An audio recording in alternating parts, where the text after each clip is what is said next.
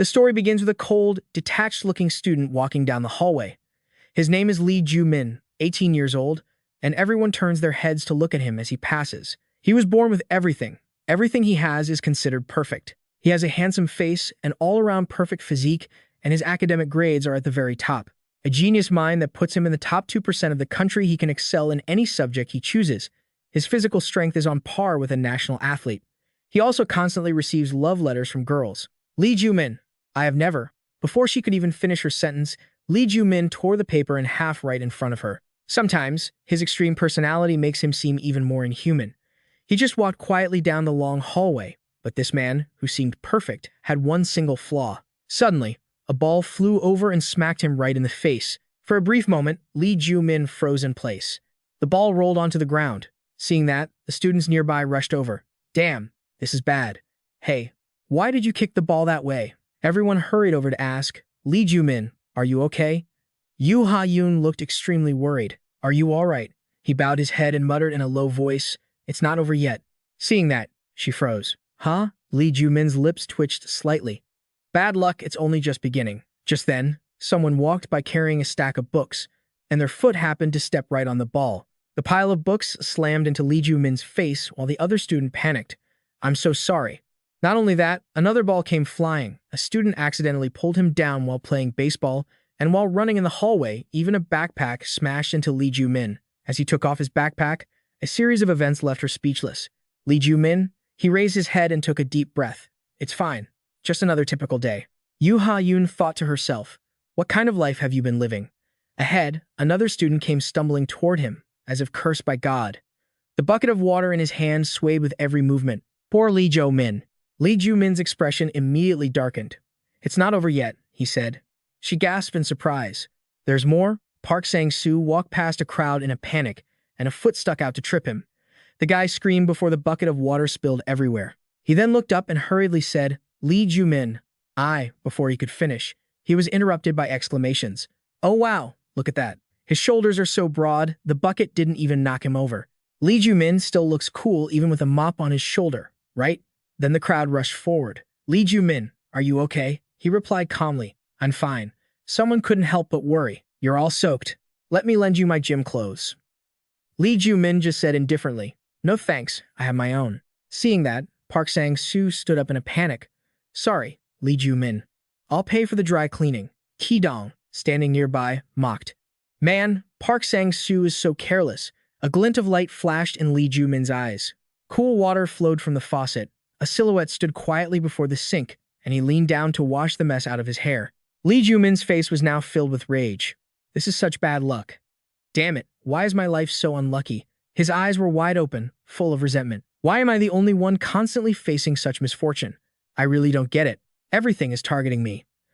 A bird's droppings fell perfectly onto his head, as if it were aiming for him. Lightning struck right before his eyes. He went to the bank and got robbed. He went to the restroom and the toilet sprayed water on him. A gentle dog suddenly went mad and bit him. Recalling all this, he couldn't help but think it felt as if the whole world was against him. In his home, the sound of tragic crying echoed. Mom, I'm so unlucky. When he was little, Lee Joo Min would roll on the floor, throwing a tantrum. Why am I the only one who always has such bad luck? I want to be reborn. Hearing that, his mother calmly said, You shouldn't say things like that in front of Mom. Pausing for a moment, she muttered, If you keep saying you're unlucky, you'll only become unluckier. He immediately jumped up to argue. How can I not be unlucky? Just today, lightning struck right next to me. Suddenly, she said something that made him freeze. It's a good thing you weren't struck by lightning. His mother cleaned up while gently advising him. It's all in how you perceive things, Lee Joo Min. Then she walked over and gently reassured him. People often realize their potential and grow through difficulties and adversity. Perhaps God is testing you, Lee Joo Min, so you can become stronger. A look of compassion appeared on her face as she offered an encouraging smile. If you can't avoid bad luck, then instead of being pessimistic, always think positively with a grateful heart. His mother's figure gradually faded from his memory. Bright red fire poured out from the window of the room. Remembering it now, Lee Joo Min stood still for a long time, his hand at his side clenching tightly. Sorry, Mom, but I don't think I can do that. A dark shadow covered his back, and a surge of anger rose within him. Because of this shitty world, I can't take it anymore. I'm just too wronged and furious. Lee Joo Min gritted his teeth and cursed. God is testing me? Fine, damn it. Let's see who wins. Thinking of this, a sense of determination filled him. I will overcome all this injustice with my cruelty and my will, and take back everything I've lost. Definitely. Time slowly passed. In an apartment building 10 years later, Lee Joo Min stood on the spacious balcony in his pajamas. He scanned the surroundings with his eyes. Mom, are you watching me? I've succeeded. Inside the room, two people were fast asleep. Finally, I have built my own small family. A beautiful, kind wife and Yoon, my own child.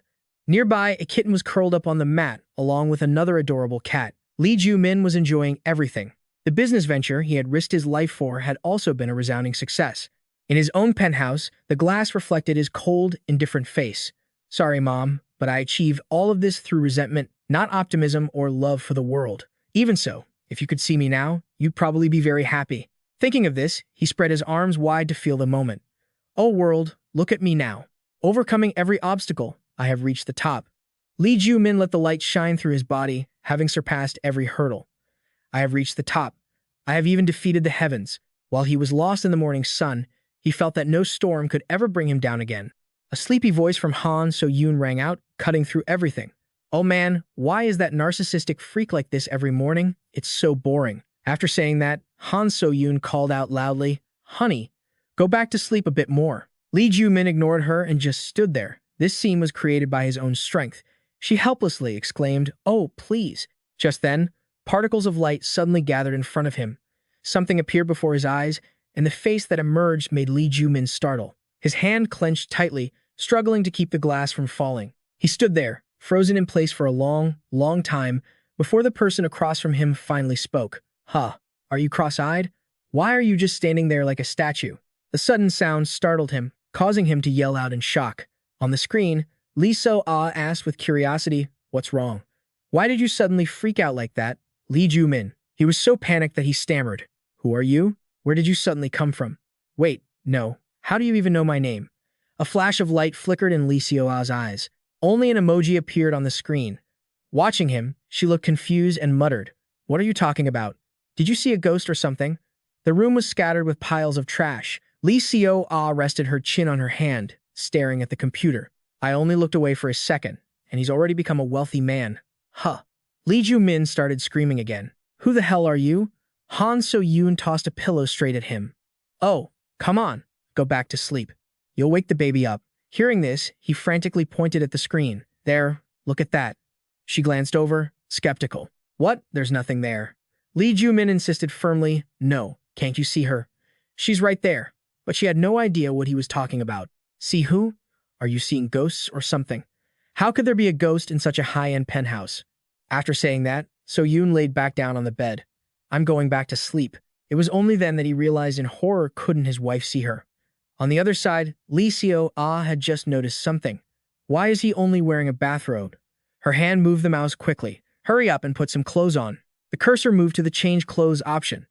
At the same time, Lee Joo Min's body jolted upright and he began dressing himself automatically, acting against his own will. What is this? The cursor moved to another option. Let's take a look around the house. As she looked, she gasped in amazement. There are so many expensive things. Here is that caviar. Lee Joo Min's expression went blank. Why am I rummaging through the fridge? His body continued to act in a way that made no sense. It felt like his own will, yet it wasn't. His body was moving on its own. While lifting weights, Lee Joo Min thought bitterly, Damn it, what the hell is happening? The screen was still right before his eyes. Could she be the one controlling him? Just then, Lee So-ah's perspective shifted. She suddenly moved in one direction. Looking at him, Lee So-ah couldn't help but wonder.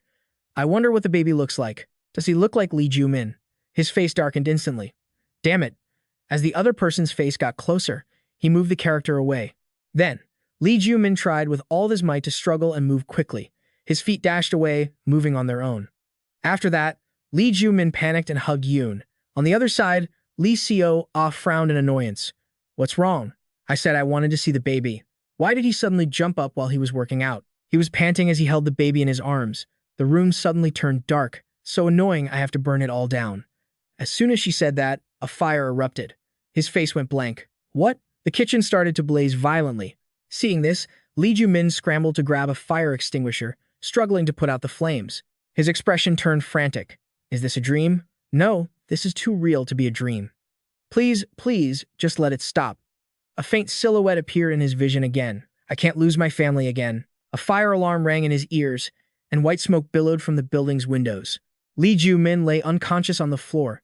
After a long while, he drifted back to consciousness. The house was now engulfed in red flames, and desperate cries echoed out. Honey, there's no one left in the wooden cradle. Yoon? His eyes became vacant. No, no. The voice from before echoed in his ears again. Deja vu? Lee Seo-ah was in front of him, resting her chin on her hand, deep in thought. It feels like this has happened before. Then, she suddenly exclaimed, Right. I burned down the house and accidentally killed his mother before. Didn't I? The voice continued, School is still more fun, isn't it? Let's start over. Wait, does this save automatically? His mind was spinning. What was she talking about? Accidentally killing his mother? A voice exclaimed, Oh, this game is so fun. He opened his eyes wide and looked up. Well, Lee Joo Min, having a nice dream. Her face was devoid of emotion. A smooth life wouldn't be any fun, would it? After a brief pause, Lee Seo-ah said in a louder voice, If that's the case, then I'm the one who's truly wronged here. Lee Joo Min couldn't help but scream. What have you done? A hand reached out slowly from afar and patted his shoulder gently. Yoo Ha-yoon stepped forward and asked, Lee Joo Min, are you okay? Why did you suddenly scream? He was standing in the familiar school hallway. Lee Joo Min was startled and blurted out, Where is this? She looked at him, confused. Huh? Where else would we be? We're at school, obviously. It took him a long while to find his voice. School. Yoo Ha-yoon started to look worried. Lee Joo Min, what's wrong with you? Are you in pain anywhere? He couldn't believe it. What the hell is happening? Why am I at school? The voice from the screen sounded again. Why is he just standing there like a fool? Lee Seo-ah looked down. Is he glitching? Why is he frozen? Lee Joo Min immediately recognized her voice and the familiar surroundings. Come here, Lee Joo Min. Over here. Time to clean up the dirty water. As she spoke, Lee Joo Min walked forward on his own. He opened his eyes wide, horrified that his body was moving by itself again, and tried his best to plant his feet. Stop, just stop. Seeing him like that, she looked confused. Huh? Why did he stop walking? Lee Seo-ah frantically moved the mouse. Get over here, Lee Joo Min. A cold glint flashed in his eyes. Even though he didn't understand what was happening, she was clearly the cause. A string of memories filled with bad luck flashed through his mind. The moment the building burned down, every misfortune he had ever faced thinking of this, Lee Joo Min gritted his teeth. Killing my mother, stealing my wife and child from me, he swung his hand, pointing at the screen. It was her. Behind the school building, a faint noise echoed. A group of female students was continuously throwing a mop at a girl. This mop is so hard to wring out today, isn't it? Look at that dirty water coming out, why are you so pathetic? A moment later, Kim Min-ji leaned down and lowered her voice. Lee Seo-ah, no matter how much you wash it, a mop is still just a mop, right? She lay on the ground, silent, not answering. Seeing this, the other girl paused for a second, then a small voice rang out. Hey, Lee Seo-ah, didn't I tell you what to do when I'm in a bad mood? She quickly jumped to her feet. Lee Seo-ah hung her head and said softly, When you're in a bad mood, I have to pose like this in front of you. As she looked up, the other two burst into laughter. That trick never gets old. You're starting to look pretty good, Lee Seo-ah. She lifted her head, letting them mock her. Actually, Lee Seo-ah, you got some curves, don't you? It's all fat. If she gets thin, those curves will disappear. Suddenly, Kim Min-ji raised her foot and kicked her hard. Lose some weight, you pig. Then, the group just walked away. So boring. Let's go. Should we get out of here? This place is lame now. Let's go somewhere else. Lee Seo-ah hung her head, still hearing their voices. Let's go to the internet cafe to play. Whatever. How boring. Let's go. Can we get out of here? This place is so dull now. Let's go somewhere else. Lee Seo-ah bowed her head while still hearing the voices. Then how about we head to the PC cafe? Water splashed loudly into the sink. She stood there in silence for a long time. Afterward, Lee Seo-ah went back to class, her body aching. Do those kids really enjoy bullying others? It's not that I don't understand it. Nasty words were carved into the desk. It's a sense of satisfaction. I suppose it's just disgusting because I'm the target. When the bell rang for the end of school, she wandered back. Perhaps bullying is part of human nature? Lee Seo-ah walked quietly through the hallway. Even wild animals sometimes ostracize their own kind. The door creaked open, letting in a sliver of light. She stepped inside and leaned her back against the door, tossing her uniform aside. I really don't blame them for it. Lee Seo-ah quickly clipped her bangs back. Actually, I'm the same way. As the computer screen flickered to life, sometimes I, too, get a terrible urge to bully someone. A small smile played on her lips. Of course, the target as the cursor moved to a game icon wasn't a real person. Lee Joo Min had discovered this game. The Bull was currently the world's top-ranked life simulation game. Kim Minji couldn't help but be obsessed with it. Players create a virtual character named Peebo. On the screen, characters were generated one by one with all sorts of functions to select, manage, control, and observe their lives. Footsteps moved slowly across the ground. The game's specialty was the incredible detail created by Quantum AI and its open world. Observing relationships, personalities, and lifestyles, even the prominent schoolboy walking through the crowd, the player could control the character's life through real-time interactions, just like in the real world. Lee Joo Min, 18. Right now, Lee Joo Min was sitting excitedly in front of the screen, her eyes sparkling. She was the god of that world. Watching the scene, Lee Joo Min muttered in a low voice, "Lee Joo Min. Today I got bullied with a floor rag." Thinking back, it made her uncomfortable. It felt so repulsive. She paused, and a laugh escaped her. "Can you sympathize with me?"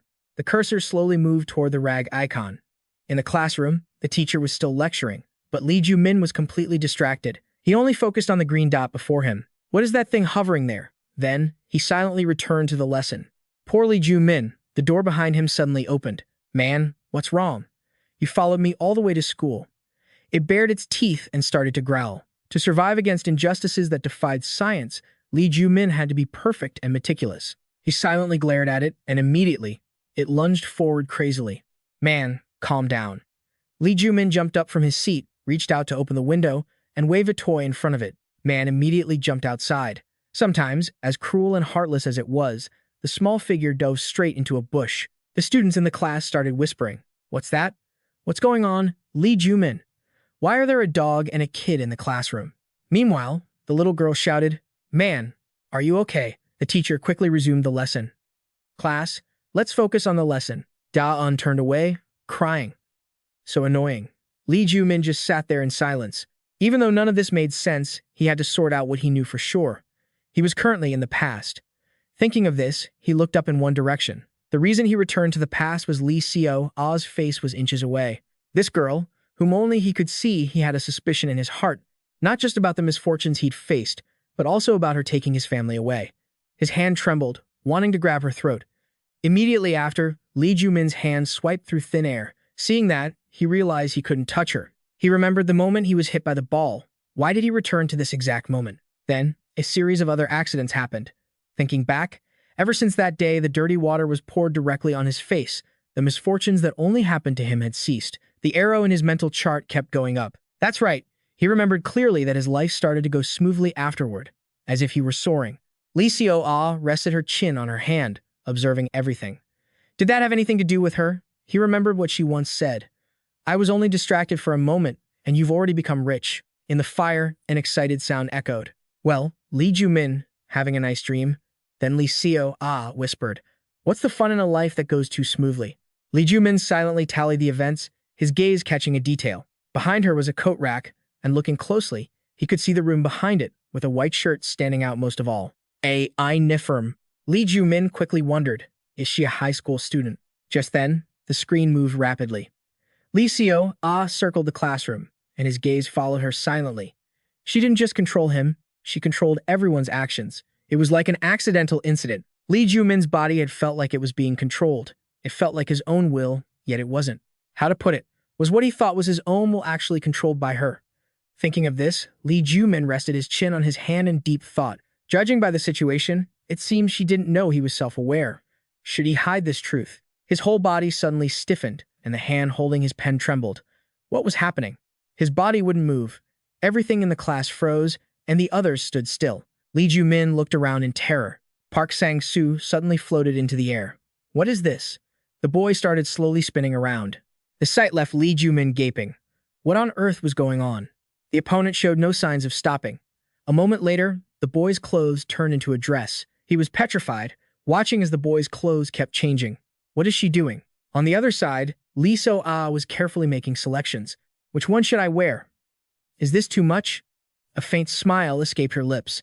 The cursor moved to an outfit, of course. She couldn't resist the color pink. Instantly, all the male students changed into that outfit. Lee Joo Min shook with anger as he heard her say, "Today, this will be the uniform for the boys." He couldn't take it anymore and slammed his desk, standing up. Stop messing around.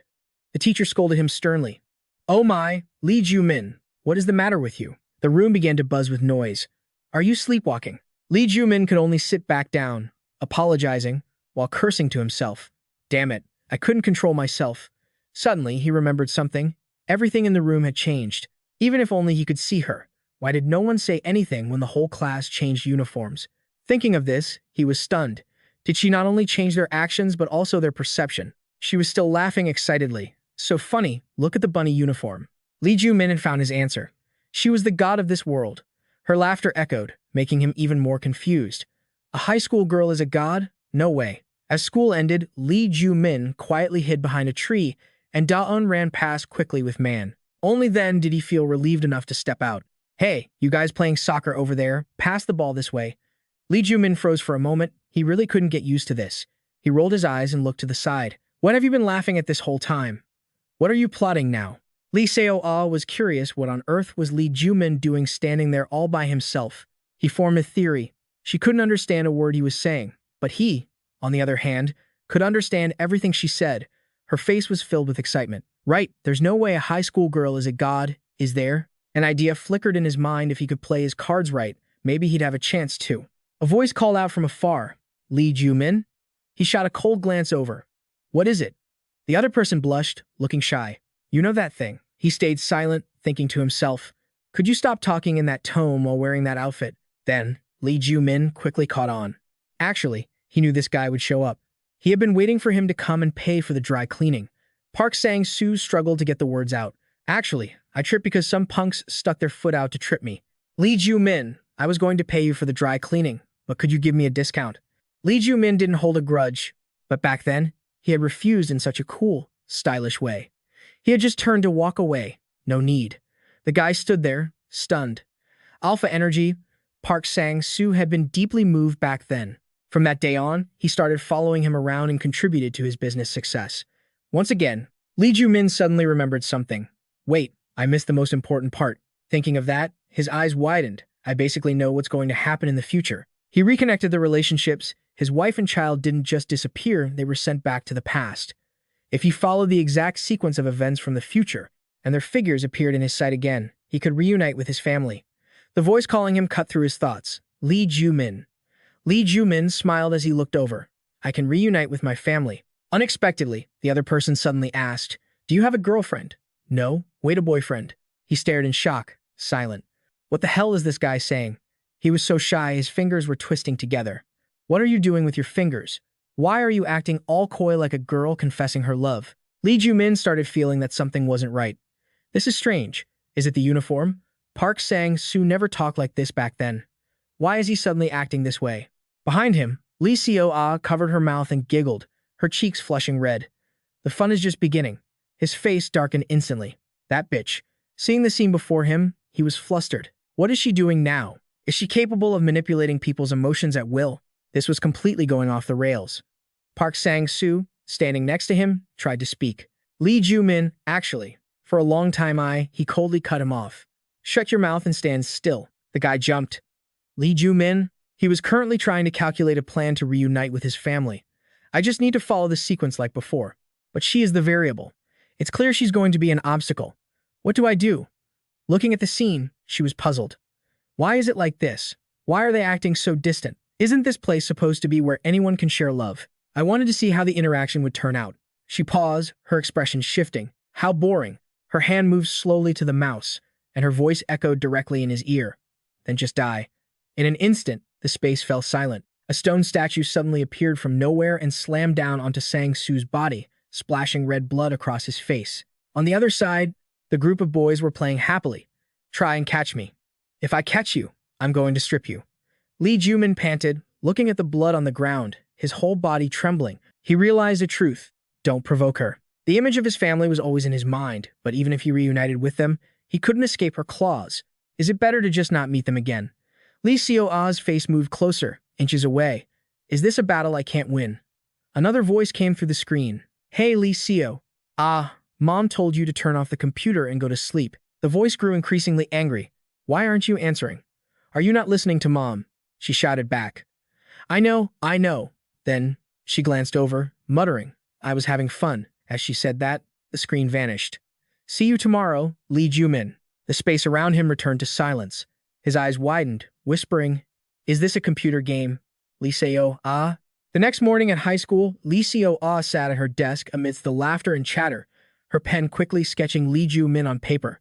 She couldn't help but let a smirk play on her lips. A schoolgirl walked by and accidentally caught a glimpse. "That's a pretty good drawing." Other students started crowding around. Lee Seo Ah, "Did you draw this? That's amazing." "What is that? What's going on?" She felt a bit shy. "Oh, that." More and more people gathered around.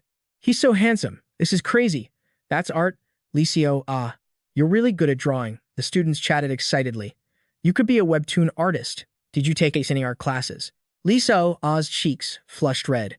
Even she couldn't believe it. "What's happening? Am I finally getting attention?" Kim Min-ji appeared out of nowhere. "Lee Seo Ah, you're pretty popular." "Huh? What is our Lee Seo Ah doing?" She leaned over to look at the drawing. "You drew this? Wow, amazing. Did you even wash your hair today?" Then, Kim Min-ji reached out and grabbed the notebook. "Let me see." Lee Seo Ah tried to stop her from behind. "Don't." But they didn't care and snatched it away. "Look at this. Lee Seo Ah drew this. He's all naked. How perverted." "Lee Seo Ah, you like boys even with that ugly face." She hurriedly tried to grab the notebook back. Kim Min-ji pulled it away. "I'm not giving it back." The students around them didn't want to intervene. "Lee Seo Ah, have you been doing nasty things while imagining these handsome guys?" "Oh God, crazy. It's giving me goosebumps." "Lee Seo Ah, is this for real?" Hearing that, Lee Seo Ah panicked and screamed, "That's not it." The other girl continued to tease her. "Why not? That's why you get such bad grades. Because you draw this stuff during class."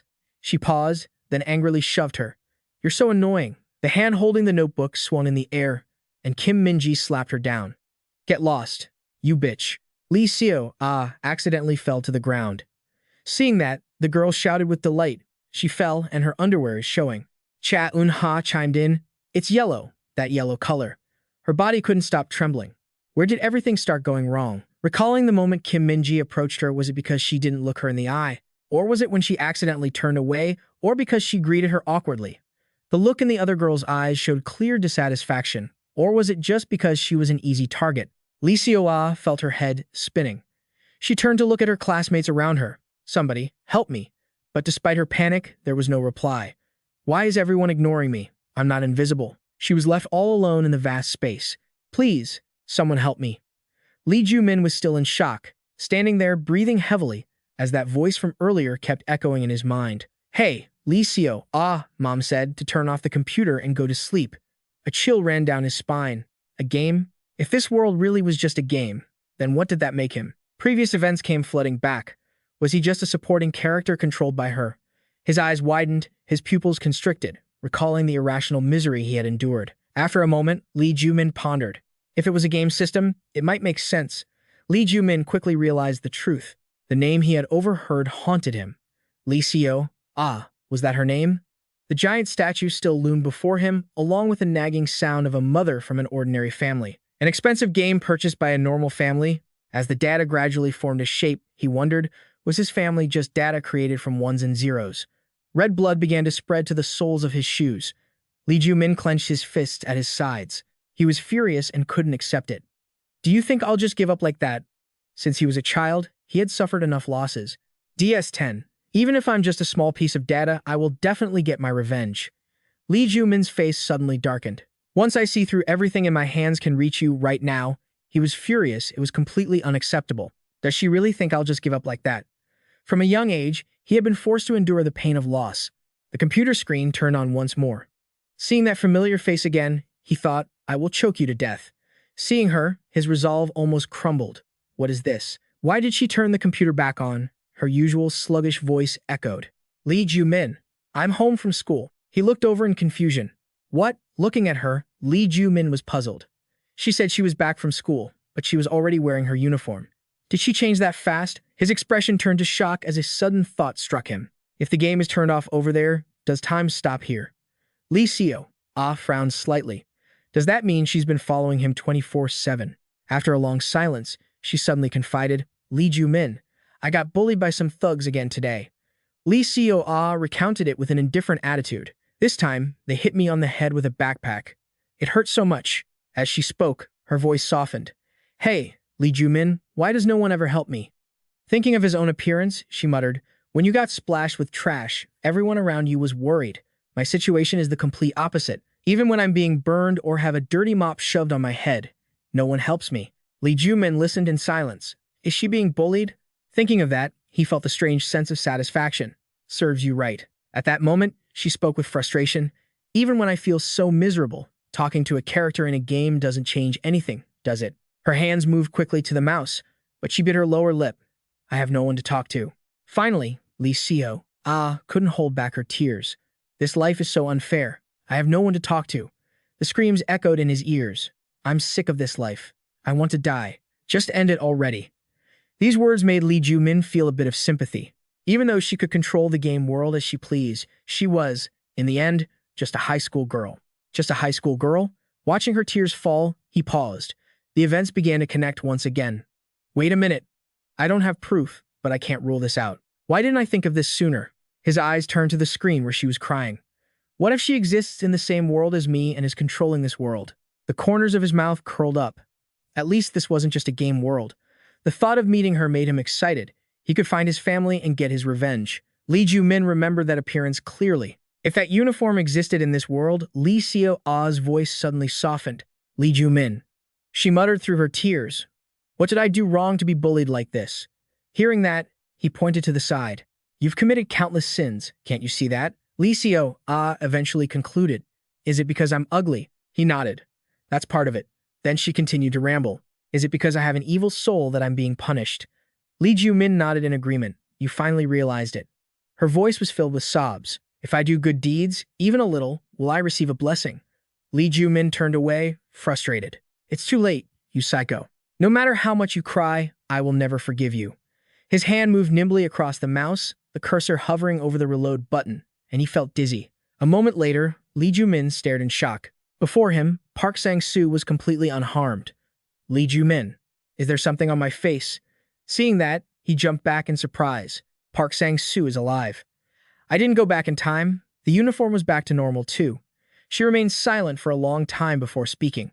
Lee Joo Min, only you understand me now. At the same time, she pulled something out. Lee Joo Min, in return, I want to show you a book. Lee Seo's expression twisted. Will you empathize with me? Park Sang-soo smiled and held it out. Do you want to experience it? It's a bit thick, though. Lee Joo Min froze in his tracks. Her voice turned angry. Where do you think you're going? Lee Joo Min excitedly chased after him. Lee Joo Min, let's read together. He turned and ran as fast as he could. Is that why? Is the reason I've been tortured all this time just so she could vent her anger? Thinking about it, he paused for a moment. Venting? A light flashed in Lee Joo Min's eyes. That's it. That's exactly it. Her angry face was printed on the screen. She had changed a lot based on her emotions until now. Physically, I can't do anything to her. The dark side of Lee Seo. Is something few know, but if I can cause a psychological shift, at least I might be able to get her to stop the psychotic bullying. Thinking of this, he told himself, until I find my family, I will fix that crazy temper of hers. Then Lee Joo Min decided, should I try talking to her? No, it's still dangerous if I reveal that I know the truth. So how can I convey the message without being discovered? His gaze happened to land on the sports field. On the field, the crowd was gasping for air, feet stomping hard on the ground, while behind him, Lee Seo continued to scream. Lee Joo Min, stop right there. Lee Joo Min gritted his teeth and charged forward. So, how could he pass on the message without being discovered? His eyes happened to rest on the sports field. On the field, the students were gasping for air, their feet pounding against the ground, while behind them, Lee Seo kept screaming. Lee Joo Min, stay right there. Lee Joo Min gritted his teeth and lunged forward. If words aren't enough, sometimes you have to let your actions do the talking. He sprinted across the field as Ki Dong shrieked like a madman. Hey, pass the ball. I told you to pass. Don't make me break your back.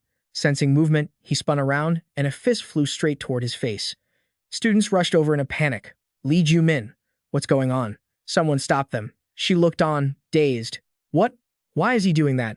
Park Sang-soo stood there, stunned. Lee Joo Min, even Da-eun was intrigued. That guy is interesting, isn't he? Let's go ask him tomorrow. He blocked another incoming punch. Lee Joo Min stood there, face frozen. Ki Dong scrambled up, fighting back, eyes bulging as he screamed, Lee Joo Min, are you crazy? Why are you causing such a scene? You spoiled brat. He scooped up a handful of dirt and hurled it into the other guy's face. My eyes. A shot rang out, startling everyone nearby. Hit me back. With those words, Lee Joo Min jumped up and stomped down. Don't take your anger out on others. I'm doing this because you're a piece of trash. If they look down on you, pick up a pen and stab it right into their eyes. He poured all his rage into this moment. You have to show them you're a force to be reckoned with, or they'll never stop looking down on you. Park Sang-soo's eyes welled up. Lee Joo Min, did you do all this for me? Across the way, Lee Seo-ah watched in silence, staring at the screen and wondering, why is he so angry? Memories of what Lee Joo Min had been through flashed through his mind, the smug look Ki Dong had back then, and the razor-sharp gaze he held now. Her eyes suddenly lit up, and she muttered to herself, is he getting revenge? Lee Seo-ah watched the scene, her cheeks flushing a faint red. Lee Joo Min was still relentlessly attacking him. In the teacher's office, a cry of injustice rang out. Teacher, he started it. He hit me first. Ki Dong shouted angrily. Everyone else saw it. I was just playing soccer and that jerk suddenly charged at me. The supervisor said sternly, hey, what kind of attitude is that when talking to your teacher? And stop repeating the same story. She turned away slowly. Lee Joo Min, I thought you were a model student. I didn't think you'd do something like this. She paused, lowering her voice. If this is true, it's going to be a big problem. Finally, Lee Joo Min admitted it plainly. It is true. Teacher, he's losing his mind again. Look at him, this jerk. Before he could finish, Lee Joo Min cut him off with a loud, firm voice. But teacher, I haven't told the whole story yet. Lee Joo Min bluntly accused him. This guy, Ki Dong, constantly bullies other students. He remembered his own misfortunes. Just this morning, he had shoved Park Sang-soo while she was cleaning and caused trouble for her too. I couldn't stand it anymore, so I taught him a lesson. He lowered his voice, summing it up. You can ask Park Sang-soo or the other students if what I said is true. Hearing that, Ki Dong cursed out loud. What the hell? Are you writing a movie script or something? The supervisor snapped, Ki Dong. His voice caught the teacher's attention. What's the difference? That's what happened today. Lee Joo Min turned to him with a defiant look. What's wrong? Feeling wrong now? You can hit people, but I can't hit you back? She tried to mediate. Lee Joo Min, regardless, violence is. He didn't let her finish. Teacher, you know I'm in the top 2% in the country, right? Lee Joo Min didn't forget to remind her. I'm a promising talent. If someone like me drops in rank because of a jerk who bullies others, will the school take responsibility? Then he listed off a whole scenario. A handsome, tall student in the top 2% of the country suffering because of bullying, while the school just looked the other way. If this hits the news, it'll be a tough spot for the school and for you too, right? Ki Dong's face went pale. You shameless bastard, you're saying that to her face? For a moment, the supervisor went silent. A moment later, she adjusted her glasses, admitting, that's a logical argument. Finally, the supervisor decided, I'll let it slide this time. But Ki Dong, if I hear about anything like this again, you're expelled. Understand? He looked unhappy. No, teacher. Why am I the only one getting in trouble? Why is it so unfair? Hearing that, Lee Joo Min slowly turned to him. You're not the only person living in this world, Ki Dong.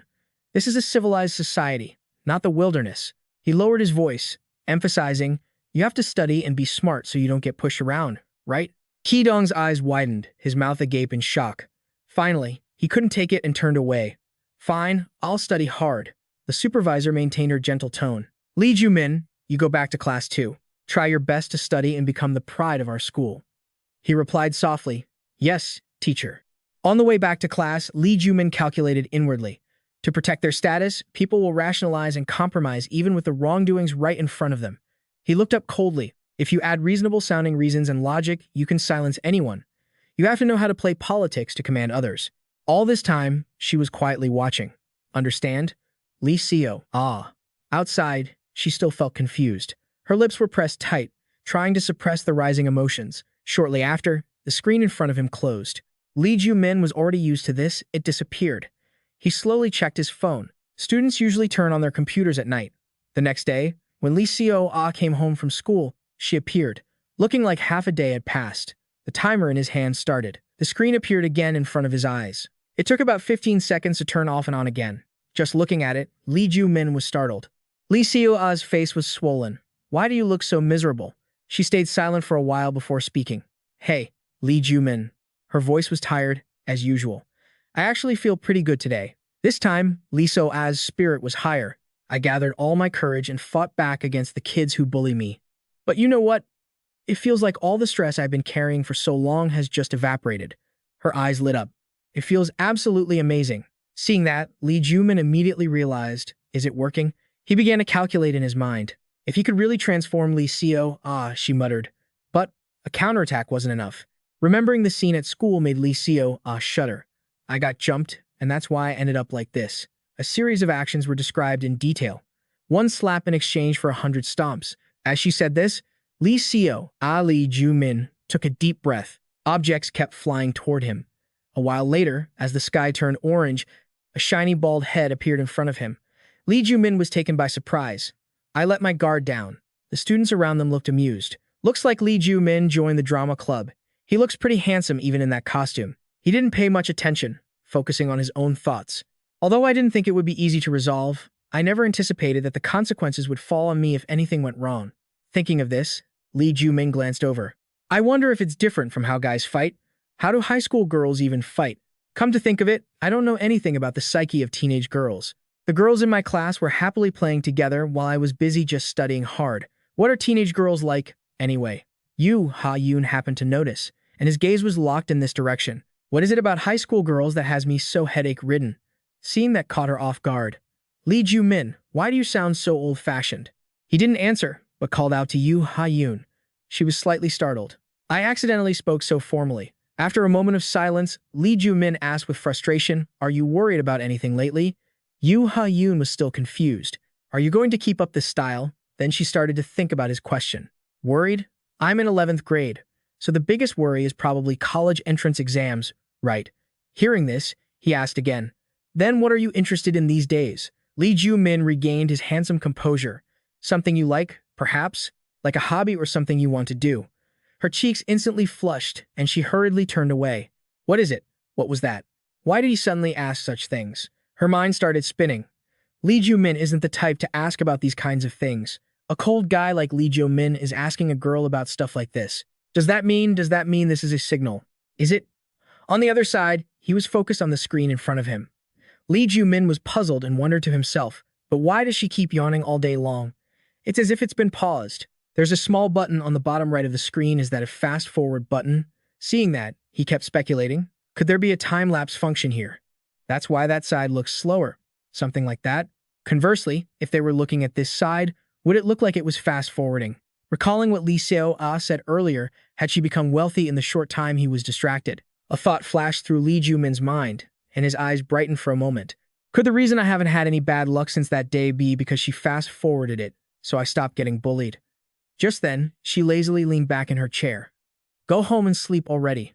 Meanwhile, he was still deep in thought, analyzing why he hadn't seen her before, but she appeared before him that day, and why he happened to see her then. Yoo Ha-yoon hesitated for a long time before replying. Lately, I've been interested in. She lowered her head and whispered, beauty, idols, or maybe.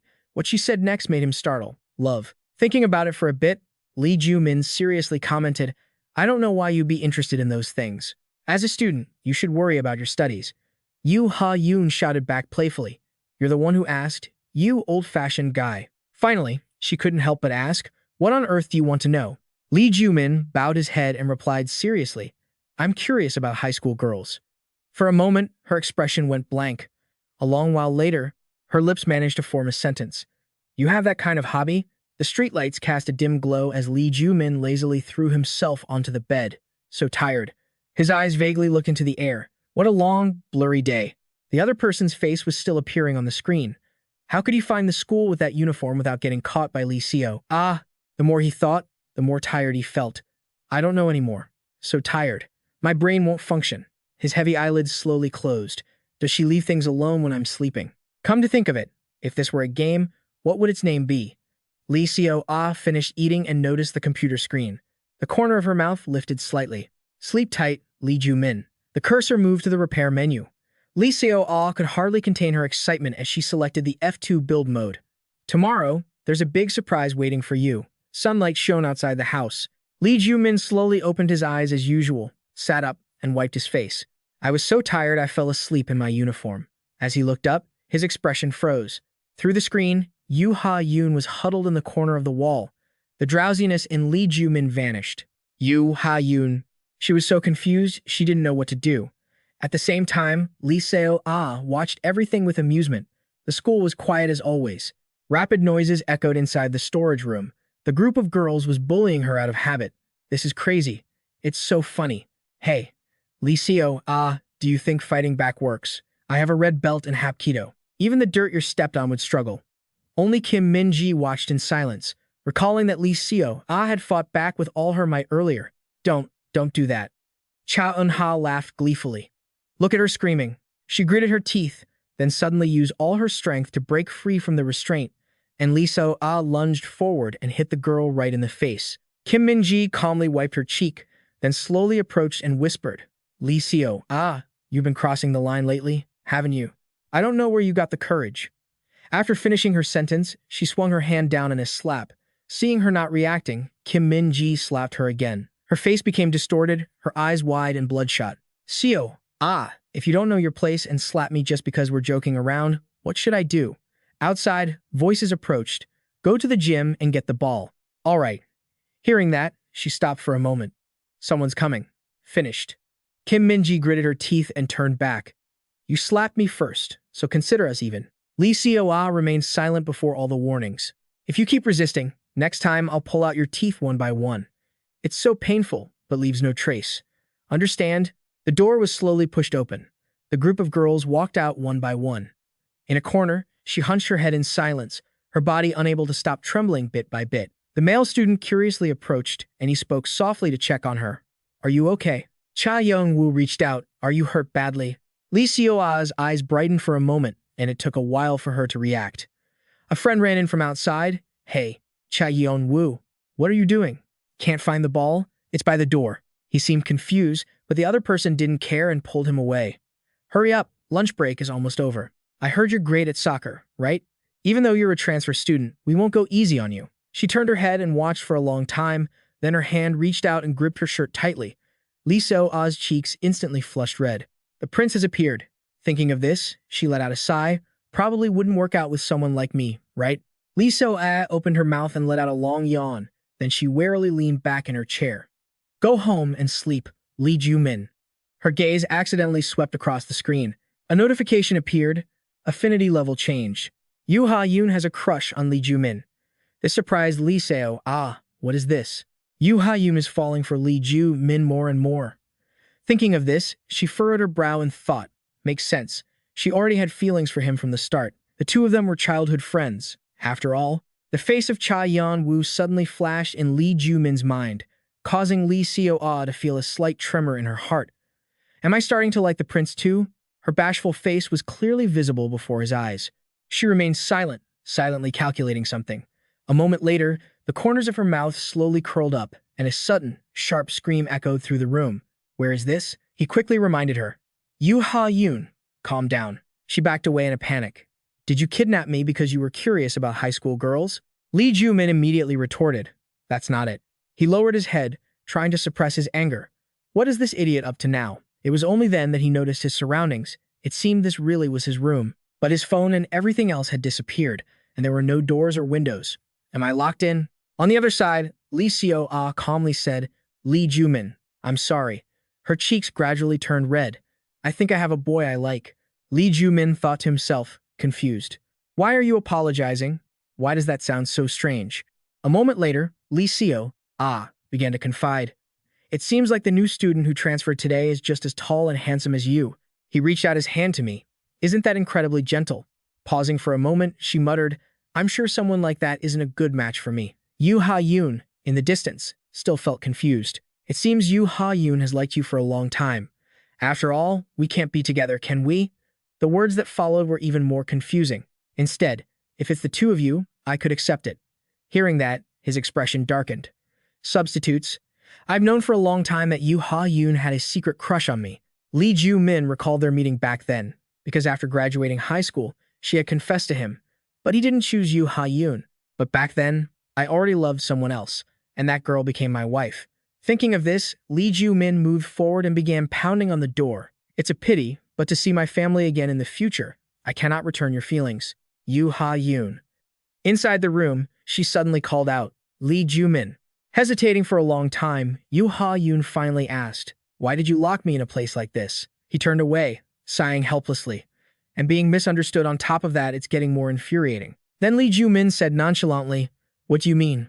What? We have to find a way out. Is the other side finding it hard to believe? Are we really locked in?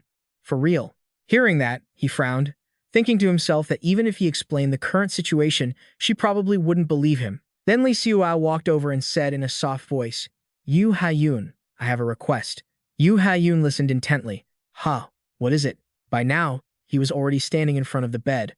"Don't get out of bed. Just stay right there. I'll do the same. Then nothing bad will happen." This time, she really felt worried. "Lee Joo Min, what on earth is going on?" He complied and explained. "Just like you said, we've been kidnapped, and someone is watching us." Lee Joo Min sat on the bed, looking serious. That person wants us to do something, so we won't do anything at all. Deep down, he already had a plan to make Lee Seoa feel bored and lose interest. "I must try not to deviate from the route to reunite with my family. Even the slightest deviation could cause an unknown butterfly effect." His sharp eyes looked straight ahead. "Even if you stir up such an absurd story, I will protect my future at all costs." Thinking this, Lee Joo Min threw himself down. "So, everyone just sleep in their own bed." Yoo Ha-yoon couldn't help but be shocked. "Just sleep? Is that okay? We were kidnapped." He calmly reassured her again. "It's fine." His tired eyes gradually closed. He was still exhausted. Lee Joo Min unconsciously rubbed his eyes. Sleepiness just washed over him. "I intended to pretend to sleep, but in the end, I really fell asleep." The room immediately returned to silence. Yoo Ha-yoon's face went blank. What does this mean? Why do I feel regretful in this situation? What was I expecting? Am I thinking about something weird?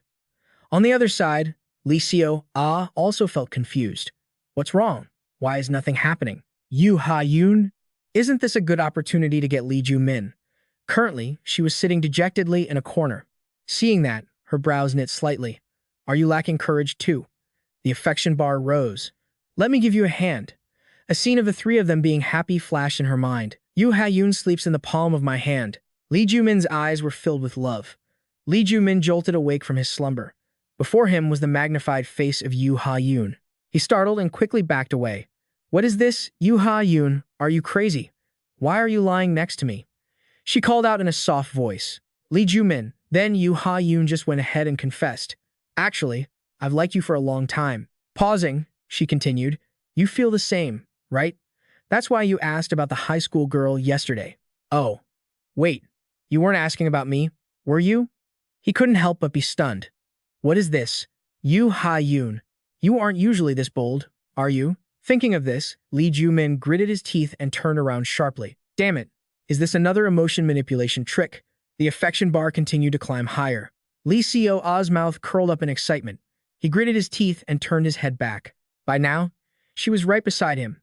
"Lee Joo Min, what do you think of me?" The scene before him left Lee Joo Min flustered. Yoo Ha-yoon's face was flushed red. Seeing this, he couldn't help but panic, while behind the scenes, she was still excitedly waiting to watch. Yes, this is exactly the scene she wants. But things won't go the way you want, Lee Seoa. Thinking this, Lee Joo Min suddenly reached out. "You're not the only one who can control other people's emotions." His hand gripped her shoulder, his lips curling slightly. He took a deep breath, and immediately after, Lee Joo Min let out a loud tirade. "Wake up. Yoo Ha-yoon, this is not the time for us to be doing this. If we lose our minds and act on instinct now, we might regret today for the rest of our lives. We're in a period where we need to focus on our studies, but you're distracted and your grades are slipping. If you don't get into your dream university, you won't find a job and you'll end up destitute. Isn't it better to be patient now and aim for a bright future? There's a saying, don't just look at the tree, look at the whole forest. So, I cannot date you now. No, even in the future, that won't happen. I don't see you as a romantic interest. In fact, I'm already married and have a child. She's adorable. She looks just like my wife." Yoo Ha-yoon was so stunned, her head was spinning. "So you and I can't be together. Understand? Do you get it?" He didn't care and continued. "That feeling of liking me? I will make it wither away until there is no hope left." At this moment, the affection bar was plummeting. Lee Seoa opened her eyes wide, staring at the screen. What is this?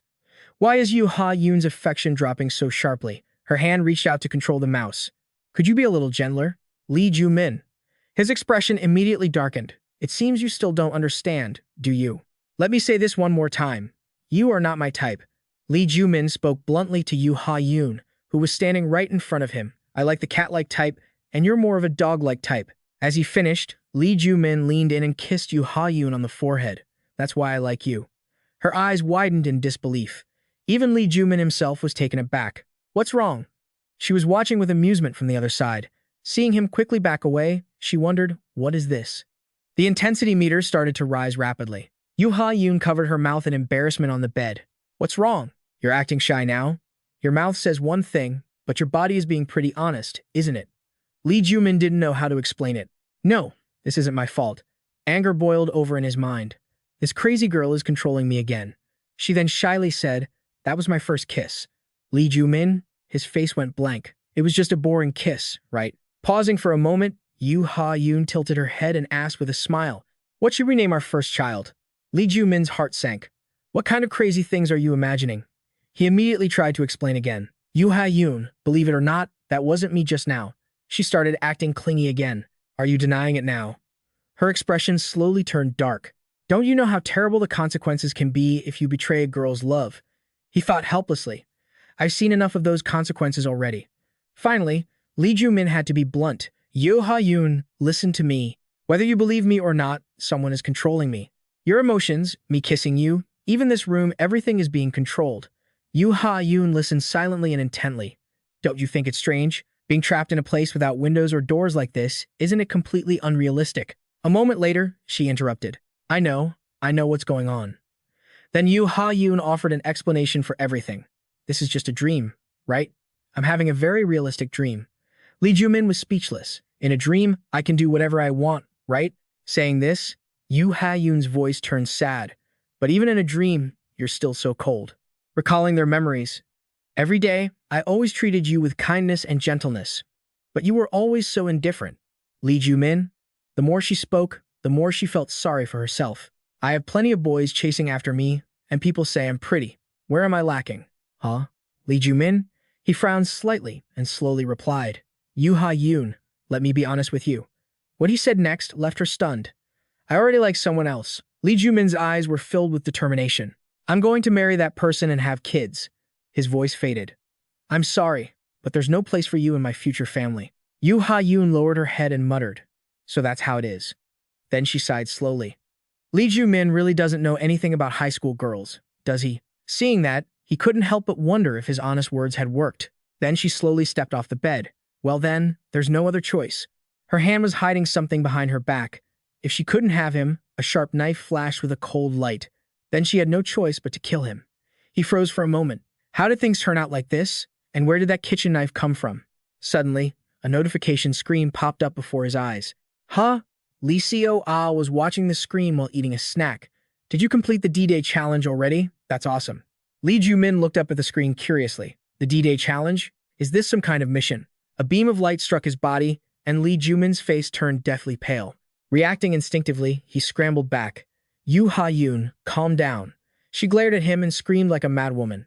Shut up, Lee Joo Min. You're mine. Mine. Mine. Mine. Mine. Mine.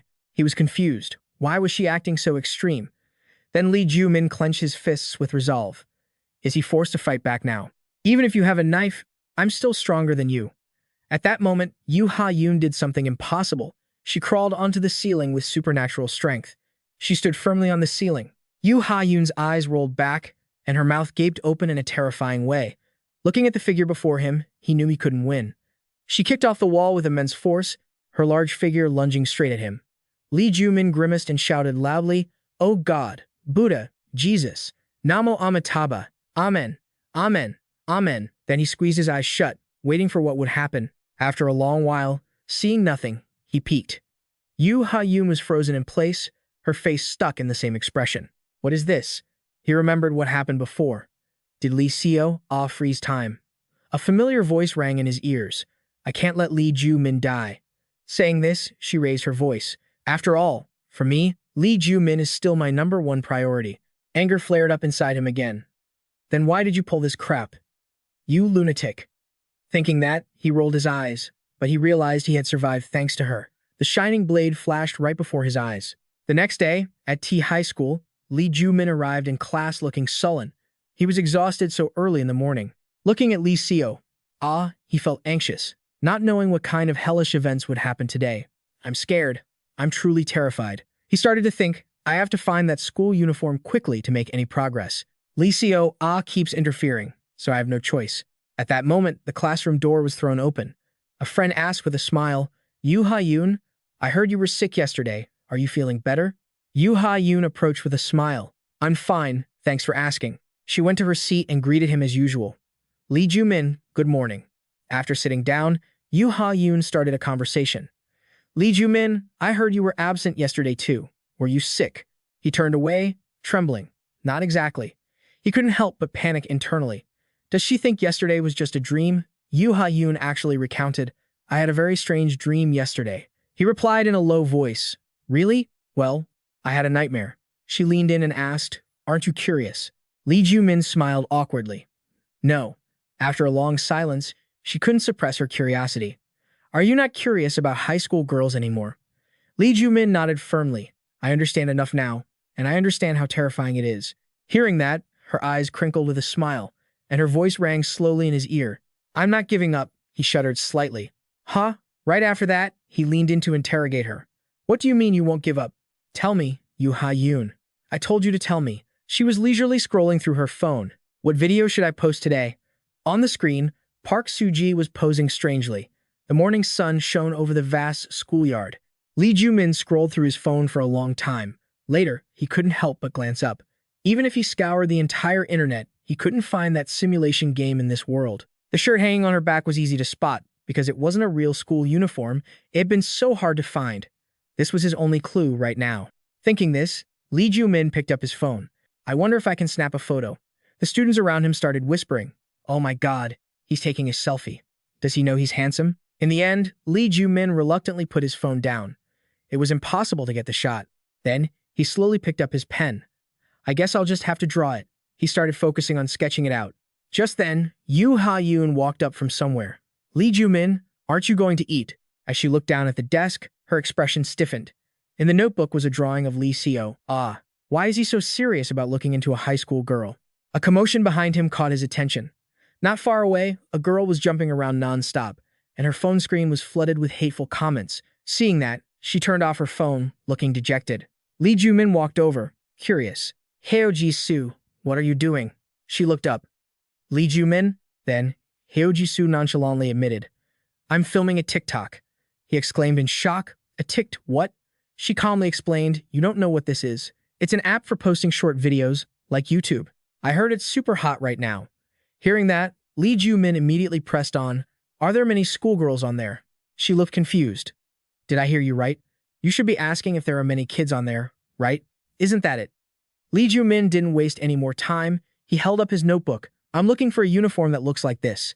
Heo Ji-soo was shocked speechless. Damn, why is your drawing so realistic? I thought it was a real photo. Her eyes suddenly lit up. Moments later, she replied, I think I recognize this uniform. He couldn't help but be surprised. What? Really? She immediately confirmed. I've seen it before. Seeing that, Lee Joo Min hurried her. Which school is it from? Tell me, quick. Heo Ji-soo couldn't help but wonder. What's up with you? Why do you want to know so badly? He raised his voice again. It's nothing. Her eyes lowered slightly. Then, the corners of her mouth slowly curled up. Heo Ji-soo stepped closer, wearing a creepy smile. You're acting pretty arrogant for someone who needs information, don't you think? I don't like that. Lee Joo Min gritted his teeth, thinking to himself that he might have been too impatient. It really wasn't like him. In the end, he had to give in. What do you want? Money. She returned to her usual self. Heo Ji-soo here doesn't care about money, he thought to himself. So annoying. After a pause, Heo Ji-soo leaned in close. Something even better than money. I want something else. Lee Joo Min was shaking, trying to hold back his anger. Then what is it? She happily opened a clip on her phone. As soon as he appeared, the comments started getting curious. The two of them started doing some weird dance. People in the comments started praising them. Next, Lee Joo Min appeared wearing a white shirt in front of a crowd. Seeing him, the girls started screaming. Lee Joo Min was filming a TikTok. Oh, amazing. I have to follow them. The feedback is great. Seeing this, Heo Ji-soo looked at her phone with excitement. If she posted a TikTok video with the handsome Lee Joo Min, her followers would skyrocket. I can become a hot TikToker in no time. She immediately held up the camera. Hello, everyone. Today, I'm introducing the most handsome guy in school, Lee Joo Min.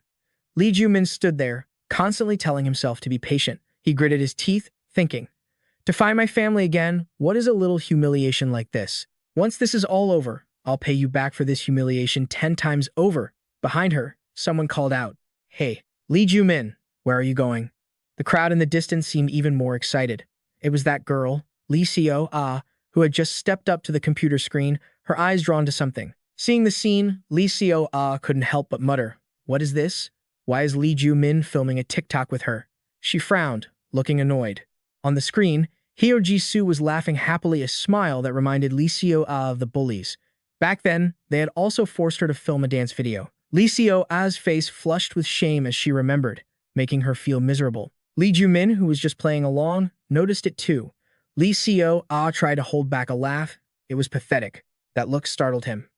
"Damn it, how long has she been watching?" Her voice rang out right after. "Lee Joo Min, do you know what I hate the most?" Her expression turned dark. It's people who act like they're special. Every word they say is full of spite, thinking they're better than everyone else and showing off. It's just disgusting. Hearing that, Lee Joo Min stayed silent, thinking, even though we're enemies, we can agree on something for once. Lee Joo-ah was now completely focused on her. "Hyo Ji-soo, is there someone like that in your class?" A cold laugh rose from her throat. Finally, she made a decision. "I don't like it. I have to kill her." Hyo Ji-soo asked, suspicious. "Hey, Lee Joo Min, why'd you stop dancing? Don't you want to find the uniform anymore?" Lee Joo Min urgently shouted, "Hyo Ji-soo, there's no time left. Tell me, where's the uniform?" She shook her finger, refusing. "Why are you changing the subject? We haven't finished the video yet." A knife suddenly flew in from afar. It stopped right in front of her. He was lucky enough to catch it just in time. Lee Joo Min immediately looked back. The crowd had already backed away. In the corner, Yoo Ha-yoon hadn't even pulled her hand back yet. Had she already been controlled by Lee Joo-ah? He firmly resolved in his heart that he couldn't let Hyo Ji-soo die before he found out about the uniform. She couldn't help but curse. Damn it, who threw that knife? Can't even finish the video now. How annoying. A marker appeared behind her. Let's see. The next video would be Hyo Ji-soo, completely unaware of the person behind her. "Lee Joo Min, I'll forgive you for being too cute while filming next time." Her wrist was grabbed with force. Lee Joo Min lunged forward to block the incoming strike. Seeing that, Lee Joo-ah frowned and shouted, "What? Why are you protecting her?" Lee Joo Min's angry voice echoed everywhere. "How did you block all of that?" she asked in a panic. "Lee Joo Min, are you okay?" Hyo Ji-soo's cheeks blushed involuntarily. At this moment, he had grasped the key point. The symbol represented the target being controlled. A yellow pillar floated in midair. If that symbol appeared above someone's head while Lee Joo-ah was intentionally controlling them, Lee Joo Min's eyes flashed with a cold light. "I can prepare for every situation." Thinking this, he gritted his teeth in determination. This time, things won't go the way you want. Lee Joo-ah, on the other side of the screen, is about to lose her mind. Meanwhile, Hyo Ji-soo is still busy taking selfies, completely at ease. What if a handsome guy, the kind that looks like he walked right out of a comic book, proactively put his arm around your shoulder? Park Sang-soo trudges along, carrying heavy trash bags one by one, tossing them into the storage area. He looks at the remaining pile and sighs in exhaustion. When will we ever finish all this? Just then, a commotion erupts in the distance. "Jisoo, I want in on that too." The noise is coming from the second floor of the school. "Let's film a TikTok challenge together." Seeing this, he mutters to himself, "The school seems noisier than usual today, huh?" Rapid footsteps echo through the hallway. Lee Joo Min grinds his teeth, desperate to escape the crazed crowd. In contrast, Hyo Ji-soo is still happily filming away. "Did you guys see that? What if a handsome prince carried a princess?" From a first-person perspective, Lee Joo-ah leads a swarm of students charging toward them. Lee Joo Min stops in his tracks as they start throwing things like mad. "Hyo Ji-soo, let me be on your TikTok too. Let's just die together, die, die." The camera captures his desperate struggle. Her cheeks flush faintly. Amazing. The likes and views are hitting record highs. Thinking that, Hyo Ji-soo makes an offer. "Guys, to celebrate reaching 100,000 likes, I'll do a dance in a Princess Carrie pose." He screams at the top of his lungs, "Don't." Lee Joo Min, still scolding her for not watching where she's going, had told her to stop. Someone just happens to walk by carrying a flower pot, whispering, "Grow up, beautiful, Elizabeth." The guy's face goes blank for a split second. A target is marked on the opponent's head. His hands tighten around the flower pot. The student shouts and hurls it forward. "Elizabeth, I love you." The pot flies straight toward Lee Joo Min. She starts staring at her phone, but Hyo Ji-soo jumps out and snatches it. Oh no. She barely manages to save the phone. Ji-soo doesn't even care about the danger, just sighs in relief. Thank goodness the screen didn't crack. The screen is packed with people. Hey, Jisoo, can I have your autograph? Can we film a TikTok together? The crowd starts swarming over her, hands reaching out to grab her collar. Lee Joo Min hauls her up and runs for it again. Hey, Hyo Jisoo, are you addicted to TikTok or something? Seeing this, she gets a brand new idea. Outside the building, it's quiet. Lee Seo screams in a rage on the screen. Lee Joo Min, where are you hiding with that TikToker? Search everywhere. He hides behind a wall, panting heavily. She probably won't find me here, right? Could it be that Lee Seo doesn't know where he is? A voice rings in his ear. Hey, Lee Joo Min? Park Sang-soo stands there with a strange expression. Lee Joo Min, what's going on? Hyo Jisoo is still focused on filming. Come on, dance with me. Do. Seeing this, he shouts loudly, shut it. You're giving away our position. She doesn't care, just mutters excitedly. Lee Joo Min, you saw it too, right? So many people came to ask for my autograph. Is this what the life of a hot TikToker is like? It's so blissful. Everyone loves me. Lee Joo Min grinds his teeth. I'm suffering, and she's over there having a blast. Then, he has to admit one thing. Hyo Jisoo doesn't realize that those people are trying to kill her. One person with two completely opposite sides. Lee Seo-a's influence will weave all these absurd situations into a logical sequence. It's as if they're all hypnotized. Lee Joo Min wipes the sweat from his brow, careful not to make a sound. If I can cleverly take advantage of this. After a deep breath, he calmly asks, Hyo Jisoo, that's enough, right? Hurry up and tell me which school that uniform belongs to. But she hesitates, not saying a word. Jisoo, it would be a shame if we ended it here. What now? He begins to lose his patience. What is it? The other side bluntly makes a demand. If you can get my TikTok channel to 300,000 followers, maybe I'll tell you. Lee Joo Min grinds his teeth. What? When are you going to get that many followers? Hyo Jisoo replies nonchalantly. It could even happen in a single day. As she says this, she shoves the phone toward him. Look at this. The more she looks, the more excited Hyo Jisoo gets. I only had 10 followers before, but now, in just 1 hour, it's jumped to 100,000. I want to reach 500,000, but that might be a bit greedy. Pausing, she adds, I'm kind-hearted, so I'll only ask for 300,000. You should be thanking me. A thought crosses Lee Joo Min's mind. Should he just let her die? Hyo Jisoo doesn't even notice and continues. If I live stream outdoors and get another 200,000 followers, then I'll tell you which school that uniform is from. Deal. Lee Joo Min silently calculates.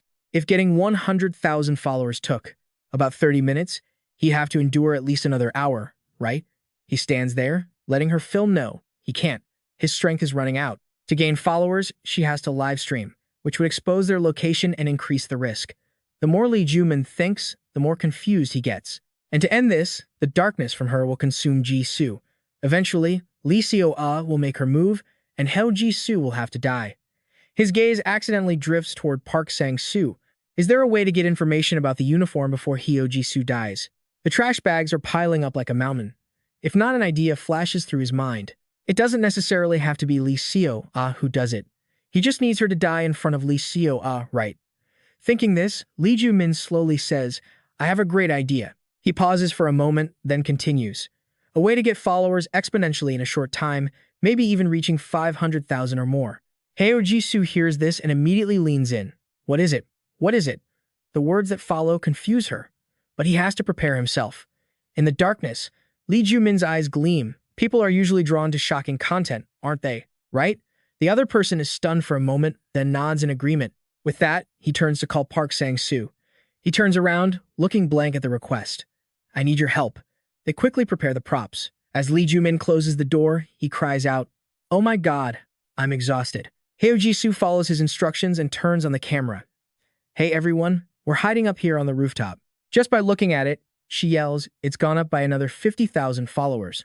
Guys, Hyo Jisoo is so moved. In the end, he can't help but ask, why go through all this trouble just to get followers? Hyo Jisoo replies nonchalantly. Hyo Jisoo is going to become a top-tier hot TikToker. Hearing that makes Lee Joo Min even more curious.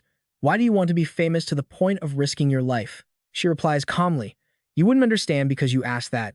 Lee Joo Min, maybe you don't get it because you already have everything. The camera pans to her sad face. Being loved is a human instinct. Hyo Jisoo loves the feeling of being adored. If I become a top TikToker, everyone will love and admire me. As she says this, she flashes a happy smile. We all live for that joy, don't we? A flower petal falls, and everyone immediately turns their backs. But if you get careless or make a mistake, they'll abandon you just like that, like butterflies. Lee Joo Min is always surrounded by people. He just stands there and still shines. Everyone flocks to him like moths to a flame, so he probably doesn't understand. She, on the other hand, can only stand there and admire him. People like me have to struggle, just so we aren't forgotten. That spotlight is what Heo Ji-soo has always craved. Saying that, Heo Ji-soo frantically taps the screen. If you get forgotten, it's so lonely. Lee Joo Min listens in silence, not replying. He suddenly remembers his little family and his young son, Yoon. Lee Joo Min feels very happy about that. And then he suddenly speaks up, then finds someone who needs you. Heo Ji-soo turns around, suspicious, and he adds, and marry that person. After a long silence, she mutters in response, I'm still a student. Lee Joo Min isn't paying attention and continues, if you marry someone who needs you and have your own family, there's nothing happier than that. For a moment, Heo Ji-soo is completely captivated, and she suddenly leans in close. That's too much. Stop talking about that. Help Heo Ji-soo get to 300,000 followers already. Lee Joo Min's expression darkens. I miss my wife even more today. The voice in his ear makes him jump. You just said you could boost her follower count quickly, so hurry up. Do it. A marker appears where the beam of light shines. The opponent holding the knife in his hand lets out a laugh. Found you.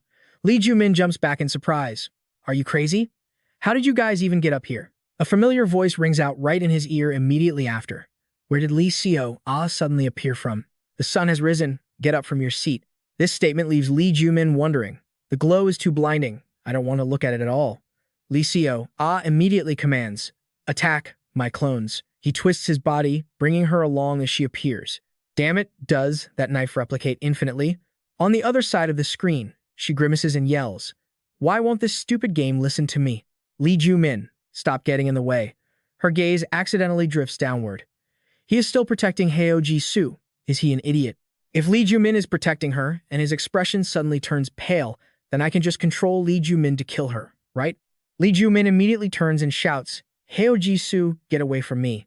His whole body suddenly feels dizzy. Heo Ji-soo doesn't find it strange. She excitedly moves closer. How could I run away? I can't miss this fun opportunity. The hand slowly moves the mouse. The knife lies discarded on the ground, and a hand reaches out to pick it up. Lee Joo Min holds the knife, ready to stab down. Those lifeless eyes flash with a sharp chill. Seeing that, Heo Ji-soo looks up and softly calls, Lee Joo Min. Heo Ji-soo starts to feel scared now. Lee Joo Min, what's wrong? Her footsteps retreat again and again, no matter how unreasonable my request was. Now that she's been back to the edge of the rooftop, you don't need to scare me to this extent, do you? The knife in his hand stabs down, just as it's about to hit. Lee Joo Min tries his best to hold back, his body trembling uncontrollably. Finally, Lee Joo Min whispers a warning. Heo Ji-soo, listen carefully. This isn't a joke. On the phone screen is an image of him trying to restrain himself. The whole world is trying to kill you right now. To end this nightmare, you must quickly tell me about the uniform. For a moment, Heo Ji-soo can't believe it's happening. How can something so absurd be true? The crowd suddenly bursts through the rooftop door. Found her? She's right here. They all look like they're being controlled by something. Heo Ji-soo, why aren't you filming TikTok with me? That's right, is fame everything? Even though she got famous thanks to Lee Joo Min, Heo Ji-soo's face immediately turns pale. Oh my god, what is happening? Everyone loves me, right? The crowd behind her gets more and more agitated. So annoying, Heo Ji-soo, just go die, just die, die, die, die. At the same time, he also tries to scream, wake up. Heo Ji-soo, is this the attention and love you wanted? Her body trembles for a moment.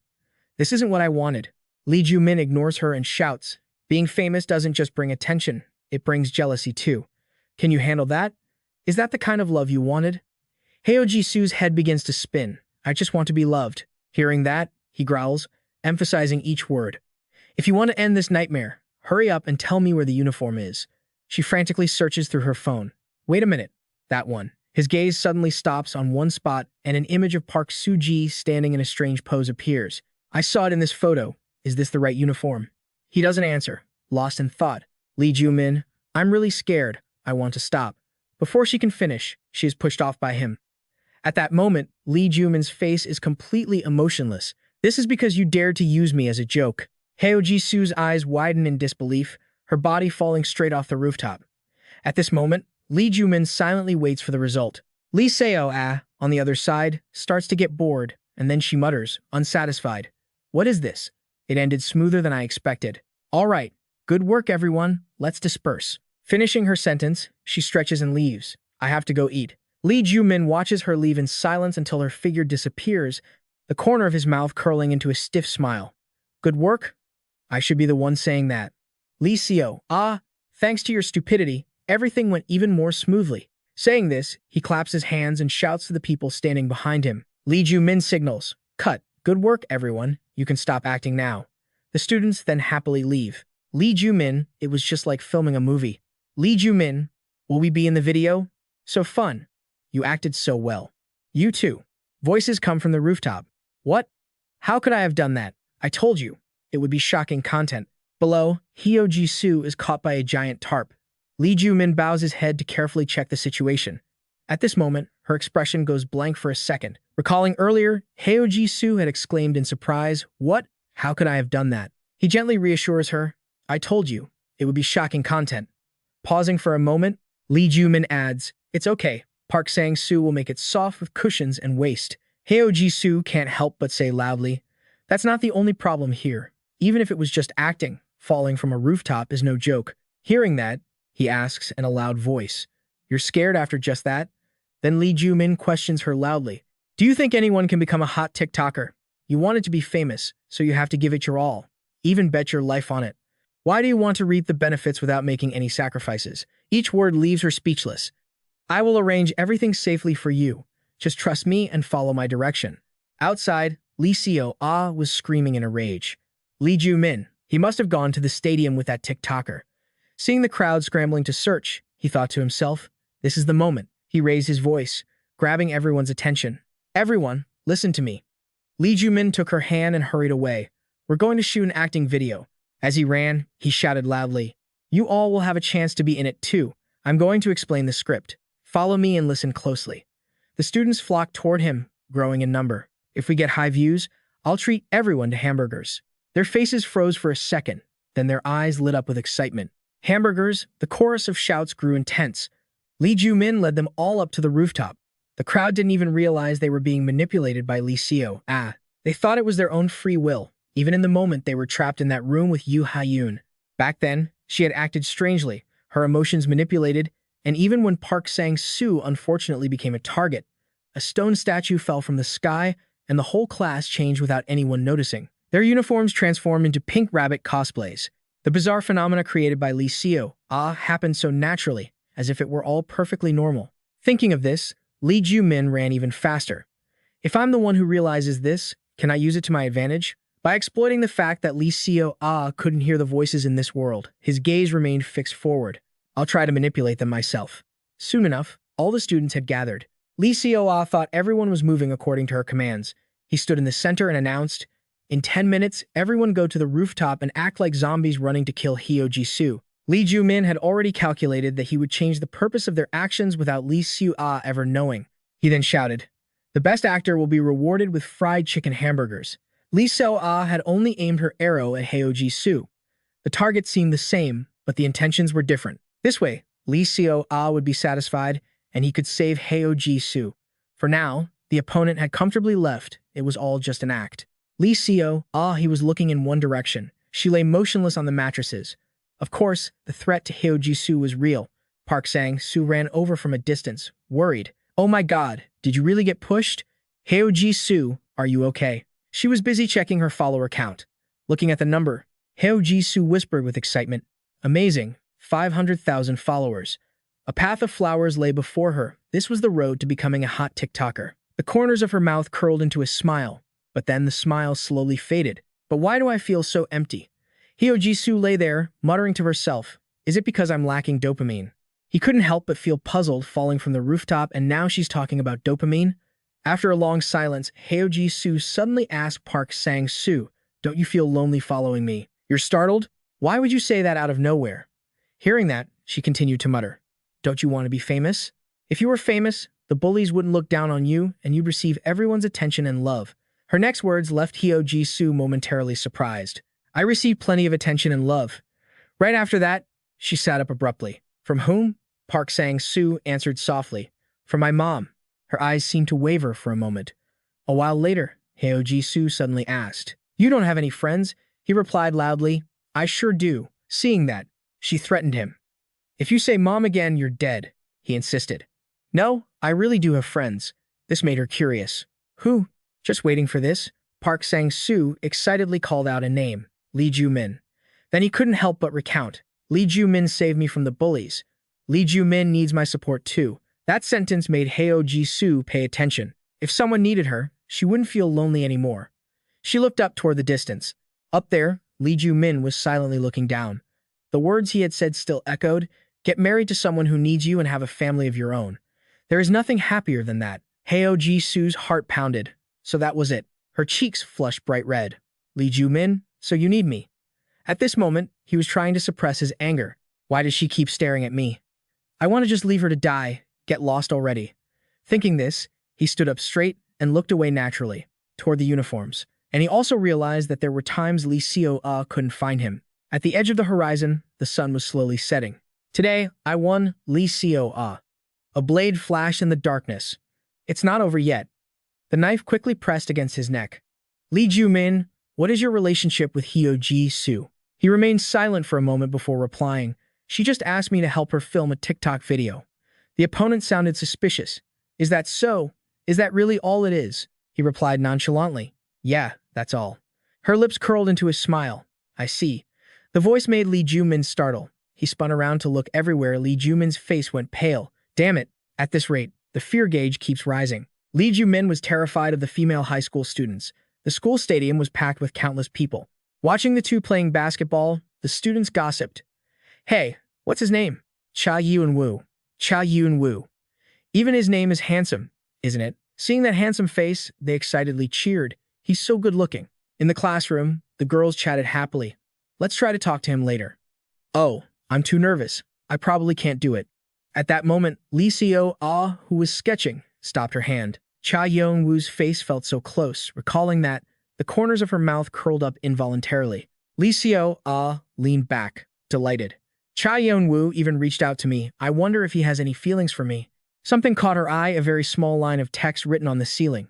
What is that? Who scribbled on the ceiling? Her eyes held a flicker of sadness. The ceiling was the only thing that was still clean. The desk in front of Lee Seo-ah was covered in graffiti. Just then, her phone notified her of a message. The screen displayed, Kim Min-ji, collect the money from you in 5 minutes tomorrow. Seeing that, she swallowed hard. At that moment, her friend on the court shouted, Hey, pass the ball. Lee Seo-ah rushed past, leaving him dazed. She wasn't paying attention, just running with all her might. Cha Yeon-woo couldn't help but watch her for a long time, his hand clutching some cash.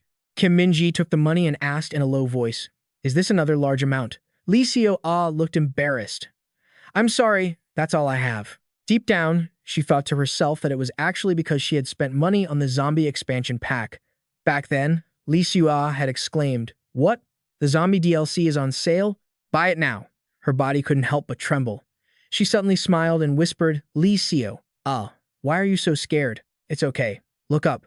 Just bring all the money next week, okay? Lee Seo-ah immediately hung her head low at these words. That'll be hard. I had to ask my mom and scrape everything together just to get that much. Can't you just let me off this time? The other girl's eyes widened, then she slowly looked down, her hand reaching out to grab Lee Seo-ah's hair. Your problem is right here. We show you a little kindness and you don't know your place. Kim Min-ji's face darkened, her voice rising sharply. I already told you. If you come up short again, I'd pull your teeth out, didn't I? Open your mouth so I can pick which tooth to pull. Lee Seo-ah could only beg for mercy and apologize, but the other girl wouldn't let her off the hook. Want me to pull your wisdom teeth to save you some medical bills, or should I pull your gold teeth to pay up? Lee Seo-ah screamed in terror. Help me. The group of bullies just looked more amused. Look at Lee Seo-ah's messy hair. It's so annoying. A figure suddenly appeared, making Ju-hee jump in surprise. She thought it was a teacher. Cha Yeon-woo stood there, witnessing everything. As he looked at her cheek, he couldn't help but blush slightly. Two people behind him were still whispering. Is that the new transfer student? Thought he was someone 2-year-old idol. Kim Min-ji softened her voice. You're Cha Yeon-woo, the new transfer student, right? After saying that, she brushed her hair back and smiled. Nice to meet you. Seeing that, the other two couldn't help but judge. She's at it again with her act. In contrast, Cha Yeon-woo replied coldly. Well, I'm not happy to meet you. He stood there and asked calmly, "Is this what bullying looks like?" Hearing that, she immediately stepped forward and threw her arm around Lee Seo. What are you saying? We were just playing around and Lee Seo, accidentally tripped, right? She glared, turning to threaten her. Nod your head already, you idiot, unless you want to die. These words made Lee Seo, shiver. Immediately after, Lee Seo, lowered her head and replied, "That's right." Cha Yeon-woo acted incredibly friendly. "See, I told you, so don't misunderstand." Just then, a teacher heard the commotion and shouted, "What are you doing over there? Lee Joo Min is calling you. Get back to class now." She immediately turned to leave. "See you later, Cha Yeon-woo."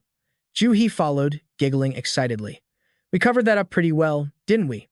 Cha Yeon-ha chimed in. "Yeah." Now only two people were left standing there. Cha Yeon-woo suddenly spoke up. "This school isn't great, but it's dirty everywhere you go." Saying this, he walked slowly toward her. "I didn't get a chance to introduce myself last time, did I?" As they faced each other, he introduced himself. "I'm Cha Yeon-woo." He paused for a moment and asked softly, "And you?" She replied hesitantly, "Lee Seo, Seeing that, Cha Yeon-woo gently advised, "You look better with your bangs tucked back." Lee Seo-a's eyes lit up, then she quickly walked away. "See you later, Lee Seo-ah." The space fell silent, leaving her all alone. At the same time, at the P High School, people were focused on their phones. This guy's name is Lee Joo Min. He's a genius, ranking in the top 2% nationwide. On the screen was a photo of Park Soo-ji. To survive injustices that science couldn't explain, he was forced to become a perfectionist.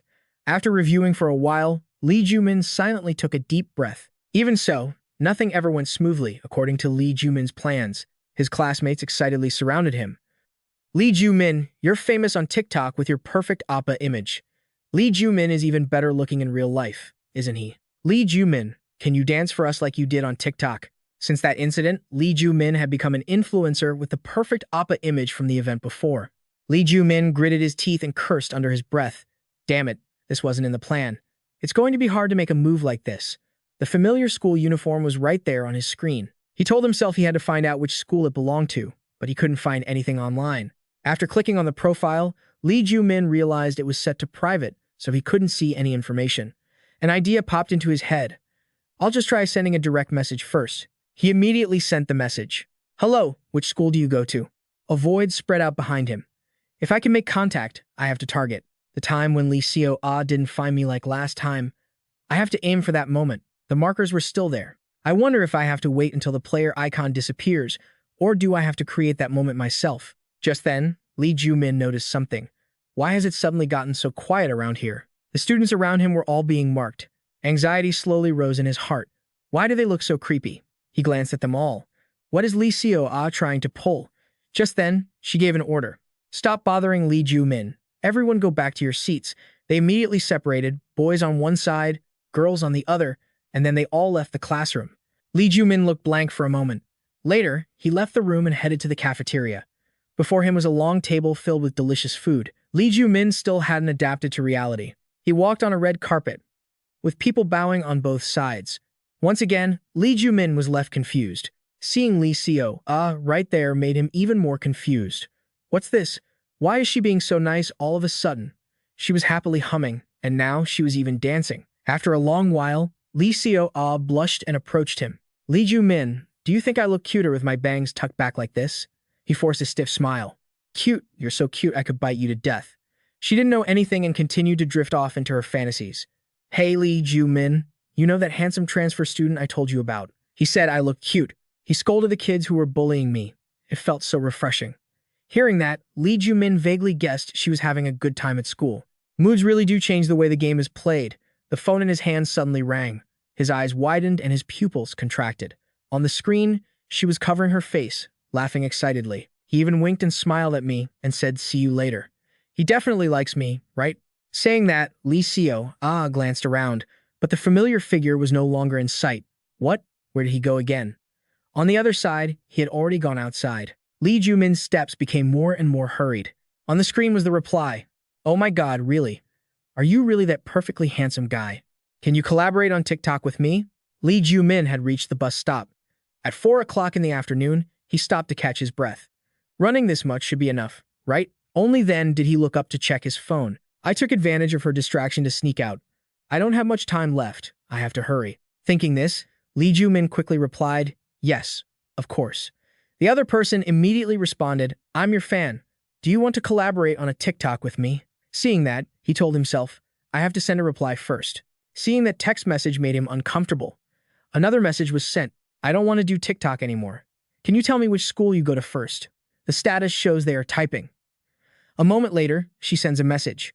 What's with that? Are you a fake? Why do you keep asking about other people's schools? Being called a creep, he hastily explains. I'm not a fake. I just want to know what school that uniform you're wearing is from. The other person takes a long time to reply, finally confirming that he is indeed a creep. Lee Joo Min's expression darkens instantly. Looking at the nonsense message, he curses under his breath. Damn it, this is driving me crazy. He grits his teeth and raises his phone. People around them are whispering with amusement. That kid is taking selfies. He must know he's handsome. I'm so jealous. The photo is sent by him directly. Are you happy now? Tell me which school you go to. A while later, Park Sooji replies excitedly. Are you for real? That's amazing.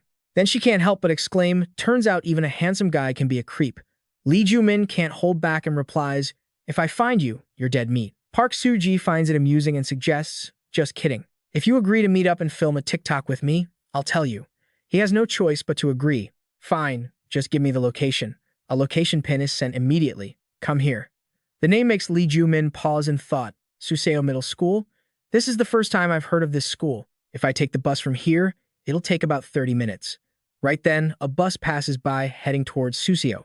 His eyes are immediately drawn to it, and he sends a message. I'm heading there now. Lee Joo Min quickly gets on the bus. He rests his chin in his hand, looking silently outside. If I find Lee Seo what should I do? Recalling Lee Seo Ah's nonchalant attitude back then, it seems she simply thought of it as a game. Thinking of this, Lee Joo Min lowers his gaze, and the image of Eun-bi being swallowed by flames appears. He had cried so much back then, her face was completely covered. Remembering it makes him clench his fists in rage. No, I can't forgive her at all, his determination growing with every second.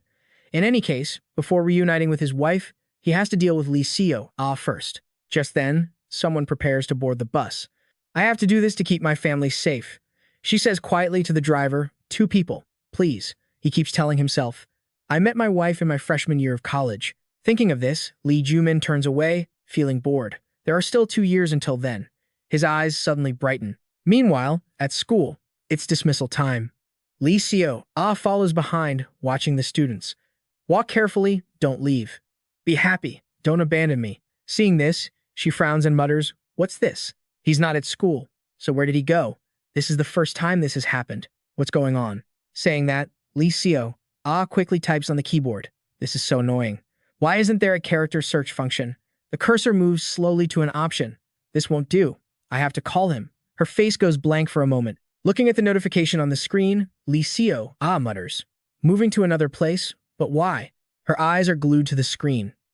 What on earth is he planning? Her fingers keep typing on the keyboard. A line of text appears in the search bar and a purchase notification pops up. How tacky. Are you trying to bait people into topping up? This trick is insane. The more she looks at it, the more Lee Seo can't stop biting her nails. But Lee Joo Min doesn't own a dog.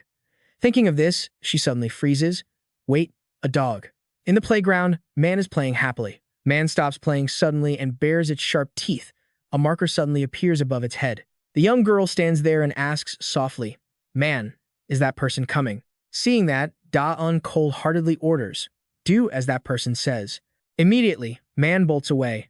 On the other side, Lee Joo Min looks at the person walking in with astonishment, his face blank for a long time. The image of Han So-yoon holding Yoon appears in his mind, and her lips curl into a smile. Lee Joo Min opens his mouth to say something as she approaches closer. Han So-yoon, her exquisite face with those familiar, shimmering eyes, makes his heart flutter once again.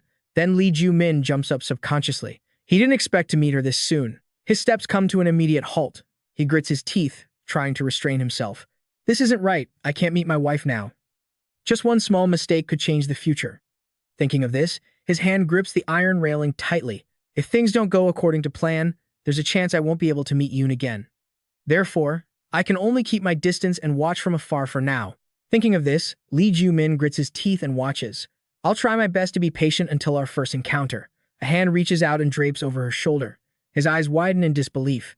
Hojin grins and says softly, Han So-yoon, I'll pay with my card this time. Han So-yoon tilts her head and smiles in response. No, you already paid last time. Standing in the distance, Lee Joo Min gasps, thinking to himself, who the hell is that jerk? The vehicle keeps moving quickly along the road. He sits in the back, watching the two of them laughing and talking. Lee Joo Min mocks himself internally. What is going on? Han So-yoon, you clearly told me I was your first and last love. Just then, she turns to look out the window. Honey, look at the flowers blooming over there. They're so beautiful. Ho-jin, standing next to her, mumbles blankly. Are they? There's a beautiful flower right in front of me, so I can't see any other flowers. She replies shyly, you're such a smooth talker. Hearing that, he feels annoyed and thinks to himself, what a load of nonsense. The conversation makes Han So-yoon blush bright red. Seeing that, Lee Joo Min feels a bit disappointed, yet he can't help but feel restless. This is just some silly dating game high schoolers play. I'll just turn a blind eye. Thinking of this, Lee Joo Min clenches his fists, telling himself that Han So-yoon's true love is him. The guy suddenly leans in close. It's been a while. Can I kiss you? Han So-yoon covers her mouth and giggles. You're making me shy. The other person closes his eyes and leans in, and she follows suit. At that moment, Lee Joo Min can't help but intervene. Ho-jin is startled and covers his mouth with his hand. What the after reacting, he shouts loudly, what the hell is this? He speaks up calmly to remind them, you shouldn't behave so excessively in public. The other person doesn't care at all. We're dating, so what's wrong with a little kiss? Stop talking nonsense. It makes Lee Joo Min increasingly furious. Who the hell are you to get between us? Are you crazy? Then he can't help but yell. I am her future husband. The expressions of both of them freeze for a moment. I should be the one asking you that. Who the hell are you to kiss my wife in front of me?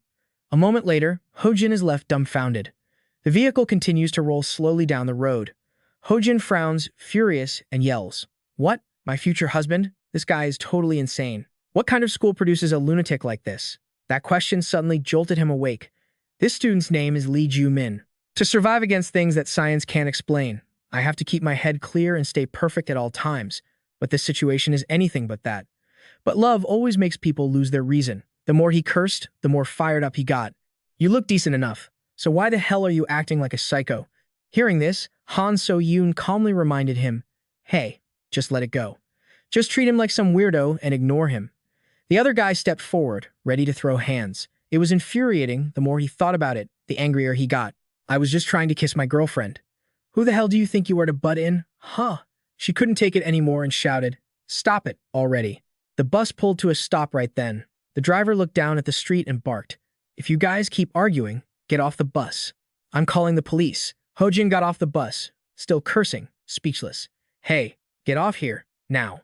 Han So-yoon interjected again. You're wasting so much money on bus fare. Seeing that, he shrieked like a madman. Hey, I told you to get off the bus. You're not getting off? She tried to reason with him. Hey, stop this. Just get back on the bus. As soon as she finished, the doors suddenly hissed shut. What? Why did the doors close? The bus drove off, leaving him behind. Wait, it's just leaving? Once it hit him, Ho-jin panicked and started chasing after it. Hey, bus driver, stop the bus. Damn it, are you not getting off? The driver calmly adjusted his sunglasses. That kid was annoying as hell. Once it was settled, the group cheered. The driver is the best. Look at that shiny bald head. Meanwhile, Lee Joo Min quietly looked the other way. Han So-yoon chased after him, annoyed. Hey, who are you to interfere with someone else's relationship? Do you even know me? That line made Lee Joo Min snap out of it. Yeah, that's right. Why did I even do that? Inside, he started analyzing the situation, but he just couldn't help it. Just hearing her talk about her ex-boyfriend was enough to make him furious.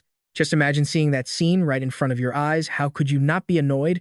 There was no response. She continued, you probably think you're tall and handsome, so you can act all high and mighty.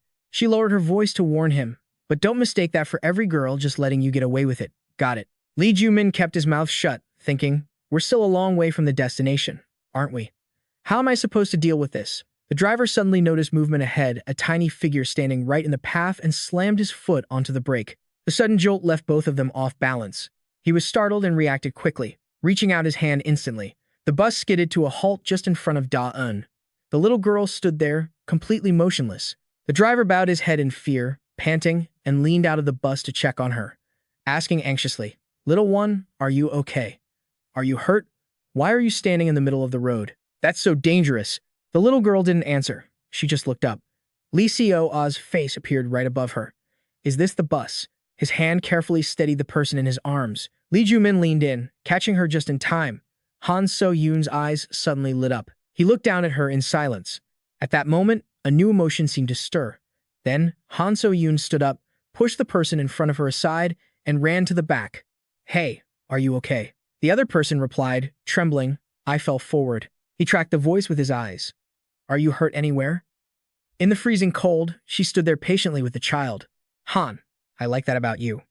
Lee Joo Min stood behind her, observing all the gentleness and warmth that stood in total contrast to himself. And whenever he saw her, a familiar silhouette and warmth washed over him. He felt like she carried the scent of his mother. Thinking of this, Lee Joo Min's gaze flickered. Suddenly, a familiar voice rang out from behind him. "Is our Lee Joo Min here?" He jumped and spun around. "Why did you run away from home? I was especially nice to you today, wasn't I? Or do you prefer suffering? Does our Lee Joo Min like being tormented?" Hearing this, Lee Joo Min gritted his teeth and thought to himself, how did she find him? No, if this is a game system, not having a tracking feature would be even weirder. Just then, a student prepared to get off the bus. "Driver, let me off here." He hurried to follow, needing to stay as far away from her as possible. As he lifted his foot to step off, he suddenly froze. A marker appeared right above his head. "I've been marked." Lee Seo-ah's face was right in front of his. "Where do you think you're going?" "Lee Joo Min, you can't escape me." Those cold eyes reflected the light from the screen. "Forever." That sentence left Lee Joo Min feeling helpless. A loud shout rang out from behind. The opponent lifted his foot to kick him, but he blocked it. Seeing him get shoved away, the guy cursed, "Damn it, I'm going crazy over this." She couldn't help but wonder, who is that guy? Why are you fighting all of a sudden? Da-eun pointed her finger and ordered, "That guy over there, go bite him." Lee Joo Min's cheek was pinched hard. He couldn't move a muscle. The guy's fist was already swinging toward his face. "For the sake of a fair world, let me smash that pretty face of yours." Lee Joo Min gritted his teeth, preparing to take the hit, but his arm was yanked away by a sudden force. She tried her best to intervene. "Stop it, please." He didn't care and shouted, "Let go." Crazy guys like this need a beating to wake up. Lee Seo-ah blinked in confusion. What is going on here? Han So-yoon was determined to stop him. Resorting to violence would get him arrested. Don't you get it? Ho-jin kept struggling. "I said let go." The shouting continued to ring in his ears. "No, stop. Let him go. I'm begging you." Da-eun leaned in close. He really is handsome. He gritted his teeth, struggling to get free. "I have to get away before Lee Seo-ah starts playing her dangerous games again." A scream caught Lee Joo Min's attention. "If you keep acting like this, let's break up." Han So-yoon couldn't help but yell. "I've made it clear. I hate people who are violent and aggressive." He tried his best to explain, "Han So-yoon, it's not like that." But she had no intention of listening. "At the slightest provocation, you're already throwing punches, and you even made us miss the bus." Saying this, Han So-yoon turned her back and walked away. "That's enough. I'm leaving. Don't contact me again." He ran after her, pleading, "Wait, wait." Finally, he could take a breath. What a relief. Then, Lee Joo Min sprawled out on the road, relaxed. Luckily, it seemed Lee Seo-ah didn't pay much attention to the situation. She was busy scanning the neighborhood. She's quite something, playing around like that. "Shall we go home?" The quiet space was left only to him. "I should have restrained myself. If things keep going like this, the future will change. What should I do?" Lee Joo Min's gaze shifted. Maybe it doesn't matter. Remembering that winter scene, his first meeting with Han So-yoon hadn't exactly gone well either. His expression couldn't hide his infatuation. With his hand resting motionless on the road, Lee Joo Min gripped it tight. Even though the first impression wasn't great and he was disliked, he pressed his lips together, his brows furrowed deeply. "Han So-yoon, no matter what happens, I will have you." Thinking this, Lee Joo Min followed her with his eyes, for he hadn't given up and loved her with all his heart. Han So-yoon was still furious. "Oh my god, I can't take this anymore." He was tailing her. "Han So-yoon, I was wrong." Just then, she suddenly stepped closer. Why did Lee Joo Min come here? Lee Seo-ah looked around, bewildered. "Wait a minute. This place looks just like our neighborhood. How interesting." After a brief pause, she shared her thoughts. "Now that I think about it, this is my first time going out." Hearing that people had created a world map, the next sentence caught Lee Joo Min's attention. What a brilliant game. Lee Seo-ah was carefully examining the other side. "Is the school I used to attend nearby?" The screen emitted a voice right in front of him. Should I try looking for it? Lee Joo Min. Hearing this, his lips couldn't help but curl into a smirk. "Is today the day I get to sit back and reap the rewards?" The streetlights cast a dim glow. Lee Joo Min walked slowly. It seemed like Lee Seo Ah was heading toward the school now. I don't know if I'm acting on my own or if Lee Seo Ah is manipulating me. I still haven't adapted yet. Thinking this, he glanced at her behind him. But fortunately, she hadn't suspected why he came here yet. Recalling what happened earlier, Lee Seo Ah had said, "Wait, doesn't this place look a lot like our neighborhood? How interesting." After that, she muttered to herself with interest. Now that I think about it, this is my first time going out. Hearing that people had made a world map, remembering it now made Lee Joo Min a bit curious. Was this Lee Seo Ah's first time here too? If there were a realistic simulation world, wouldn't she want to see her own neighborhood first? Lee Seo Ah's expression was just as bewildered as his. Or is it truly unrelated to the world Lee Seo Ah lives in? Before that, she had mentioned a game. An interesting game. The T-bow. At this moment, he leaned his head over Lee Seo Ah's shoulder, deep in thought. D.P. I wonder if that's the name of a school, but he had never heard of a game with that name. A thought suddenly flashed through his mind. Could Lee Seo Ah have changed the school's name on her own? Was it because the name didn't sound right to her? The phone in his pocket suddenly vibrated. This time, Park Soo-ji took the initiative to text. "Why haven't you arrived yet?" He sighed to himself. "Don't rush me. I'm exhausted." Then Lee Joo Min politely replied, "I'm almost there. Wait a second." She then announced, "Everyone has arrived." This sentence made him suspicious. Everyone. An excited voice rang out. Lee Joo Min, not far away, was a familiar figure. Chiu, Ha, and Park Sang-soo were all there to greet him. Seeing them, his expression shifted immediately. "Huh. Why are you guys here?" Lee Seo Ah, behind him, was also confused. Why are they here? After a pause, she realized, wait, why is she still alive? Didn't she fall from the rooftop? Saying this, she slightly frowned and muttered, "What is this? Is it a glitch? Isn't she supposed to be dead?" Lee Joo Min could also be more at ease. She had let her guard down. His lips curled up. Or was it that she simply didn't care? A red light flashed in his pupils. That's right. Lee Seo Ah. I won't stop her from killing Heo Ji-soo anymore. Looking at her smiling, "We've missed you so much, Lee Joo Min." He decided calmly, "Since I've already gathered all the necessary information, it wouldn't affect my future if someone as troublesome as her disappeared." On the contrary, Lee Seo Ah had long since given up on that intention. It seemed she had survived by luck. I have to look around. This time, it was his turn to be displeased. She didn't seem to take this seriously. Did she? She treats other people's lives like weeds. It's so annoying. Looking at the screen floating in the sky, he wondered, is there a way to mess with Lee Seo Ah? At this moment, she finally spoke up. "Nice to meet you. My name is Park Soo-ji." Heo Ji-soo happily shook hands with her new friend. "Park Soo-ji and I met on TikTok." She also casually followed along. After seeing the video about the handsome guy tearing up the scene, I knew it was filmed by Heo Ji-soo. I contacted her immediately. Lee Joo Min couldn't help but feel annoyed. "Then why didn't you tell me which school you went to earlier?" Lee Seo Ah suddenly appeared. "That uniform looks exactly like our school's, doesn't it? It's a perfect recreation." Right after that, she circled around the school, and it looked identical too. It was top-notch. This made him doubt if they had truly arrived at the right place. In front of him was a tall school building. This was the school Lee Seo Ah attended. Deep down, Lee Joo Min silently bolstered his resolve. Now I just need to find traces of Lee Seo Ah. Thinking this, he turned to them. "But why are you guys here?" Heo Ji-soo looked a bit confused. Heo Ji-soo immediately approached. "We need a cameraman." Hearing that, he became guarded. "Wait, what are you planning to film?" The corner of her mouth slowly curled up. A video titled "Two People Approaching." A horrifying look, experiencing a thrill at school with the handsome guy who tore up the scene. This made him panic and start to run. "What? You didn't say that at first." "Damn it, I'm going home." Heo Ji-soo immediately grabbed him. "Hey, where are you going?" At this time, Park Soo-ji also spoke up to reassure him.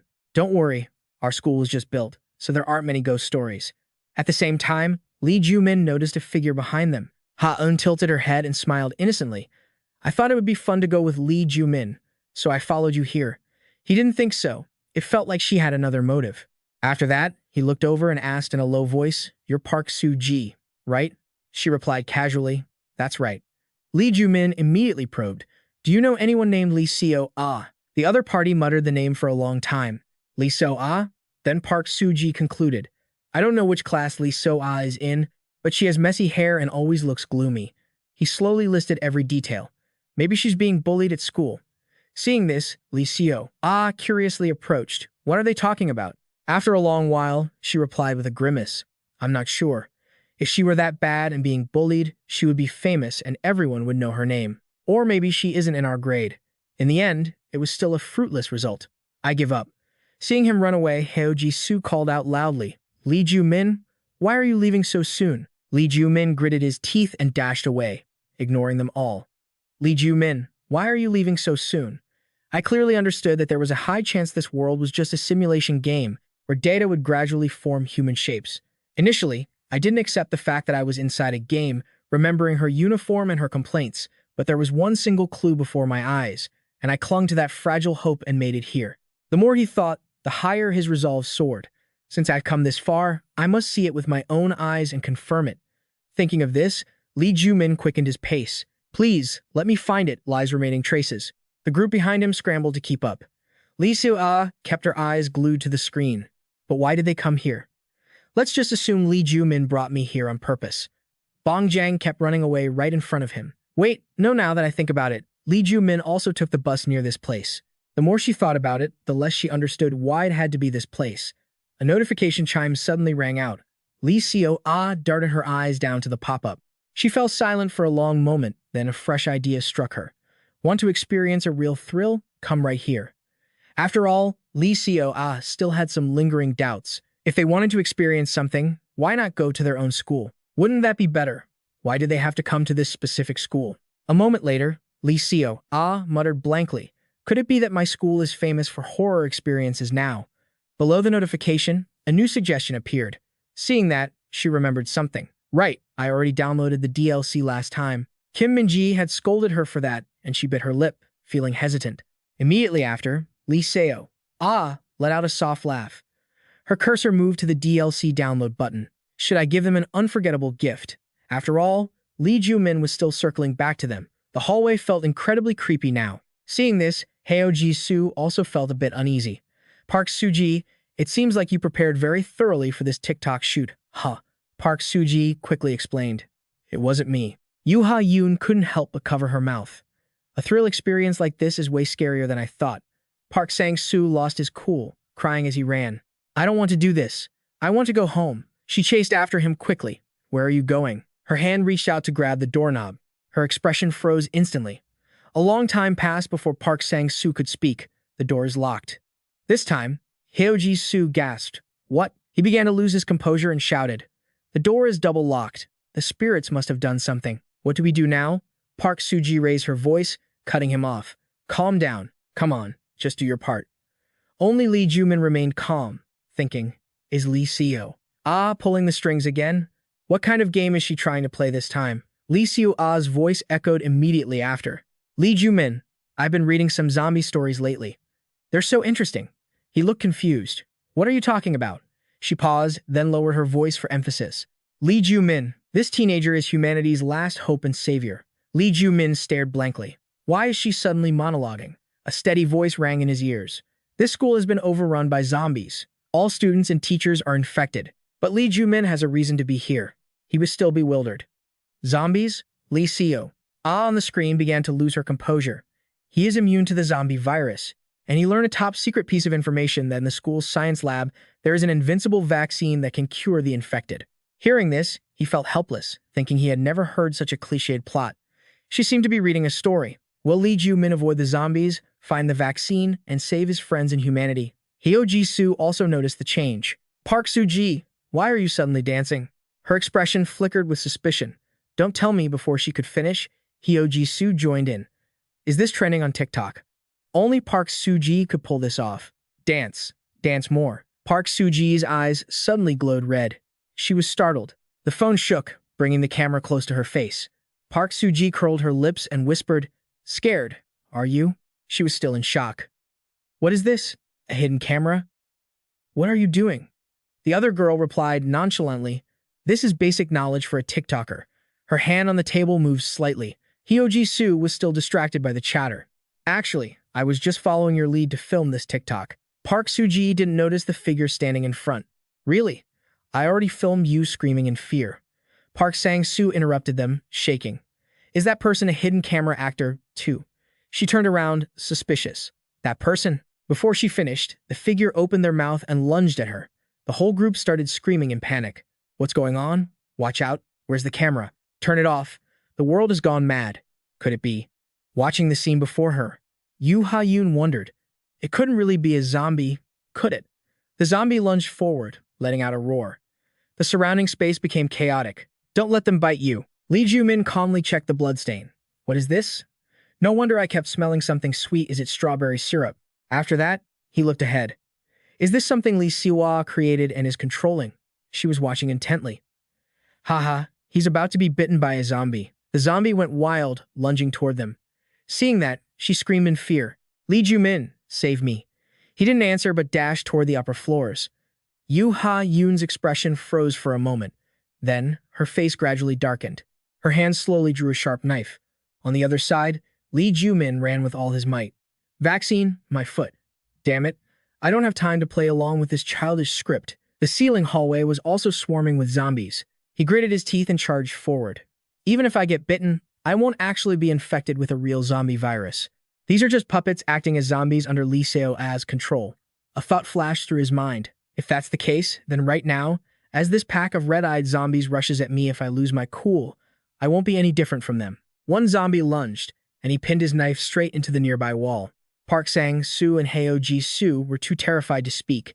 Yoo Ha-yoon's hands were now tightly gripping a zombie's neck. She calmly lifted two of them in her hands, her eyes flashing with a cold light. I have a task for you. The two zombies in front suddenly stopped struggling, then smiled and nodded repeatedly. Seeing that, the corner of her mouth lifted slightly. I have a task for you. Shadows covered Yoo Ha-yoon's cold face. Can you chase after Lee Joo Min, who just abandoned a weak girl and ran away, for me? The two zombies nodded again. Heo Ji-soo, standing behind, couldn't help but be suspicious. What is this? What is this overwhelming power? Park Sang-soo cried out silently. Save me. Outside, the moon glowed blood red. The zombies fought each other to rush in one direction. Lee Joo Min ignored them and lunged forward. He quickly dodged and didn't forget to perform a jump. Lee Joo Min was able to run away very quickly. You really do come up with the most unique tricks. Lee Seo-ah. He gritted his teeth, heading toward his target. Even though these weren't real zombies, if he were bitten, he would have. No choice but to be controlled by Lee Seo-ah like a puppet. If that happened, it would be no different from becoming a zombie. His feet moved swiftly down the hallway. I need to avoid them as much as possible until I find Lee Seo-ah's trail. Inside, a sigh echoed. I hate evening self-study sessions. Let me go home. His eyes darted around, searching. In front of him was a classroom nameplate. Found it. On the other side, Heo Ji-soo began her live stream. His eyes darted around, searching. Ahead was a sea of classroom signs. Found it. On the other side, Heo Ji-soo started her live stream. Hey there, I'm Heo Ji-soo. Yes, Heo Ji-soo here. We're currently hiding in a classroom. The comments are going crazy as she makes her announcement. My friend Park Soo-ji got bitten and turned into a zombie, and who is running for his life? Will we actually be able to make it out of here in one piece? Heo Ji-soo then turns around and snaps. Stop shaking. You're making the camera move. He trembles while holding the phone and replies, but it's just so scary. Hearing this, she moves closer to comfort him. Stop shaking, Park Sang-soo. It's all just acting. None of this is real.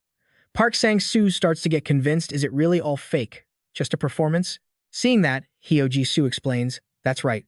This is just a hypothetical zombie scenario set up by Park Soo-ji. Zombies don't actually exist in the real world, do they? We just need to play our parts in the scenario Park Soo-ji created. Did you not see her messing with us earlier? He looks slowly out the door. A horde of zombies is clawing to get in. You call that acting? A figure radiates a deathly aura, slowly approaching.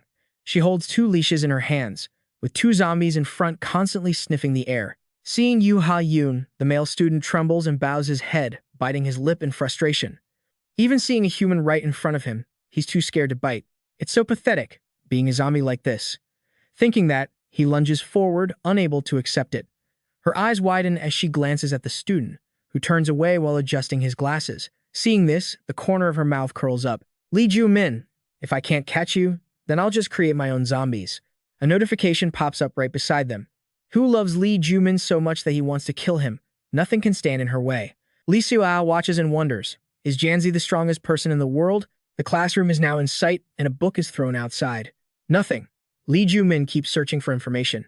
Nothing, nothing, nothing. His hands clench into fists, and he slams them against the wall. He can't stop his body from trembling. No matter how hard he looks, there's no trace of Lisa. The last glimmer of hope in his eyes fades away. Is this world really nothing more than a simulation copied from Lee Joo Min's world? Are the loved ones in his mind just fantasies? Are he and his family just programmed game characters? Thinking of this, he collapses onto the floor in exhaustion. Lee Joo Min has decided to let go of everything. Whatever happens now, happens. He then glances toward her. Roast me or boil me. Do whatever you want. Lee Joo, because I'm just a puppet anyway. Outside the screen, Lee Joo looks confused. Lee Joo Min, why are you here instead of looking for the vaccine? The face in front of him shows no emotion. Why does he look so depressed all of a sudden? She starts circling around him.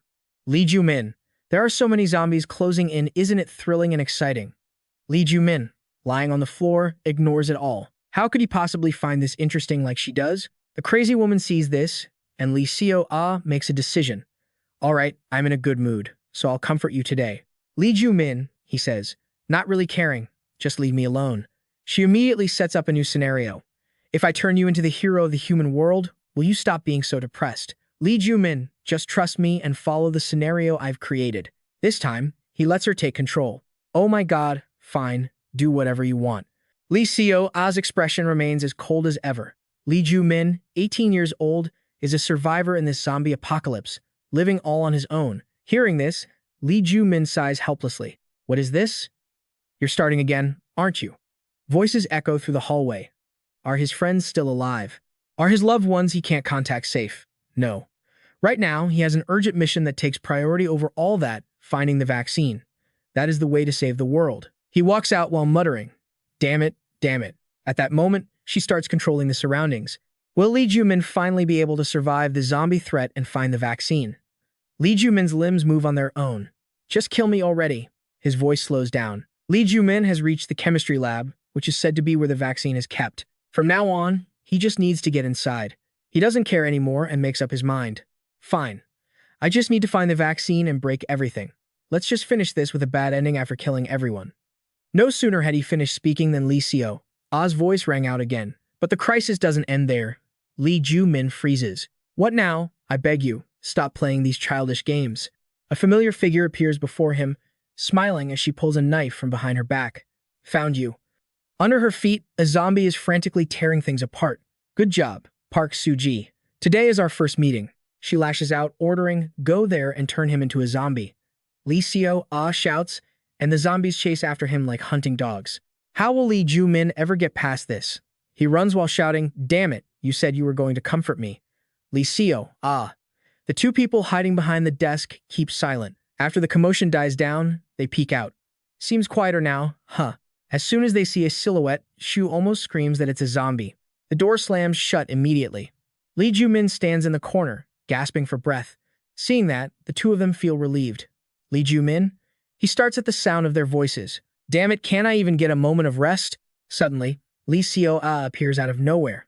Even though Lee Joo Min has avoided the zombies and entered the classroom, the road to the vaccine is still long. Lee Joo Min doesn't know what else to say. I beg you, please shut up. He then turns to them with a serious look. I have something to ask you guys. Hyo Ji-soo looks excited. What is it? Lee Joo Min walks closer and whispers, do you know, the P? It seems like a very famous world simulation game. She hears this and immediately replies, the P? Isn't that the name of our school? Park Sang-soo thinks for a long time before adding, I'm not a girl, so I don't know anything besides boy games like FPS. He adds, I've never even heard of that game. Hearing this, he feels a bit let down. Is that so? Then Lee Joo Min sits down at a desk and mutters, it's all just fake. Park Sang-soo asks, confused, huh? What did you say? He looks up and glares at them. I said it's all fake. This world, you guys, even your parents. Hyo Ji-soo immediately tries to object. No, but why are you insulting our parents? He startles and exclaims, shocking. She appears in front of them, blocking their path. You have to find a way back to the chemistry lab. Just as there's someone still alive in the classroom, Lee Joo Min snaps. Shut up. Lee Joo's eyebrows knit together. What? His eyes light up at what follows. What is it? Looking at it, this is our classroom. She goes to a desk. It's so clean I didn't even notice. Did I? It's completely brand new. Isn't it? Thinking about the desk covered in scribbles, Lee Joo couldn't help but purse her lips tightly. Her eyes glimmered. Lee Joo Min, I still look up at the ceiling from time to time. Lee Joo Min shuddered at the sight. I've got goosebumps, so just shut up. She recalled eating meals in the restroom. Everywhere I go is filthy. The restrooms reek of ammonia, and the bullying never ends. The alleyways are filled with cigarette butts. Her own living situation wasn't much better. My messy room surrounded by faces mocking me, and school was the same. It was uncomfortable everywhere. Everywhere I looked, I felt those disgusting gazes. In those moments, I would lean back, and the ceiling was the only clean place. Each tile was perfectly aligned. The ceiling was white, without a single speck of dust. To me, the ceiling was the only sanctuary in this school. If I look up at the ceiling, it's like I sink into my imagination, drawing pictures on a blank canvas. She looked over coldly. What I mean is, imagine if the world ended tomorrow. Lee Joo Min wanted to retort, stop talking about such nonsensical things. But then he realized something. Wait, you said it was clean. Thinking this, he stood up abruptly, his eyes wide as he looked in one direction. It was still there. Rekindling a sliver of hope, Lee Joo Min turned around immediately. Park Sang-soo, Heo Ji-soo, I have a favor to ask. She turned away. I don't like it. I'm not listening. Heo Ji-soo also looked annoyed. I don't like it either. Irritated by both of them, he asked, why? Heo Ji-soo replied indignantly. If you don't apologize for insulting my parents, I won't listen to a word you say. Park Sang-soo nodded in agreement. Me neither. Lee Joo Min gritted his teeth. I apologize, okay?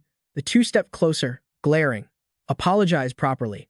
And then you ask us if it's okay? So what? For a fleeting moment, his back stiffened. The two were startled by the sight. Seeing him kneeling on the ground, Park Sang-soo couldn't bear it. Lee Joo Min, you don't have to kneel like that. Lee Joo Min's eyes flashed with determination. This might be my last chance. I'm counting on you too. Heo Ji-soo couldn't hide her excitement, begging so sincerely with such a handsome face. Huh. This is your punishment. Park Sang-soo perked up. So, what is it you want? On the screen, Lee Seo exclaimed in surprise. Are you seriously going that far? What a divine game, indeed. A sound echoed in his ear, catching his attention. When he looked over, she was standing right at the door. What's wrong? Lee Seo followed him out of curiosity. Where are you suddenly going, Lee Joo Min? Lee Joo Min didn't care and just kept running. Great, I've managed to avoid Lee Seo's gaze for now. He was calculating in his head. Based on his observations so far, this was a game world, and it was highly likely that Lee Seo was playing this game in the real world. But the more he thought, the more his brows furrowed. Just suppose, if Lee Seo exists in the same world as I do, remembering the series of events that had occurred, he wondered, what would happen if she were playing a game where she could control this world as she pleased? Lee Seo had sent him back to the past many times, like a summon command in a game, including the moments when she revived. At first, the time zones between him and Lee Seo were misaligned. Surely they couldn't be living in the same timeline. A diagram formed in his mind. If that's the case, is Lee Seo living in the past or the future? Remembering what Park Soo-ji said earlier. Don't worry, our school hasn't been established for long, so there shouldn't be anything strange. Also, when Lee Seo approached the desk, it's so clean I didn't even recognize it. It really feels like everything is brand new. I guess there shouldn't be anything weird going on for a while. Even when Lee Seo walked up to the desk, it was so clean I didn't even notice, did I? Everything really does feel brand new. Lee Joo Min reached a conclusion. At the very least, it was unlikely she was in the past. A thought flashed through his mind. In that case, Lee Seo is in the future. Park Sang-soo and Heo Ji-soo were quickly moving desks and chairs. There was only one way to confirm this. Outside, the zombies stared blankly, then fell silent, their hands pressing hard against the cracked glass. Lee Joo Min swung his arm and grabbed his zombie by the head. Lee Joo Min, humanity's last salvation, carried his hope and headed toward the science lab once more. He sprinted down the hallway. Doesn't she get bored of monologuing all the time? Something caught Lee Joo Min's attention. Yoo Ha-yoon with a control symbol above the zombies' heads. Had they been waiting for him? He wasn't in a hurry to run this time. Did I come out to the hallway just to get Lee Seo's attention? Ever since then, he had been manipulated into coming here, with stiff-faced figures appearing behind her. Are they here to prepare for the finale? Lee Joo Min couldn't help but ask. Yoo Ha-yoon, what are you, standing on the side of those zombies? And why didn't those zombies bite you from the start? She calmly held up the knife in her hand. Who knows? Isn't it because they understand me? She lowered her voice, suggesting, the thought of biting you and turning you to my side. His expression turned furious. Damn it, there's a limit to everything. Hearing that, she immediately shouted, stop talking nonsense. Attack him. Lee Joo Min gritted his teeth and charged at them. If I want to reach Lee Seo, is there no other way than to face this? They have to do this right. Inside, Heo Ji-soo struggled to hold the door shut, while behind her, Park Sang-soo was trembling uncontrollably. I'm so scared. She couldn't help but yell. Why are you trembling and climbing up there? I told you I was going up there. He hesitated, wanting to object. But I have a fear of heights. She glared at him. Then get down there and block them. Park Sang-soo stayed put. But the zombies are even scarier. She sighed loudly. Geez, I can't even fight those things.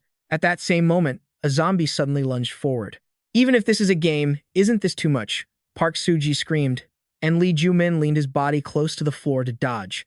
Seeing that, Yoo Ha-yoon kept throwing knives. He successfully dodged them all and quickly subdued her. In that moment, their hands touched, sharing warmth.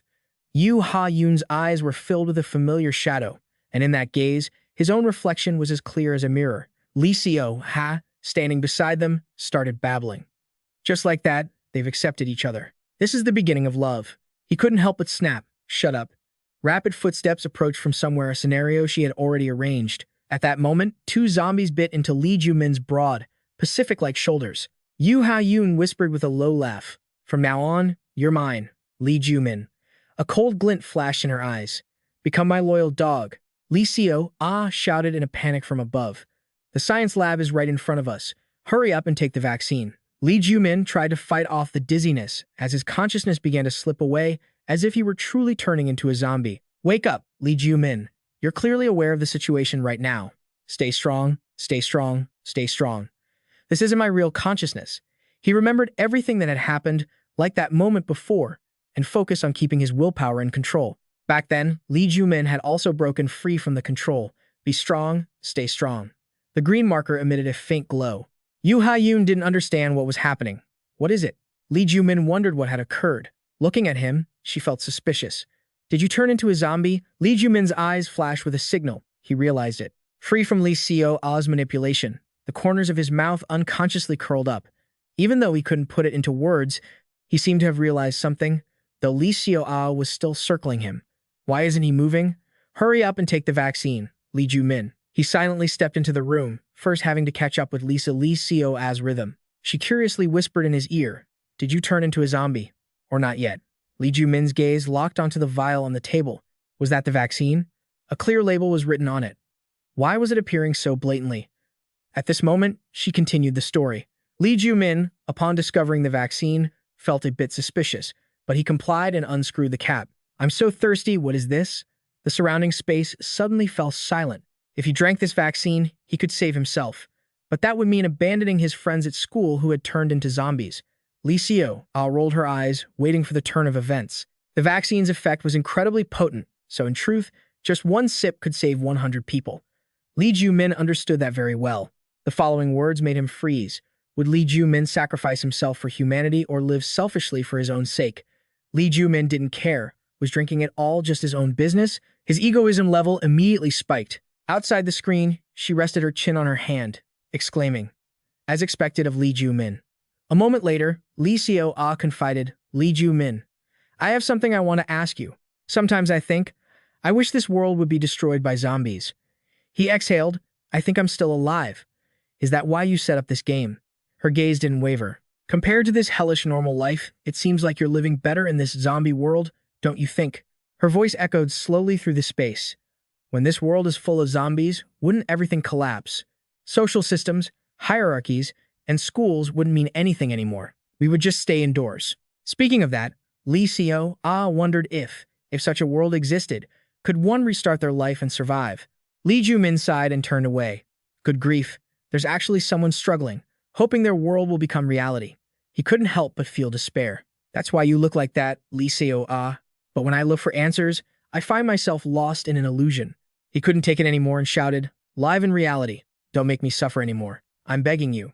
On the screen, Lee Joo Min wore an annoyed expression. Seeing that, she lowered her eyes, observing for a long time. Finally, Lee Seo-ah concluded, Sometimes it seems like you're talking directly to me, doesn't it?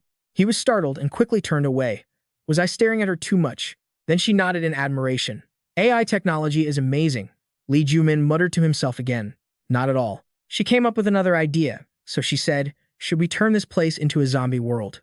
His whole body froze. What? Seeing the notification on the screen made Lee Seo-ah excited. I'm curious to see how helping each other would turn out if it became a zombie world. Her calm voice rang in his ears. It seems the zombies are about to escape the school. Let's ignore them for once. Lee Joo Min gritted his teeth, suppressing his anger. Isn't this just a game? His legs trembled slightly. If this place were only a world inside a game, there would be no need to worry. But Park Sang-soo used all of his courage to pick up a pen and write on the ceiling. We still have a future ahead of us. Lee Joo Min silently stared at the vial in his hand, then muttered under his breath, "Did I drink too much?" Remembering what Lee Seo-ah said, the vaccine was very potent. One drop could save 100 people. He began to reassure himself that if he didn't follow Lee Seo-ah's settings, the dosage wouldn't matter much. Thinking that, Lee Joo Min looked up. The zombies were about to break out. How would there be enough time for everyone to eat? How could they eat at the same time? There was a button overhead, and his eyes immediately focused on the ceiling as a place to hide. Outside, Yoo Ha-yoon was still patiently waiting for Lee Joo Min to speak like a human. When will he turn into a zombie? As soon as she finished speaking, the door was forced open. Lee Joo Min's eyes widened as he let out strange noises. Lee Seo-ah followed curiously behind him. "Where are you going?" When she spotted him, she asked loudly, "What is it? He hasn't turned into a zombie yet, right? Are you sure you haven't been bitten?" Lee Joo Min ran for his life downstairs. Whether the vaccine worked or not didn't matter. Deep down, he clung to one reality. In the end, this zombie situation was just a game created by Lee Seo. At the same time, Heo Ji-soo tried to hold the door. "Someone save me." Park Sang-soo trembled while holding the pen. "I'm so scared." At this moment, he also realized the vaccine didn't matter. What mattered was satisfying Lisa. Outside, the zombies screamed frantically. Just then, the basement door opened. He just needed to show Lee Seo-ah a satisfying enough ending. He looked toward the container not far away, a water tank. His feet quickly climbed the ladder, and then the lid was pried open. Lee Joo Min dropped the vial inside. The medicine quickly dissolved in the water. Seeing this, Lee Seo-ah, behind him, curiously muttered, "What are you doing?" Lee Joo Min? He reached out and grabbed the valve. "So, you want to create a zombie world, huh?" Sweat dripped down. It was all nonsense. Even if it became a zombie world, with such a weak spirit, one couldn't survive. Lee Seo-ah tried to grab the valve, but he yelled, "Don't expect this world to change. If you want to change the world, change yourself first." For a moment, her face went blank. He had used his strength to open the water valve. The switch on the ceiling clicked, and water poured down from above. The zombies looked up at the movement. The droplets fell into their mouths. Their eyes gradually regained focus as usual. The students standing in the hallway looked confused. "Lee Joo Min, what happened?" "This tastes like medicine." Lee Joo Min. Beside them, someone else shouted, "My jaw hurts." "What's with this jump rope?" On the horizon, the warm sun shone through. Lee Joo Min ran over, panting, tired and blinking his eyes. Lee Seo-ah couldn't help but exclaim, "That's amazing. You stopped the zombie disaster and saved everyone. Not bad." A moment later, she couldn't help but mutter, "Lee Joo Min, what happened?" "Lee Joo Min, you don't care about anyone, so why save the world?" He instinctively replied, "I just need my future family to be safe. That's enough." A satisfied voice rang in his ears. The interaction is top-notch. Lee Seo-ah's expression on the screen was full of excitement. This is why the zombie expansion pack has such a high score. At this rate, I want to buy all the DLC packs. Next time, I'll try buying the demon expansion pack. Hearing that, Lee Joo Min cursed under his breath. What a hellish world. As he stepped lightly onto the wooden floor, he flopped onto the bed, feeling exhausted. The dorm is actually pretty decent. A spark of light flashed in her eyes. Cha Yeon-woo's words suddenly echoed in her mind. "You look better with your bangs swept back." Thinking of this, she carefully touched her hair. Tomorrow's the weekend. Her fingers, twirling a lock of hair, suddenly stopped. "I haven't cut my hair in ages. Should I?" Early the next morning at high school, all the boys blushed as they looked up at her. The girls were also stunned by the sight, and whispers started spreading all around. "Is that really Lee Seo-ah? She looks pretty good with her forehead exposed." I think this is the first time I've clearly seen Lee Seo-ah's face. Why was she hiding it with bangs all this time? She bowed her head, worried, wondering if she had cut them too short. But she felt that people's gazes were different than usual. Just then, Cha Yeon-woo suddenly appeared from nowhere. "Seo-ah, did you get a haircut?" she answered with a bit of shyness. "Cha Yeon-woo, what are you doing here?" He smiled and said, "I was just passing by, so I stopped to say hi." As he finished speaking, Cha Yeon-woo leaned in closer. "You look much prettier. Before, your face was hidden, so you look kind of stuffy." Lee Seo-ah's cheeks instantly turned bright red. That her hesitant voice reached his ears. "I thought sweeping my bangs back would look better." The two of them stared at each other in silence for a long time. Then she suddenly slumped over her desk, a look of confusion on her face. A boy approached and called out, "Cha Yeon-woo, what are you doing here? Let's get to the field fast." As soon as he saw her, he questioned him. "What the, Lee Seo ah?" He didn't know what to say. But before he could finish, the other boy cut him off. "Don't hang out with her. The whole school boycotts her." The space around her seemed to turn dark. "Why?" The boy lowered his voice to explain, "You probably don't know, but she's being targeted by Kim Min-ji's group of delinquents." Pausing for a moment, he didn't forget to add a warning. "You'll have a hard time if you get involved. Her boyfriend is a pretty notorious delinquent." Cha Yeon-woo didn't seem to care and stepped forward. "Can I borrow your eraser?" Just then, Kim Min-ji's group was chatting happily, but her eyes suddenly noticed something in class. A hand was vigorously erasing the scribbles on the desk. Lee Seo watched the other person's actions in silence, focusing intently on what she was doing. A moment later, the desk surface was clean. Only then did Cha Yeon-woo let out a sigh of relief. Afterwards, he smiled and waved before leaving. "I'm going now. My friends are waiting." The boy still felt worried. "Hey, aren't you being too much of a busybody? Don't tell me you like Lee Seo." He replied with a smile. "It's not like that." She silently looked at the clean desk. For a split second, Lee Seo-a's expression went blank. She slowly raised her head to look. The graffiti from before had vanished, just like the ceiling. Previously, there had been scribbles there. Thinking of this, she lowered her eyes. "It's been bothering me since last time." What was written there? The sunlight shifted to an orange hue. On the bus, the students were all dozing off. Lee Joo Min silently looked them over. Can these guys actually pull it off? Of course, this plan would only work if he was in the same world as Lee Seo. I hope it works. Earlier, he had proposed the strategy. "While I go out to lure them away, write this message on the ceiling." Both of them looked at him in disbelief. "Right on the ceiling? Why would we do that?" Lee Joo Min's eyes flashed with a cold light. "Your entire future depends on this." They were both stunned.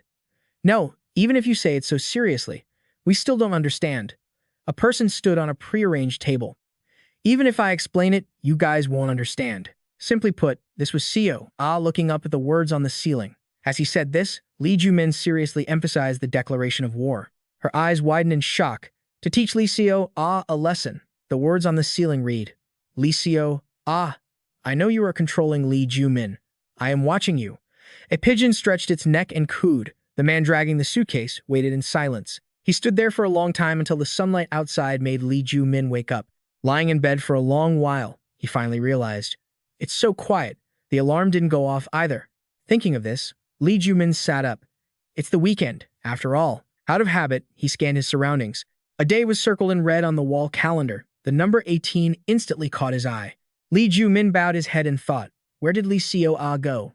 The corners of his mouth drooped slightly, but then a faint chuckle echoed in his throat. Remembering the time on the bus earlier, Lee Joo Min stared at the screen as it gradually appeared, showing her face up close.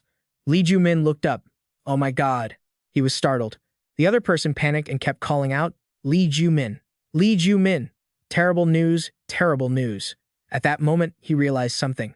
What? How did she cut her hair like that again? Park Sang-soo mumbled, half asleep next to him. Leave me alone. Let me sleep. Just then, Lee Seo lowered her voice to tell him. I encountered something terrifying today. Her lips trembled as she tried to speak, and her face had gone completely pale. I told you there was a strange message on the ceiling, right?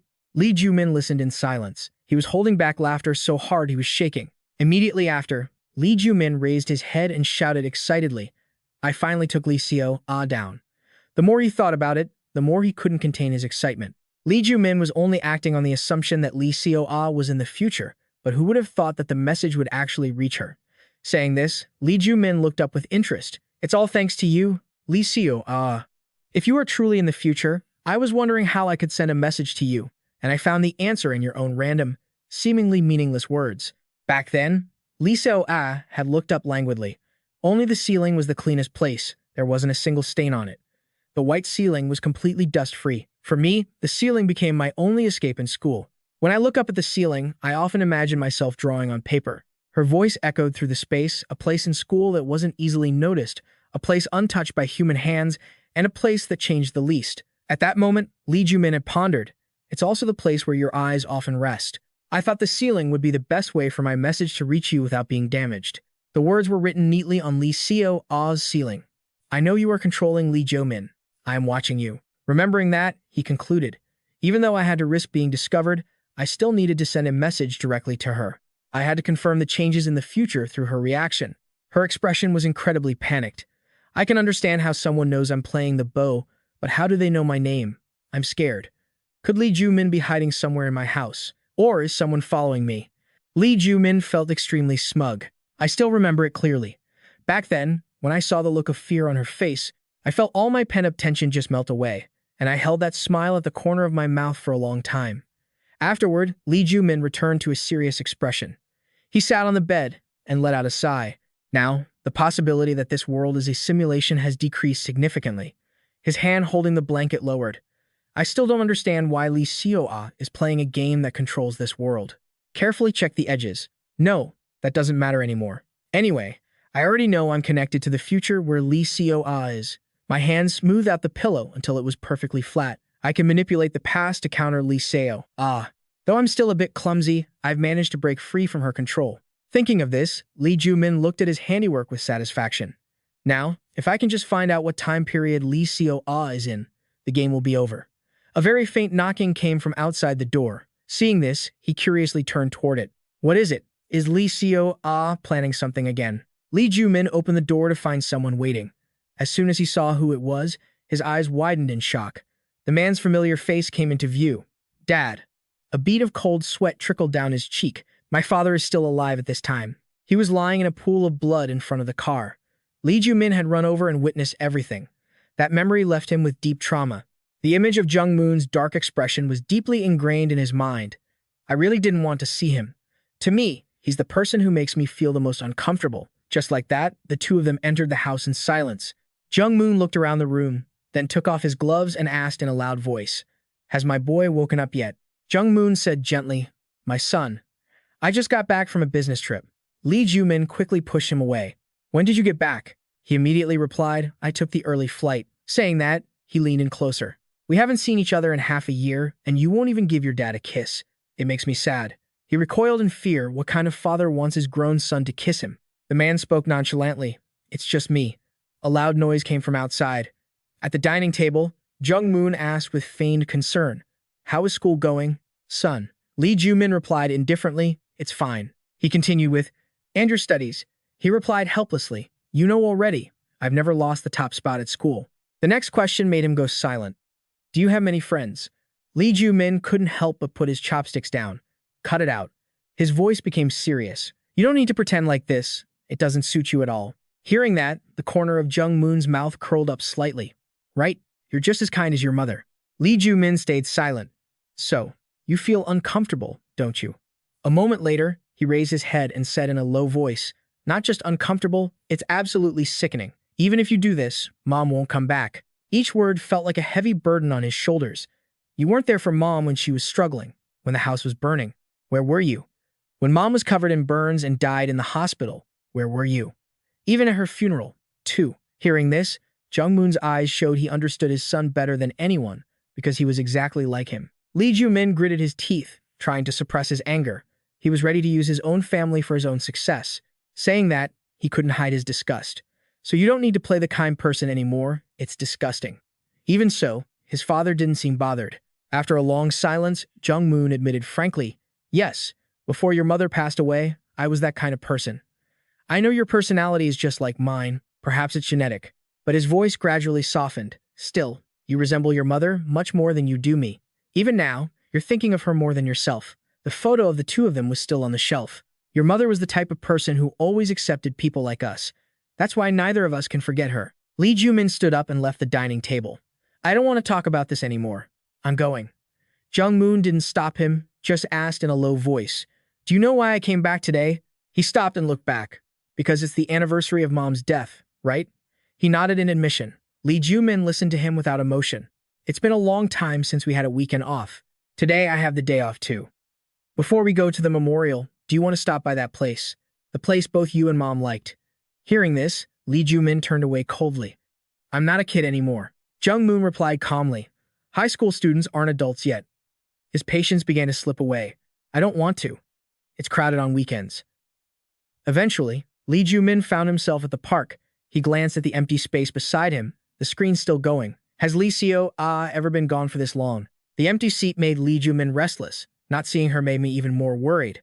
After that declaration of war, I wonder how Lee Seo will react. Not far away, he saw a familiar silhouette. Lee Joo Min stared in that direction for a long time. The image of the mother and child happily walking together was still in his mind when a voice sounded behind him. Lee Joo Min, let's go in. He couldn't help but shout, "What is this? What's with this serious look, Dad?" He nonchalantly held a cotton candy in his hand. "We're already here. Why not play some games?" Lee Joo Min immediately refused. "I'm not playing. You said we were just stopping by before going to the memorial." Hearing that, Jung Moon acted pathetic. "I already bought an unlimited pass. Just go play. The memorial is nearby anyway." He shouted in frustration, "Dad, stop with the acting." Just then, a familiar figure appeared. Lee Joo Min and she locked eyes. Han So-yoon immediately recognized him. "Hey, you're the person from the bus the other day." Hojin gritted his teeth and growled. "That guy," he opened his mouth, wanting to say something. "Han So-yoon, why is that guy still hanging around you?" Just then, the two people in the distance noticed them. "He's so handsome." Jung Moon looked around blankly. "Huh. Do you guys know each other?" Lee Joo Min stared back in silence. On the other side, Han So-yoon was holding Hojin back. He couldn't help but speak up. "Are you still dating this guy?" Her expression froze for a moment. "What?" The other guy smugly walked over. "Look at you. I'm not done with you from last time. Let's end this now." Hearing that, Han So-yoon's face darkened as she hissed, "Hojin, I told you if you were aggressive again, we wouldn't hang out anymore." He tried to explain with difficulty. "But Han So-yoon," he started it. After that, she walked up and said bluntly, "Whether I'm dating him or not, what does it have to do with you? Are you stalking me?" He immediately retorted, "I'm not." A name was mentioned again, Lee Joo Min. He stepped closer and introduced himself gently. "My name is Lee Joo Min." For a fleeting moment, Han So-yoon's cheeks flushed red.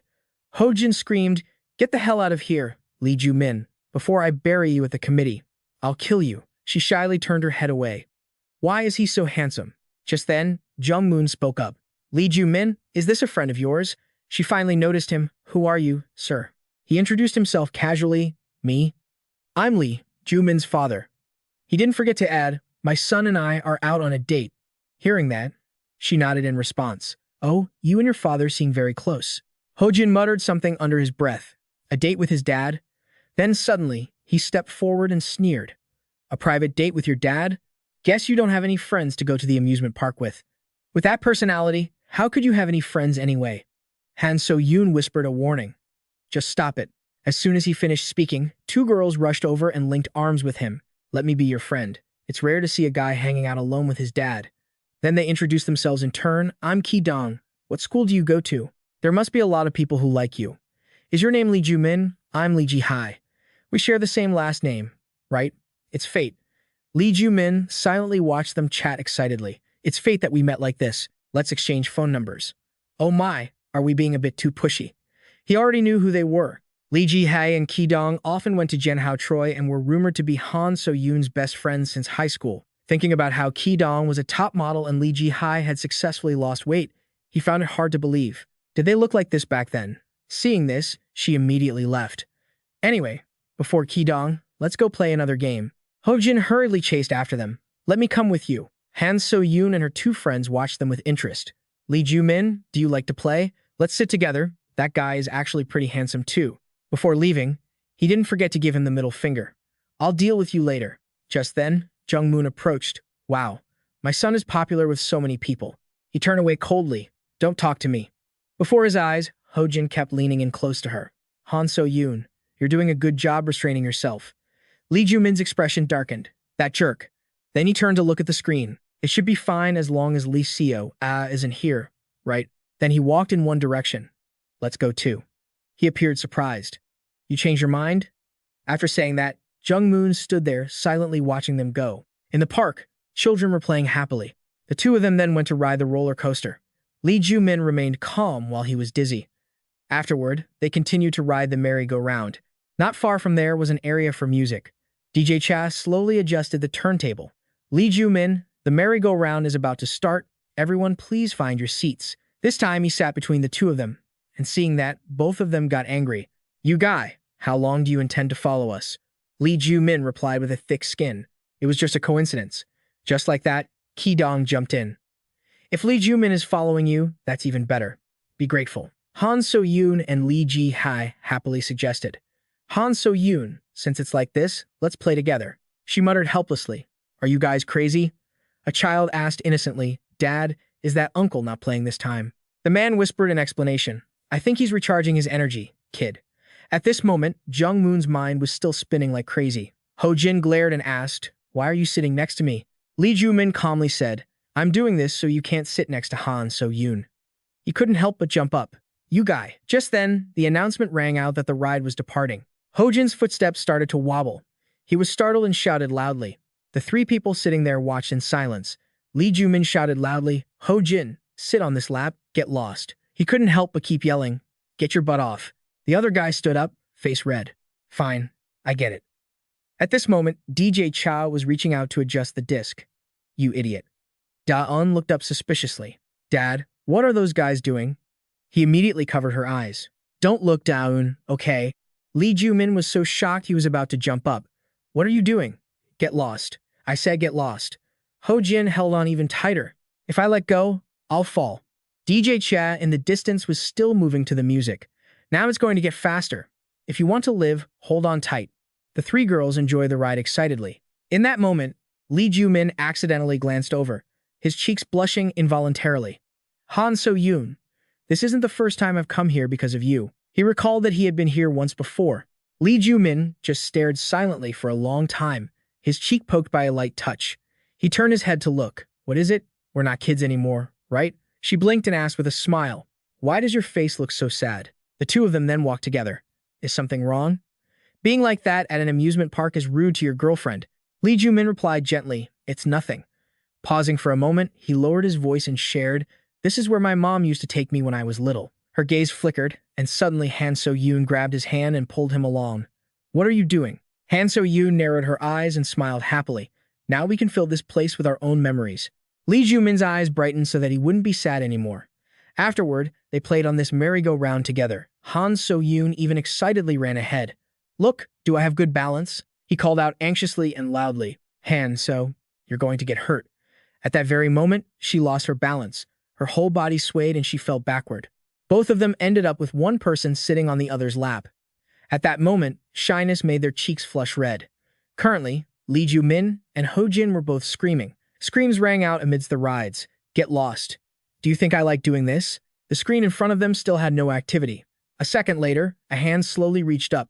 A marker appeared above DJ Che's head, and his hand reached up into midair. Let's play even harder today. After saying that, DJ Cha lowered his hand, continuously adjusting the disc. Let's play. The merry-go-round spun at a dizzying speed, the motion bringing the argument to a complete halt. At that very moment, the girl and Jung Moon were flung out. The father shouted loudly, Dawn. Lee Joo Min frowned, clenching his teeth. It's almost over. Then he suddenly remembered something. Wait. At this moment, Han So-yoon couldn't just stand still. Just as she turned, she also threw herself forward. Dawn turned her head in confusion, and the figure lunging forward had already managed to catch both of them. At this time, everyone who knew them was shouting for So-yoon. The screen in front had no one in sight. A moment later, Lee Seo-ah slowly poked her face out, with the scene at the amusement park in front of her and a shiny object installed right above. She silently scanned her surroundings, remembering the conversation in class yesterday. Hacking a computer? Haven't you seen the news? It's specifically scanning the camera on the laptop. They say a stalker hacked it to spy on other people's homes. Really? That's terrifying. The female students didn't stop discussing the issue. Is there no way to block it? If that's the case, other than covering the camera, there's no way. Hearing that, Lee Seo-ah looked up at the writing on the ceiling, and her face immediately turned pale. No way. Currently, she was looking around vigilantly, and at that very moment, there wasn't even a sticky note available. There was nothing to cover it with. Her gaze accidentally swept across the screen once more. Someone was watching her. Suddenly, she thought of the classmates in her class. That means someone is observing her. Lee Seo-ah felt a sudden thrill in her heart, thinking, so he really cares about me. At that thought, her cheeks turned bright red. Honestly, being bullied by him didn't feel so bad. Both of their angry faces appeared on the screen. But why was he messing around with Han So-yoon? He kept his gaze locked intensely on the screen. Am I obsessed? He quickly moved the mouse. Every time he saw Lee Joo Min, he felt an urge to bully him. Just then, Lee Seo-ah spun the wheel at a dizzying speed, the force so sudden it made them both stagger. Only Daeun was unlucky enough to be flung upward. Seeing this, Han So-yoon rushed over, looking around in bewilderment. Her body was quickly swept up into an embrace. Seeing this, everyone called out to Han So-yoon in a panic. Kicking off the ground with all his might to gain momentum, Lee Joo Min pulled her along as he lunged forward. By some extraordinary feat, he managed to catch everyone in his arms. Jung Moon looked up, frozen in place. Even a long while later, he still hadn't grasped what had just happened. After that loud crash, everyone had to go to the infirmary. Daeun's father and son bowed deeply, calling out, "Thank you for saving the boy. Thank you so much." Han So-yoon replied, feeling embarrassed. "It's nothing at all. But if it wasn't them lying on the bed, why were only the two of us injured?" Recalling his actions from earlier, he spoke calmly. "I just landed well, that's all." Ho-jin shouted in anger, "Try saying something that makes sense." At this, she turned to him and hesitated. "I'm sorry, but Han So-yoon really was extremely worried. Are you feeling better now?" Lee Joo Min cut in, his voice low. "Enough. This is confusing you. Why are you answering for him?" Immediately after, he explained calmly, "My father was born unable to understand other people's emotions." Pausing for a moment, Lee Joo Min added coolly, "Have you heard of antisocial personality disorder? Just think of it like that." His gaze fixed forward. "He's just pretending to empathize. He will never understand your heart." Hearing this, Han So-yoon couldn't help but wonder, why would someone like that even go to an amusement park? She recounted what she had witnessed. "I observed that he was throwing up constantly while playing today." Then she remembered the subsequent rides. In her eyes, he couldn't play because of motion sickness. He looked like a father trying his best to please his child. At this point, Han So-yoon gave a serious reminder. "Thank you for saving me, but please don't talk like that anymore." Finishing her words, she immediately led Lee Seo-ah away. "In my eyes, you're the one who seems antisocial." He stood there, feeling a slight pang of sadness, hated again. Lee Joo Min watched them go. "Even so, the fact that I don't like my father hasn't changed. Jung Moon has changed a lot lately. After becoming the head of the family and running the business, I've come to understand a little that my father also has his own way of treating the family." But Unbai's bandaged face still haunted his mind. Back then, all he heard was a cold voice. "Father is busy with work, so he can't come." Jung Moon acted as if nothing had happened. "Father sent the men to help. Do you understand?" Thinking of this, he bit his lip tightly. Neither he nor Lee Seo-ah, I can never forgive them. Thinking this, Lee Joo Min slowly left the room. "If Dad is done, let's go outside." His father silently watched him leave. The amusement park outside was still bustling. Han So-yoon and Ho-jin looked quite uncomfortable, while opposite them were Lee Joo Min and two other girls. He couldn't help but ask, "Are you two still dating?" He was about to lose his temper again. "This jerk is still." The two girls heard this and tried to advise him. "Did something happen between you two lately?" "That's right. We came here today to make peace." Seeing this, she whispered a reminder. "Why would you tell them that?" Then Han So-yoon crossed her arms and challenged him. "Who are you to interfere in other people's lives? Last time on the bus, we had never met, yet you claimed to be my future husband." The two girls on the sides looked intrigued. "That's a unique way to confess. With that face, it works." She continued listing things. "This time, you risked your life to save me." Hearing this, Ho-jin turned away, annoyed. "I should have been the one to save her." Finally, a question was asked. "Who on earth are you?" After a long silence, Lee Joo Min crossed his arms and replied, "I am a man who lives by logic." Ho-jin screamed in fury, "Logic, my foot." Pausing for a moment, he added, "But when I see you, that's not so easy anymore." While she was feeling shy, he frowned and grunted, "Look, I get it, Han. So-yoon is beautiful and you fell for her at first sight, but this is a bit much. What do you even know about Han So-yoon?" Lee Joo Min ignored him and asked softly, "Han So-yoon, you like children, don't you?" Then he slowly started listing things off. "Your favorite dish is soybean paste stew with beef. Your dream is to become a preschool teacher, so your goal is to get into the early childhood education department, right?" His expression froze for a moment. What kind of nonsense is this guy spouting? Han So-yoon muttered in surprise, "Even my parents don't know I'm aiming for the early childhood education department." Her eyes revealed a sense of caution. "How do you know that?" The space became quiet for a moment. A while later, he looked at her with the softest gaze. "I told you, I am your future husband." Han So-yoon's heart seemed to skip a beat. The sky above was as clear as ever. Lee Seo-ah appeared unexpectedly. Behind the screen, she was silently probing, remembering the threatening message about Lee Seo-ah. "I know I am controlling Lee Joo Min." She couldn't help but feel restless. Why not something else? Why write about controlling Lee Joo Min? Her hand slowly rested on the edge of the table. "Of course, apart from playing games, I don't do anything else. Lee Joo Min was completely unaware of what was behind him. Why wasn't it playing a game? Why right controlling Lee Joo Min? A notification popped up on the screen. Does it have anything to do with Lee Joo Min? At this moment, she seriously pieced the events together. Now that I think about it, Lee Joo Min has been acting strange lately. Sometimes, I even feel like he's staring right at me. Thinking of this, she shook the thought away. No way, that can't be it. No matter how smart someone is, they couldn't know.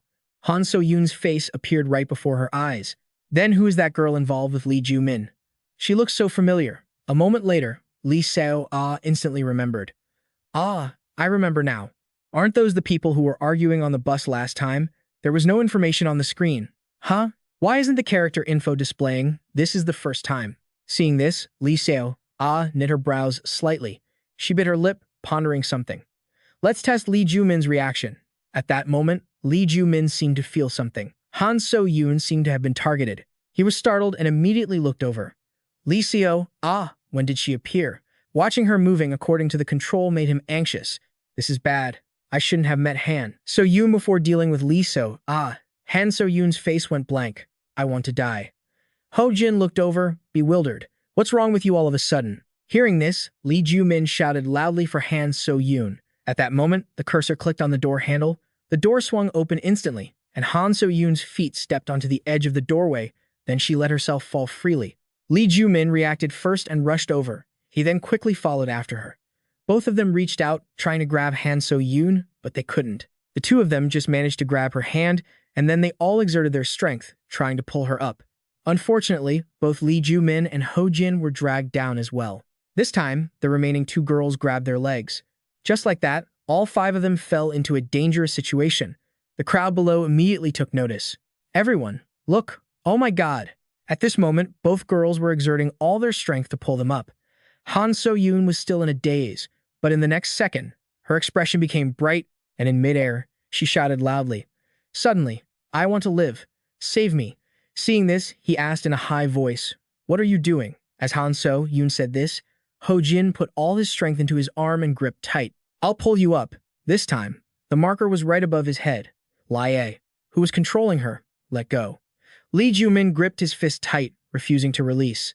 It was like he was fighting another version of himself. Han So-yoon was terrified, but Ho-jin shouted from beside her, Hey, snap out of it. If you let go, you're dead. He reacted instantly. That won't happen. Just pull up. Thinking that, Lee Joo Min used his other hand to grip even tighter. Now I can resist Lisa's control because my will is stronger.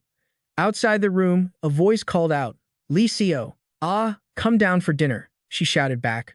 Wait a second. I'm doing something important. At the same time, Lee Seo-ah realized he wasn't listening again, and her hand returned to the keyboard. With that, a mysterious force twisted the screws until they popped.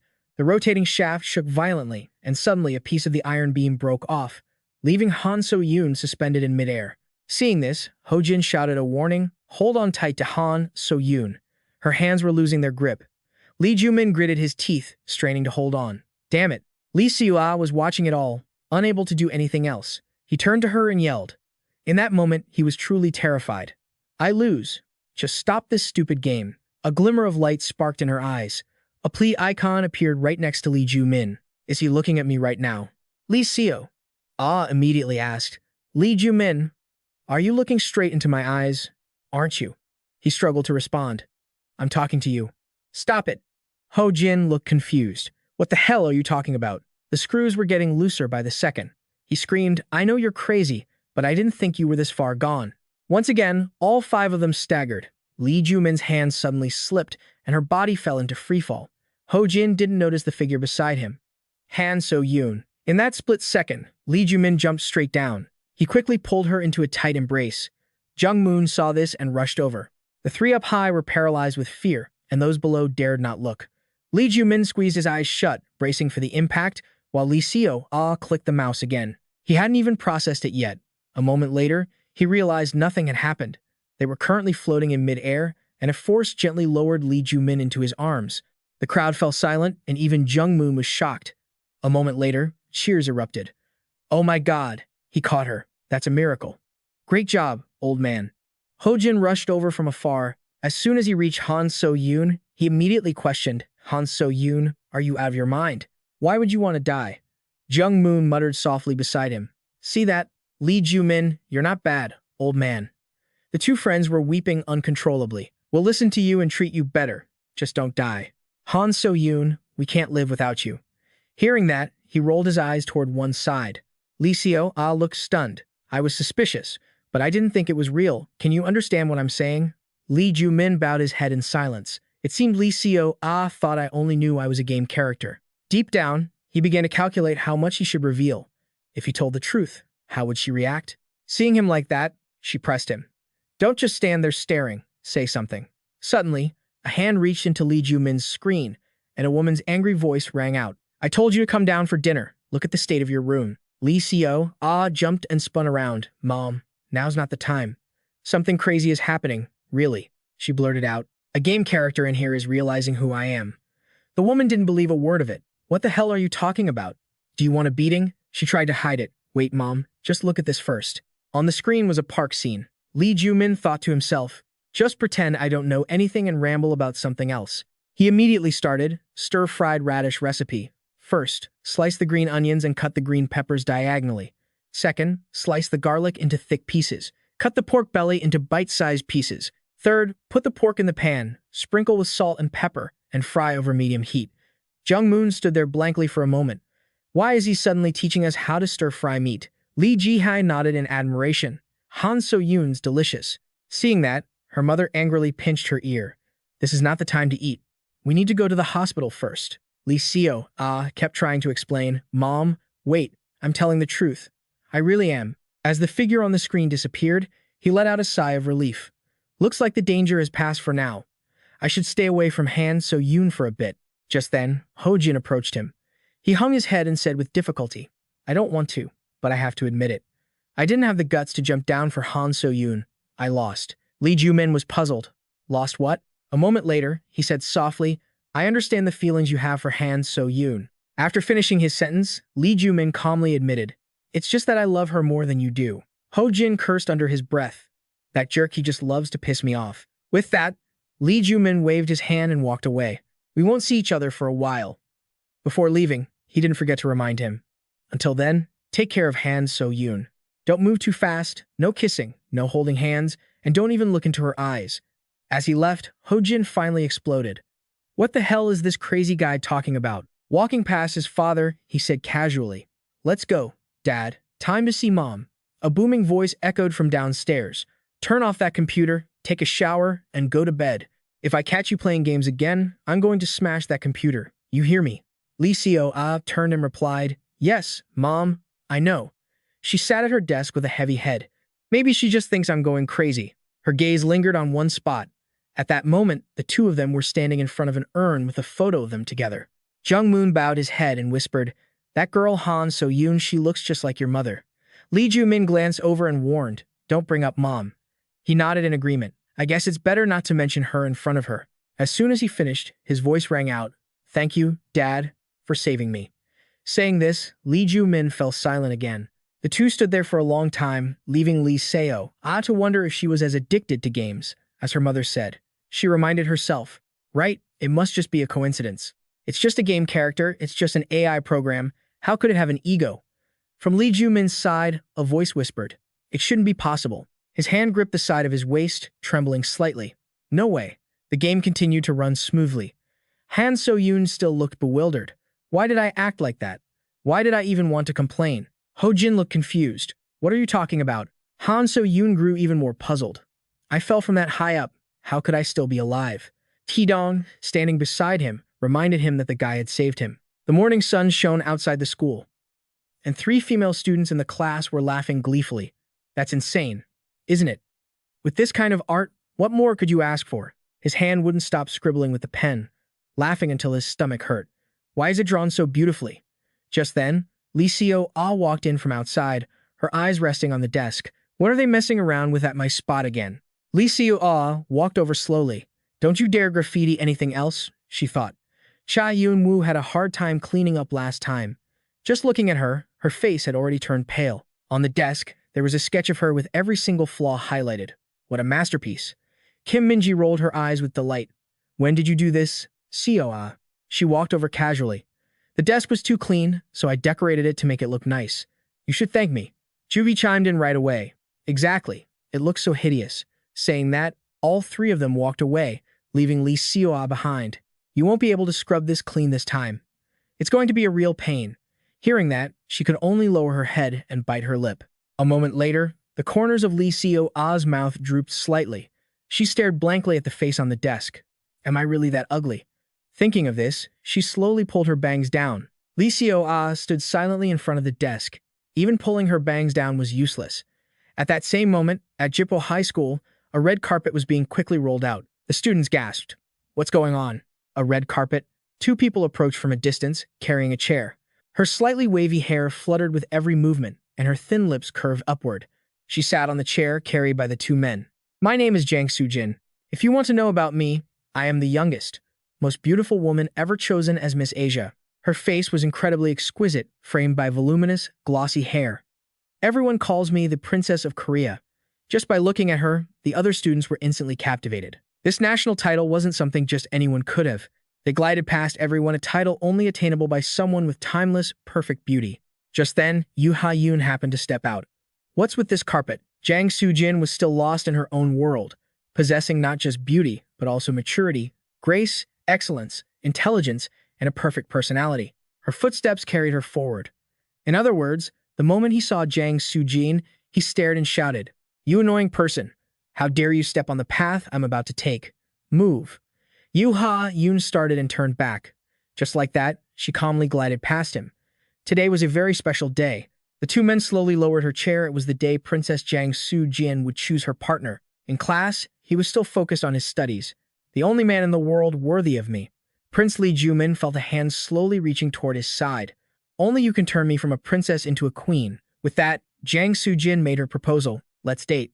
Jang Soo-jin was startled, looked up, and reached out to take his hand. Right after that, he knelt on one knee. Yes, my queen. At that moment, the whole school erupted in cheers and excitement. Someone as cold as Lee Joo Min actually accepted. Unbelievable. A perfect match has been born. This is a historic moment. I guess only someone like Jang Soo-jin could get Lee Joo Min to agree. It's amazing. Jang Soo-jin's cheeks turned bright red. The way he looked at her was very gentle. But deep down, Lee Joo Min didn't think so at all. Behind the screen, Lee Seo-ah was controlling everything. That's right. Accepting Jang Soo-jin's confession wasn't Lee Joo Min's own desire. He rested his chin on his hand. Two men muttered, What a handsome couple. As expected, people tend to pair up with those on their level. He glanced over secretly. Even though he could resist the control, recently, Lee Seo-ah had been suspicious of too much, so he had to play along with this joke. Looking at the face in front of him, Lee Joo Min told himself, I have to cut ties with her tomorrow. Just then, Jang Soo-jin suggested, Why don't we walk down the hallway to celebrate? They walked down the corridor amidst the cheers, but he couldn't help but feel furious inside. Right, he remembered now. At that time, Jang Soo-jin had confessed to him. Lee Joo Min had walked away coldly. He had rejected her outright back then. The students all felt sorry for her. How could he dare to reject Jang Soo-jin? Lee Joo Min was on a different level. Currently, things had changed. If he kept letting things go off track like this, it would cause bigger problems later. He had to quickly find out at what point in time Lee Seo-ah was. An analysis table quickly formed in his mind. When the past changed, the future would also change. This was the only way he could fight against Lee Seo-ah.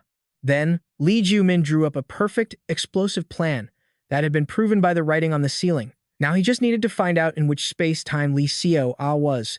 If he set a trap like a bomb and detonated it at the right time, he would win this game. A cold glint flashed in his eyes, but something was off. He remembered the writing he had left behind.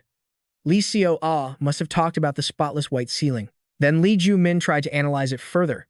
If the writing he left could reach into the future, then Lee Seo-ah must have already known about it. But she spoke as if someone had just graffitied it recently. Her expression was incredibly panicked. There's some strange writing on the ceiling. Lee Joo Min was stunned to hear that. For now, he was completely focused on this problem. By what principle were the past and future connected? A curve connecting the two if fate wasn't predetermined. Would the future change immediately because of his own control? Thinking of this, Lee Joo Min suddenly stopped. If that were the case, his eyes widened at the thought. It was as if only he realized Lee Seo-ah's control.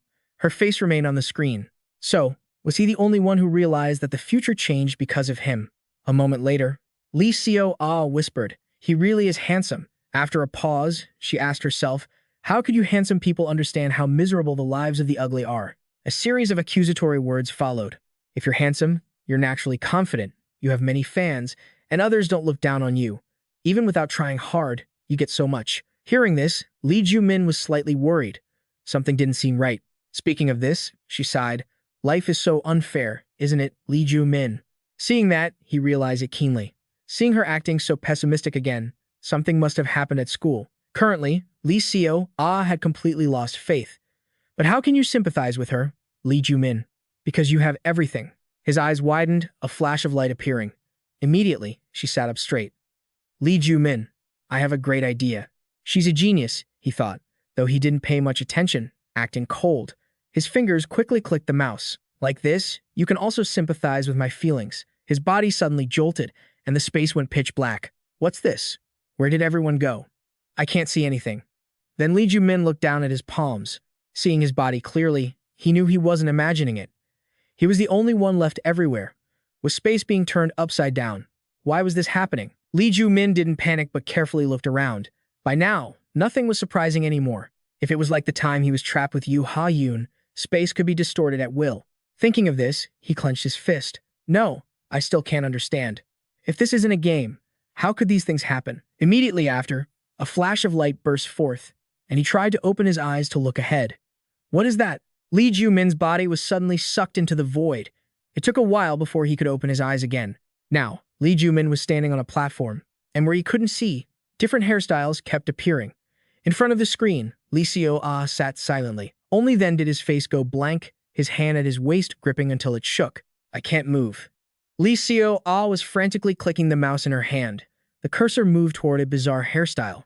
Right after that, the hair on his head changed, and the moment she saw it, she couldn't help but burst into laughter. Her loud laughter echoed everywhere. Lee Joo Min roared in anger. What do you think you're doing? In front of the computer, Lee Seo grew more and more amused. Any other fun ones? A gleam appeared in her eyes, and another hairstyle changed on his head. The nuclear landing hair, he realized just in time. Could it be that now, Lee Seo had chosen to change it to the nuclear hair again? Lee Joo Min could finally confirm it. Just like a custom setting in a game, she changed it to another style, a giant mushroom. Her eyes then rested on one spot, her hands slowly dragging the cursor there. Gotcha. Two large buns appeared on Lee Joo Min's head. Done. At this point, Lee Seo cracked her knuckles. All right, let's get started, shall we? These words made him shudder. It's not over yet. From under the floor, saw blades and scissors appeared simultaneously. Lee Joo Min was startled and shouted in a panic. What is this? What are you doing? Stop it. The saw blades and knives are right in my field of vision. No. He then used all his might, trying to break free. No. In front of him was a patch of total darkness. What is that noise? Lee Joo Min looked around to see the curious faces of his classmates. Did I make it back? After he could see clearly, he realized something was wrong. But why is everyone looking so serious? Lee Joo Min didn't realize his own appearance had changed. Why are they looking at me with such annoyed expressions? So annoying, isn't it? It took him a while to react. In front of him, Lee Seo was laughing excitedly. The best makeover ever. Lee Joo Min was stunned for a moment.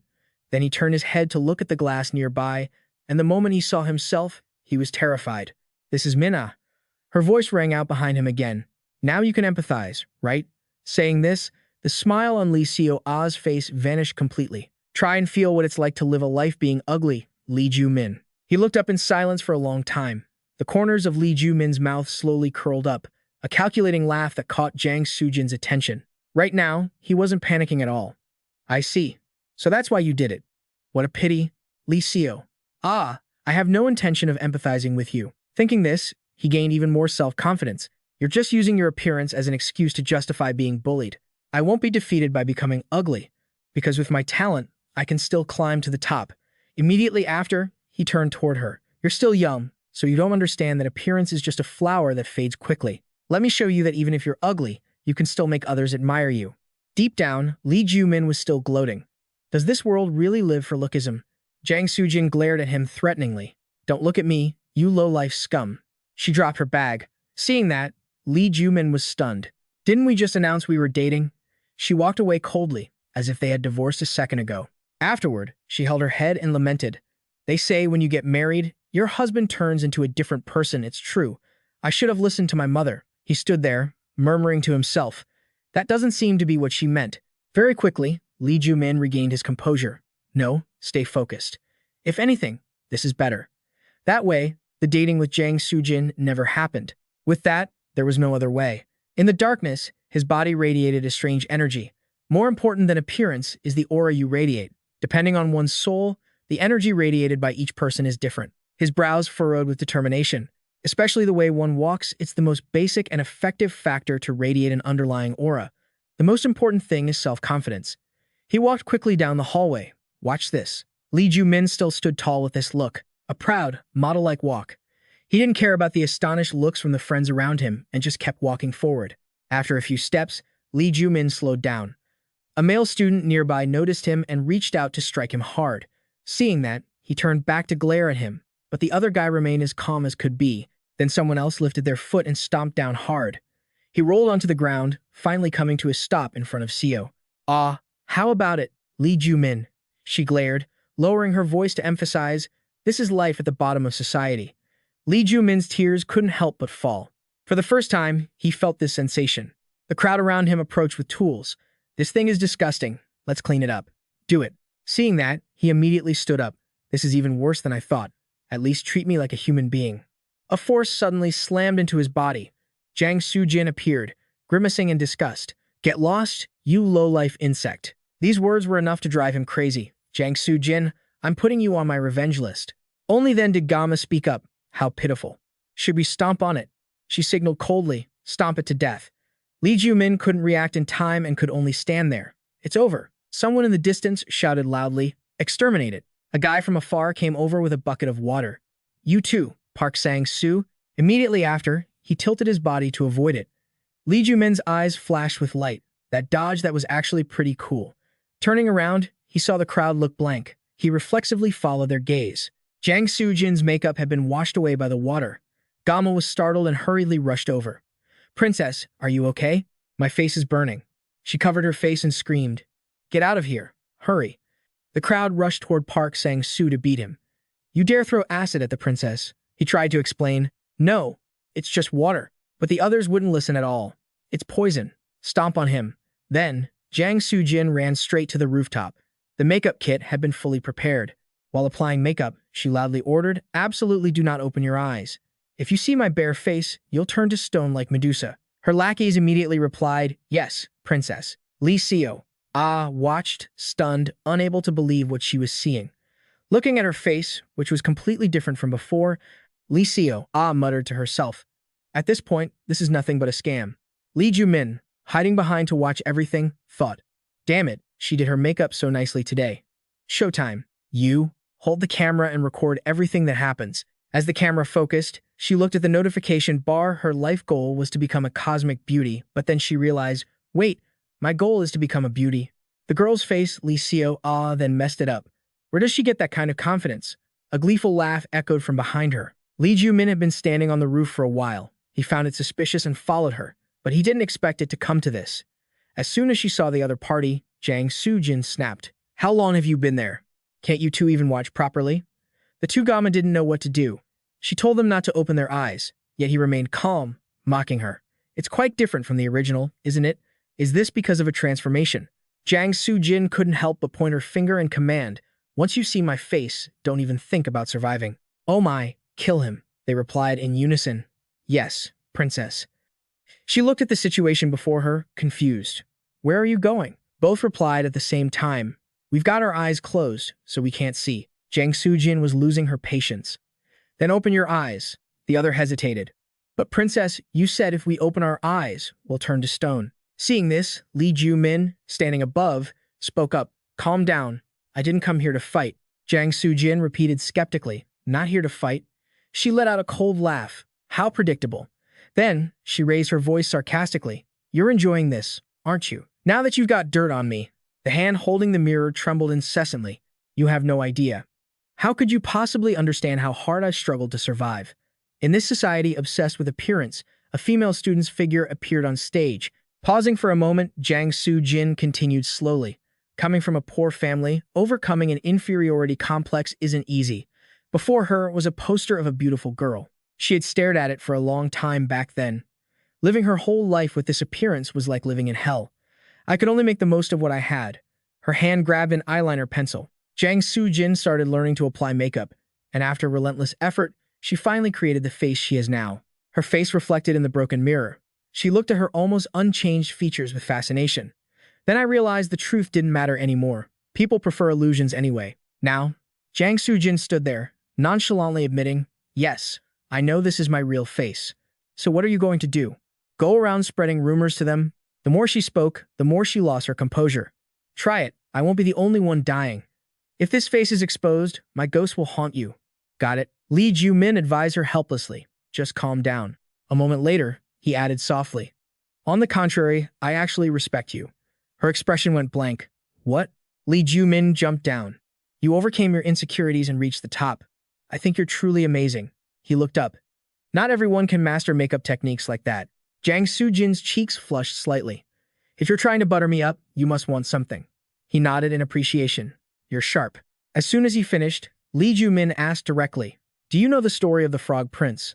Jang Soo-jin asked back suspiciously, "You mean the fairy tale?" He replied immediately, "Yes, the story of the prince turned into a frog by a witch." He then confided slowly, "Right now, I'm like that frog prince, cursed by a madman." Lee Seo-ah stepped forward, muttering curiously, "What are you two talking about? Don't tell me you're flirting." Hearing this, Jang Soo-jin turned away bluntly. "Frog prince? Curse? What are you talking about? I'm busy, so make it simple." Lee Joo Min, behind her, explained patiently, "Exactly as I said, this current form isn't the real me." He ignored her gaze and continued, "I want to show the witch who turned me into this that I'm not defeated." Jang Soo-jin kept applying makeup. Even if turned into a frog, he was still a prince. As he said this, he clenched his fist with determination. "Even in these circumstances, I can still reach the top." The following request made her freeze. "So, use your magic to turn me into a prince." It took a while for her to confirm flatly, "Don't tell me I have to kiss your disgusting face to break the curse." He responded calmly, "That wouldn't be so bad." Then he quickly corrected himself. "Luckily, it's not that kind of curse." Jang Soo-jin snapped impatiently. "What does that mean? Stop beating around the bush. You're annoying me." Now, Lee Joo Min finally stated his purpose. "Use your makeup skills to make me look better." She paused for a moment. "What?" Then she turned away. "Forget it. Do you think makeup is actual magic?" Looking over with one beautiful eye, she added, "You need a good base to be handsome. Makeup only pays off if the original is good." Lee Joo Min didn't respond, only thinking that the magic was already happening right before his eyes. After saying that, she quickly packed up her kit. "Anyway, I have to fix my makeup, so I'm leaving." Seeing that, Lee Joo Min had to use his trump card. "You better listen, while I'm still asking nicely." Jang Soo-jin turned back, annoyed. "What? Who do you think you are?" Before she could finish, he interrupted.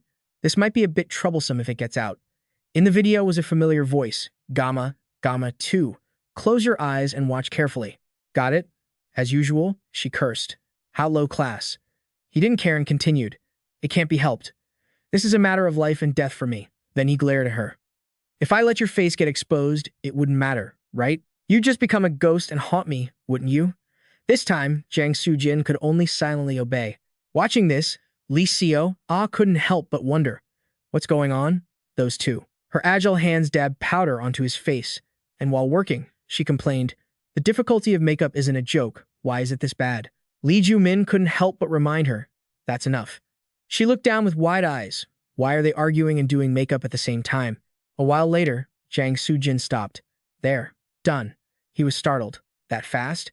She slowly raised the phone. Lee Joo Min's face was made up like a girl's. He was so angry that veins popped out on his forehead. "You want to die? Are you kidding me?" She couldn't take it anymore. "I told you, the base has to be beautiful for the makeup to work." Lee Joo Min countered, "Don't lie. How can you do it? But I can't." She gritted her teeth.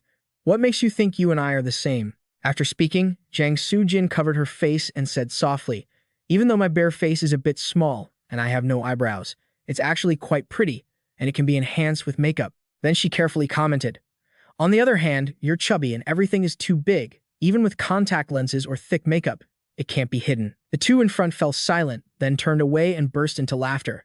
"What are you laughing at? You finished, and now you're laughing." Seeing this, Jang Soo-jin rubbed her forehead, muttering, "I must be blind. Why did I agree to go out with you? I'm crazy." His eyes suddenly flashed with a hint of light. Lee Joo Min turned to ask vaguely, "Hey, how much do you remember?" Jang Soo-jin stopped her hand. "What?" He slowly recalled the events of the day, and she spoke without holding back. "I remember everything. I'll make sure to remember this as the worst day of my life. Hearing this, Lee Joo Min had a sudden hunch. It seemed like everyone's memories were being manipulated. They thought they were ugly to begin with. Thinking this, he fell into silence. But the fact that Jang Soo-jin had confessed to him hadn't changed. Seeing how much Jang Soo-jin hated feeling ugly, none of this made any sense. His face was in two opposing states, ugly and beautiful. A strange phenomenon created by Lee Seo. Everyone didn't realize it and just thought it was natural. There was no logic to it at all. Lee Joo Min's eyes lit up.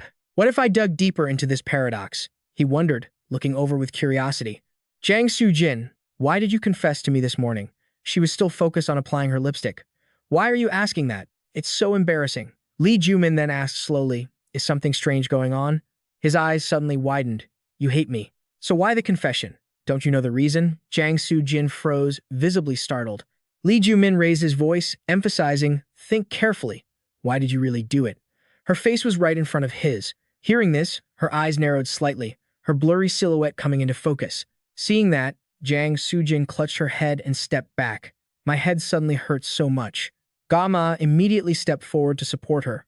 Are you okay, princess? Lee Joo Min looked over, startled. Could her memories be resurfacing? She replied weakly, probably because I've been staring at your face for too long. He nodded, agreeing. I see. Her words caught his attention. But I suddenly remembered something. Jang Soo-jin hurriedly rummaged through her makeup kit. Can you turn into a handsome guy? Lee Joo Min exclaimed excitedly. Really? How? She held a roll of tape and approached. But you have to prepare yourself. Then, she glared at him and pulled the tape. Can you hold your breath for a long time? On the other side of the screen, Lee Seo was watching, bored, when a strange notification popped up. What is this? A loud, desperate scream echoed from the rooftop, making all the students look up. Lee Joo Min walked by with confidence, surrounded by endless cheering. Who is he? So cute. His name tag read, Lee Joo Min. Could that really be Lee Joo Min? He's cute and handsome too. Hearing that, his eyes lit up immediately. Deep down, Lee Joo Min thought to himself, damn it, I can't breathe. Before that, Jang Soo-jin had carefully used tape to handle it. You have to pull all the back fat toward the back and use a bag to cover it. Lee Joo Min silently followed her instructions, holding his breath and straining so his belly fat wouldn't show. If you relax, it'll pop right out. Once finished, she pulled it tight with all her might. There's no thick padding now, so you can't be taller. You have to follow the handsome cute guy image, understand? He looked at her challenging, as if asking for confirmation. Are you watching? Lee Seo, this is the difference between you and me. His eyes immediately sparkled. It's not about whether you're ugly or pretty, but how you overcome it. I can totally project confidence. Lee Joo Min kept that expression as he lifted his head. So stop complaining about an unfair world just because you're unattractive. Think about it. Every day, I'm struggling to survive in this unfairness because of you. Seeing this, Lee Seo pressed her lips together and said nothing. The sky slowly turned orange. The classroom was empty except for her, scribbling away. After a long time, only a few lines were erased. It's so hard to erase. I should have brought acetone from home. Why am I even erasing this? Thinking this, Lee Seo suddenly wanted to give up. Maybe I should just leave it. Kim Min-ji's group will just write something messy over it again anyway. She suddenly thought of his appearance. Why am I erasing this? What triggered me? At that moment, Lee Seo's eyes showed clear anger. Cha Yeon-woo happened to pass by in the hallway. It would be so much easier to just give up like always. Then, he poked his head in. Lee Seo, why aren't you going home? What are you doing here? Hearing that, she felt a bit flustered. Cha Yeon-woo, why are you here? He slowly walked into the classroom. Just happened to see you. Cha Yeon-woo's gaze accidentally fell on the desk. Seeing that, Lee Seo hurriedly tried to explain. Sorry, Cha Yeon-woo, you already helped me erase it that time. He remained silent. I intended to erase it before you saw, but they used a permanent marker this time, so it's hard to clean. Suddenly, Cha Yeon-woo asked, do you have a pen? She was momentarily stunned. A pen? What kind of pen? He answered softly. Anything will do. Then he silently drew something on the desk. When he was done, Cha Yeon-woo stepped back to take a look. Lee Seo was also overwhelmed by the image in front of her. His voice rang out, making her cheeks flush. All done. Finishing his words, he softly reassured her. Even though there are more notes now, if we can't erase them, let's just decorate them to look pretty. For a moment, Lee Seo was speechless. Cha Yeon-woo looked over curiously. Why? Do you not like it? She hurriedly explained. No, it's just because you draw so well. Seeing that, he chuckled softly. It just came to me naturally. Looking at the face on the desk, she muttered, I wish I were as pretty as that. Hearing that, Cha Yeon-woo smiled and turned to her. That is you. Pausing for a second, he added, I just imagined what you would look like if you were made up and went home. Lee Seo, still looked doubtful. No way. Seeing that, he immediately turned away. Then do you want to check? She was momentarily stunned by the word check. Che Yeon-woo smiled with his eyes and suggested, let's go on a date, you and I. At the same time, in a convenience store, the customer looked at the grumpy face in front of him, waiting to pay. She said indifferently, that will be 11,000 won. The customer was a bit startled. Huh, it says 10,000 won here. Kim Min-ji calmly repeated, 11,000 won. He understood immediately. Yes. The man had to hold back his tears as he walked away. Made an extra 1,000. You're pretty good at business. Joo-hee couldn't help but wonder. Kim Min-ji, your family is rich. Why are you working a part-time job? She replied annoyedly. My dad insisted. He said I need social experience. If I don't work part-time, he won't give me allowance. The manager stepped over to check on them. Kim Min-ji, have you been following the instructions? All three of them immediately replied politely. Yes, manager. I just finished ringing up the customer. Hearing that, he nodded, satisfied. Since your father asked me, you have to do even better. After Kim Min-ji finished, the manager immediately walked away. I know how to do everything now. Can you handle the counter while I clean the storage room? She smiled and agreed. Of course. Just leave it to us. The more she thought about it, the more Kim Min-ji felt resentful. Damn it, I have to endure this for at least a month. Seeing that, Joo-hee came up with an idea. Let's steal something expensive when we quit. Cha Eun-ha's voice rang out at the same time as the door chime. I'll take two. Kim Min-ji gritted her teeth, annoyed, and turned around. Another customer. As soon as she saw who it was, her eyes widened in shock. Before her were two familiar figures, Lee Seo-ah and Cha Yeon-woo. Joo-hee couldn't help but mutter, what is this? Why are they together? Cha Eun-ha just happened to see them. Kim Min-ji, why are you hiding? She looked up, bewildered. Why aren't you guys hiding? The others looked confused. Why should we hide from Lee Seo? Seeing that, Kim Min-ji gritted her teeth and cursed. You idiots, do you want Lee Seo to know we're working here? If they're customers, we have to serve them, right? So embarrassing. Only then did Lee Joo Min realize. Oh, you're right. She hid behind the counter, constantly speculating. Are they dating? Kim Min-ji immediately denied it. No way. Then Cha Yeon-woo and Lee Seo. Cha Eun-ha looked skeptical. It really looks like they're dating. Didn't he erase those notes for her last time? At that moment, Lee Seo-ah's cheeks were flushed red. It's too bright. I want to go home now. A voice suddenly echoed in her ear. Come over here and look at this. Cha Yeon-woo had already walked up to a large cabinet. Here, the new arrivals, they have cute cat designs. She listened and stepped forward to take a look. This is the newly released Spatial Black Mascara. It looks just like starlight in the galaxy. As he said this, he suddenly pulled it out. Want to try it? Lee Seo-ah was slightly startled. Huh? Me? For real? With that, he leaned in calmly. Let me try it on you. She gasped in surprise. What? Looking at his lashes so close to her own, Lee Seo-ah suddenly felt a flutter. What is this? What's going on? Cha Yeon-woo, what are you doing? He was applying mascara to her lashes. So natural? Her eyes widened, hidden sparkles dancing within them. What do I do? Should I keep my eyes open? Close them? Open them? The group in the distance watched in silence. Cha Yeon-woo hesitated for a moment and called out, Lee Seo, just close your eyes. He looked helplessly at her fluttering eyelids. Then, Cha Yeon-woo gently fixed her makeup. After the basic foundation, he used concealer for her dark circles and blemishes, applied powder, and finished with a setting spray. A soft call echoed in her ear. Cha Yeon-woo stopped what he was doing. Lee Seo hesitated for a long time before asking. Where did you learn how to do makeup? Cha Yeon-woo answered honestly. How do I put it? I just know. He paused, smiled, and explained as he applied lipstick for her. My mother was famous for her makeup skills back in the day. Cha Yeon-woo boasted. She was quite popular on TikTok or something. Once he finished, he quickly stepped back. There, all done. Go look in the mirror. Lee Seo-ah slowly turned toward the nearby mirror. How is it? Seeing her exquisite reflection left her stunned. Is this really me? It took a long moment for Lee Seo-ah to finally speak. It's so beautiful. Not far away, Cha Eun-ha muttered uncomfortably. Beautiful, my foot. Kim Min-ji, barely containing her rage, asked if they should go and mess with her. A familiar voice rang out behind them. Mess with who? The manager appeared, his face darkened. You three come here but don't help out. What are you doing at the counter? He thought to himself, feeling his head throbbing on both sides. After speaking, he commanded in a low voice, I'll watch the counter.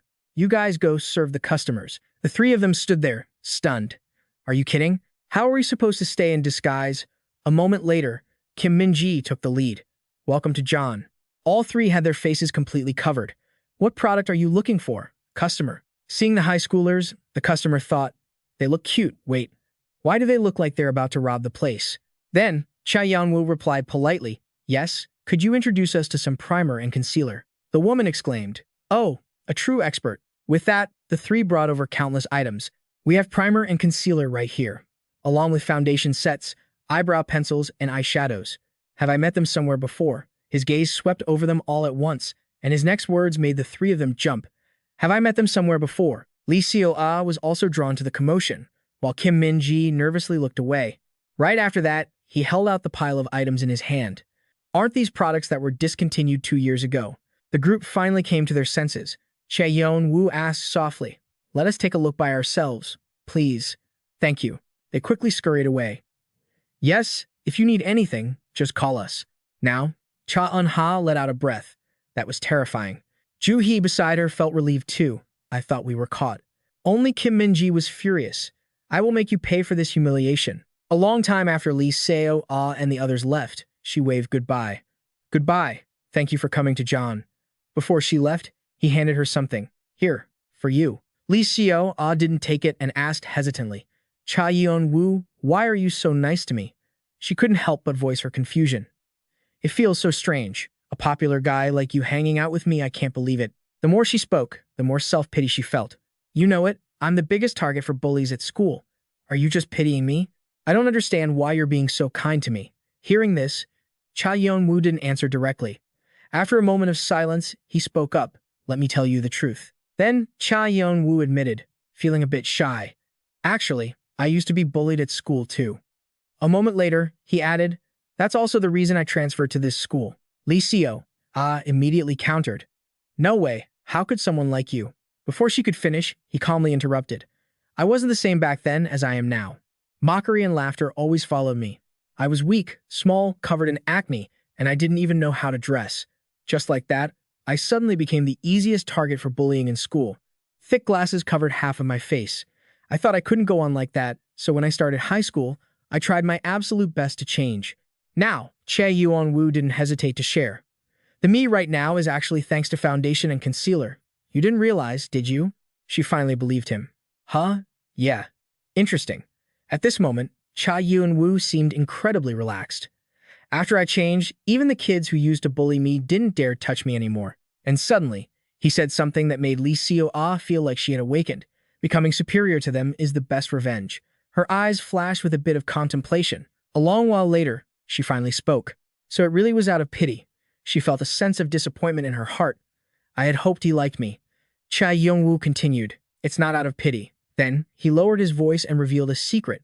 I'm pretty good at spotting hidden gems. Lee Seo-ah didn't fully understand the meaning of gems. He explained, gems can turn into precious stones, you know. As he said this, he suddenly leaned in closer. You're not ugly, Lee Seo-ah. You can completely change, as long as you want to. Cha Yeon-woo finished his sentence and quickly walked away. I have things to do, so I'll be going now. See you tomorrow, Lee Seo-ah. You're clever, so you'll definitely learn makeup quickly. Seeing him leave, she called out loudly, thank you, I'll pay you back later. In her heart, she started to wonder, could I really be a hidden gem left all alone? Lee Seo-ah wondered, how did he know I was smart? The streets were busy with people passing by, and she just kept walking, head down. His words from before still echoed in her ears. You're not ugly, Lee Seo-ah. You can completely change, as long as you want to. These words had truly moved her. Can I really change? How? His image appeared in her mind, like a beacon. Can I really do it? Thinking of this, she smiled at the bag in her hand, as a familiar voice called out to her. Hey, Lee Seo-ah. Kim Min-ji's group panted as they said, meeting you here? What a coincidence. Just a coincidence. Then, they moved to corner her in an alley. Cha Eun-ha looked at the bag she had just gotten with interest. Lee Seo-ah, you bought a lot of stuff. Do you even know how to use it? At this moment, Lee Seo-ah began to feel pessimistic again. Is it my destiny to be bullied everywhere? Not just at school, But even in this wide neighborhood, I run into Kim Min-ji's group. The more she thought, the more she felt resentful. Why am I always the one being bullied? Is it because destiny has decreed it? Cha Yeon-woo had once said. After I changed, even the kids who used to bully me didn't dare touch me anymore.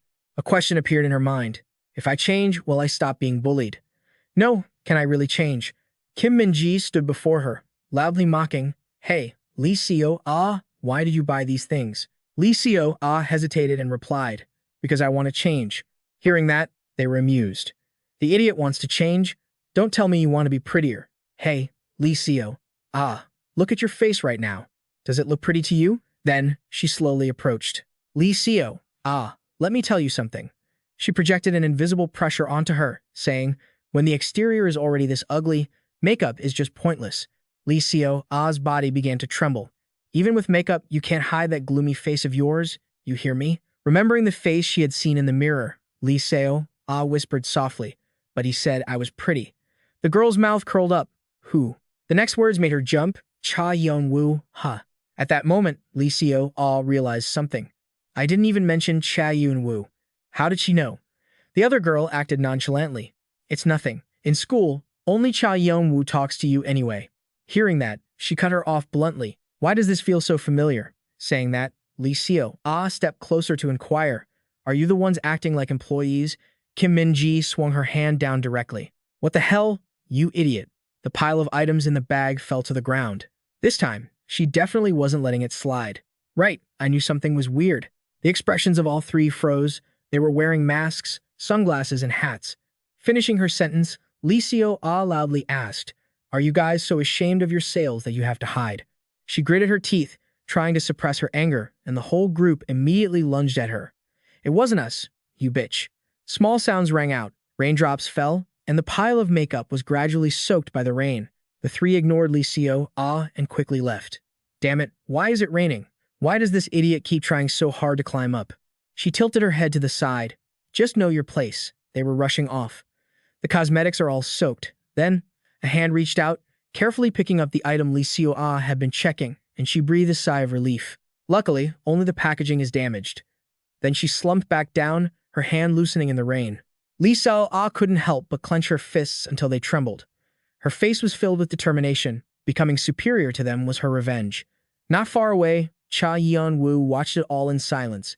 Early the next morning, at the high school, Lee Joo Min headed to the sink as usual. He finally let out a breath. Survived, I nearly suffocated. Based on how he was treated, Lee Joo Min realized a pattern. Up until now, the way Lee Seo treats me depends on her emotions. Thinking of this, a spark appeared in his eyes. If I go along with her wishes, she might return to her original form. He laughed to himself. The problem is, will Lee Seo understand and be able to do it? Am I going to have to live with his face for the rest of my life? Just then, the familiar screen appeared before his eyes. It was time. He looked over and froze. The image that followed made Lee Joo Min go completely numb. The lipstick on her mouth was all smudged. Lee Seo appeared with her makeup already washed away. Lee Joo Min's expression darkened in an instant. Damn it. Just then, she slowly wiped her face. What happened at school? Thinking of this, he backed away in fear. Can I survive today? Suddenly, Lee Joo Min realized something. The Lee Seo before him was grimacing while trying to do her eyeliner. Is she doing her makeup? His face went blank for a moment. Can I actually communicate with her? She sat silently in front of the screen for a long time, and he carefully observed. Lee Seo's hands tried to stop shaking. A while later, she softly called out, done. Lee Seo looked down at the thick layer of makeup. Is this okay? Lee Joo Min couldn't help but curse. What the hell? He couldn't stop himself from criticizing. If you go to school looking like that, you'll be mocked not just by the whole school, but by the whole world. She was very confident as she admired herself. This looks a bit better. Seeing that, he turned his head to look around. It's truly difficult. I can only communicate indirectly, so I can't say everything. Not far away, Jang Soo-jin was walking away. He quickly grabbed a bucket of water and headed over. She saw him but didn't understand what was happening. Immediately after, Lee Joo Min dumped the bucket of water straight on her. Jang Soo-jin yelled out loud, "What the hell are you doing?" Jang Soo-jin instinctively closed her eyes. Lee Joo Min stood before her and calmly requested, "Teach me how to do makeup." The other party shouted again, "Are you crazy?" Finishing her sentence, she quickly put her mask back on.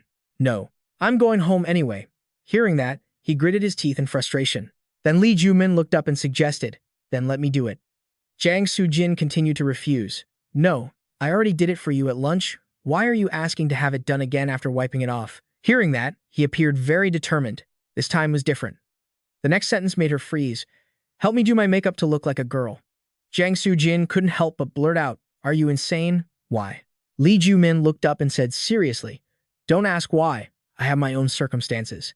Hearing that, the other party thought silently for a long time. Finally, Jang Soo-jin made up her mind. Fine. Anyway, thanks to you, my makeup skills have improved. But this is the only time. He cheered with excitement.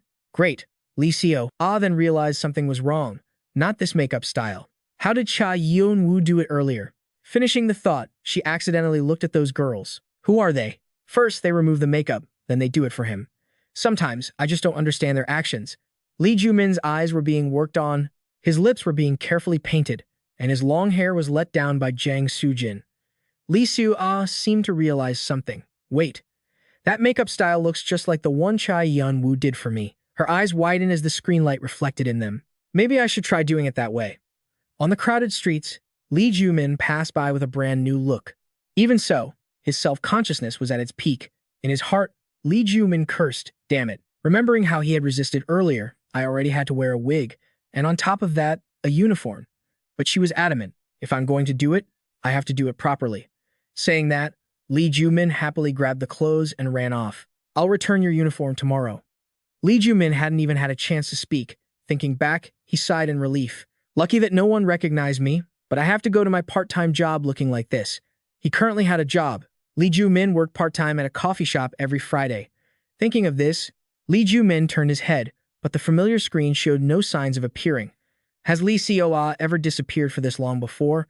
Their classmates stood there with their mouths wide open in surprise. Her lips were painted with a haughty, alluring gloss. In the hallway, Kim Min-ji's group was laughing and chatting, the commotion causing her to turn her head toward them. Her eyes widened instantly, pupils trembling. Lee Seo arrived at school with flawless makeup. Who was that girl walking by? I almost thought she was a celebrity. Even Cha Yeon-woo couldn't help but be impressed. He spoke up, praising her. It exceeded all expectations. The crowd around them began to whisper, is that really Lee Seo? Why is she so pretty? She's definitely top tier and looks at our school now, right? She walked amidst the exclamations of how pretty she was, secretly remembering her previous transformation. Everything felt different. The more she thought about it, the redder her cheeks became. It felt even better than last time. Lee Seo stood tall and walked forward, a new feeling surging within her.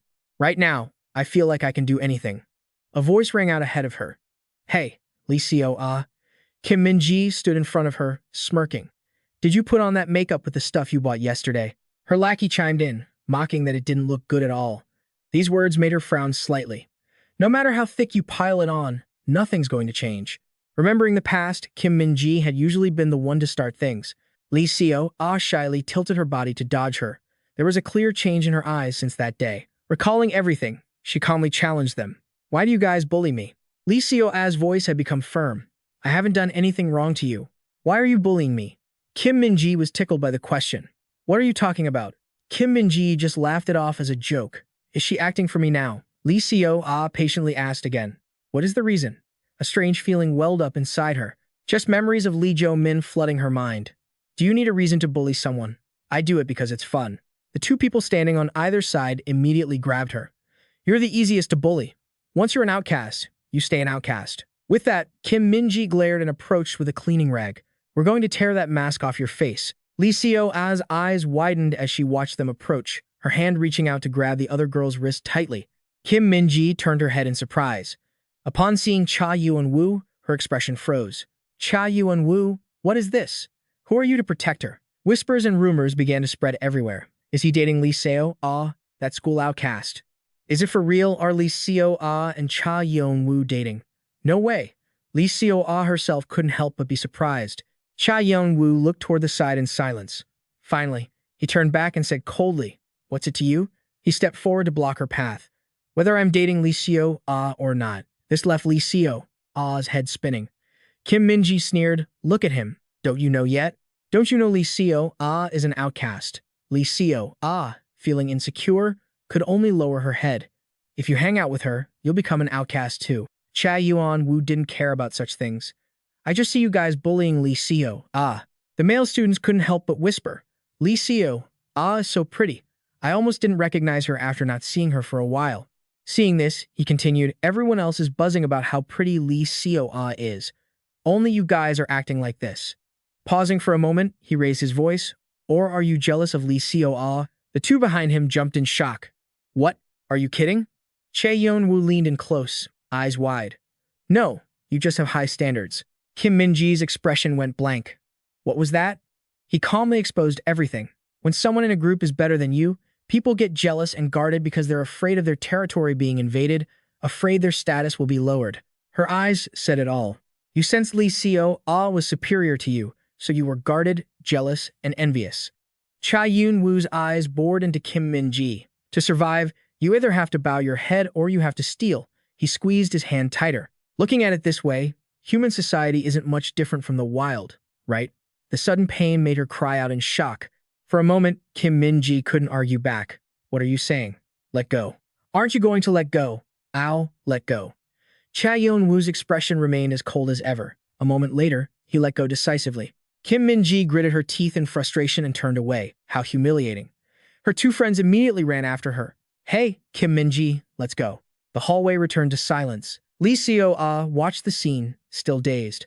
Among the crowd, a figure watched her cautiously. The girl hesitated for a long time, not yet daring to speak. Her sleeve was gently tugged from behind. As she turned, she heard a voice. Lee Seo ah, are you okay? At that moment, she was still dazed. The other girl spoke softly. Did you get dirty water splashed on you? Lee Seo ah quickly replied. Ha, oh no. Someone slowly approached from behind. A girl with blue hair spoke apologetically. Sorry for ignoring you for so long. You've had a really hard time, right? She took her hand. Lee Seo ah's eyes widened in surprise, then she slowly raised her head. Another male student emerged from the crowd. They all began to approach her to offer comfort. Lee Seo, ah, you're really pretty. Don't listen to Kim Min-ji and her gang. They're the bad ones. Be confident. An indescribable feeling suddenly swelled in her heart. From now on, if you have any trouble, tell us. We'll help you. The moment Lee Seo ah felt cared for, she looked at the crowd. Facing her was the Lee Seo ah who used to be ignored by everyone. She couldn't help but tremble slightly. Even I have people who care about me. Everyone continued to comfort her. At this time, Lee Joo Min returned home, his face still thoughtful. Recalling the time Lee Seo ah appeared before, he had carefully timed it on his phone. The time it took for Lee Seo ah to disappear and reappear was about 15 to 30 seconds. Thinking of this, Lee Joo Min looked at the screen in front of him. If a day had passed in her world, he was currently waiting by his phone. After 10 minutes, based on the accumulated time, he estimated she hadn't opened the game for about 20 days. The more he thought, the more he couldn't help but ponder. What happened to someone who used to open the game every day? Lee Joo Min suddenly froze. What if Lee Seo ah never appears again? It would be quiet, and that's fine, but a flash of light crossed his eyes. If that happens, what about my revenge? Immediately after, the screen suddenly flickered. She appeared. Speak of the devil. As soon as he saw her, Lee Joo Min was stunned. He could clearly see the room now. Something is strange. I think this is the first time I've seen the lights in the room turned on. He looked around. A familiar figure slowly walked into view. Lee Seo ah appeared looking beautiful and well-groomed. It took Lee Joo Min a long moment to be sure. Lee Seo ah. A moment later, she spoke slowly. It's been a while since I opened the game. How are you? Lee Joo Min was speechless for a moment. She noticed the difference too. Why are you wearing a maid outfit? Behind the screen, Lee Seo ah couldn't help but ponder. I saw Lee Joo Min trying on makeup and practicing before, then he just turned the game off. Are you remembering every time you acted as a model for her to learn from back then? A faint smirk played on Lee Seo ah's lips as her voice echoed right in front of him. Thank you, Lee Joo Min. She bowed her head, sincerely acknowledging him. For so long, I've been trying to change myself because I was swept up in something, though I didn't know exactly what. As she spoke, her hand quickly adjusted the mouse. Looking back, it turns out I was inspired by you. A stream of light enveloped Lee Joo Min's body, and then he realized he had returned to his original form. Lee Seo ah continued speaking in front of the screen. I'm not being bullied or extorted anymore. A happy smile bloomed on her face as she said this. I've completely escaped being an outcast. She paused to stretch comfortably. I've been hanging out with friends after school lately, so I haven't had time to play games.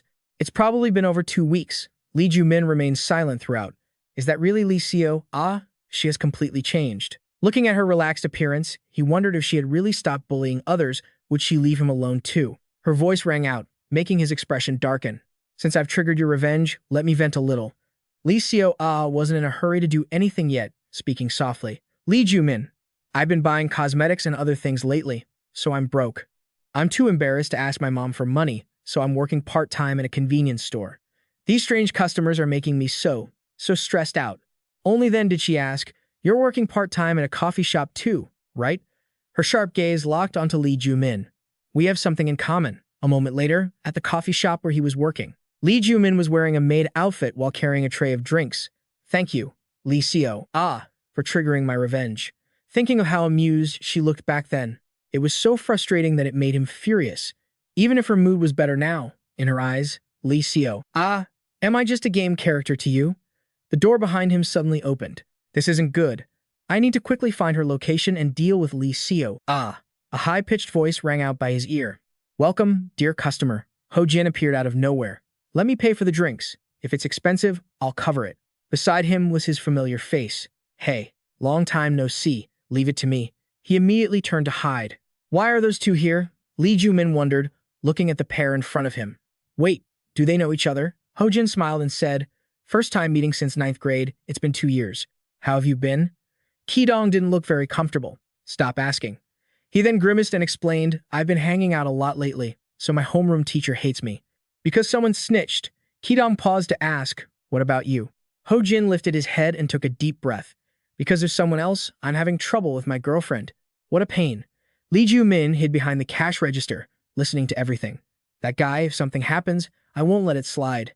Just then, the manager appeared out of nowhere. Lee Joo Min, why aren't you taking orders? He was startled and quickly stood up to object. Since when does our shop provide table service? Where is the electronic ordering machine? The manager said nonchalantly, ever since Lee Joo Min started wearing that maid outfit. Above the manager's head, there was a quest marker. Don't you know? From today, we're starting maid service. Lee Seo was waiting nearby to watch the fun. Lee Joo Min, what's wrong? Why don't you go greet the customers? He felt incredibly uncomfortable inside. He wanted to quit on the spot, but he couldn't. Remembering his little family from before, Lee Joo Min realized he had reasons he couldn't quit his job, especially for the kittens he would adopt in the future.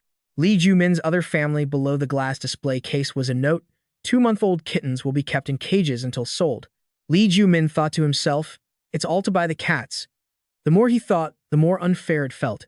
He should have been able to buy the cats a week ago. Because of that pig Ki Dong, he had to treat them to fried chicken, so he had no choice. At that moment, the two of them were chatting happily.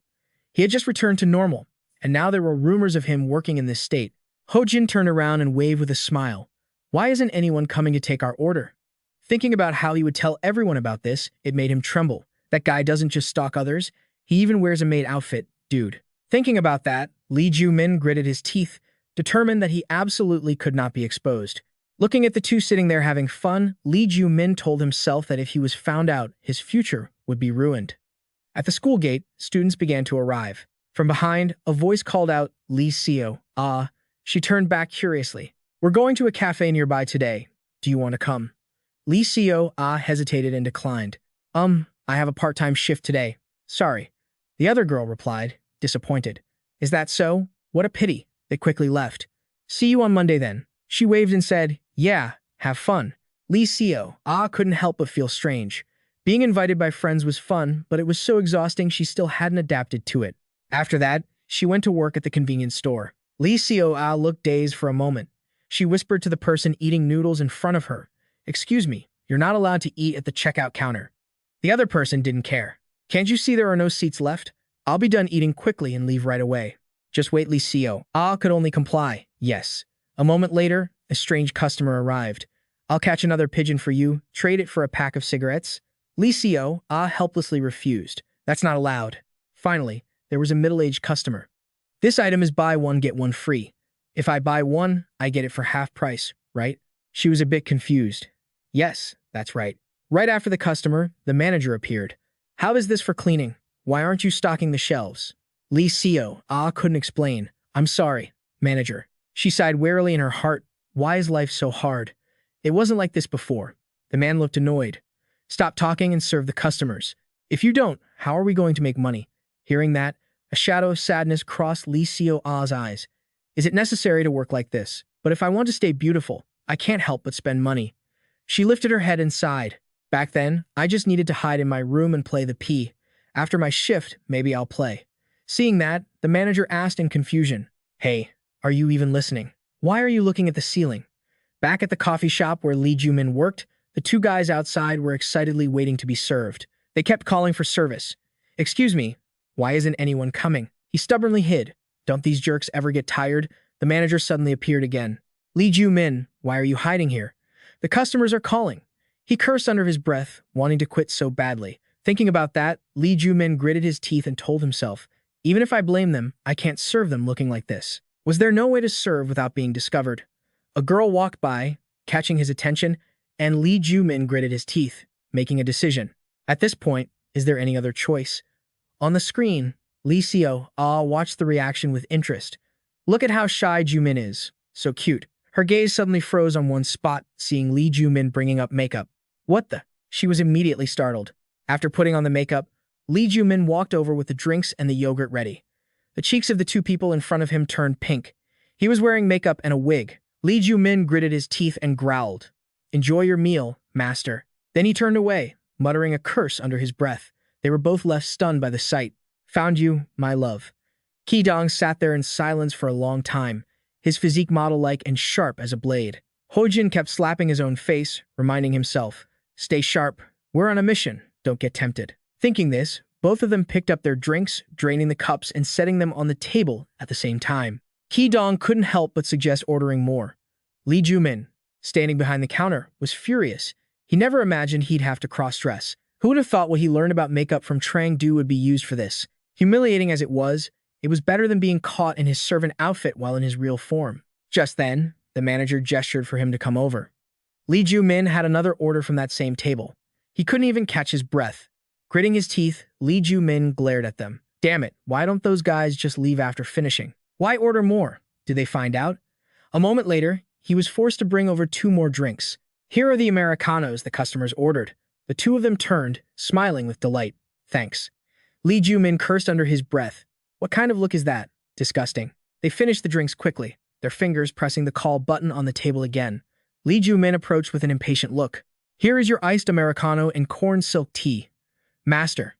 They were still as excited as before. Thank you. This time, Ki Dong said in a low voice.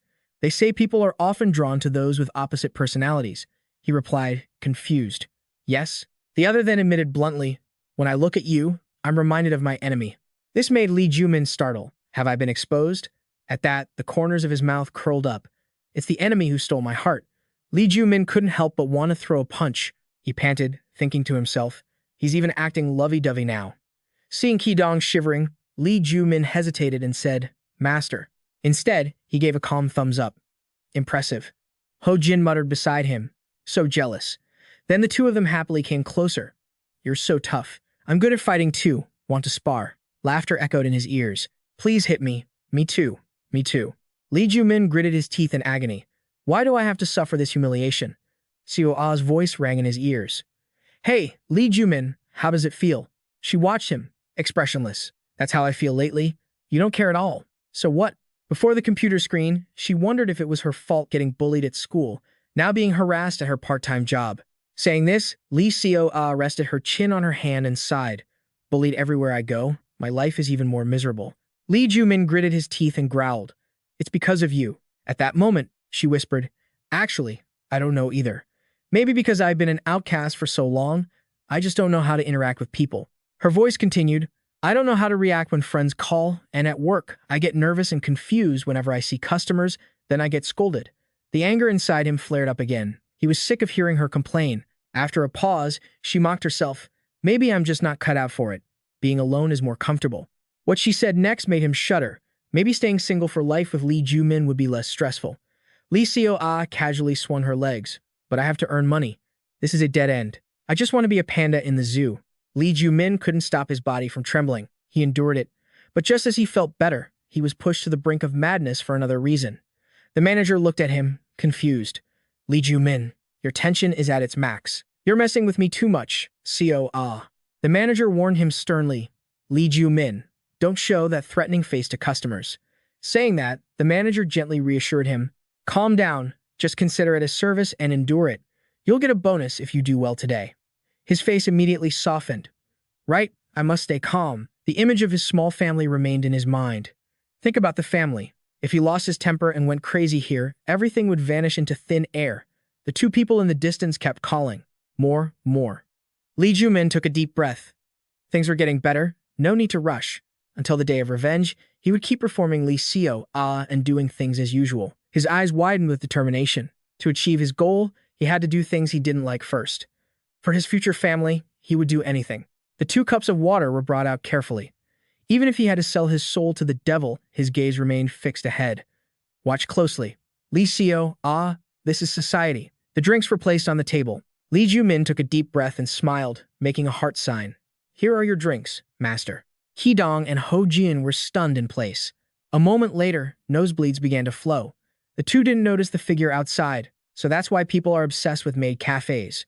Get it now? She stood far away, glaring, gripping her phone tightly, hands shaking. Seeing this, the two cheered with excitement. This is exactly why everyone comes to maid cafes. This is how it should be. Lee Joo Min also played along and posed. If you need anything else, just call me, master. After heading back inside, he couldn't help but retch. Then, Lee Joo Min stood up, shaking, and encouraged himself just a little more to endure. He brought a bright smile to serve each table. Lee Seo, immediately sat up. What is this? Lee Joo Min, you're not someone who can do things like this. She could see the emojis on the screen. Even I feel sick right now. How could he do that? Next to that, a new symbol appeared. Her eyes widened behind her mask. Inside, Lee Joo Min could barely hold it in. I want to be alone too, but whether I like it or not, there's nothing in this world one can do entirely on their own. In the past, at Louis' hospital, the doctor reported the situation to Un-B. It seems the boy has symptoms of antisocial personality disorder. It took a long while for her to speak. The doctor slowly explained, yes. Last time your husband's psychological evaluation results also showed antisocial personality disorder, right? He was still sitting there calmly, tapping on his phone. Lee Joo Min likely has a genetic predisposition. Pausing, the doctor carefully advised. Although it's innate, it can be improved through the environment. Since he cannot feel empathy, he needs education directed toward helping him understand emotions through cognitive empathy. Un-B listened in silence, so that his personality can integrate into society. Either way, there's a path forward, so don't be too sad. She then replied in a soft voice, I'm not worried at all. Saying this, Un offered a very gentle smile. My husband changed after he met me, too. Lee Joo Min happened to see this scene. Later, at the U amusement park, he slowly stepped onto a human-shaped sand sculpture. From behind, a voice called out, Lee Joo Min. Un-B walked over, carrying her bag. Why are you sitting here all by yourself instead of playing with the other kids? You're so good at this, aren't you? As soon as she finished, the children nearby immediately started tattling. He pulled her hair. One said, He's mean. We don't want to play with him anymore. Hearing this, she leaned down and asked gently, Lee Joo Min, don't you want to play with them? Un-B stood there, waiting for an answer. When there was no response, she asked again, Don't you know how to make friends? Lee Joo Min didn't reply, but said slowly, If you watch nature documentaries, you'll see lions and tigers. His small hands kept working on his sculpture. Tigers and lions can't talk to each other because they don't know what the other likes, so when they cry, they just fight. Un-B's eyes flickered with sadness. So they take them to a doctor, right? You're a different species too. A moment later, she made a suggestion. Lee Joo Min, why don't you try role-playing as a lion family? Saying this, she turned to one side. Do you see which friend is the most popular? He answered flatly, yes. Then, Un said gently, watch that friend closely and copy them. For a moment, Lee Joo Min didn't quite understand. Copy them? She replied with great confidence, Lee Joo Min is smart, so you'll be able to do it right away. The next words she spoke left him momentarily stunned. Then you'll be as popular as that friend. Everyone will like you. At this moment, Lee Joo Min was smiling. If his personality was the problem and he didn't know how to fit in, then he would just have to put on a mask. Deep down, he had always kept his own interests in mind. If he didn't want to be cast aside by society, he had to act like someone else to draw people in. That way, people will stand on my side and I can use them. Lee Seo seemed attracted by that demeanor. The door slowly opened, and he turned around with his habitual smile. Welcome. As soon as he saw who it was, his face turned pale. Before him was a familiar figure, constantly looking around. Han So-yoon. Lee Joo Min immediately tried to find a place to hide. Why is she here? She walked straight up to him, Ho-jin, So-yoon's face darkened with anger. What are you doing here? He jumped and shouted, Han So-yoon. Then, he asked in a panic, how did you know about this place? She approached him, getting angrier by the second. Someone tipped me off. That's how I knew to come here. How could you? Her hand reached out and gripped Ho-jin's face. We haven't even broken up yet, and you're already here. What is this? His eyes happened to catch two female friends, Ki-dong and Lee Ji-hae, who even waved at him. Seeing this, he let out a soundless cry. Immediately after, Ho-jin stammered, trying to explain. Han So-yoon, first, please calm down. This isn't actually a maid cafe. Hearing this, she turned her head to look inside the counter. A glowing marker caught Han So-yoon's attention. What was that just now? She had seen it on his head earlier. 2. At this moment, Lee Joo Min was panicking, hiding behind the counter and trying to slip out the back door so Han So-yoon wouldn't notice him. Suddenly, her face appeared right beside him. Lee Joo Min opened his eyes wide, his mouth agape, unable to say a word. Han So-yoon's gaze, however, was focused on something else. She stared at the green point above his head, then reached out to try and touch it. Lee Joo Min's expression showed a flash of terror. What was that just now? A glint of light flickered in her eyes, though she couldn't touch it. A thought rose in So-yoon's heart. Could it be that I'm seeing a player's icon? I think I'm making him uncomfortable. He darted his eyes toward her. What do I do? Should I talk to her while Lee Seo-ah is distracted? But I don't want Han So-yoon to see me like this. Just then, she spoke up proactively. It's right here. Are those question marks in Lee Joo Min's head just a coincidence? So-yoon turned away, feeling as confused as she had been at the amusement park. I might be seen as a mental patient, so I'd better just stay out of sight. Then, she accidentally saw Lee Seo-ah's screen. At this point, she turned and walked away decisively. I think I need to go see a doctor.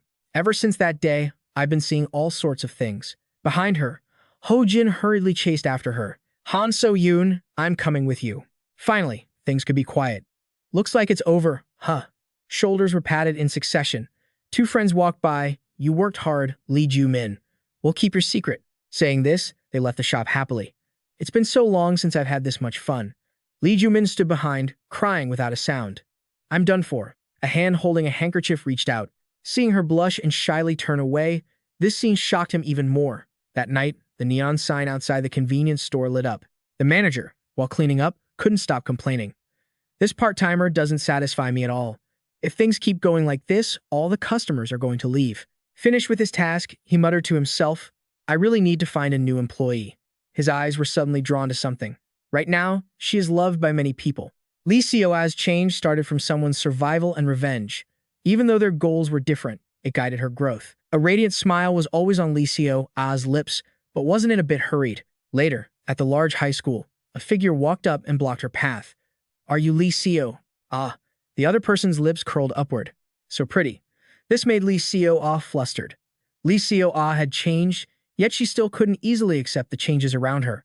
Finishing his words, he casually suggested, go on a date with me. Afterward, she went to her part-time job as usual. The customers from before were all amazed. Girl, you look much brighter this time, like a completely different person. I'll come back again next time. Lee Seo-ah smiled and replied, thank you. No need to come back. The person chuckled, amused. I'm just kidding. Only then could she finally let out a breath. So tired. Living this fake life is so exhausting. I'm about to collapse. The manager slowly took off his glasses. He then held out an envelope and gave a light cough, looking away in embarrassment. Your bonus. Lee Seo-ah didn't know how to react for a moment. On the other side, Lee Joo Min was walking slowly down the street, remembering what the man had said earlier, I gave you a bonus because you worked hard. He looked happily at the money in his hand. With this amount, it's enough. A determination rose in his heart. I will save you. Meow. Very quickly, Lee Joo Min arrived at the pet shop. The spot was now empty. Seeing this, his expression became frantic. It's not here. Lee Joo Min turned around immediately. Excuse me, was the cat here sold already? The employee replied calmly. It escaped a few days ago. He was startled and blurted out, escaped. The other person told him honestly, it ran away when I was cleaning. Darkness seemed to cover his mind. No, I can't lose it like this. Meow Meow is also my family. At this moment, the kitten was shivering in the rain. Before it was a whole pack of growling dogs. A person walking by accidentally saw this scene. The cards were flipped over one by one. 1, 2, 3. Her friends excitedly shouted about it being something they already had. Check out this new one, Lee Seo-ah. Are you really going to cover your phone with just angry stickers? She asked, holding up a super cute kitten sticker. Remembering how Lee Joo Min looked earlier, her cheeks flushed involuntarily. If I give this to Lee Joo Min, would he like it? A friend suddenly noticed Lee Seo-a's sticker. Isn't that the rare kitten one? The friend begged, Lee Seo, will you trade with me? I really want that one. Please? Lee Seo-ah replied with a smile. Sure. The friend excitedly accepted it. You're the best. Lee Seo-ah, thanks. Deep down, Lee Seo-ah couldn't help but feel a little regret. She had wanted to give it to Cha Yeon-woo. Standing nearby, Joo-hee was still feeling bitter. Cha Eun-ha frowned and muttered, should I just go beat him up? No sooner had she said that, a figure blurred past them. Once he was gone, they asked curiously, doesn't Cha Yeon-woo annoy you guys? If he weren't so famous, I would have made him go buy it for me already. Kim Min-ji stood silent as singing drifted from the school building. Lee Seo-ah walked down the hallway with some friends when she heard footsteps approaching. Curious, she turned her head, and the moment she saw who it was, her cheeks turned bright red. Before her stood a tall, incredibly handsome male student. A girl next to her covered her mouth and gasped, Ji-hoo is here? Lee Seo-ah asked, confused. Ji-hoo. The other girl looked surprised. You don't know him. They stared dreamily at his cold, aloof expression. If the freshmen have Lee Joo Min, the sophomores have Ji-hoo. Just then, he walked right up to Lee Seo-ah. After a long silence, Ji-hoo leaned in close. After confirming who she was, he asked softly, You're Lee Seo-ah, right? She replied blankly, yes. A corner of Ji-hoo's mouth curled up. You're pretty. He immediately followed up with, Go out with me. Lee Seo-ah was stunned by the situation, and the friends behind her gasped in shock. What? Everyone in the hallway looked on in disbelief. Meanwhile, at Lee Joo Min's high school, he sat in a corner with a darkened expression. Students around him couldn't stop whispering. Hey, does Lee Joo Min seem depressed today? Yeah, but he's still handsome. A shy figure appeared behind the crowd. I was going to confess to Lee Joo Min today. Forget it, move on. Don't do it. If you confess today, you'll be the 147th person. No, Jang Soo-jin succeeded before, but they broke up after only 5 minutes. Why did they break up back then anyway? Lee Joo Min was aimlessly drawing a cat head on paper. I miss Meow. He kept muttering to himself. Meow. Suddenly, a screen appeared before him, showing Lee Seo-ah's face zoomed in right up close. Lee Joo Min. Lee Joo Min. We've got big trouble, she said, looking extremely urgent. Breaking news. Big news. He didn't care at all. Stop bothering me while I'm sad. Then, Lee Seo-ah announced loudly, I got confessed to. Lee Joo Min didn't quite process the information yet, but she raised her voice again from the other side. I got confessed to. That's when he finally snapped out of it. Huh? Inside her room, Lee Seo-ah paced back and forth nervously. What is this? What do I do? What do I do now? A series of questions raced through her mind. This is the first time I've ever experienced this. Should I ignore it? If I ignore it, what will happen? What even is dating? If we date, what are we supposed to do next? Wait, no. I'm not dating Lee Joo Min yet, but at the very least, there's definitely something going on between us, right? Thinking this, Lee Seo-ah stopped biting her nails. The most popular guy in school confessing to me means she had a lot of confidence in herself. I guess I'm pretty cute, huh? Lee Joo Min thought helplessly. What nonsense is she spouting? In his heart, he was mocking her. The guy who confessed to her must be blind. If he found out what her personality was really like, he'd be terrified. A voice sounded from behind him. Lee Joo Min, a girl with a blushing face, approached to confess. I'm really nervous, but I'll try to say it. You know, I've liked you for a long time. Lee Joo Min gritted his teeth and growled. I'm already married and have kids. The students standing far away couldn't stop gossiping. Did he say he's married? Well, I guess that's still better than the time he tore up a love letter. A status line appeared on the screen. Lee Seo-ah stared at it with wide eyes. Beside her, a voice echoed, Lee Joo Min. How does it feel to be confessed to? She kept rambling on. I feel happy too, but I don't know how to react. I'm not sure about my own feelings. Lee Joo Min didn't care and turned away. I don't care. Just then, Lee Seo-ah noticed something. A figure appeared in the corner. She was quickly drawn to the other person. That friend doesn't care about Lee Joo Min, huh? Seeing this reminded Lee Seo-ah of her past self. She pressed her lips together tightly. The voice echoed once more. Lee Joo Min, you've never confessed to anyone, right? He muttered in annoyance. You're so annoying today. His hand tapped the mouse quickly. If a handsome guy like you confessed, how would people react? I just bought an interesting mod while working my part-time job.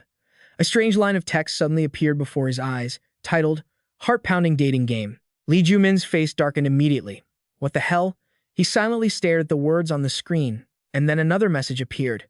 Lee Joo Min. My name is Lee Joo Min, and today I feel very sad. I'm very popular, but no one has truly captured my heart. His jaw dropped in surprise. What is this? His hand rapidly tapped the mouse. I'm tired of you just being the one confessed to.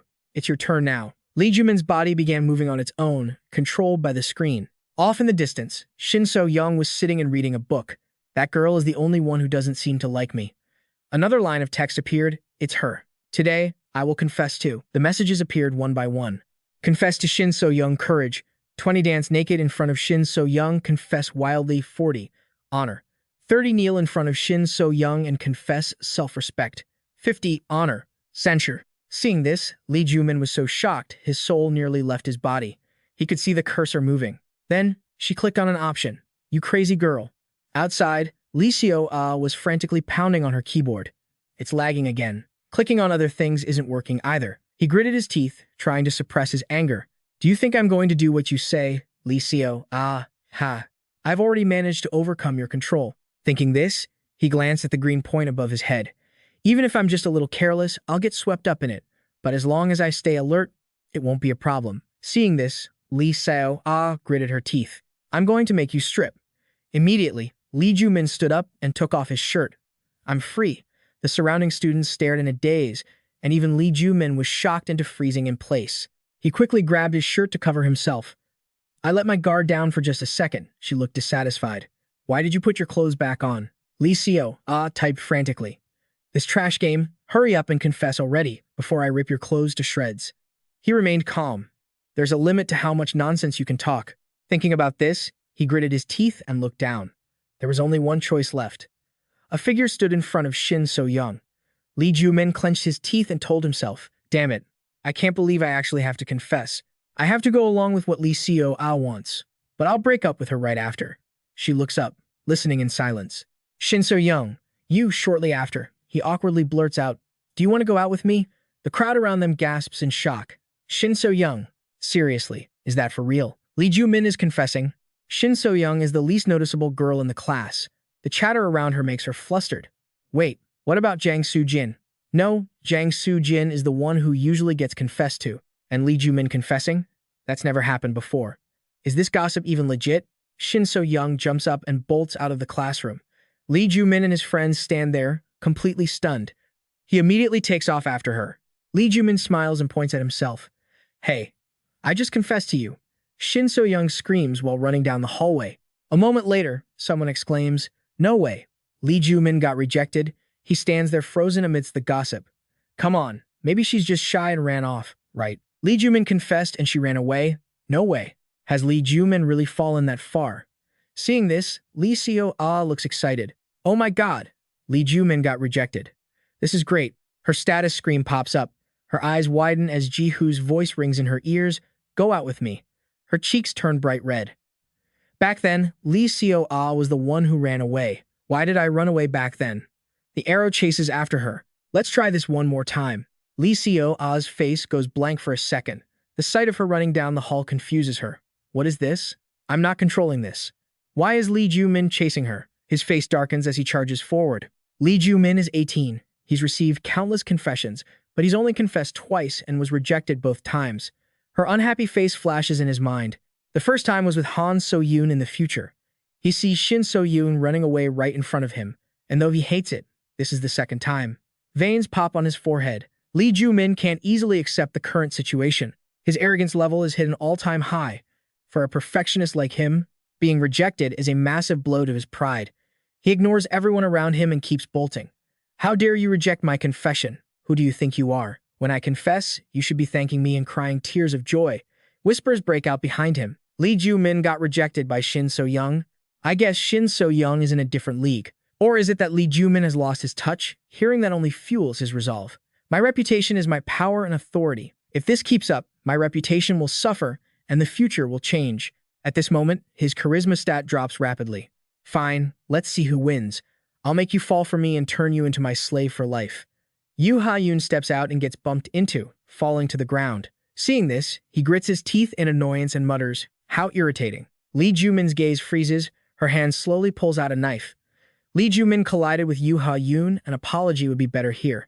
A series of notifications pops up before his eyes, ask if she's okay and help her up, ignore her and get stabbed, or take off his shirt and apologize. He grits his teeth, cursing under his breath, and immediately reaches out a hand. Lee Joo Min turns his head away awkwardly. Are you okay? Stand up. Yoo Ha-yoon's eyes light up, and he rushes off again. Unfortunately, he bumps into Heo Ji-soo. Ugh, again. She pouts and complains, what's your problem, Lee Joo Min? I was filming a TikTok. How annoying. A line of text appears. Lee Joo Min collided with Heo Ji-soo while she was filming. Lee Joo Min stops, frustrated. What now? A series of options appears. I'm sorry.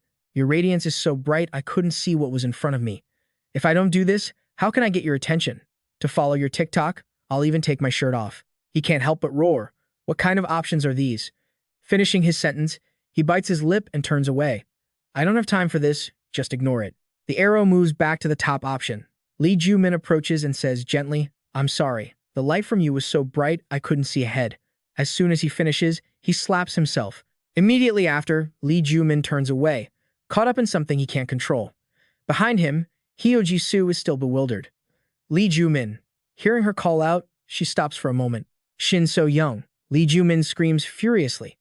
How dare you reject me? Get back here. Downstairs, Park Sang-soo, drawn by the noise, says, It's pretty loud today, huh? Music echoes throughout the high school. After much effort, he pins her against the wall. Lee Joo Min, panting, says with difficulty, Gotcha. Shin So-young is trembling all over. Seeing that, he softens his voice to reassure her. I'm sorry. Then, Lee Joo Min approaches, feigning gentleness. We aren't usually close, so you must be shocked that I confessed out of nowhere, right? He already has a plan in his head. Since it's come to this, I'll pretend to be sincere to trap you. Lee Joo Min expresses himself sincerely, but I've had my eye on you for a long time. He doesn't actually think that. Honestly, I didn't even know she was in the class. Saying this, he leans in slightly. Did you not realize how I felt? He thinks firmly. If this doesn't work, you're not even human. Her hands clench tightly for a long time. Finally, Shin So-young speaks up. I'm really shaking right now, and I'm afraid I won't be able to hold back my tears. Can we talk about this later? For a moment, Lee Joo Min is stunned. He remembers the words she once said to him. Hey, how many times has this been now? No matter how handsome or popular you are, I don't like cold-hearted people like you. Back then, Lee Joo Min had asked, puzzled, what am I lacking? I'm perfect. She was losing patience. Are you crazy? Do you really have to ask because you don't know? She said bluntly, you only think about yourself. Even if it makes others uncomfortable, you always put your own feelings first. Being like this just makes people miserable. Lee Joo Min is haunted by that memory now. Looking at her trembling, he asks himself in disbelief, am I bullying her just for the sake of my own pride? Just like Lee Seo, I did. Two options suddenly appear, kiss charisma -50. Kiss charisma -50. His expression darkens immediately, and the arrow moves to one option. Lee Joo Min's body suddenly leans in close. Shin So-young is so flustered, she doesn't know what to do. Behind them, Lee So-ah cheers excitedly. Kiss her, her hands clenched and trembling slightly. Lee Joo Min bites his lip until it bleeds. This is so frustrating. Immediately after, he turns and leaves. Before that, Lee Joo Min doesn't forget to remind her. If you don't like it, just say you don't like it. You don't need to run away like that. Seeing that, she yells in disappointment. What is this? Lee Joo Min, why didn't you kiss her? You're not listening to me again. After a while, she finally regains her composure. Lee Joo Min suddenly opens a trash can, then quickly slams it shut. He even suddenly peeks into a small alleyway. Even a pet house is checked by Lee Joo Min. After running around everywhere, he sits dejectedly on a bench. Lee Joo Min lets out a frustrated sigh. How disappointing. I wanted to find it when Lee Seo-ah wasn't around, but I couldn't find it anywhere. Then he suddenly remembered the time he had missed. He should have bought the kitten earlier, back when he spent so much time with Heo Ji-soo. I had to do that to find traces of Lee Seo. Ah. Who would have thought that spending money on Heo Ji-soo would cause such a huge butterfly effect, making the scene of a happy family appear again? It was thanks to the kitten that I could get closer to Han So-yoon, since she really loves kittens. He looked up, thinking about it in despair. I feel more and more that the future is veering off course and drifting away from my family. Where the hell did you go? A stray kitten happened to walk by and saw this scene. I need you so I can get closer to Han So-yoon. She approached him and asked suspiciously, Lee Joo Min. Ahead, Park Sang-soo greeted him with a smile. What a coincidence. What are you doing here? Options appeared again. He greeted Park Sang-soo in a friendly manner. Friendly +10. Confess to Park Sang-soo. personality -20. Seeing this, Lee Joo Min gritted his teeth and cursed. When will this damn game finally end? Then he quickly asked, Hey Park Sang-soo, have you seen a cat around here? It's a brown mixed breed cat. He looked a bit bewildered. Huh? A cat? I haven't seen one. Hearing that, he quickly left. All right then, I've got things to do. A voice called out from behind him. Park Sang-soo. Shin So-young approached with a smile from a distance. Why are you here? We were supposed to meet over there, right? He said, looking a bit flustered. Shin So-young, because the three of them stood there in silence, looking at each other. She jumped in surprise and shouted in a panic, Lee Joo Min. Why are you here? Lee Joo Min cast a suspicious glance around. What is this? Are you two on a date? Park Sang-soo immediately waved his hands to explain, No, we're just volunteering together. He suspiciously repeated, Volunteering? Only then did he slowly explain, I've been doing this since I was little with my mom, so it's become a habit. I volunteer once a month. Plus, he needed volunteer hours for school, so I introduced him to it. The more Lee Joo Min heard, the less he could understand. Why go to such lengths? Why exhaust yourself for others? The other person said cautiously, Lee Joo Min. Sometimes your personality just makes me want to clear my throat in surprise. Pausing for a moment, he added, By the way, do you want to come along? Lee Joo Min coldly turned away. No, I'm busy. Park Sang-soo slowly added, If you come, you might just find the cat you're looking for. Seeing him stare blankly, he smiled and continued. It just so happens that where we volunteer, they usually take in animals like that. Stopping briefly, Park Sang-soo asked again, So, do you want to go? Back at Lee Seo-ah's school, she looked away, blushing shyly, while Ji-hoo stood in front of her, waiting patiently. He then took the initiative to speak. Why did you run away yesterday? I want you to answer me. Not being able to help himself, he asked, Do you hate me? Lee Seo-ah's head began to spin. No, I don't. That then Lee Seo-ah ran away from her seat. I'm sorry. His eyes looked at her coldly, running away again? Huh.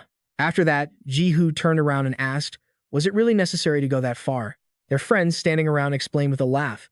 Oh no, she's probably just shy. A spark flashed in his eyes. Something made him even more determined. Music was still playing outside the school. Lee Seo-ah walked with her bag in hand, head bowed, until the figure standing at the gate made her jump. Then she bowed her head and quickly walked past. But as soon as a voice called out, she ran away. Hey! The sun began to hide behind the high rises, and her pace grew faster and faster. Lee Seo-ah couldn't help but wonder, why do I keep avoiding him? Remembering Ji-hoo's face, he was clearly handsome and kind, and her heart was beating so fast. A familiar figure appeared in her line of sight. Lee Seo-ah stood frozen in shock. Hey there! A voice rang in her ears. So pretty. Where did these thugs come from to block the way? Did you come to see us on your own, sweetheart? Only then did she look around in a panic. What's going on? I was just passing by. The two thugs approached with sinister grins. What school do you go to? Do you have a boyfriend? Want to date me for a month? Of course, nothing unhealthy. Lee Seo-ah didn't know what to do. She couldn't get away. At this moment, one of them smiled and whispered, I'll treat you well, darling, just relax. A large hand was placed on her shoulder. Lee Seo-ah's face instantly went pale, but suddenly someone swung a fist from behind her. Her expression went blank for a moment, and the blonde guy shouted, Who the hell are you? He calmly stepped forward to shield her. I'm Ji-hoo. Seeing this, the thug gritted his teeth and swung his fist. I didn't ask for your name. Ji-hoo's eyes flashed with cruelty, and with one punch, he sent the guy flying. Lee Seo-ah gasped, watching the figure dash past. The other guy with spiky hair also charged forward. You bastard. He aimed a punch straight at Ji-hoo's face. The guy's face suddenly went rigid. Ji-hoo's eyes widened, his pupils constricted, and the other two guys finally realized, wait, isn't that Ji-hoo from school? The one who practices mixed martial arts and is great at fighting? A flash of movement cut past the guy's neck, and Ji-hoo calmly pulled his hand back. Lee Joo Min was stunned. She was overwhelmed by the scene in front of her. He was strong and good at fighting too. At this moment, he pressed his lips together, hesitated for a moment, then spoke. If it's too hard to answer, do you want me to walk you home? Saying this, Ji-hoo turned his head to look back, acting as her bodyguard. At the same time, at the animal shelter, two dogs were growling angrily in their cages. Seeing this, the person in charge looked confused. That's strange. They're usually so gentle. Why are they so aggressive today? Lee Joo Min muttered with a dark expression. It's a matter of skill, she asked suspiciously. Huh. The person in charge then smiled and said, Anyway, I'll take a look for the cat you're looking for. He replied nonchalantly, Hurry up. I don't want to waste any more time. The other person gave a forced laugh. Now, I understand why the dogs were growling. At this moment, Shin So-young was diligently cleaning up inside. He watched her silently for a long time, remembering Han So-yoon's angry face. Back then, he had only thought about himself. Even if the other person felt uncomfortable, he had always put his own feelings first. Suddenly, Lee Joo Min asked, Park Sang-soo, have you ever put yourself above others? He turned to him, startled. Huh? Then Park Sang-soo asked in a low voice, why are you saying that all of a sudden? Lee Joo Min didn't know how to explain it. I'm just curious why you come here to volunteer. He listened suspiciously as he spoke. You don't get any benefits from it. Wouldn't doing something else be better for you? Thinking for a moment, Park Sang-soo replied nonchalantly, I don't think about it that much. Saying this, he looked into the distance. I guess it's just to be happy. He looked at him doubtfully. Happy? The other person began to explain. There's research showing that altruistic acts bring more happiness than pursuing personal gain. Hearing this, Lee Joo Min just sighed. I can't understand it at all. Park Sang-soo asked suspiciously, just how lacking in altruism are you? Carrying a bucket of water, he walked over. If you're curious, you should try it too. It's not that hard. He tilted his head with an encouraging smile. I'm just giving thirsty people a drink. That's all the help I'm offering. He glanced over with a cold, detached look. My mother always said that good deeds bring good luck, though. A sudden noise startled them both. Before them stood a pack of aggressive-looking dogs. Shin So-young stumbled back in fear. Where did they even come from? Lee Joo Min looked around, his guard up. Is this another one of Lee Seo-ah's little games? Oh, the bucket just dropped to the ground like that. Park Sang-soo immediately turned and bolted. Lee Joo Min stayed behind in the sudden, heavy silence. Where did the guy who was just talking about helping others go? He was all talk, and now he's run off? A series of notifications flickered before his eyes. He glanced over at Lee Joo Min and Shin So-young, who were being chased by the vicious dogs. What should he do? Save Shin So-young? Appeal, courage, personality. Reputation 30, yell and chase the dogs away. Cruelty 40. Reputation 20, sit back and watch the slaughter. Cruelty 35, reputation 30. Lee Joo Min's eyes flickered with hesitation. Meanwhile, at Lee Seo-ah's high school, the two of them walked side by side down the hall. They were chatting happily during lunch. She and Ji-hoo always found time to talk whenever they were free. Lee Seo-ah smiled as she recounted. That's just how it is. There are a lot of bad people at the convenience store. He put on an empathetic face. You must have had it really rough. A voice called out from afar. Hey, the stadium is empty now. Come on out. Cha Yeon-woo walked by and was drawn to the familiar figure. He quickly approached to greet them. Lee Seo, you're here. His gaze accidentally flickered toward the person beside her. Ji-hoo was sitting there with an unfriendly look in his eyes. Seeing that, Cha Yeon-woo seemed to understand. He waved his hand before leaving. Sorry, I've bothered you. Lee Seo-ah hurriedly jumped up. Yeon-woo, she stammered, trying to explain, it's not like that. Hearing this, Cha Yeon-woo asked doubtfully. Huh. Lee Seo-ah didn't know what to say. Deep down, she felt flustered. What am I even saying? Only after a long moment did she speak up again. I've been getting close to Ji-hoo lately, but we're not dating or anything. Lee Seo-ah herself found it confusing. Why do I feel the need to justify myself like this? Pausing for a moment, she hesitantly added, I just don't want to be misunderstood. He replied in a soft voice. Is that so? Then Cha Yeon-woo said coldly, It's fine, don't worry about it. We don't have that kind of relationship anyway. With those words, he turned to walk away. Anyway, I'm heading out. She stood there, not knowing what to do. Her friend walking with her easily noticed. You like Lee Seo? Don't you? Cha Yeon-woo denied it. No way. The other had already seen through him. What do you mean, no? You can't hide it. But hey, why is Lee Seo hanging out with Ji-hoo? You two shouldn't be getting involved with each other. Seeing that, he quickly followed him. Who was that guy? The friend was surprised. You don't know? The sun began to set behind the buildings. Ji-hoo waved his hand. Goodbye, Lee Seo. She smiled and replied, see you tomorrow. His expression changed instantly. Ji-hoo then headed over to Kim Min-ji's group, where she easily shoved him into a corner. Kim Min-ji's face couldn't hide her excitement. You're a good actor. You don't actually like Lee Seo. Right? Ji-hoo replied nonchalantly, if I get exposed, how else would I be able to stay close to her? She raised her voice. What's the problem with that? Only then did she get serious. So, how far has it gone? He answered lazily. About halfway. It seems like the guy named Cha Yeon-woo is starting to feel a bit awkward, too. Seeing this, Kim Min-ji snapped her fingers in satisfaction. Very good. 2 suitcases behind them were opened. Ji-hoo cast a glance in that direction. The corner of his mouth couldn't help but curl up, and he looked at the items in his hands with obsession. All right, this is more like it. The girl standing beside him offered a suggestion. This is just the beginning. If it ends well, I might even buy you that motorcycle you've been wanting. Outside, someone had been listening to everything. Don't worry, Lee Joo. I'll make you feel so betrayed that you'll never dare to trust anyone ever again. Cha Yeon-woo stood there, watching them discuss their plans with interest. How should we humiliate her in front of everyone? Maybe dump her, then tear her clothes off. Kim Min-ji suddenly felt someone watching them. She looked around vigilantly and hurried over, but there wasn't a soul in sight. Seeing this, Ji-hoo stepped out behind her. What is it? Was someone there? Kim Min-ji frowned slightly. No. After that, she turned back. I must have been mistaken. He couldn't help but tease her. You're just panicking because you thought Lee Joo was here. The pile of school uniforms lay on the bed. Lee Joo collapsed onto the chair, exhausted, remembering what she had said earlier.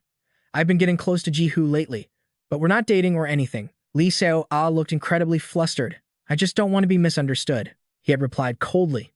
Is that so? Remembering that, she clutched her head. Lee Joo, you idiot. Why would you say something like that? Her eyes flickered for a moment. Who am I to even say that?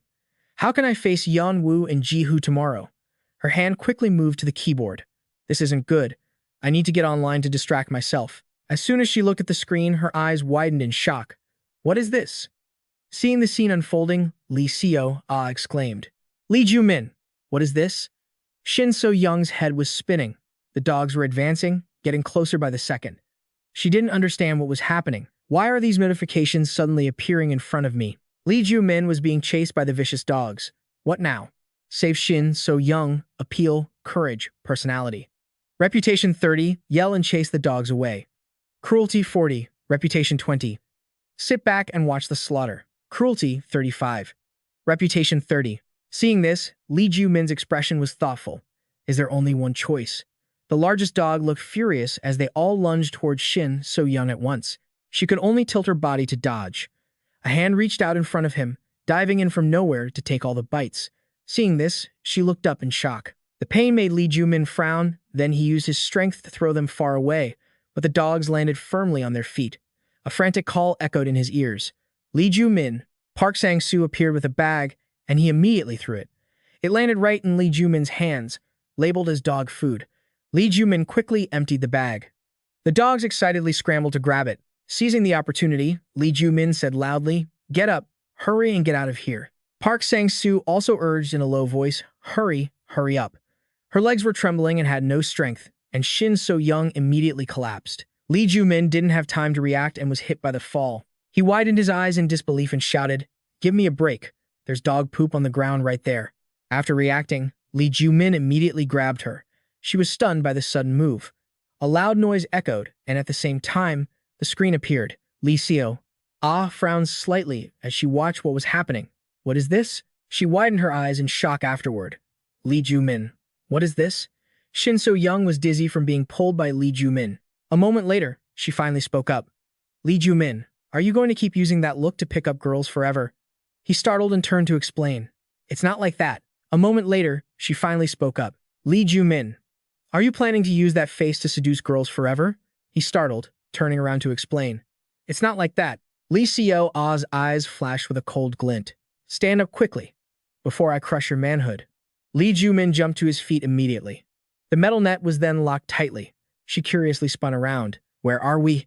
I've been playing up to this point. Is it all shut down? Park Sang-soo knelt on the ground, asking anxiously. What's that foul smell? Are you two okay? Suddenly, he noticed.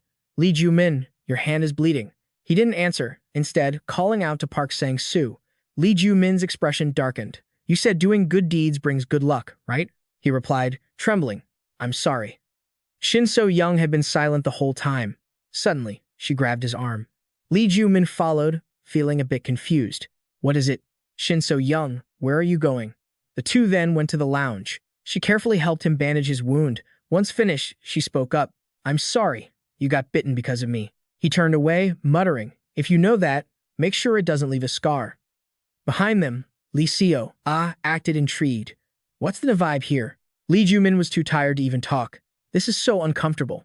She hesitated for a long time before continuing. Hey, I have something to tell you. He didn't pay much attention. replying, "What is it?" She continued slowly, "I think I can answer you now." Lee Joo Min didn't immediately grasp what she meant. Shin So-young repeated it, shyly. Back then, when he said he wanted to date, he had brushed it off with no interest, saying there was no need to answer now.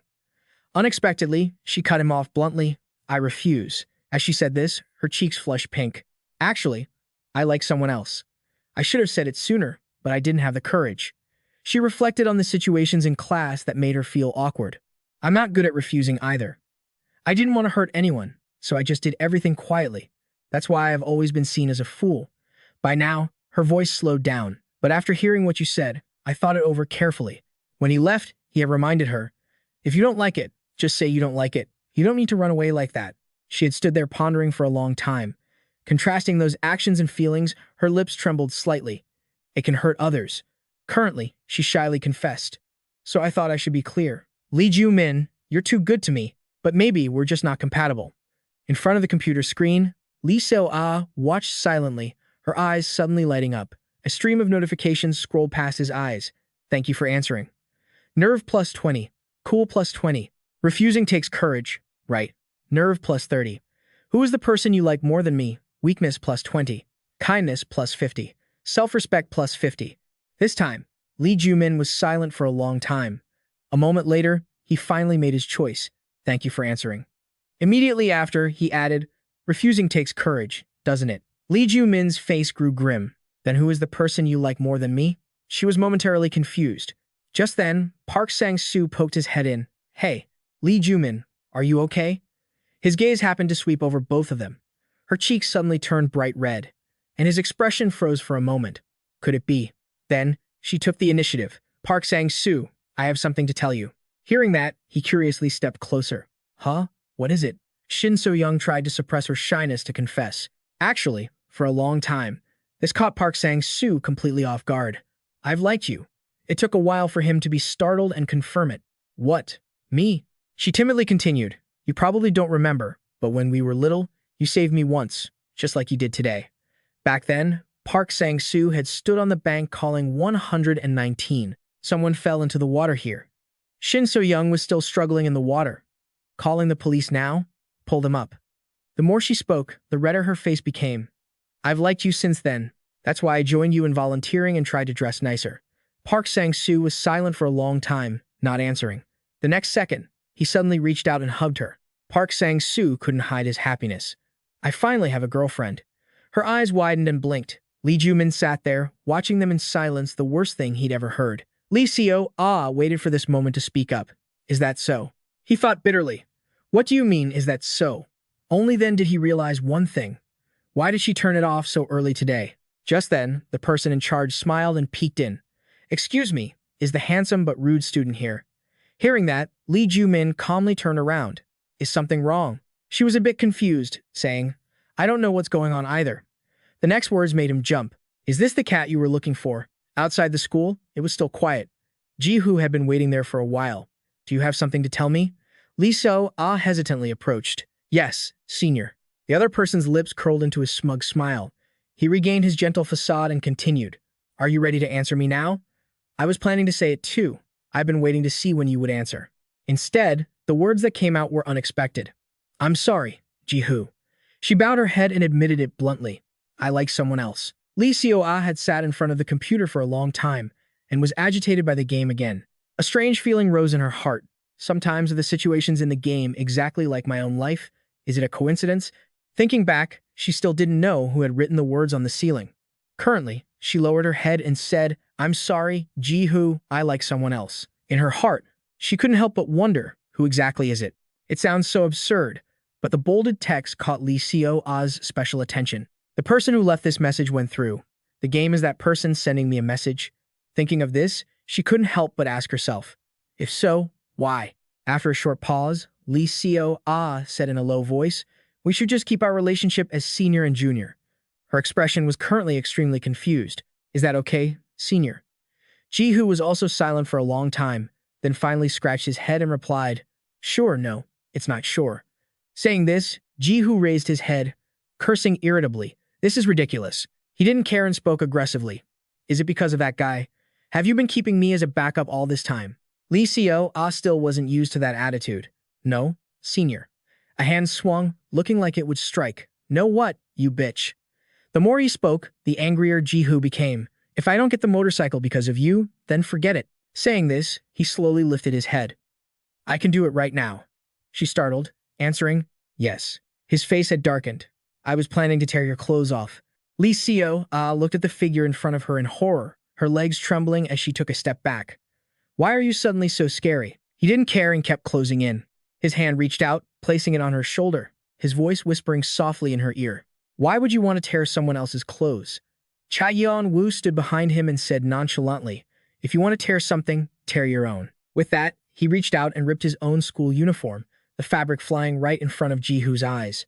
He immediately swung his arm to punch back, but the other guy grabbed his inner shirt. Lee Seo easily tore it apart in an instant. Lee Seo-a's face instantly flushed red. Only then did he feel scared. Who are you? Lee Joo Min didn't move at all. He calmly dropped the piece of cloth to the ground. Are you into sports? Cha Yeon-woo replied without a hint of anger. I play on the soccer team. Just then, his fist was inches away so intense, she worriedly wanted to run over. Cha Yeon-woo. On the other side, Lee Joo Min's expression froze, faced with a bored-looking kitten. She smiled and said, the kitten you're looking for must be this one. By now, the old man realized the cat was the one in charge and remembered. That's right. The other day, I brought this cat here. She slowly recounted the situation at the time. I happened to find it on the way home, right in front of a pack of very aggressive dogs. The old man, who just happened to witness the scene, watched her step forward with an umbrella to chase them off. Then the person in charge quickly took them away, and both of them successfully rescued the kitten. Recounting this, Shin So-young shivered as she remembered. Wait, don't tell me those dogs were caught and are now looking for revenge on me? Park Sang-soo frowned and replied, no way. Hearing that, Lee Joo Min reached out and picked up the kitten. I've saved you now, so we're even. No, it's actually the other way around. His eyes lit up visibly. If it weren't for you, I wouldn't have been able to see the kitten again. Thank you, sir. In that moment, both of them froze. He reacted, quickly covering her eyes. A long while later, Lee Joo Min continued, Park Sang-soo. You're right. He turned and smiled happily. Doing good deeds really does bring good luck. This time, it was Shin So-young who covered his eyes. The kitten lay blankly in his arms. Back at Lee Seo-a's school, the students had crowded around. Kim Min-ji, passing by with a friend, also took notice. She curiously looked over, only to see Jihu gritting his teeth in anger. You punk, he tried to cover his body. What the hell are you doing? Cha Yeon-woo nonchalantly repeated. I thought you liked tearing clothes. Saying that, his gaze flicked down. There's only the last bit left now. Panic began to set in within him. There's no way his punch didn't land on this scrawny, stick-thin guy. Looking at the person before him made Jihu curious who the hell is this guy. Just then, Kim Min-ji walked away angrily in the crowd, which only made him even madder. That bitch dares to avoid me. Immediately after, Jihu pointed and shouted loudly, Hey, Kim Min-ji, are you looking down on me? They ran away immediately. Don't come near here, you pervert. He chased after them frantically. You're the cause of all this. Seeing that, the students gradually dispersed. When is the next episode coming out? So annoying. Let's go. At this moment, Cha Yeon-woo approached. So, are you okay? She shyly replied, Thank you. Hearing that, he waved his hand and left. Remember to be careful next time.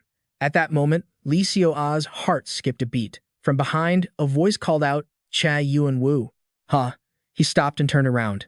What's wrong? Her lips pressed tightly, hesitating for a long time. Finally, Lee Seo-ah stepped forward to confess. I like you. The female students around didn't notice the scene. Lee Seo-ah bowed her head, waiting for an answer. Cha Yeon-woo seemed not to have expected this. Only after a long while did he speak. Thank you for being brave enough to say it. But wait a second, he suggested with a smile. Can we just be friends? She repeated in disbelief. Friends? Cha Yeon-woo's eyes crinkled into a bright smile. Let's be friends. Lee Seo-ah was stunned by that smile. Then she softly repeated, So, we're friends then. Saying that, Lee Seo-ah blushed and added, It's okay if I keep liking you, right? Cha Yeon-woo's gaze wavered slightly, but then he stepped back. That's your decision to make. Before leaving, Cha Yeon-woo didn't forget to wave goodbye. It'll get awkward if I stay any longer. See you later, Lee Seo-ah. Lee Seo-ah's eyes suddenly brightened. I was clearly rejected. But why? What is this feeling?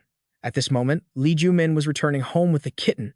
He couldn't help but feel happy he had finally found the kitten. In his heart, he had already calculated that he could strike up a conversation with Han So-yoon. She would excitedly exclaim, "So cute." Thinking about this, Lee Joo Min turned his head to look around. The problem was Lee Seo-ah. He recalled her attire.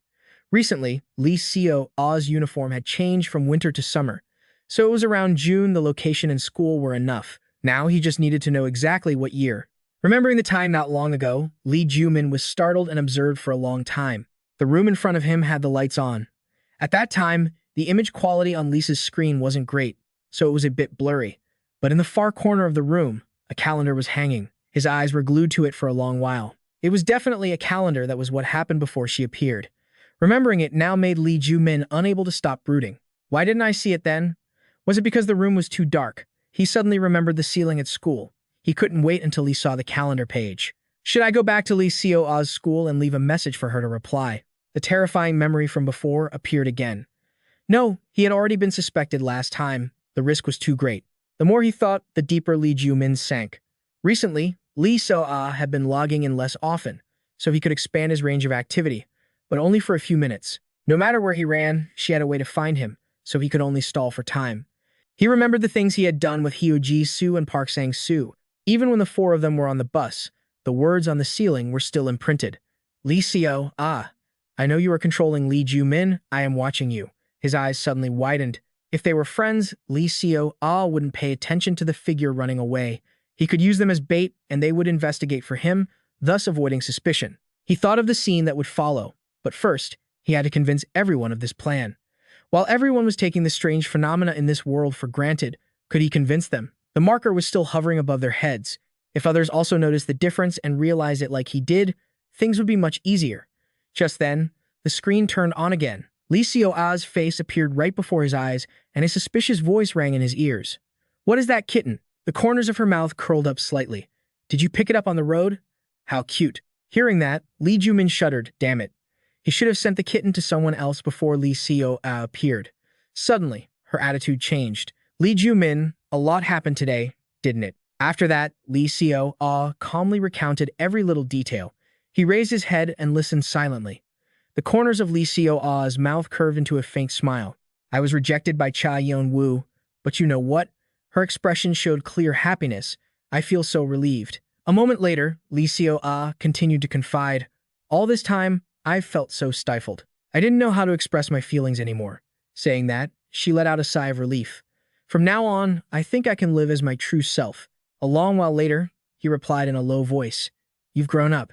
Finishing his words, his eyes widened in disbelief. The image of the fire appeared, along with the scene of him helplessly sitting in the middle of the blaze. Thinking back on everything, his hand at his side clenched so tight that the veins popped out.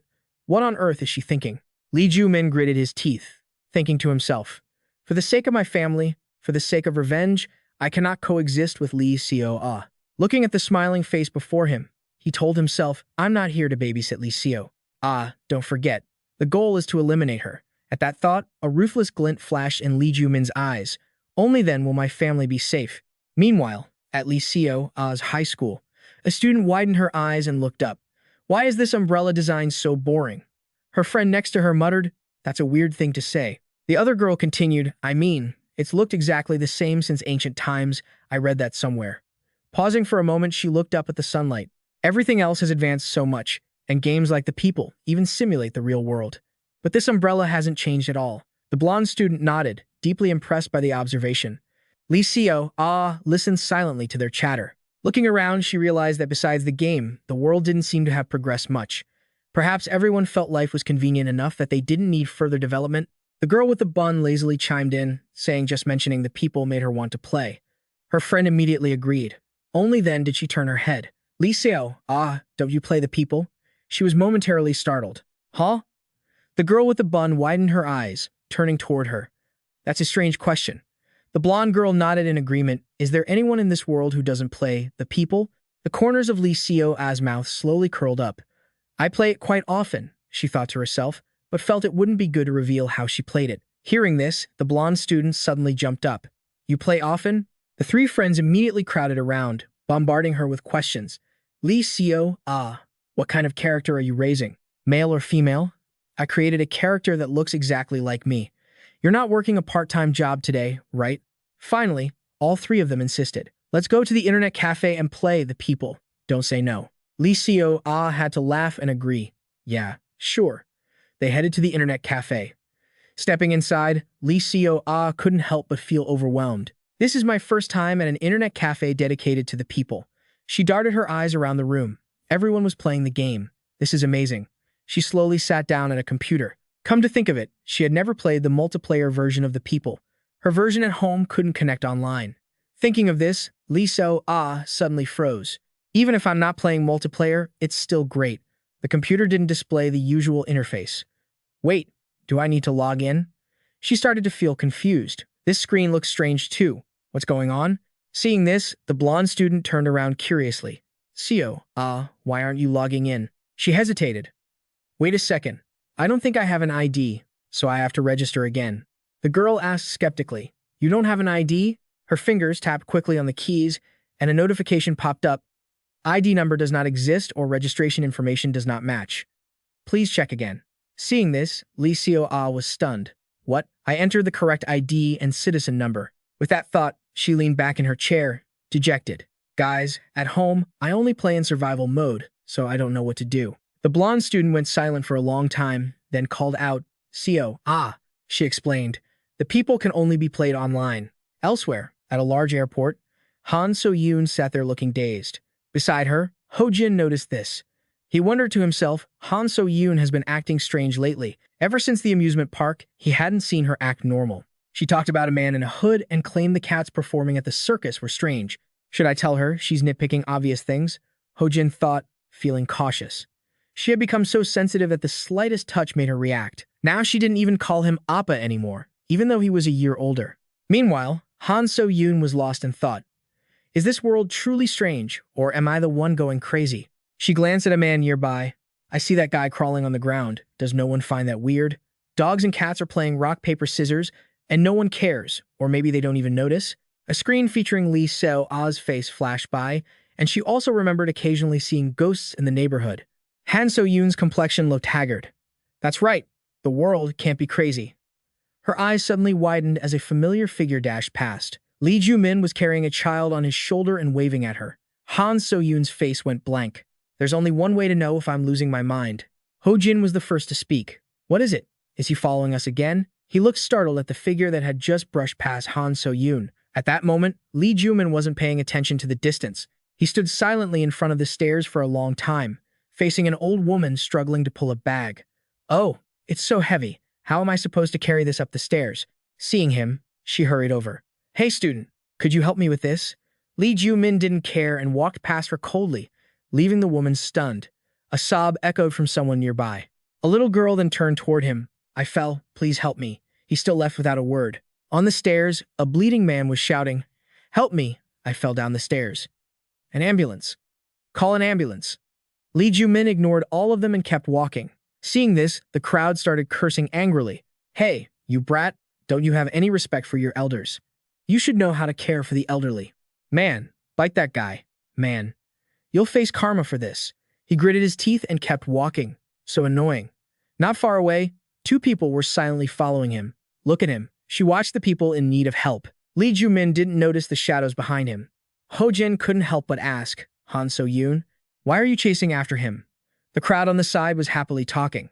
That's the hero who saved me at the park.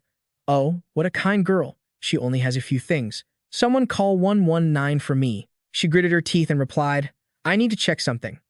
Up ahead, Lee Seo-ah was frowning while looking around. Lee Joo Min hid in a corner, carefully observing the situation. Today is so strange. He remembered back in class when she had shouted angrily, Huh? Why not? Looking at the cannot delete notification, the game reinstallation confirmation made Lee Seo-ah furious. What's wrong with this computer? I don't get it. Can't reinstall, can't delete, can't format, what else do you want me to do? Finishing her sentence, she gritted her teeth and sighed. She remembered how Seo-ah had tried hard to explain earlier, I'm telling the truth. I can control time, customize characters and the people, activate the zombie DLC, do whatever I want. Her three friends were left stunned by her words. After a long pause, they finally spoke. Are you sure you're playing the wrong game? I haven't played the original yet, she tried to convince them. No, it is the people. At this point, the blonde student carefully instructed, Look here, Lee Seo-ah. Then she performed a series of strange operations. There's no time adjustment function in the online game, and there's no saving either. We can only play one character, and there's no room for customization. Looking down at the screen, Lee Seo showed an expression of disbelief. It's clearly the people, though. She stared intently for a long moment. Very quickly, Lee Seo found something wrong. Wait a second. Then she exclaimed in surprise. This place looks familiar. The other person immediately replied, this is the shopping district near my house. The B is famous for its map being exactly like reality, right? Lee Seo still didn't think it was right. I know, but there's a sign above that says Gunny Store. A moment later, she furrowed her brows and muttered, that's not the feeling. She proposed another theory, or is it a different version? In the quiet, silent bathroom, a hand reached out to flush the toilet. Lee Seo let out a sigh, walked out, and thought, being treated like a liar, it's so frustrating. Recalling those scrutinizing gazes from earlier, she bit her lip, unwilling to let it go. Lee Seo was obsessed with the eyes of those around her. I'm not going back to that time, am I? Her silhouette stood silently in the dark, dense space. So annoying. I wasn't lying. Why won't they believe me? Thinking of this, she shook her head to dispel the thoughts. No, I can't. Don't be weak. I'll just explain it clearly to them. Lee Seo seriously recalled the scene on the screen. This map is a bit different from the DBT I play at home. Just then, the door behind her suddenly opened and her friends entered, talking. Did Lee Seo leave already? Well, we couldn't play together anyway, so she went ahead. The girl in the group expressed regret. It would have been fun if Lee Seo could play. The girl with the bun continued. Can't be helped. She couldn't even register an account. The blonde girl added, exactly. First time I've seen a game that doesn't allow registration. It's not like she's an illegal immigrant. Pausing, she lowered her voice. But, Seo, she wasn't lying, right? The other two quickly chimed in. Seriously, she kept insisting the game had features that don't exist. I'm annoyed too. Is she delusional or something? That's why I understood why she was bullied back then. Her level of patience began to wear thin. Meanwhile, Lee Seo was digging around, searching. She carefully examined the screen. Okay, this is the place I saw at the internet cafe. The location was the same, but the store was slightly different, and the street corner was still crowded. In another turn of events, the store's glass window shattered. Lee Seo's eyes widened in shock. The DT I play. This statement caught his attention. Is it in the past? Lee Joo Min shuddered. The past? Why is she suddenly mentioning the past? On the other side, she carefully checked the calendar. That's right, if I consider the time in the game to be 2024. With that, Lee Seo continued calculating. It's 2054 now. Then she turned to look at the calendar behind her. How many years is the discrepancy? He couldn't help but feel panicked. 30 years. Sitting in front of the computer, she nodded and sighed. Only now do I realize it. Why am I the only one playing in the past? Recalling the events that had occurred, Lee Seo muttered. Of course I can download it multiple times, but no, it feels like I've been playing from much further back. Earlier, the blonde girl had explained that there was no time adjustment function there. It's an online game, so there's no save function either. We can only play one character, and there are no numbers. The more she thought, the less she understood why she was the only one who could play like this. Now Lee Joo Min also found it unbelievable. Even though he didn't know why she was saying those things, he didn't expect to find out Lisa's era so quickly. After that, Lee Joo Min held his chin, remembering the word Lisa. I know you're also controlling Lee Joo Min. I'm watching you. She comes from a future much further than I thought. It was truly miraculous that the messages on the school ceiling hadn't been erased. Then he carefully peeked out. Now that he knew the time and place, Lee Joo Min couldn't help but curl his lips into a smile. All that was left was to plan Lee Seo's murder. Just need a plan. At that moment, Lee Seo adjusted the screen and swiped. She's coming here. He and the kitten quickly ran away. They had to hide on the opposite side. Lee Joo Min bolted past a nearby wall, his eyes catching the two of them just in time. Lee Joo Min's expression shifted to Han So-yoon for a moment, and right after, he fell on top of them both. Lee Joo Min's eyes sparkled instantly, and the two people beneath him were momentarily stunned. After a long while, he suddenly asked, "Can't you sleep lately?" With the dark circles under his eyes, Han So-yoon looked up, startled, at the screen with Lee Seo's face right above his head. Lee Joo Min sensed the gaze and turned his head to look. All right. His hand trembled when he thought about what the other person would say.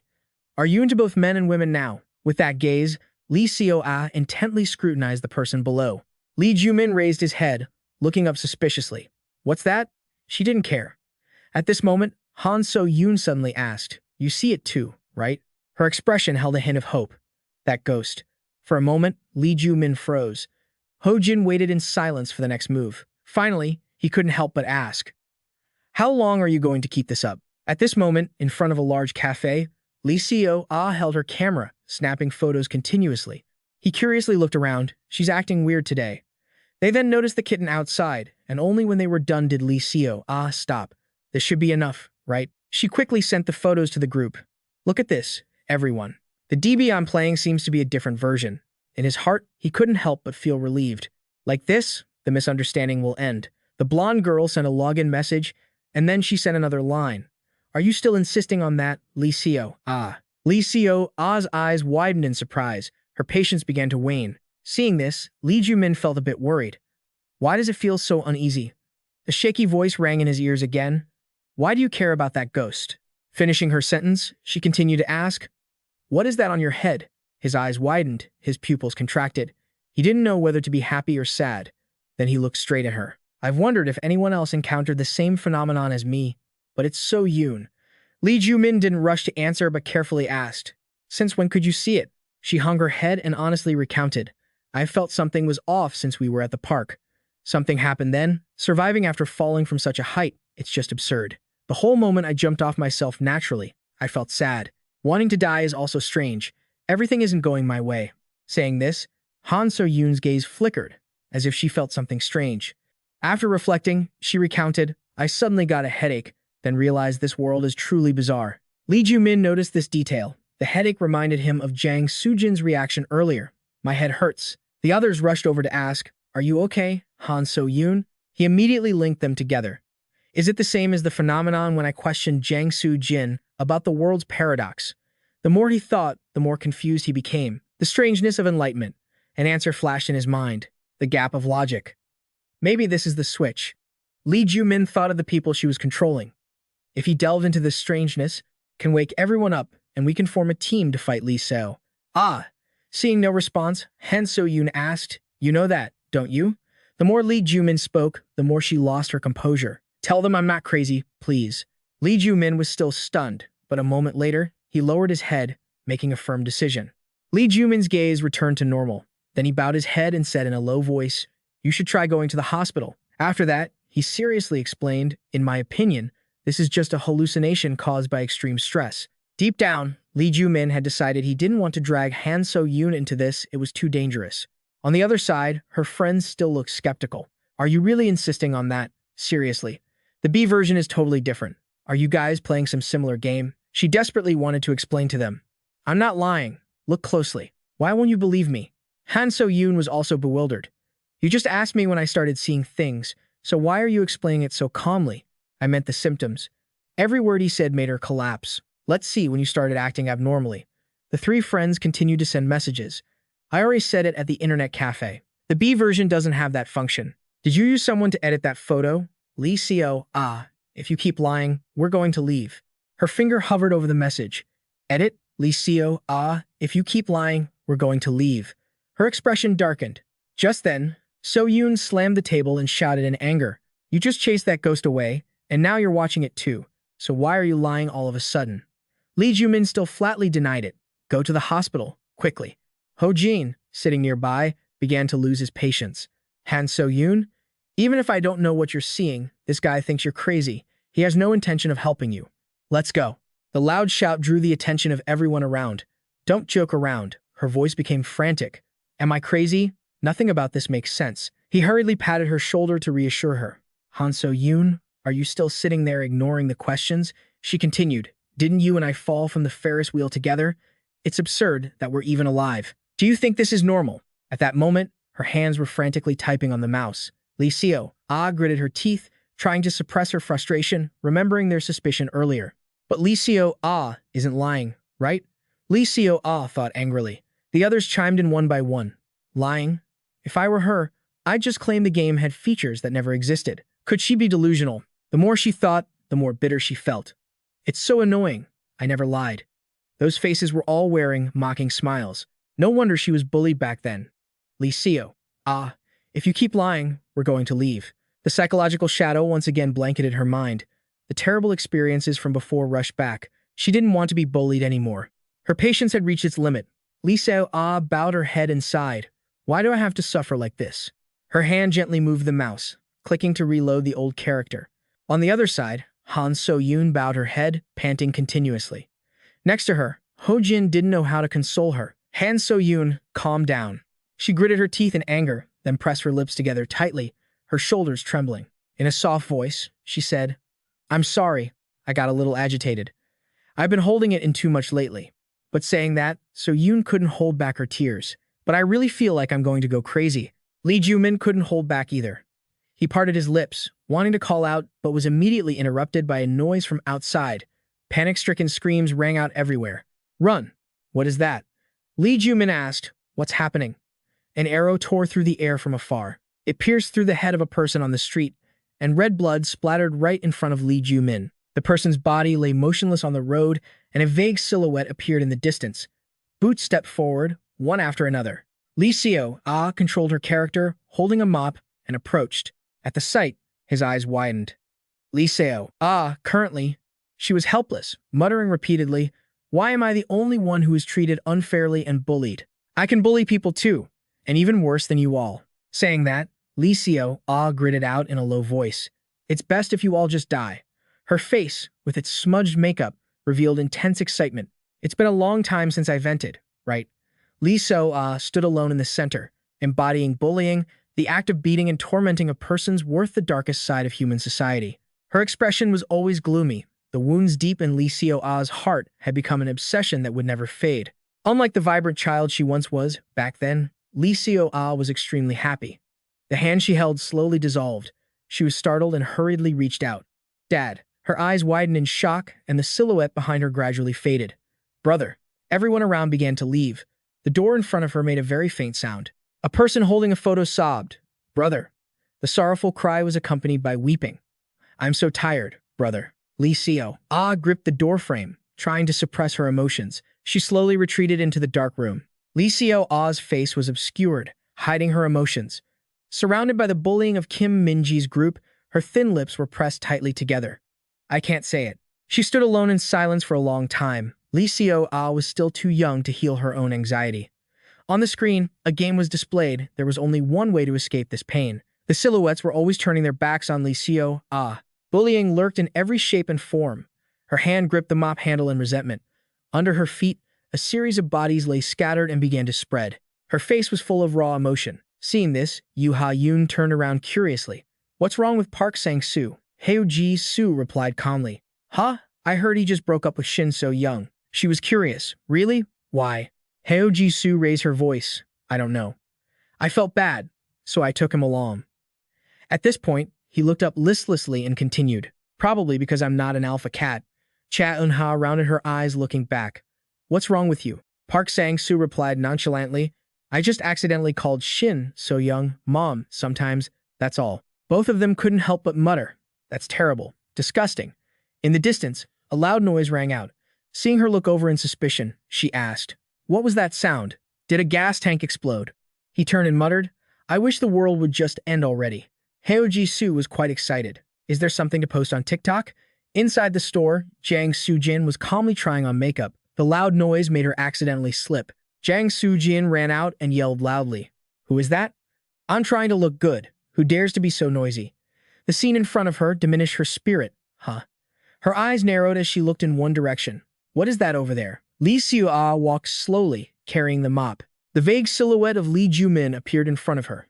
She held her head, complaining, My head hurts again. Seeing that, Gamma-won asked, Is the princess all right? She stood in the distance, signaling to Jang Soo-jin. Let's go, quickly. They quickly replied, At your command, princess. Lee Seo Ah immediately swung the mop in her hand, and a sharp arrow shot straight forward. It easily pinned through the body of Gamma-2. Red blood splattered directly onto her face. Gamma-1 panicked and hurriedly ran over. Gamma-2, princess. He rushed to help the person stand up. Princess, are you okay? Gamma-2, wake up. The desperate calls rang in her ears. Gamma-2. Gamma-2 opened his eyes wide in a panic. What was that just now? She looked ahead, watching as a stream of water passed right through Gamma-2. An object began to materialize in her palm.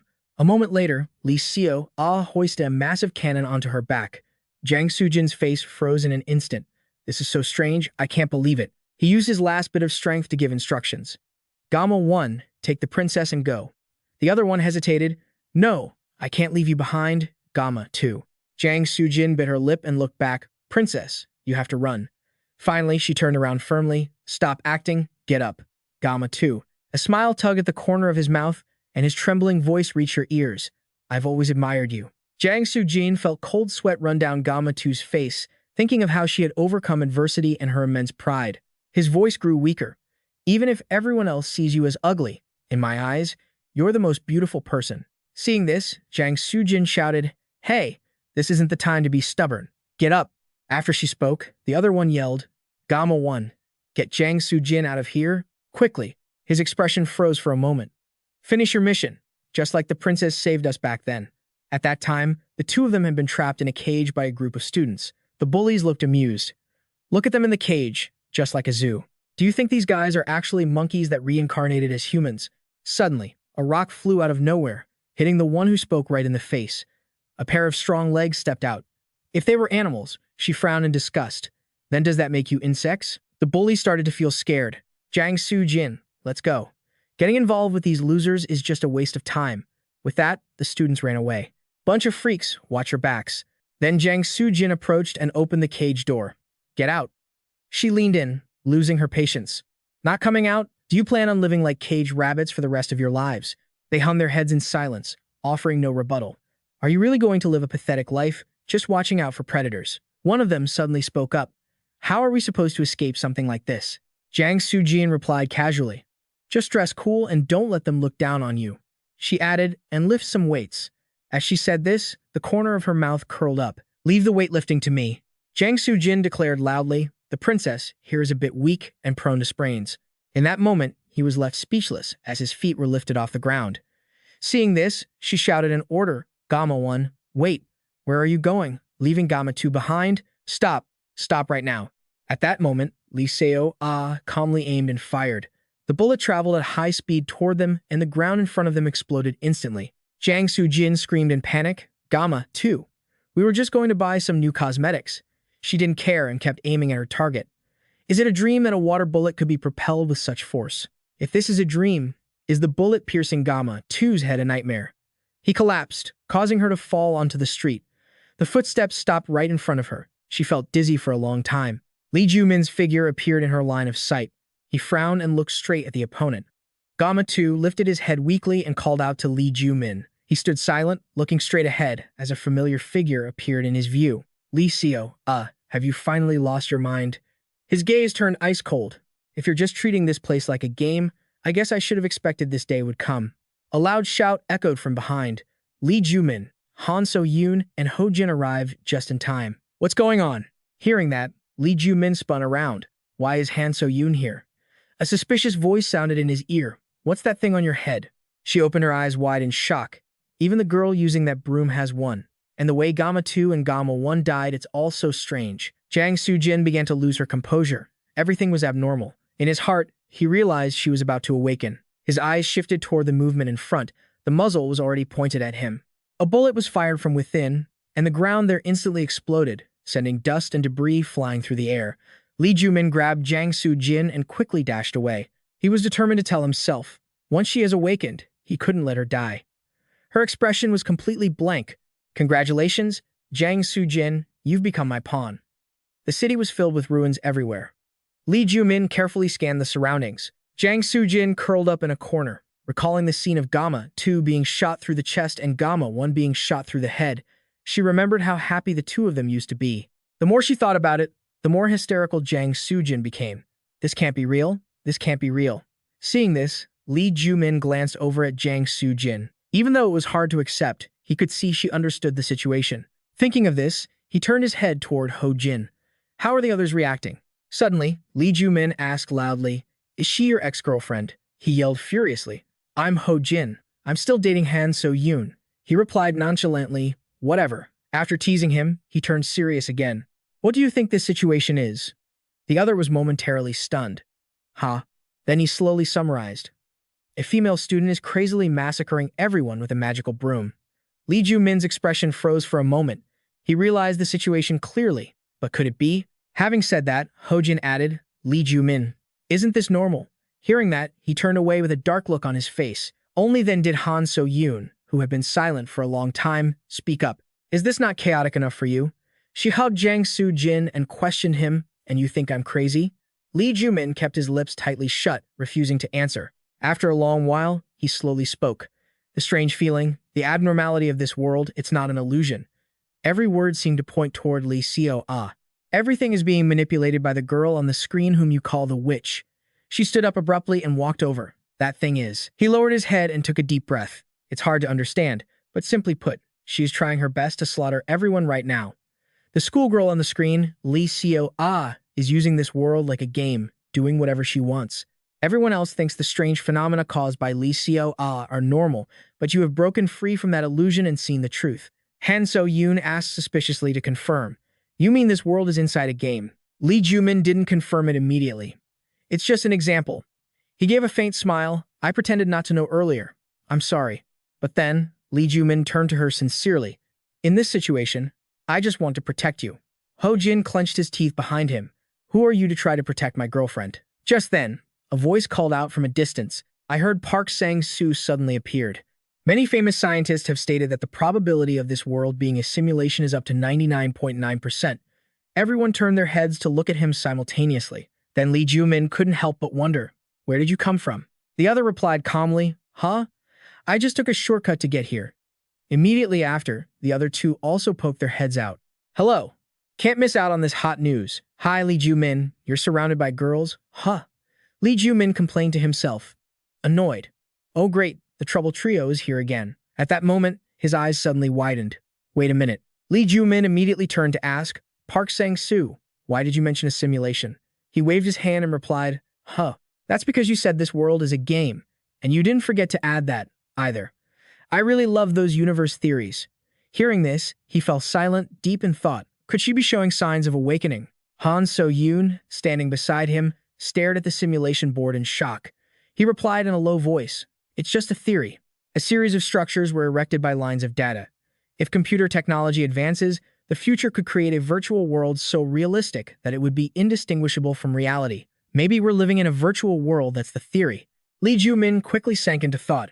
When he really considered it, even if Lee Seo-ah was connected to this place from the future, it was hard to say for sure that this world was real.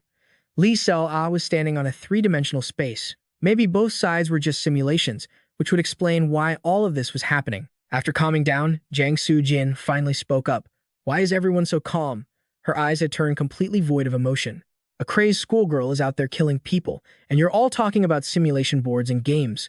Wait, am I dreaming? That's right, this can't be real. Pausing, Jang Soo-jin muttered to herself, or maybe I've lost my mind. Seeing this, Han So-yoon walked over and spoke softly to reassure her. This isn't a dream, and you aren't crazy. With a look of determination, she told her to stay alert.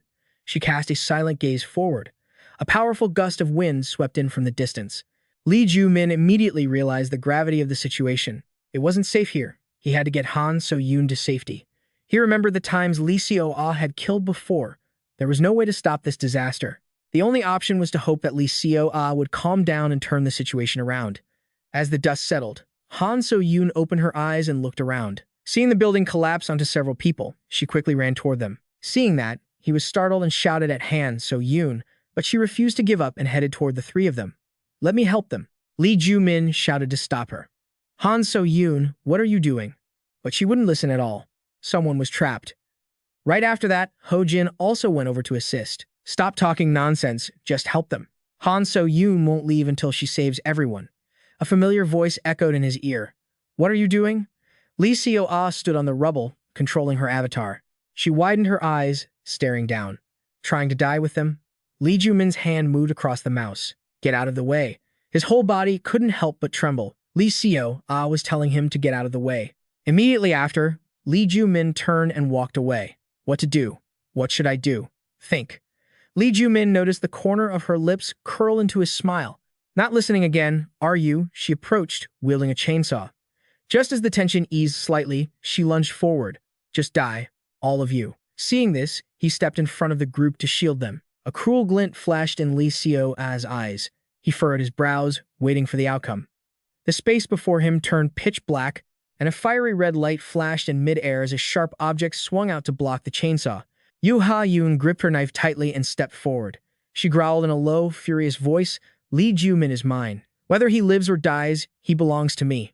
After saying that, Yoo Ha-yoon glared and shouted, "No one touches him." In the library, Yoo Ha-yoon was trying to reach a book on a high shelf. The tension was clear on her face as she gave it her all, but no matter how far she stretched her hand, she couldn't reach the book. Just then, another hand reached out and took the book that Yoo Ha-yoon was trying to get off the shelf. Yoo Ha-yoon looked over in surprise and saw Lee Joo Min standing next to her. At the same time, he tilted his head slightly to look at her. A faint blush appeared on Yoo Ha-yoon's face, and she hesitantly stammered a thank you. But before she could finish, Lee Joo Min hurried off, forgetting to even hand the book to Yoo Ha-yoon, leaving her staring at him in astonishment.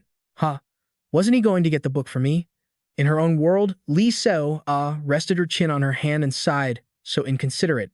How selfish. She gently dragged the mouse, clicked a few times, and muttered, "That won't do, Lee Joo Min. Yoo Ha-yoon is waiting." Inside the library, Lee Joo Min suddenly tripped and fell flat on his face. The pose was so ridiculous that even Yoo Ha-yoon wondered, how did he fall like that? The force of his fall sent the book in his hand flying into the air, and it happened to land perfectly right on the stack of books Yoo Ha-yoon was holding. Lee Joo Min scrambled to get up, still looking around, annoyed. Did I trip on something? Where's the book? He had no idea that Yoo Ha-yoon was staring at him with admiring eyes, fueling a wrong assumption in her heart. Is he avoiding me because he's shy?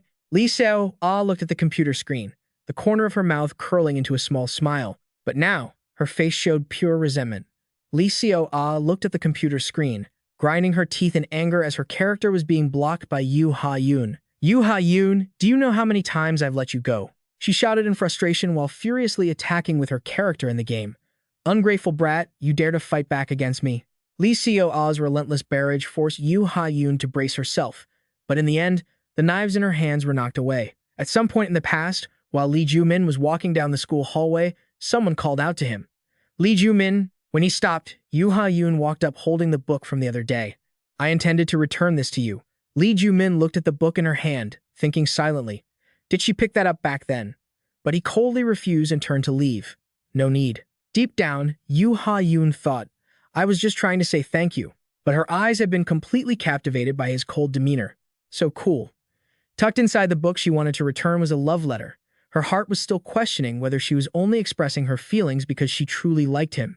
Ever since then, Yoo Ha-yoon had held onto the thought, I just want some attention, so I'll always stay close to him. That was why she always wanted to follow Lee Joo Min, even jumping onto his bed, which startled him. Gradually, Yoo Ha-yoon realized something else. Even in his dreams, he wouldn't look at her. The way Lee Joo Min looked at her was always so indifferent. That gaze made Yoo Ha-yoon stunned. I didn't realize it, but I'm like a shadow standing behind Lee Joo Min. I'm invisible. But things were different now. The knives Lee Seo-ah had knocked out of her hands lay on the ground. Her cold gaze was still fixed straight ahead. At some point, Lee Joo Min started to fear me, and finally, he's actually looking at me. Yoo Ha-yoon gritted her teeth and pulled another knife from behind her back. She used that knife to deflect the chainsaw Lee Seo-ah was swinging at her. The cold-hearted Lee Joo Min has finally noticed me. It's the same now, you're looking at me, aren't you? Just as Yoo Ha-yoon had hoped, Lee Joo Min's look of shock was fixed entirely on her. In her heart, Yoo Ha-yoon kept repeating the same thought over and over. Love me, love me, love me, love me, love me, love me, she shrieked fiercely. Die. The knife in Yoo Ha-yoon's hand unleashed countless lightning-fast strikes. Lee Seo-ah struggles, using the entire saw blade in her hand to block the attack. Park Sang-soo, watching from the side, exclaims in shock, they're really going at it. Meanwhile, Jang Soo-jin cheers excitedly. Kill her, Yoo Ha-yoon. Only Heo Ji-soo remains deep in thought, observing the scene. Her eyes wide, she watches the events unfold. Heo Ji-soo suddenly remembers asking Yoo Ha-yoon, do you like Lee Joo Min? That question had made Yoo Ha-yoon's face flush bright red. Immediately after, she startled and asked in a panic, Me? Heo Ji-soo smirked, looking understanding. What's this? You're being way too obvious. Yoo Ha-yoon's face turns even redder as Heo Ji-soo brings up the past. That time, she skipped school on the same day as Lee Joo Min was already suspicious. That reminder makes her. Remember the embarrassing situation of being caught by Lee Joo Min just now. Yoo Ha-yoon immediately tries to deny it in confusion. It's not like that. Heo Jisoo looks at her attitude with slight surprise, then declares, I like Lee Joo Min, too. Those words immediately make Yoo Ha-yoon's expression turn dark. What did you say? From out of nowhere, she pulls out a knife. Glaring at Heo Jisoo, she asks, You like Lee Joo Min? Realizing the situation has turned sour, Heo Jisoo quickly denies it. No, I mean, not just me, the whole school likes Lee Joo Min, right? So don't try to hide it anymore. Hearing that, Yoo Ha-yoon's expression finally shifts to one of surprise. Meanwhile, Heo Jisoo stands to the side, starting to pep talk herself. Even if Lee Joo Min doesn't care about us, we can just keep flirting until he notices, right? She doesn't forget to invite the others. So, I'm planning to go to Lee Joo Min's house tonight. You coming? Back in the present, as Heo Jisoo watches Yoo Ha-yoon's battle, she realizes, You're really trying hard, aren't you, Yoo Ha-yoon? Thinking this, she grits her teeth, making up her mind. Then Heo Jisoo yells toward Yoo Ha-yoon, You Ha-yoon, you're so cool. Yoo Ha-yoon uses the knife to swipe horizontally, finally knocking the saw blade out of Lee Seo-ah's hand. Without hesitation, Lee Seo-ah wait, Yoo Ha-yoon clenches the knife, and with one swift dash, she slashes at Lee Seo-ah's neck. Park Sang-soo turns pale and mutters, That's ruthless. Even Heo Jisoo is shocked by her decisive action. While everyone else is stunned, Heo Jisoo still cheers enthusiastically, torture her, rip her apart. The people below, seeing Yoo Ha-yoon defeat Lee Seo-ah, shout happily, Wow. The schoolgirl caught the terrorist. We're saved. But Yoo Ha-yoon only quickly turns to look at Lee Joo Min, a hopeful smile blooming on her lips. Lee Joo Min. Did I do well? Am I good, right? Meanwhile, Lee Joo Min's gaze is fixed on her. Internally, he is quietly calculating. Yoo Ha-yoon is suspicious, but if she awakens, she could be very useful. Lee Seo-ah, in the real world, has a look of shock on her face, but in the game, Lee Seo-ah, who should have been defeated by Yoo Ha-yoon, slowly stands back up. She smiles slightly in the real world. As expected, you have to enable God mode when playing a deathmatch to feel safe. On the screen, a notification for God mode activation pops up. Inside the game, Lee Seo-ah stands tall, a flurry of command codes swirling around her.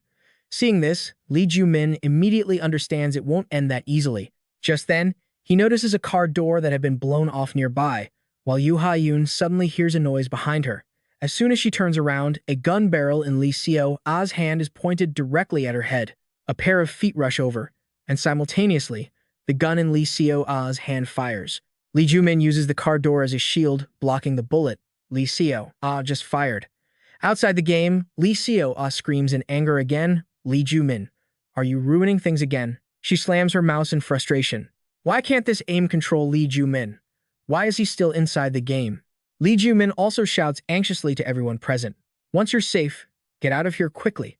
But Yoo Ha-yoon doesn't seem to hear a word he says, just blushing and muttering to herself. Lee Joo Min saved me, the cold-hearted guy. Lee Seo-ah has lost all patience. Forget it, this isn't fun anymore. In the game, Lee Seo-ah looks lifeless, slumping down in front of Lee Joo Min, which confuses him. But immediately after, Han So-yoon screams in panic behind him. Lee Joo Min glances back and sees Yoo Ha-yoon clutching the knife, a face still wearing that same admiring smile as she runs toward him. The sudden situation leaves Lee Joo Min unable to dodge in time, and the knife in Yoo Ha-yoon's hand plunges straight into his shoulder. The three Heo Jisoo, Park Sang-soo, and others gape in shock. Even Ho Jin and Han So-yoon are frozen in fear, while Lee Joo Min can only grit his teeth and endure it. But then, Yoo Ha-yoon's eyes widen in horror. She screams at him in terror. I'm sorry. Above the screen clearly shows Lee Seo-ah's surprised face. Below, Yoo Ha-yoon is trembling, gripping the knife tightly, panicking as she explains to Lee Joo Min, Why did I do that? Was my body acting on its own, or was it my own will? I didn't mean to stab you. I like you so much that I lost control. Lee Joo Min looks at Yoo Ha-yoon's expression in surprise, feeling something inexplicable. Is this personality conflict caused by Lee Seo-ah's manipulation? That means there's a sign of awakening. Lee Seo-ah is behind the scenes, trying to control Yoo Ha-yoon, making it seem like two personalities are coexisting. Meanwhile, Lee Joo Min quickly realizes that to break this situation, he must help Yoo Ha-yoon escape Lee Seo-ah's control. He begins trying to recall the events that transpired in this game. The gaps between the events, the strange feeling that Yoo Ha-yoon might notice what could it be. The first thing Lee Joo Min thinks of is the scene where Yoo Ha-yoon wields a knife in front of the zombie horde. No, even if the situation is absurd, there has to be some logic to it. He remembers her holding the knife and signaling for the zombies to attack him. But Lee Joo Min quickly dismisses that. What I need right now is the moment the plot was distorted by Lee Seo. Lee Joo Min tries hard to rack his brain between Yoo Ha-yoon and himself. He needs to find a contradiction. Just then, he remembers the awkward situation when he and Yoo Ha-yoon were stuck in the same room that day. That memory brings a flicker of realization to Lee Joo Min's face. He quickly yells to Yoo Ha-yoon, "It wasn't a dream." Yoo Ha-yoon is stopped in her tracks by his sudden, firm statement. Lee Joo Min takes the chance to say it all in one breath. "The time we were locked in that room together, the time I kissed your forehead, the time you went crazy, none of it was a dream." That blunt confession makes Hyo-ji Soo, Park Sang-soo, and the others so excited they get nosebleeds, and they can't stop commenting. This is getting serious. How far have they progressed? Oh my god, so cool. Yoo Ha-yoon herself is shaken by Lee Joo Min's statement. What did you say? It wasn't a dream? Shortly after, she clutched her head and groaned. I'm so dizzy. Seeing Yoo Ha-yoon's reaction, Lee Joo Min couldn't help but feel secretly relieved. It's working. But just then, Lee Seo, Ah's dark, cold voice echoed in her ears again. What is this? Yoo Ha-yoon looked up in shock, catching sight of Lee Seo, Ah's face twisted in fury, snarling at her. Don't just stand there. Kill them all, I said. She widened her eyes, muttering in disbelief. What is happening? Seeing the situation spiraling out of control, Lee Seo Ah screamed even more frantically. Don't just stand there. Kill them all. Every click of her mouse seemed to manifest invisible strings, binding Yoo Ha-yoon's body and controlling her every move. Under Lee Seo Ah's control, Yoo Ha-yoon charged at Lee Joo Min again. What is this? I'm so confused. I want to kill Lee Joo Min, but I don't want to. He barely managed to tilt his body to the side, just narrowly dodging a slash from Yoo Ha-yoon that grazed his cheek. She was still weeping uncontrollably. I'm sorry, Lee Joo Min. I'm so sorry. Finally, he couldn't take it anymore and shouted at her. If you're sorry, then stop. Just stop. As if obeying him, she paused for a brief moment. Yoo Ha-yoon looked at Lee Joo Min, and with a vacant expression, she blurted out something cold, yet with an underlying desire to kill him and make him hers. Lee Joo Min couldn't take it anymore. So what exactly do you want? Yoo Ha-yoon stepped back, her entire body trembling uncontrollably. Lee Joo Min quickly realized she was trying to resist. Even so, Lee Joo Min remained worried. Mere awareness wasn't enough. She had to distinguish Lee Seo as orders from her own desires and fight back to act on her own will. He suddenly recalled the awakening memories he had experienced, so he knew exactly what he had to do. He needed to convey that same feeling to Yoo Ha-yoon. Lee Joo Min quickly stepped in front of her and said in a firm tone, Listen carefully, Yoo Ha-yoon. I know you're confused, but you have to trust me. Inside Yoo Ha-yoon, it was as if there were two people, the real her, and the chaotic version being controlled by Lee Seo. Lee Joo Min wanted to explain that to her. Are there two conflicting intentions in your head right now? One is your true self, and the other is that girl on the screen manipulating you. He guided her step by step on how to control her own mind. Identify which one is your true emotion, and let that one take over. Hearing his words, Yoo Ha-yoon's face showed clear confusion. My true emotion? There were two conflicting streams of emotion within her. The unrequited love she felt for Lee Joo Min, those moments when she tried to walk by his side, only to feel sad whenever he passed her by in silence, and the sorrow of her feelings not being returned. Love and hate her heart felt pierced by a cruel blade. These two opposing emotions were being twisted by Lee Seo. A drop of crimson blood fell, stirring the quiet surface of the water, but then it finally merged into one. Yoo Ha-yoon pursed her lips tightly. Lee Joo Min was startled when she suddenly sighed. How pathetic, she said. She lowered her head to hide her expression, but her voice remained steady, as if accusing Lee Joo Min. No matter how much I show you my feelings, you never care. You only use me when you need me, then turn your back. Yoo Ha-yoon admitted it bluntly. Honestly, I hate you. Lee Joo Min's heart skipped a beat upon hearing that. Oh no. The next second, Yoo Ha-yoon hesitated. Her tone began to shift. She looked directly at Lee Joo Min and confessed sincerely, but I still really like you. The knife in her hand fell to her feet. While Yoo Ha-yoon's words hadn't stopped, the sadness was only fleeting. The yellow human icon floating above her head began to change, as Yoo Ha-yoon reaffirmed, but love has always filled my heart. The icon turned completely pink, and a sincere smile blossomed on her lips. This is my true feeling. The entire space went dead silent for a moment. No one knew how to react. Chin-woo was the first to regain his composure, and he hurriedly shouted at Han So-yoon, Han So-yoon, why are you still just standing there?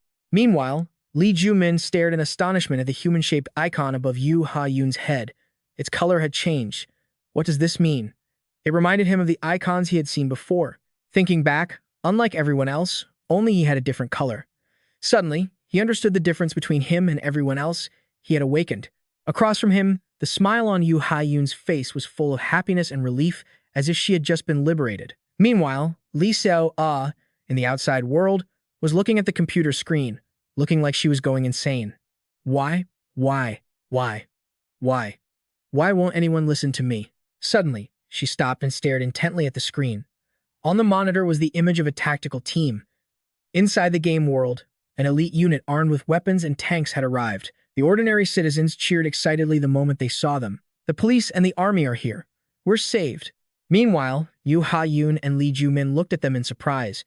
A notification box appeared on Lee Seo-ah's computer screen. The words, "You are truly cruel," seemed to strike her eyes. Lee Seo-ah frowned and muttered, "Cruel." She couldn't understand the message at all, given what she had been through. Is it wrong to relieve stress with a game? I'm not bullying real people like those others do. Lee Seo-ah grumbled in frustration to herself. They're just game characters. You're supposed to help me relieve my stress. She slammed her desk in anger and screamed, "Why are you all isolating me?" Inside the game world, Lee Joo Min heard Lee Seo-ah's angry shouting. Especially you, Lee Joo Min. You are not allowed to do that. The mouse clicked on a water balloon icon. Lee Joo Min's pupils contracted immediately. In the sky behind the screen, where Lee Seo-ah's hateful face was displayed, the shape of a giant water balloon appeared. A massive water balloon hovered over the city. Everyone looked up at the sky in tension. That was a giant water balloon. In the game, Lee Seo-ah's feet suddenly moved as she crouched down to gain momentum. Like an arrow, Lee Seo-ah launched herself straight into the sky. Outside, Lee Seo-ah shrieked in hatred. Just die. All of you, just die. Lee Seo-ah's body pierced the giant balloon like an arrow, and it instantly exploded. The balloon burst, revealing a massive sphere of water in the air. An enormous amount of water, like a dark black hole, poured down onto the city. Everyone below looked up. Chin-woo's group and even the police team that had just arrived watched in astonishment. Lee Joo Min shouted in panic, but Yoo Ha-yoon continued to stare at the sky, her eyes filled with horror. The massive amount of water cascaded down like a wild waterfall from the high sky onto the city. A kitchen knife skillfully sliced carrots into small pieces. Outside, someone was opening the door to enter. A middle-aged man stepped in and greeted her. "You're home," she replied.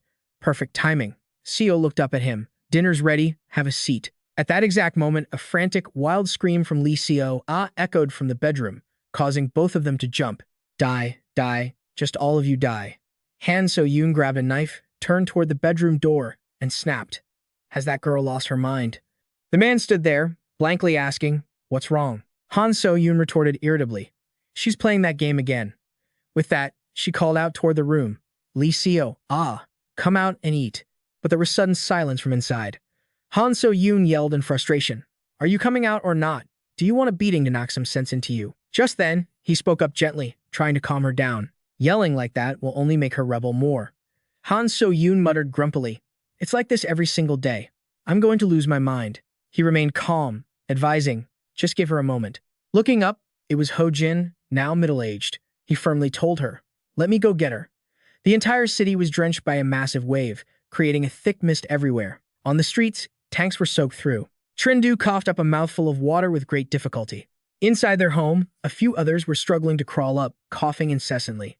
Han So-yoon seemed to still be in shock, remembering how, amidst the rushing water, when they tried to hold onto each other while clinging to a telephone pole, the hand she had been holding onto that young family member had slipped away. Han So-yoon watched helplessly as the three of them were swept away by the violent current. Even now, Han So-yoon was still traumatized by the memory. Elsewhere, Lee Joo Min was desperately performing CPR on Yoo Ha-yoon. His face showed clear anxiety and panic. Everyone present in the building remained silent, unable to speak. In the real world, Ho-jin had arrived at Lee Seo-ah's door. He knocked gently on the tightly closed door. Lee Seo-ah's crazed, ear-piercing scream erupted from inside the room once more. "Die." A notification from the game flashed in the corner of the screen. She had become the most brutal slaughterer in the city. The number of corpses had surpassed the number of living people. For the sake of everyone's mental health, the bodies were replaced by tombstones. Inside the game, mobile infantry units were hiding behind the tombstones, which had been created by people she had shot, fighting back against Lee Seo-ah while she continued to scream maniacally. "Die, die, all of you just die." Lee Seo relentlessly controlled her in-game character, firing wildly everywhere. She didn't stop screaming, "Die. All of you." The knocking from outside suddenly made Lee Seo freeze. She heard Hojin's voice from outside, filled with concern. "Lee Seo, are you okay?" He called out slowly.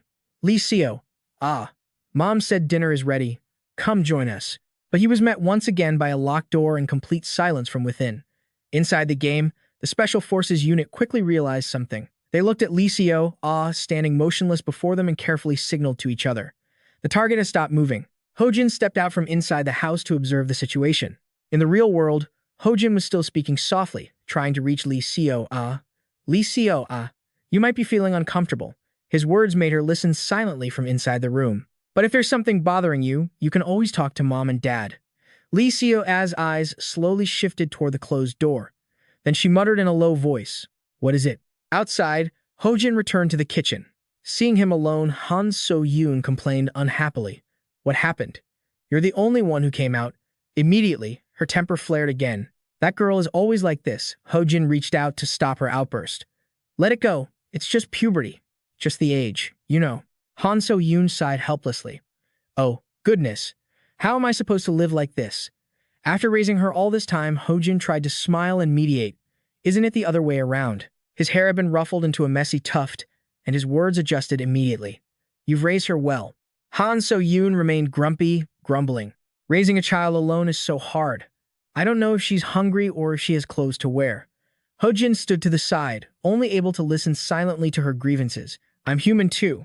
I have my limits." Hojin's consoling voice sounded gently. Meanwhile, Lee Seo was staring blankly at the ruined landscape inside the game. "You've raised her with all your heart. That's good enough."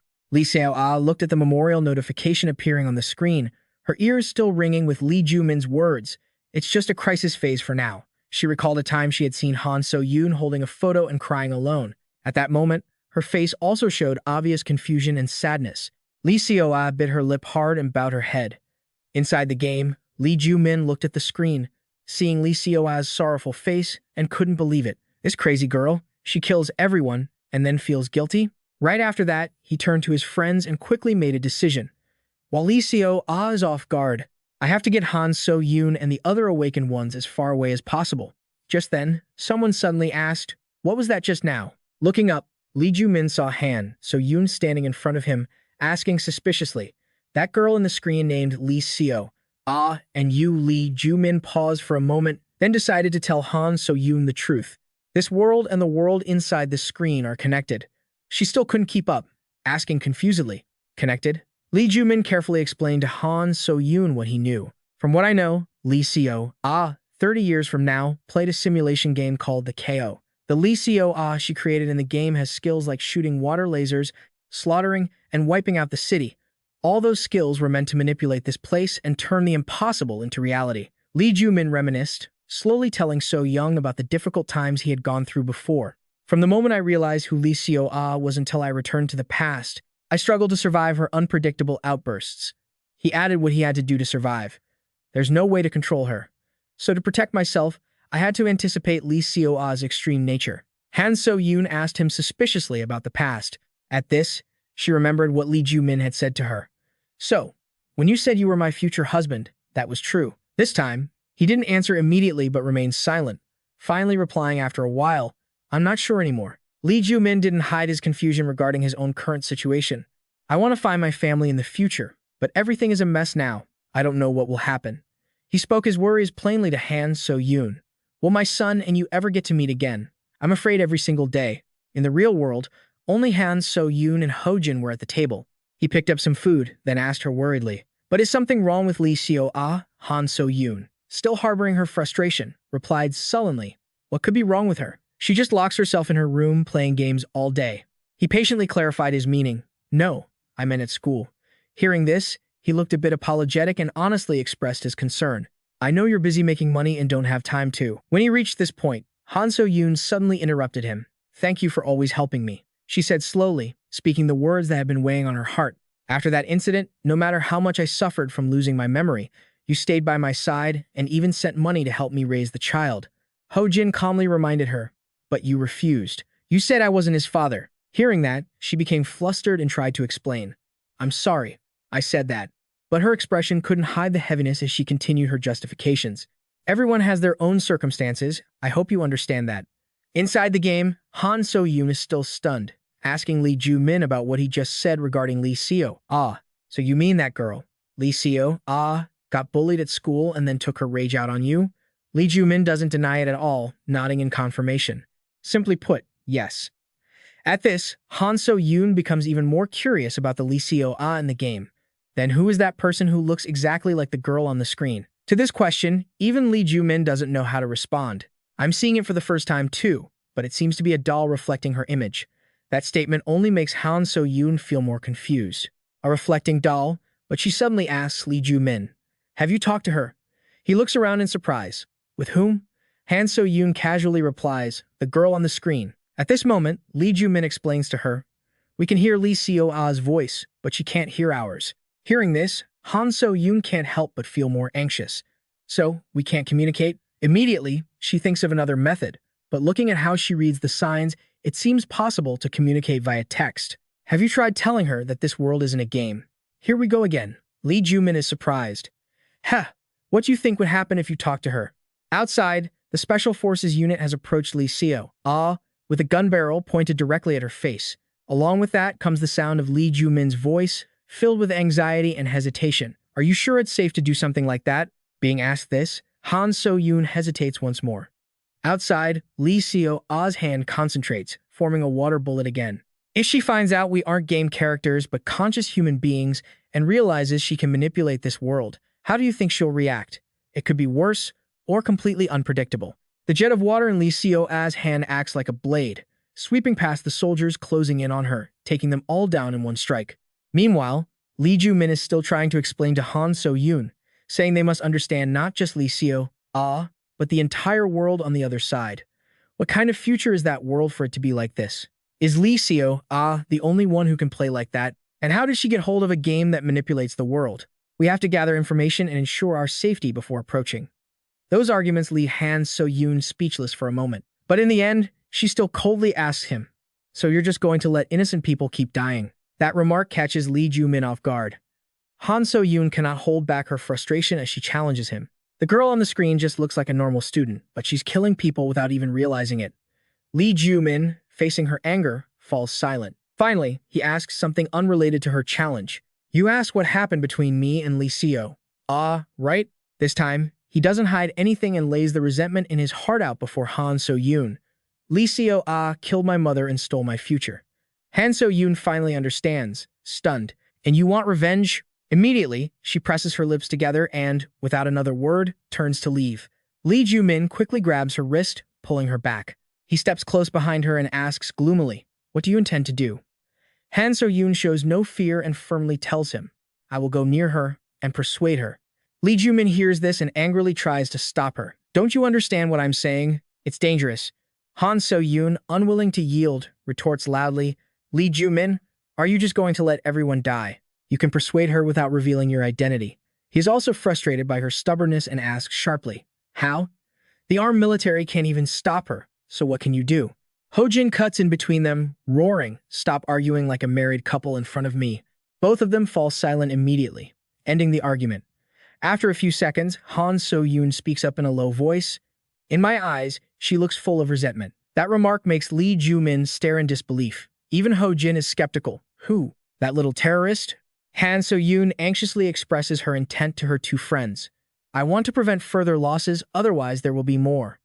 I want to put an end to this situation." Lee Joo Min helplessly asks her back, "But how?" Han So-yoon quickly interrupts him. "I know physical force won't do anything." Outside, Lee Seo has begun the slaughter once again. The panicked soldiers trying to escape are all taken down by her. Meanwhile, Han So-yoon has made up her mind. Then there is only one way to stop this disaster: change her heart. That plan startles Lee Joo Min. Han So-yoon reminds him of the past, just like how you survived until now. She insists even more firmly. "A teenage girl's heart, I'm one too, so I'll understand it better than anyone." Chaeun lets out a gentle sigh. She hasn't fully recovered after nearly drowning, while only Hyo Ji-soo sits to one side, anxiously watching over Yoo Ha-yoon. She remembers the happy moments with Yoo Ha-yoon, when she bashfully apologized to Hyo Ji-soo for accidentally throwing a knife at her. Back then, They were teasing each other and hiding behind Ha-eun to play, or even the times Heo Ji-soo and Yoo Ha-yoon went out for a walk. At those moments, the smile on Yoo Ha-yoon's lips was incredibly pure. Suddenly, an angry shout cuts through Heo Ji-soo's thoughts. Absolutely not. Lee Joo Min screams angrily at Han So-yoon. Listen to me, Han So-yoon. If you go like that, how is that any different from walking to your death? Why would you go near her? Han So-yoon is also provoked by his vehement opposition and shouts back. Who are you to tell me what to do? I was grateful that you saved me earlier, but now I can take care of myself, so stop interfering.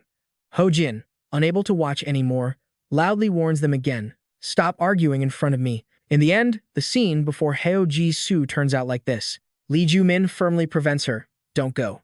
Han So-yoon stubbornly argues. I have to go. Ho Jin stands in the middle and roars at both of them. Stop fighting. At that very moment, the screams of the Special Forces soldiers outside become increasingly chaotic, which also draws Han So-yoon's attention. Taking advantage of the moment she is distracted by the scene, Lee Joo Min coldly asserts to her, not everyone is like you, Han So-yoon. He shows no mercy, laying the cruel truth out straight before her. What you think is right doesn't necessarily lead to a good result. Even though she understands what Lee Joo Min says is true, Han So-yoon remains unwilling to give up. But only we understand the situation, and only we can stop it. But Lee Joo Min once again coldly cuts off her intention. We don't necessarily have to carry this responsibility. The coldness in his words leaves Han So-yoon stunned. As if unable to believe it, she suddenly asks him, Am I your future wife or something? Before Lee Joo Min can even understand her meaning, Han So-yoon's face shows clear disdain as she scoffs. Funny, isn't it? Why would I ever marry someone as heartless as you? The moment he finished speaking, Han So-yoon spun around and walked away, ignoring Lee Joo Min's attempts to stop her. So-yoon, you can't stop her, he thought, yet he remained firm, and you can't stop me either.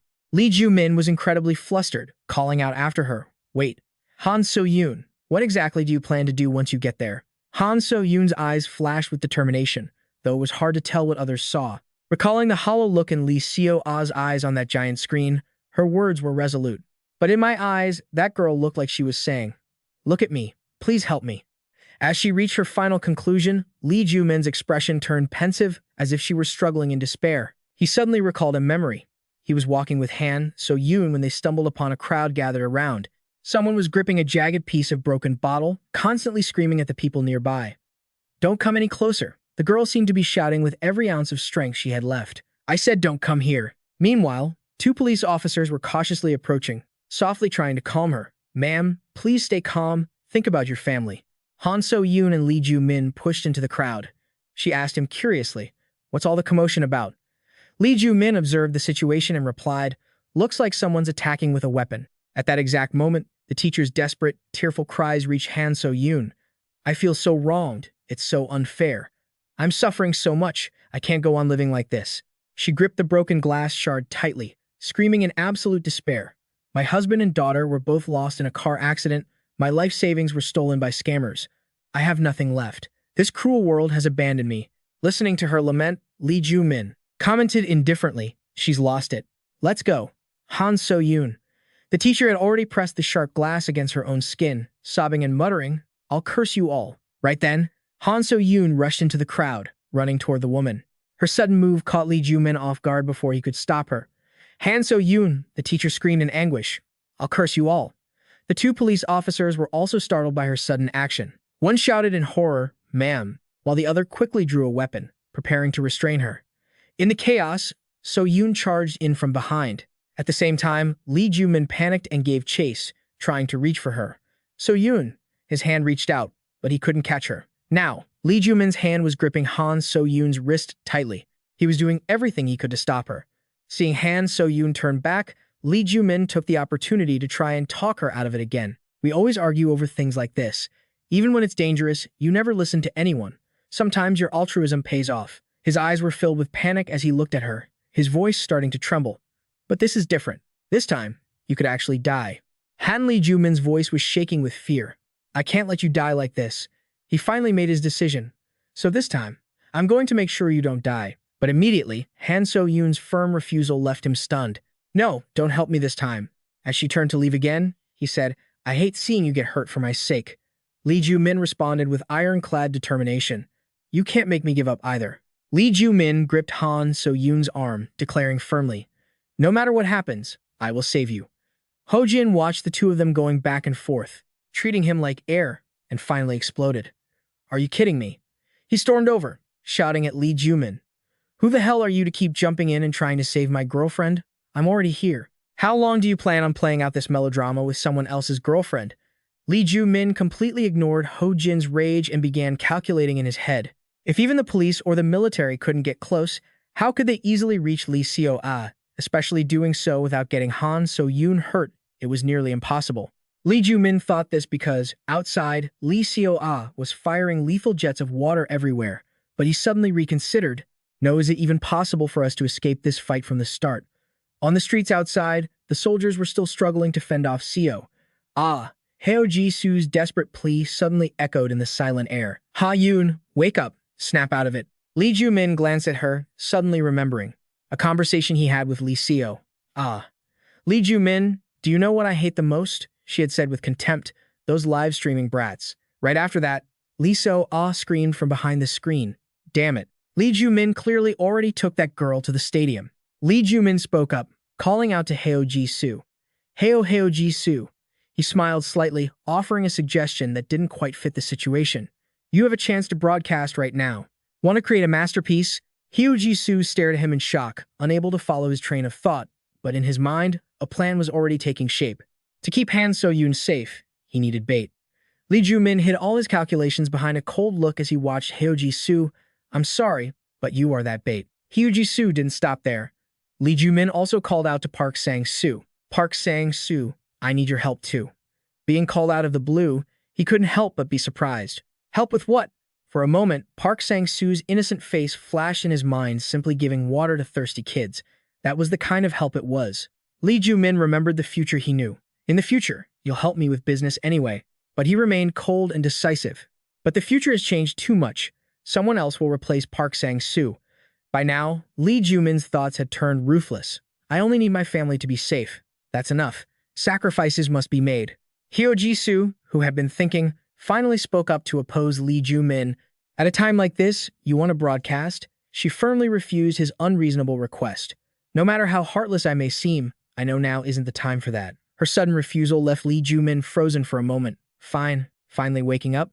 Heo Ji-soo, understanding him well, affirmed, "That kind of thing isn't important to me anymore." She reflected on the moments she had been through, from when she thought she was standing alone at the top, to meeting Park Sang-soo, Lee Joo Min, and Yoo Ha-yoon. Her voice became increasingly sincere. "I've realized there are things far more important. Thanks to you too, I've understood what fills the void in my heart." The bright, gentle smile of Yoo Ha-yoon lingered in her mind, helping Heo Ji-soo understand that it wasn't about being followed by many or becoming an influencer. She looked at Ha-yoon, who was still unconscious, and said to Lee Joo Min firmly, "So, if you need my help with anything, just say the word." Heo Ji-soo looked Lee Joo Min straight in the eyes, her words filled with a fierce determination to get Yoo Ha-yoon to the hospital safely. "What do I need to do?" In the real world, the bowl of rice for Lee Seo-ah still sat untouched on the table. Ho Jin looked at her with concern, then carefully asked Han So-yoon for his opinion. "Should I go talk to Lee Seo-ah?" But she replied to him sharply, "If she won't answer when you call, why bother? If she's hungry, that's her own problem." Ho Jin still didn't feel right, hesitating as he explained, "It's not like that." He repeated what he had asked earlier, wanting to know if Lee Seo-ah was struggling with anything. But the moment he touched on this issue, Han So-yoon grew irritated and snapped back. What could she possibly be struggling with? She doesn't even do her chores. I'm the one who's suffering here. Ho Jin looked at her, still wanting to press further, but he sincerely offered her a piece of advice. "You should try asking her one more time, just be a little gentler." Inside the game, the tactical team had been almost entirely wiped out by Lee Seo-ah's water spirits. Even though she had several arrows piercing her own body, Lee Seo-ah just stood there calmly. A soldier who had miraculously survived was hiding behind a tombstone, his heart racing in pure terror. "We can't win, there's no way we can win this." He stared at Lee Seo-ah, who was still holding her weapon high. It was just a mop, yet it was firing deadly water projectiles from a sphere attached to it. His mind was filled with hopeless thoughts. It doesn't die even when hit, and she's using a magic staff? It makes no sense. It's completely beyond reason. Finally, when he saw the hollow, soulless look in Lee Seo-ah's eyes, the soldier silently concluded that she wasn't human. That thought terrified him even more, and he couldn't help but scramble up, Desperate to run as far away as possible, Lee Joo-ah's gaze quickly locked onto the fleeing figure, and she swung her mop. For a split second, the running soldier felt a giant shadow looming over his head. Immediately after, at Lee Joo-ah's command, a massive pillar of water descended from the heavens, instantly taking his life. When the water dissipated, only a tombstone remained. Lee Joo Min was hiding near a corner nearby, observing the entire scene flawlessly. He turned to look at Hyo Ji-soo, who was trembling behind him. When he heard Lee Joo Min's probing question, Hyo Ji-soo was still shaking uncontrollably. "Can you do it, Hyo Ji-soo?" But she just looked at Yoo Ha-yoon, who was still unconscious on Lee Joo Min's back. Hyo Ji-soo bit her lip, gathering her resolve. In the real world, Lee Joo-ah suddenly became alert. In the game, Hyo Ji-soo suddenly appeared from around the corner, shouting at Lee Joo-ah defiantly. "Over here, you idiot!" She waved her arms, continuously drawing Lee Joo-ah's attention. "Hey, over here." Lee Joo-ah's eyes in the real world flared with rage as soon as she saw her. She remembered those who used to bully her. Hyo Ji-soo was among them, back when they took those suggestive photos of her. Back then, she had to grit her teeth and endure their demands. Just remembering those memories made Lee Joo-ah clench her teeth in hatred. She screamed from the outside, ordering the Lee Joo-ah in the game to act. But the next moment, her eyes widened in shock. Another person had just stepped up beside Hyo Ji-soo, and this newcomer looked almost exactly like her. Lee Joo-ah couldn't believe it, and rubbed her eyes hard. What, did I see that wrong? Lee Joo Min was still hiding behind the corner, carefully observing everything. Earlier, when Hyo Ji-soo had asked him blankly, "Me, what do I do?" Lee Joo Min had carefully corrected her, saying, "To be more precise, it's a mass escape plan." Lee Joo Min explained the goal of his plan to everyone in detail. "To increase our survival rate, we need to divert her attention. While that's happening, I'll carry Yoo Ha-yoon to safety." Park Sang-soo heard about being the bait and stepped up to take the responsibility. "Why, Hyo Ji-soo? Let me do it." Hyo Ji-soo firmly agreed with Lee Joo Min. "Let me do it." Lee Joo Min didn't hide his reasoning, telling her directly why he chose her. "She hates streamers the most, so you'll be the perfect bait." Park Sang-soo heard this and felt something was wrong, anxiously reminding Lee Joo Min. "Lee Joo Min, that's going to be dangerous for Hyo Ji-soo." But he had already anticipated that, so he told Park Sang-soo, "That's why I need your help too." Park Sang-soo, and not just you. He also pulled Jang Soo-jin into his plan. "Jang Soo-jin, you too." She immediately replied, "What do I need to do?" Lee Joo Min asked Jin-do, "Do you have any makeup with you?" She answered honestly, "I dropped my bag, so I don't have much left." But then she quickly rummaged through her pockets, dropping a mountain of cosmetics. Both Lee Joo Min and Park Sang-soo stood frozen, staring at her. By the time two small piles of makeup had formed on either side of her, she finally finished with, "About this much." Lee Joo Min was speechless and asked, "Where did you get all that?" But right after, he gave his request to Jin-do. "Use your magic makeup skills to turn Park Sang-soo into Hyo Ji-soo." With two of them now, Hyo Ji-soo and Park Sang-soo started heading in opposite directions. Just as Lee Joo Min had insisted, it created an opening. Both Hyo Ji-soo and Sang-soo ran as fast as they could in their respective directions. But then, even Jin-do volunteered. "I'll do it too." She grabbed some scissors, firmly cut her long hair, and stated calmly, "At the very least, it'll provoke her." Lee Joo-ah's eyes showed clear confusion, as there were now 3 Hyo Ji-soos running in 3 different directions in front of her. After organizing the 3 of them, Lee Joo Min turned to assign a task to Han So-yoon. While they're running, "Han So-yoon, can you get close to Lee Joo-ah?" He didn't know what she planned to say to convince her, but he looked toward Ho-jin. Catching Lee Joo Min's gaze, Ho-jin looked back, surprised. Back in the present, Han So-yoon was hiding elsewhere, tensely watching the deeply confused Lee Joo-ah. She seized the moment, preparing herself to run out right then and there. But at that exact second, a strong arm wrapped around her waist. Before she could even be surprised, Ho-jin hoisted her onto his shoulder and turned to run in the other direction. Han So-yoon shouted at him indignantly, "Hey, what are you doing? Let me go." Someone was following them too. She saw Lee Joo Min carrying the unconscious Ha-yoon behind them. As soon as she saw him, Han So-yoon immediately understood. She shouted angrily, "Lee Joo Min." Earlier, while Han So-yoon wasn't paying attention, Lee Joo Min had whispered to Ho-jin. His words had startled him, almost making him scream.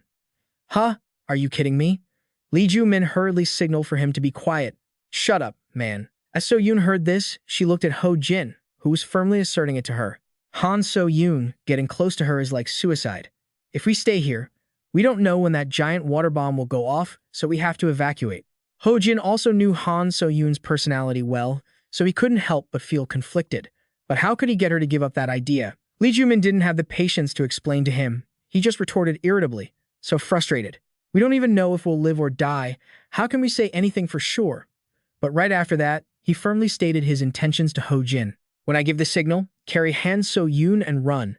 Hearing Han So-yoon grumble, isn't it better than letting her die? So, for now, despite Han So-yoon struggling incessantly, Ho-jin firmly hoisted her up and ran away from Lee Seo-ah. On the computer screen, Lee Seo-ah quickly spotted Lee Joo Min's group fleeing. Are you all abandoning me too? She couldn't accept it, screaming almost manically. You have to make me happy. That's your duty. Why are you boycotting me even in the game? Along with her screams, the mop in Lee Seo-ah's hand in the game formed a fireball. Park Sang-soo was the last one running, so he realized the danger. He couldn't help but turn back, and the next second, a blazing red light appeared in his eyes. A split second later, a massive wave of fire aggressively swept across the spot where Park Sang-soo had just been standing. Hyo Ji-soo was stunned at the sight, screaming his name in terror. Park Sang-soo. Lee Joo Min kept trying to run as fast as he could. Thinking to himself about his predictions, it was faster than he had imagined. In this situation, sacrifice was unavoidable. Chin-do, who was running in front, saw this and turned back, shouting angrily, "That bitch! I will definitely get my revenge." Immediately after, a giant pillar of fire swallowed her whole. Ho-jin was briefly frozen by the situation, but Lee Joo Min, running behind him, shouted to remind him, "Don't just stand there, run." He felt even more panicked inside. Before it was So-yoon's turn, hurry. Another giant fireball formed once again on Lee So-ah's mop. The crimson wave of fire shot forward like a massive arrow. Its target this time was Lee Joo Min. He was terrified to realize that the crimson fire was already rushing up right behind him. At the same time, Lee Joo Min was carrying Yoo Ha-yoon, trying to escape as fast as he could. Feeling the flames approaching and about to touch his body, he couldn't hide his panicked expression. But Hyo Ji-soo had already run frantically to support them both. Luckily, Hyo Ji-soo was one step faster. She immediately shoved them both away before the flames could touch them. At this moment, the two of them just barely woke up when she was on Lee Joo Min's back, watching the desperate, panicked look in Hyo Ji-soo's eyes after she pushed them away. A moment later, the flames rushed in, completely swallowing her figure. That scene instantly snapped Yoo Ha-yoon back to reality. Meanwhile, Lee Seo-ah had already quickly locked onto another target to attack. In the distance, she hadn't stopped creating fire.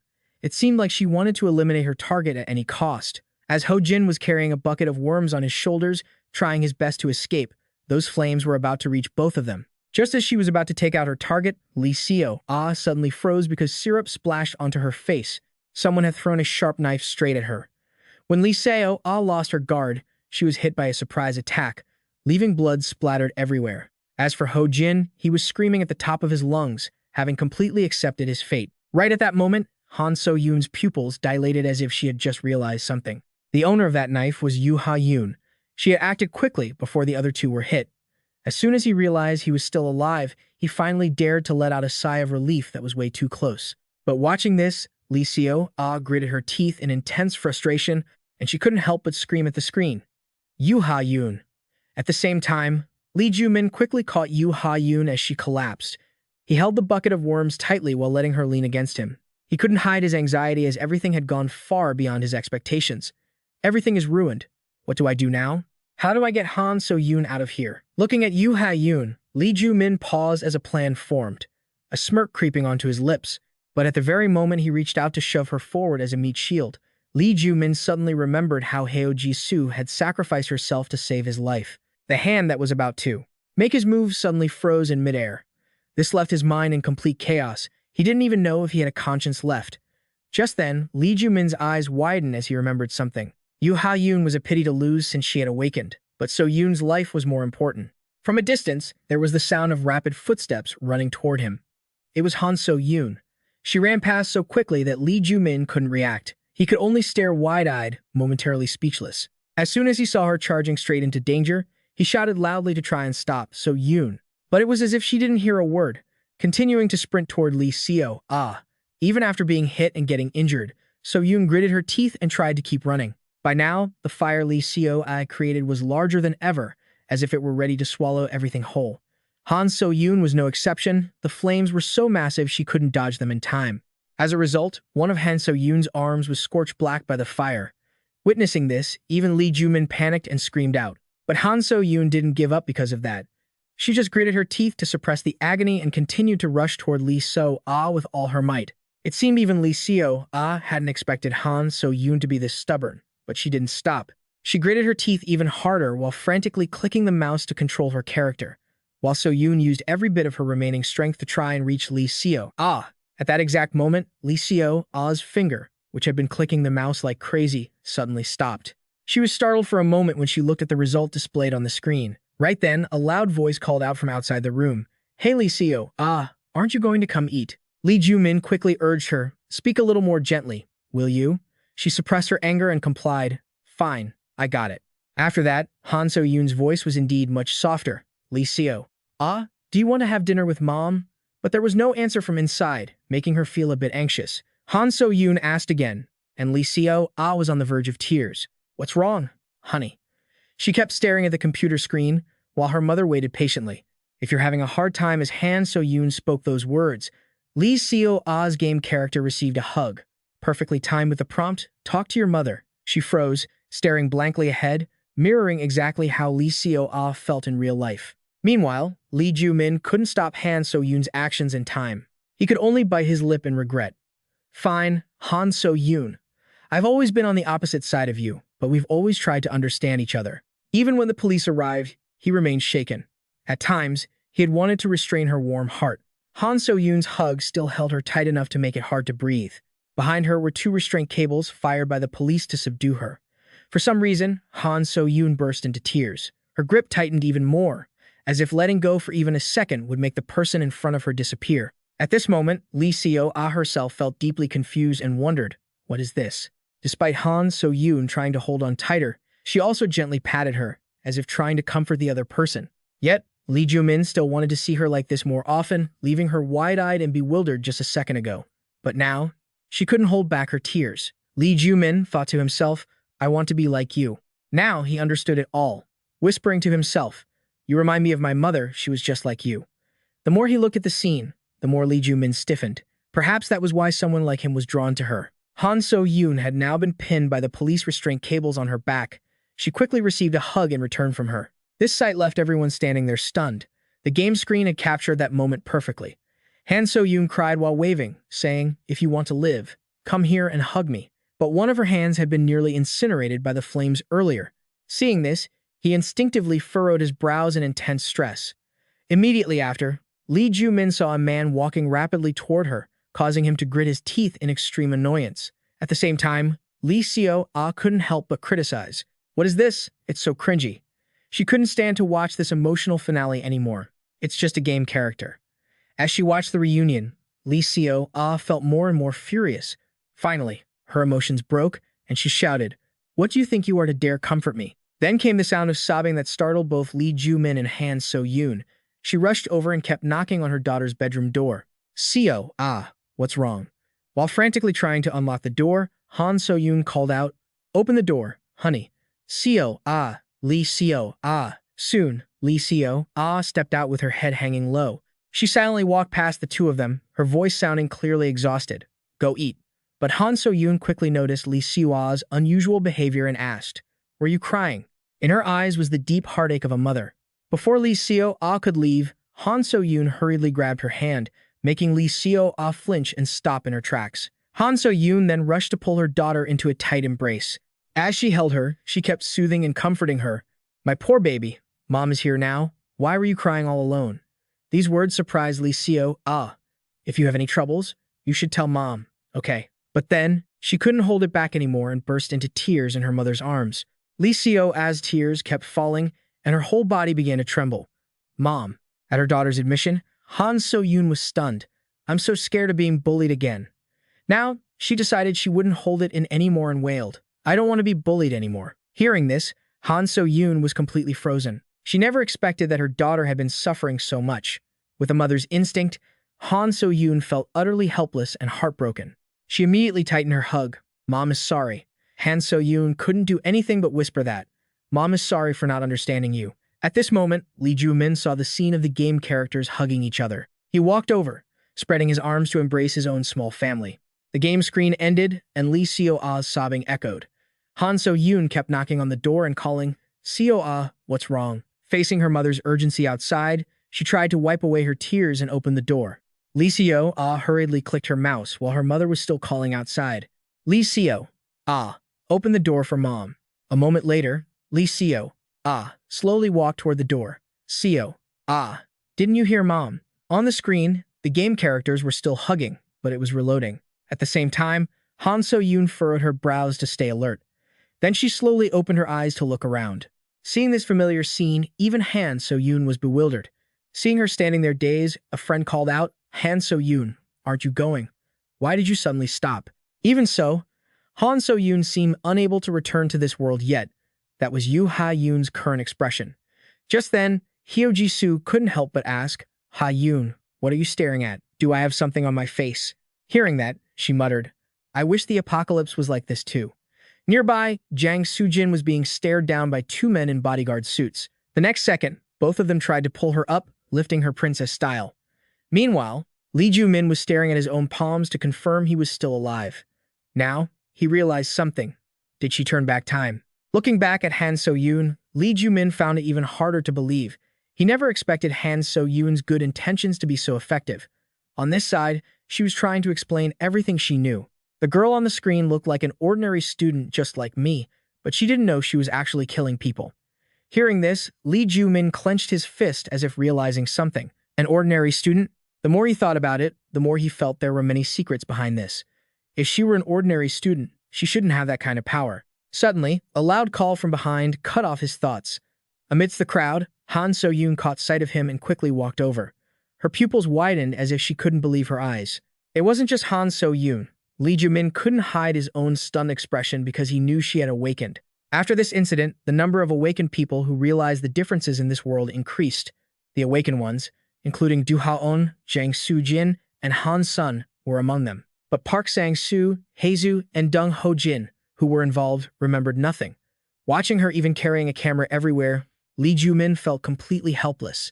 Regarding Ho-jin, he even showed his disgust openly. And Lee Joo Min gathered those who had realized the truth while Lee Seo was absent to explain the situation. But in the eyes of passers-by, the scene was quite interesting. Dating three girls at once. To ensure safety, they decided to communicate via messenger instead of meeting in person. Ha-eun even walked right past him, trying to act like she didn't know anything. At this moment, Lee Joo Min's gaze turned contemplative, as if he were plotting something. The very next day, Han So-yoon decided to go to Lee Seo-ah's school to clear everything up. The teacher looked extremely awkward after listening to her explanation. "I'm so sorry. We should have kept a closer eye on things." Before leaving, Han So-yoon didn't forget to bow deeply. "Yes, I'm counting on you, teacher." Once she finished talking to the teacher, she slowly stepped outside, standing beside Lee Seo. Han So-yoon said softly, "I spoke to your teacher, just like you wanted." Hearing this, she replied indifferently, "Okay." At that moment, Han So-yoon couldn't hide her worry and asked, "This girl is so stubborn. Is it really okay to just give a warning and leave it at that?" But Lee Seo had no intention of making a big deal out of it. "Yes, I'm not being bullied anymore." Still, Han So-yoon couldn't feel at ease, so she added a warning. "If anyone bullies you again, you must tell me. Understand?" Lee Seo still wouldn't look her in the eye. "I understand." But her next words left Han So-yoon completely stunned. "Thank you, Mom." Lee Seo-ah's voice was full of certainty. "I'll handle the rest myself." Flashback to school in the year 2024. Everything was running as normally as could be. But during break time, while everyone else was napping or chatting, Lee Joo Min was busy scribbling something down. He had mapped out a plan for the summer of 2024, and the location was Lee Seo-ah's school. Lee Joo Min had even considered the tools for his plan very carefully. Only then did he dare to tell himself, "Finally, everything is ready." His eyes were filled with a hatred that was hard to conceal. "Eventually, I will kill you, Lee Seo. It's just a shame I can't kill her with my own hands right now." He had considered every detail thoroughly. "But in 2054, I'll go to Lisa's school to find her home address.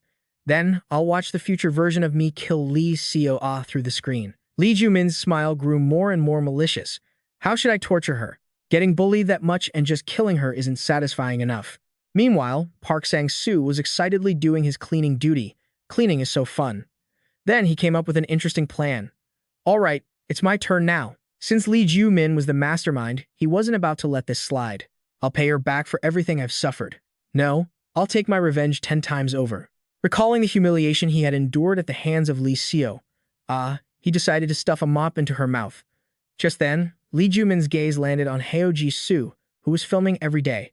It reminded him of Lee Seo, satisfied, mocking face when he had to force-feed her torture via the TikTok app she hated. Just thinking about how humiliated Lee Seo would be made him even happier. It didn't stop there. Lee Joo Min's plan went even further. Her self-esteem must be trampled. Those scenes played out in his mind so vividly. The more he wrote, the more excited Lee Joo Min became, betrayed and shamed in front of everyone. He seemed to have no intention of going easy on her. He would isolate her and torture her in the cruelest way possible. But after that string of torture, Lee Joo Min arrived at the ending, and finally death. The pen on the paper was filled with more confidence than ever before. His pupils dilated with focus and excitement. It was as if Lee Joo Min himself was obsessed with taking revenge on Lee Seo. But with his stick figure drawings and zero artistic skill, everything looked like a complete joke. Returning from school, Lee Seo muttered in front of her computer screen, "Lee Joo Min, I got bullied with a mop today." Her voice carried an indescribable coldness. It felt terrible. Lee Seo even asked as if she would actually receive a reply, "Do you sympathize with me?" But this left Lee Joo Min a bit confused and defensive. From the past to the future, from the future back to the past. In this jumbled timeline, did I start bullying Lee Seo at some point? Realizing this, sweat poured down his face from the tension, and Lee Seo had unleashed her stress onto him. The next morning, everything seemed to go on as usual at school. But today, Lee Seo chose not to endure it and said bluntly, "Believe it or not, that's up to you." Her voice was extremely firm. "I've already taken photos to show you, so if you still don't believe me, I don't need to convince you anymore." Right then, a classmate spoke up indignantly. "Lee Seo, you're still making excuses." But this didn't dampen Lee Seo's confidence at all. "I'm sure you guys still don't believe me." Her next words hit them right where it hurt, or perhaps they just didn't want to believe. Lee Seo didn't want to argue any further and quickly walked out. "If you're curious, come to my house and check for yourselves if you have the guts." Because she had made up her mind, "I don't want to be dragged into this anymore." No. Lee Seo told herself, "I won't let myself be dragged in again." On the day Lee Seo caused a scene, after finishing her work at school, she went to an internet cafe. As soon as she entered the game, she clicked on the support section. Lee Seo quickly entered the reason for reporting a game bug. Her fingers flew across the keyboard at lightning speed. In the report, she wrote a scathing review. "The game acts like I can't register. I'm the only one stuck playing in the past. Thanks to that, I can't even play with my friends. And this is supposed to be the world's #1 game? What a load of crap. It's just top-tier trash." After that, Lee Seo left, feeling a bit relieved. "I can't register anyway. I'm heading home." The friend quickly replied, "Oh, really? All right then." But even so, she looked back at the screen with lingering regret, then decided to leave halfway through. While the screen clearly showed that the report had been received and acknowledged, Lee Seo left the screen as it was without clicking confirm immediately. The report reason had been received and acknowledged. That night, the world was wrapped in darkness, but the building was still lit up. In the room, someone was sitting in a chair, watching the city through the glass pane. At that moment, Lena brought a file to report. Then, she bowed and whispered something to the person sitting in the chair. Then, Lena quickly offered a cookie for the person to eat. As they chewed, a cold voice rang out. "You couldn't even see that right in front of your eyes?" On another day at high school, the teacher stood at the podium, handed out the tests to the class, and asked, "Did you all do well on your practice exams?" Not stopping there, the teacher didn't forget to remind them, "Use today's exam to prepare well for the finals." While the whole class answered in unison, Lee Seo kept her head down and whispered, "Yes," because her test scores could only be described as miserably low. At that moment, Lee Seo couldn't hide her fear. "If Mom sees this, I'm dead." But then she smirked mockingly. "It's strange. I clearly studied, so why did it end up like this?" The next second, Lee Seo looked around to hide the papers. She couldn't let anyone find out. "If Kim Minji finds out, I'm done for." The moment the teacher made the announcement, she hurriedly ran away. "All right, let's end it here." Lee Seo bolted toward the door at the back of the classroom, thinking she had made a clean getaway. She suddenly crashed into Cha Yeon-woo, who was just passing by. Caught off guard by the impact, he could only stare with wide eyes, unable to react in time, while Lee Seo was ready to tumble down with a pile of test papers. She finally landed on the floor, and papers flew everywhere. Just then, a test paper seemed to be pulled by some mysterious force and landed right in Lee Seo's hand. It was Jana's perfect score on the literature test, which made Lee Seo exclaim, "Wow, Jano is so smart. Meanwhile, her own test, which only scored 12 points, was in his hands. At that moment, Lee Seo-ah could only offer a bitter, sarcastic smile, realizing her life was over. But to her surprise, Cha Yeon-woo was looking at her test very seriously. He then made a remark that left Lee Seo-ah completely stunned. "That's a shame. You got this one wrong." Instead of mocking her, Cha Yeon-woo seemed empathetic. There were a lot of trick questions this time. It narrowed down to 2 options, but you really have to spot the nuance to pick the right one. He even pointed out her mistakes directly, leaving Lee Seo-ah wide-eyed. "Most people tripped up on the last few," he added, before helping her pick everything up. Lee Seo-ah took them and said, "Thank you." She looked at her own test paper quite seriously and then spoke up. "Cha Yeon-woo, I have a favor to ask you." That took him by surprise. "Huh, what is it?" At that, Lee Seo-ah's face turned beet red, and she couldn't even look him in the eye. "Could you tutor me? Just until the final exams, you know, as friends." Hearing this, Cha Yeon-woo seemed surprised that she would ask him for such a thing, but his quick nod left Lee Seo-ah astonished. "Sure, why not?" she asked back. "Really?" Faced with her blank expression, Cha Yeon-woo suggested, "Let's start right now, shall we?" Lee Seo-ah never dreamed the opportunity would come so fast. At the same time, at the school in Lee Joo Min's timeline, Heo Ji-soo had completely run out of patience with the boring mountain of knowledge. "I hate studying so much." Seeing that, Park Sang-soo walked over to remind her. "The exams are coming up, you have to study, right?" But she had already given up. Forget it, such is life. Park Sang-soo kept encouraging her. "Things will be better tomorrow." Lee Joo Min couldn't help but scoff. "Leave it for tomorrow? That's hilarious." He then tried to link the past with the future and asked, which came first, the chicken or the egg? Amidst the intertwining of past and future, he projected all his tension onto her because he had been bullied. Lee Joo Min took his revenge by bullying Lee Seo-ah in return, but eventually, everything circled back to him. It was a terrifying cycle, and Lee Joo Min realized that to break it, he had to escape this trap. Either one of them had to die to put an end to it, and Lee Joo Min had no intention of stopping this revenge. So, he drew up a highly detailed process. He would return every insult he had ever endured, find her home address, and finish it by killing Lee Seo-ah for the sake of his future and his family's safety. After the planning phase, the timing was finally right. Today, Lee Joo Min would kill Lee Seo-ah. Back to Lee Seo-ah. She decided to bring Cha Yeon-woo home for a study session. "My mom is working overtime today, so she'll be home late, probably." Hearing that, he replied, "Is that so? I guess I should greet your mom, right?" But Lee Seo-ah quickly suggested, "It's fine. I'll call her later. Let's just go into the room first." Just then, she froze as if she had just remembered something. The next second, she raised her voice. "Cha Yeon-woo, wait a minute." Leaving him confused. "Huh?" She rushed quickly toward her bedroom. The sound of her door slamming shut echoed loudly. In front of Lee Seo-ah was a small but incredibly messy room caused by her own neglect. Lee Seo-ah's face darkened. Realizing Cha Yeon-woo was right outside, she was doomed. Meanwhile, shifting to an old apartment building, Lee Joo Min gently traced his fingertips over a table covered in cat fur. In the situation where Lee Seo-ah was controlling this world, until now, all he could do was cling on and appease her. Just then, Lee Joo Min realized, but perhaps I finally have the power to resist her. He accidentally caught the eye of a mischievous cat behind him. Instantly, Lee Joo Min's eyes lit up as the cat had just casually knocked over a vase with a poker face, but Lee Joo Min couldn't let it hit the floor. He lunged forward to catch it. "I will do whatever it takes," he decided, because he always understood one thing. Even if I face difficulties, I have never failed. While Lee Joo Min was calculating, Lee Seo-ah was frantically stuffing everything into the room and the closet.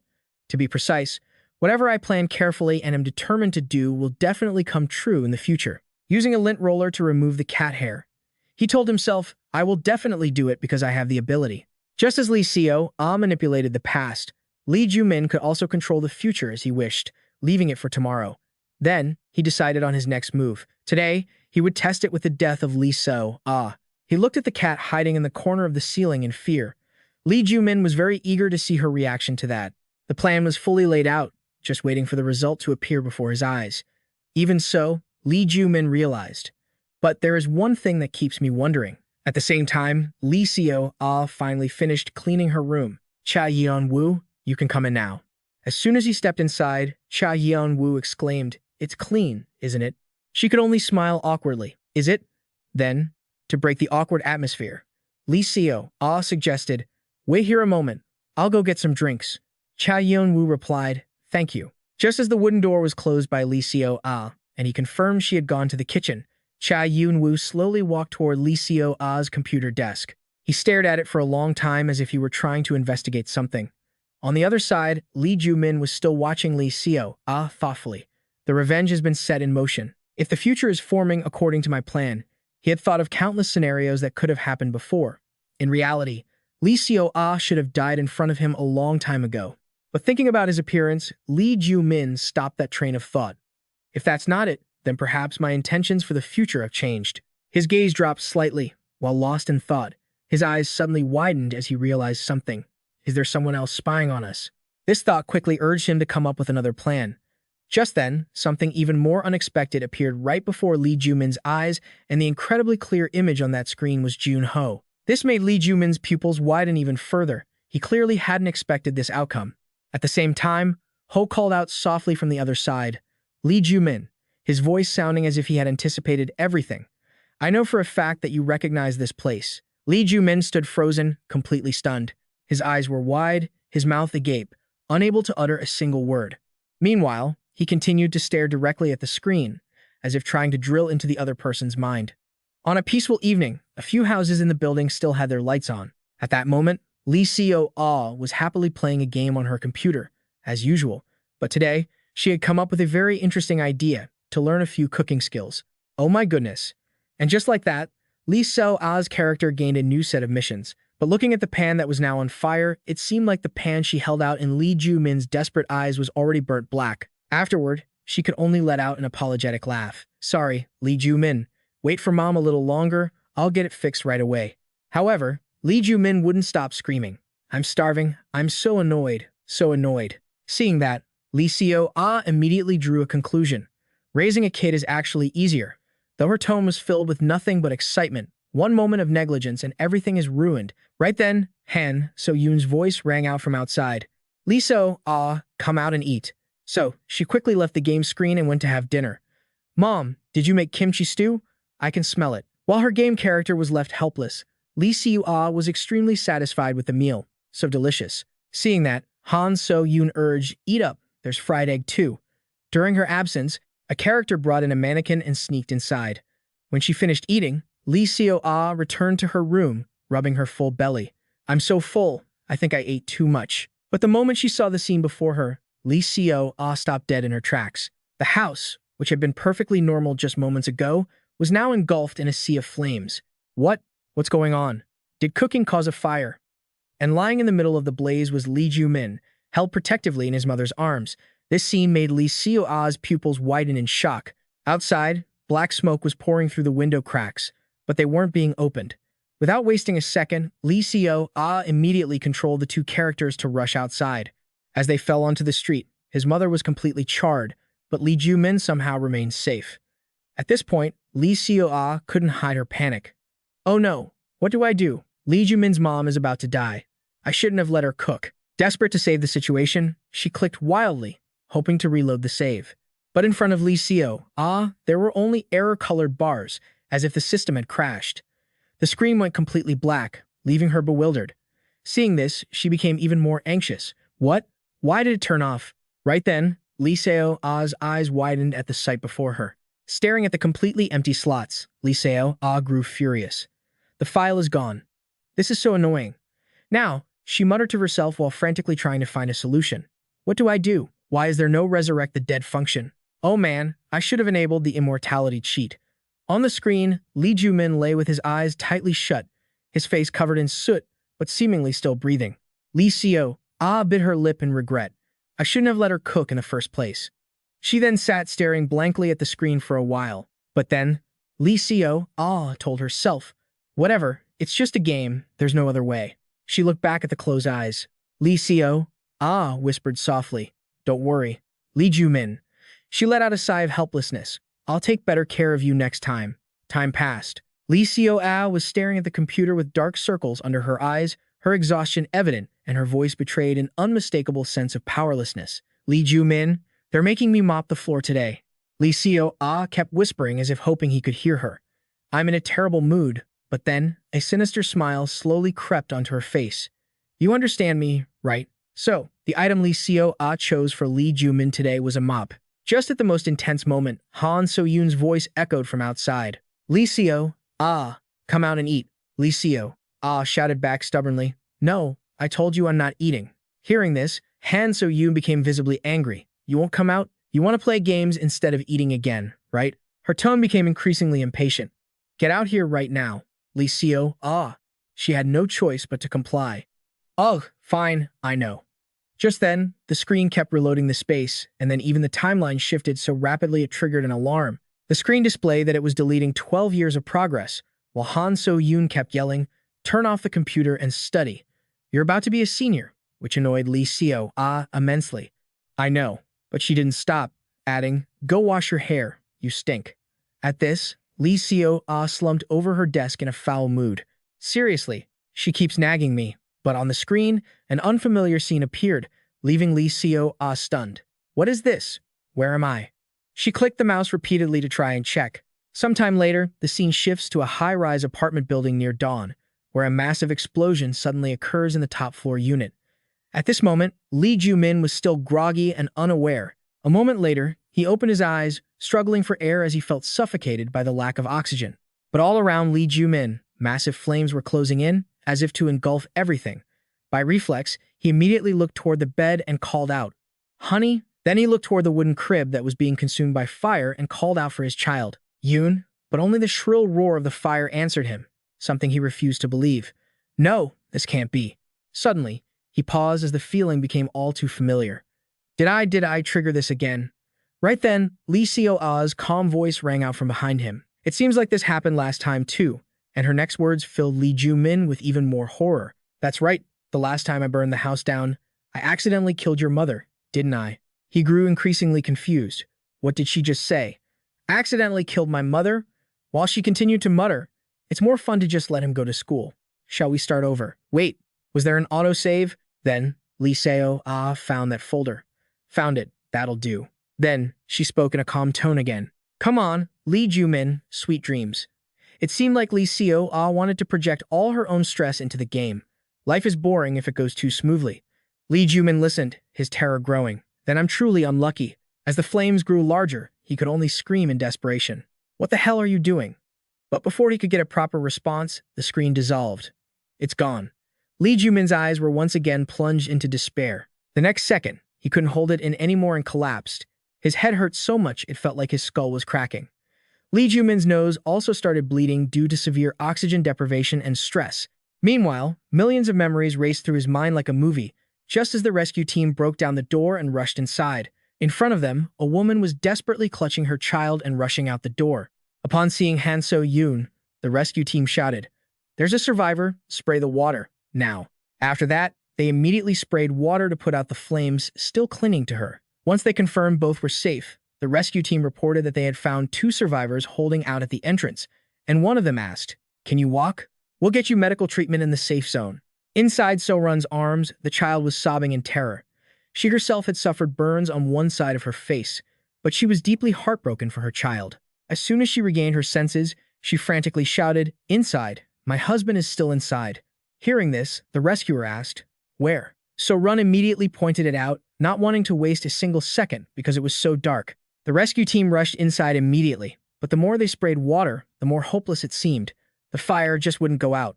Keep pulling the hose. By now, Seo-jun couldn't bear to stand outside anymore and prepared to rush in. A firefighter had to hold him back tightly, warning him not to get any closer. Now, she could only hold her child and collapse in despair. Meanwhile, the child kept crying pitifully, leaving Han So-yoon helpless and bursting into tears as well. In the most desperate moment, she heard an announcement. There is a survivor. Right before their eyes, Lee Joo Min was being carried out of the flames. He was using a wet towel to cover his mouth to avoid inhaling toxic fumes. The moment she saw Lee Joo Min emerge, Seo-jun ran toward him. She and the child rushed straight into Lee Joo Min's sturdy arms, causing him to freeze for a moment, caught off guard. Han So-yoon. Then Lee Joo Min spoke up. I called for you over and over and got no answer, so I thought you didn't make it. She was frantic.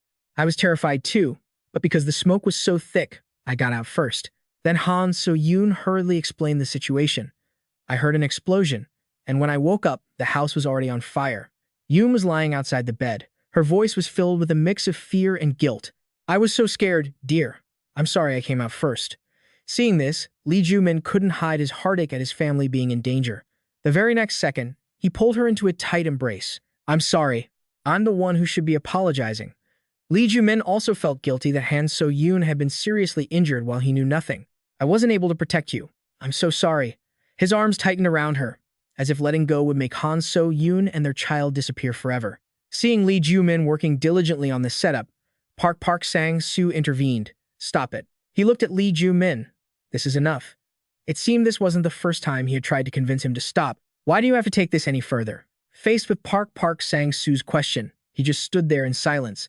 If you go any further than this, we won't be able to control it anymore. But Lee Joo Min was completely unwilling to change his mind. I have to create it. Faced with this stubbornness, Park Sang-soo just couldn't understand why. What on earth are you trying to create? Lee Joo Min's eyes revealed dark circles and the exhaustion of days of non-stop work. Then he replied quite succinctly, safety. Lee Joo Min's voice was filled with certainty. I've had to feel every moment of not being able to protect my family. This world is filled with too many uncertainties and absurdities. For a long time, he had been planning to do this. I think we need someone who can establish order in this dangerous world. No more children will have to lose their mothers because of unexpected fires. Those senseless tragedies will disappear, too. Speaking of this, Lee Joo Min's voice turned mournful. At first, I believed that. The final outcome was something even he couldn't have foreseen. He never expected it to become a poison. Hearing this, Park Sang-soo immediately advised, then stop right here. But Lee Joo Min spoke up bitterly, you know that. My research data has been leaked. It's only a matter of time before those who can't be controlled appear. That was why he had mapped out a very clear plan. There is only one way to stop Billy now. We must develop him before someone else does. This made Park Sang-soo pause in tension. Lee Joo Min, ultimately. Then he asked, are you fighting someone? The scene shifted to when he caught sight of Daeho's face on the screen. As soon as the computer turned on, he called out as if he already knew. Lee Joo Min's voice was full of certainty. I know you were still aware of this place. But conversely, Lee Joo Min appeared extremely suspicious of this. Seeing that he didn't react, Daeho emphasized one more thing. The next thing he said made Lee Joo Min's pupils dilate. I was sent here by you. But Lee Joo Min couldn't help but ask back in doubt. I sent you there? Then he observed carefully to confirm, and it was clearly Lee Seo-a's room. It took a while for Lee Joo Min to realize. Finally, he couldn't hide his excitement and shouted, Finally, my influence has directly reached Lee Seo-ah. But in Cha Yeon-woo's eyes, he looked like a character who had gone crazy trying to complete a system quest. But in the midst of his joy, Lee Joo Min suddenly stopped. Wait a minute, why didn't I appear myself, but someone else went there instead? The very next second, he jumped off the bed. This wasn't the time to be happy. Then Lee Joo Min hurriedly asked, Hey, kill Lee Seo-ah right in front of me. But through the screen, with Lee Joo Min being a game character, Cha Yeon-woo only saw him trying to communicate with symbols. Then he honestly recounted, I can't understand your words here. But the next second, Daeho's eyes widened at his next action. If he couldn't speak, Lee Joo Min decided to write it out directly. Kill Lee Seo-ah right in front of me. Each line of text directly expressed his goal. Kill Lee Seo-ah right in front of me. Seeing this, Cha Yeon-woo paused for a moment as if trying to process it. But immediately after, he flatly refused. I can't do that. But Lee Joo Min didn't give up and continued scribbling. This time, his request was even more urgent than before. Kill Lee Seo-ah immediately. Only then did Cha Yeon-woo explain calmly. I know the reason why you want me to do that, but you didn't send me here to kill Lee Seo-ah. The next words made Lee Joo Min look bewildered. You sent me to protect her. As if afraid the other person wouldn't understand, Cha Yeon-woo explained more clearly. To be precise, Lee Joo Min from the further future sent me. He didn't stop there. He even tried to remind him that Lee Seo-ah was not his enemy. Then Cha Yeon-woo continued to suggest, look behind you. At that exact moment, a glass of fresh juice was poured, but Lee Seo-ah was incredibly tense. Cha Yeon-woo was at her house, even in her room. Why was this happening? Everything felt too natural. Suddenly, she was startled when she heard the familiar sound of the door opening. As she walked in, Han So-yoon paused. Mom's home. Seeing the strange man's shoes in front of her, she asked, Lee Seo-ah, is someone here? Just then, Lee Seo-ah rushed out like a whirlwind. Mom! It made Han So-yoon scream, oh my god, you scared me. Her eyes held a tension that was hard to hide. Cha Yeon-woo was at her house. Hearing this, Han So-yoon looked bewildered, momentarily not understanding what was going on. Meanwhile, Lee Joo Min kept sending signals, "Stop talking nonsense and kill her." But Dae-ho held his ground and replied, "I already said I can't." At this point, he couldn't suppress his curiosity and asked why. But the boy just replied very vaguely, "I can't answer that," which made Lee Joo Min gradually lose his patience. "I'm not joking with you." After that, he continued to switch to another question. "What does the bagel mean? And why is Lee so tormenting me? What on earth happened to my future? And you're wondering why, if you were sent by my future self, you didn't prevent this situation?" At this point, Cha Yeon-woo remained calm. "You must have many questions, but I can't answer them." This left him feeling incredibly helpless, because if he knew the truth now, it might change the future. At that moment, Cha Yeon-woo noticed. "Is your mother, Lee Seo, home? Do you have a boyfriend over?" She quickly explained, "I can't say anymore. I was only sent to deliver a message from your future self." Before disconnecting, she added a reminder. "This message is crucial to saving your family, so listen carefully." Just then, a powerful hand from Han So-yoon was raised. She kept hitting Lee Seo. While scolding, "How dare you bring some stranger into the house? Who is this stranger?" But upon hearing that convincing excuse, Han So-yoon paused. "They're just a friend here to study." Immediately, her attitude shifted. "I'll prepare dinner. Eat, then study. You can think better on a full stomach." Lee Seo then tiptoed into the bedroom. Cha Yeon-woo, her mother, returned a bit early. Seeing Cha Yeon-woo standing there, she asked, "Cha Yeon-woo, what are you doing at the desk?" He quickly found a reasonable excuse. "This laptop is so old, I found it interesting." As he conveniently closed the laptop, Cha Yeon-woo suggested, "You said your mother is home, let me go greet her." But the screen was still lit, proving it hadn't fully turned off. Lee Joo Min sat heavily on the bed, deep in thought, as if he hadn't yet recovered from the amount of information he just received. Cha Yeon-woo reminded him, "You probably know this already." Furthermore, she mentioned that his father, Mr. Lee Dong-mun, would soon pass away in a traffic accident. The next thing she said made him freeze. It wasn't an ordinary accident. Hearing this, Lee Joo Min couldn't believe his ears. It was assassination. Cha Yeon-woo had given very detailed instructions on what he needed to do now. "On your way home tomorrow evening, prevent your father's death. Not only that," she added, "that way, you'll naturally move closer to the truth you want to know." Before shutting down, Cha Yeon-woo gave one last, thorough reminder. "That is the entire message I needed to send." Right then, her eyes revealed, surprised at the words Lee Joo Min had written down. He knew it was serious. "Don't go. I still want to know more about you." The scene looked just like those romantic youth school dramas that people like Lee Seo loved. But immediately after, Lee Joo Min realized how weird this was for two men. He hurriedly crossed out those cheesy lines in embarrassment and replaced them with a more reasonable expression. "What exactly are you? How can I believe what you say?" Seeing this, Cha Yeon-woo paused for a moment, as if considering what was best to say. Then she turned back to Lee Joo Min. "Someone told me this. You are a genius, but you are too arrogant. Because you want to control things that cannot be controlled, that is why it ended up like this." It left him momentarily unable to hide his confusion. What do you mean?" But a second later, Lee Joo Min showed clear impatience. "What the hell are you talking about? Stop being so cryptic. Can't you speak clearly, you bastard?" At the same time, Han So-yoon's scolding could be heard from outside. "You brat, how dare you bring a strange man home?" "What do you mean strange?" To avoid anyone suddenly rushing in and discovering them, he hurriedly cut the connection. "That's all for now. I have to go." Despite Lee Joo Min crying out, "Wait, don't go." But through Cha Yeon-woo's eyes, he was only communicating through abstract images. Meanwhile, Lee Joo Min was screaming with all his might, hoping she could hear him. After the fire at Eno, how are Han So-yoon and Yoon? Those images were always etched in his mind. I didn't see Han So-yoon or Yoon at that time. From the empty bed where the two of them had just been sleeping together to the cradle about to be burned, there was no sign of them. It all left him with an indescribable obsession. Are they still alive? Cha Yeon-woo just stared at the screen without saying anything. But now, Lee Joo Min realized his own actions. "Oh God," I asked because I was in such a rush. He quickly wrote in his notebook before leaving. But just then, Cha Yeon-woo spoke, making Lee Joo Min pause. "Your family is safe." She provided details. "Even though it left scars, you have prepared many measures to protect your family, haven't you?" After saying this, Cha Yeon-woo realized they didn't have much time left. "Then I'll take my leave." Before Lee Joo Min could ask the next question, she had completely disconnected. Now he quietly repeated what she had affirmed. Not for revenge, but for protection. Time had passed incredibly quickly. Outside, the sky had turned pitch black. He slowly stepped out of the room. Before him was the image of Lee Dong-mun, busy working while holding a laptop. Seeing Lee Joo Min step out, he looked up to see what was wrong. But the next second, Lee Joo Min immediately changed his tone. You're hungry, aren't you, Lee Joo Min? Let's eat. Back to Lee Seo-ah's timeline. Ho Jin finally ended a tiring day of work. His voice was filled with exhaustion. Han So-yoon, I'm home. Let's eat. As soon as he saw him, Cha Yun-woo appeared excited, welcoming him home. Faced with the appearance of the strange boy, Ho Jin was momentarily confused and asked, Who's that? But then he sat down hospitably. Is he a classmate of Lee Seo-ah's? Which left Han So-yoon helpless. The kid is wearing a uniform and I still didn't recognize him, he replied. I was just surprised to see a stranger in the house.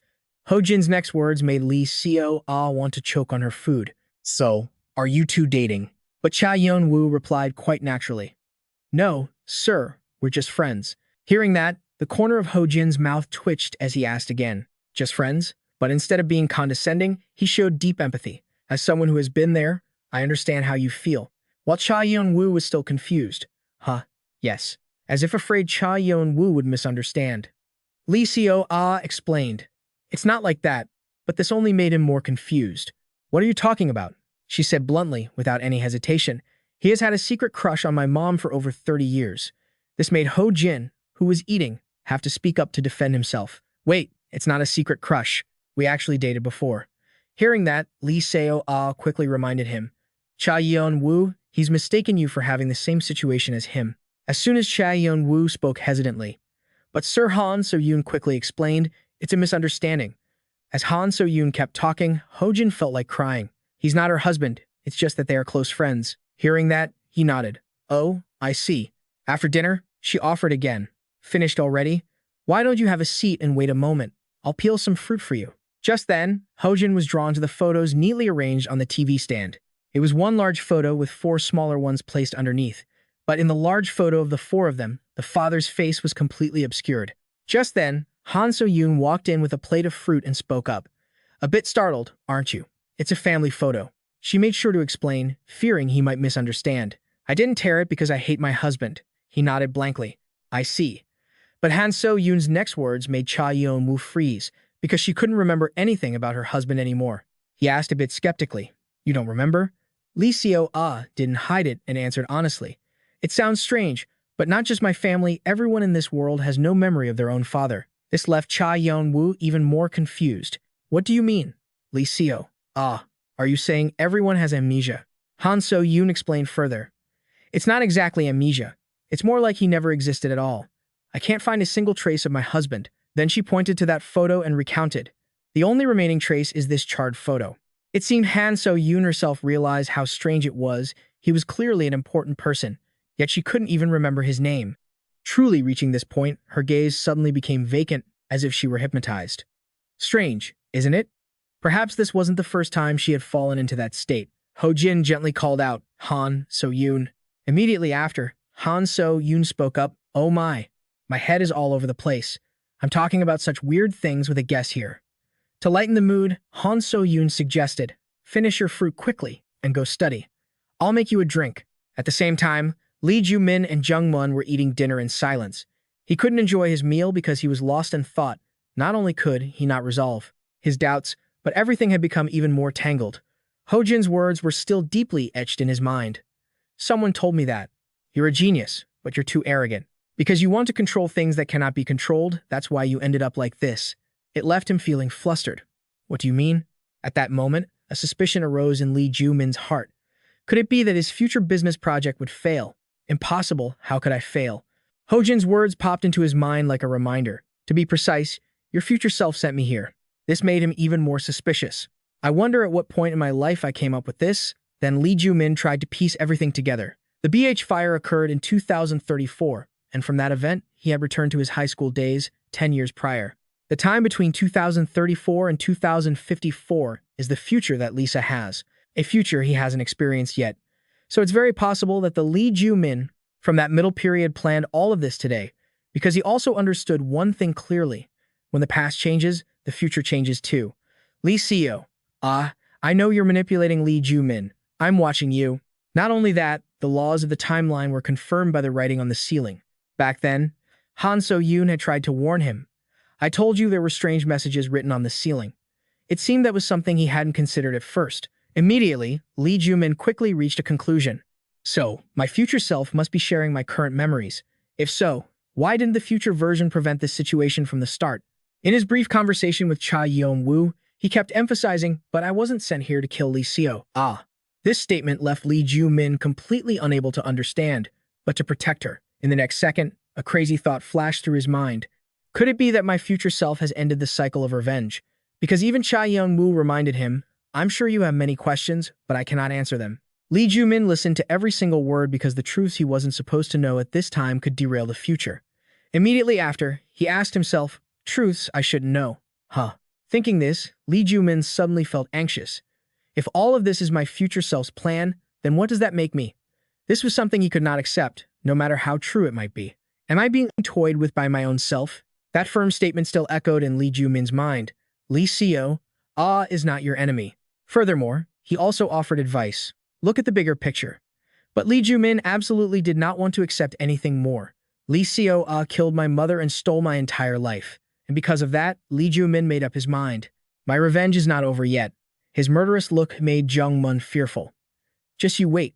No matter who my future self is, my future is for me to decide. He spoke up with concern, Lee Joo Min, as if afraid his son would lose it.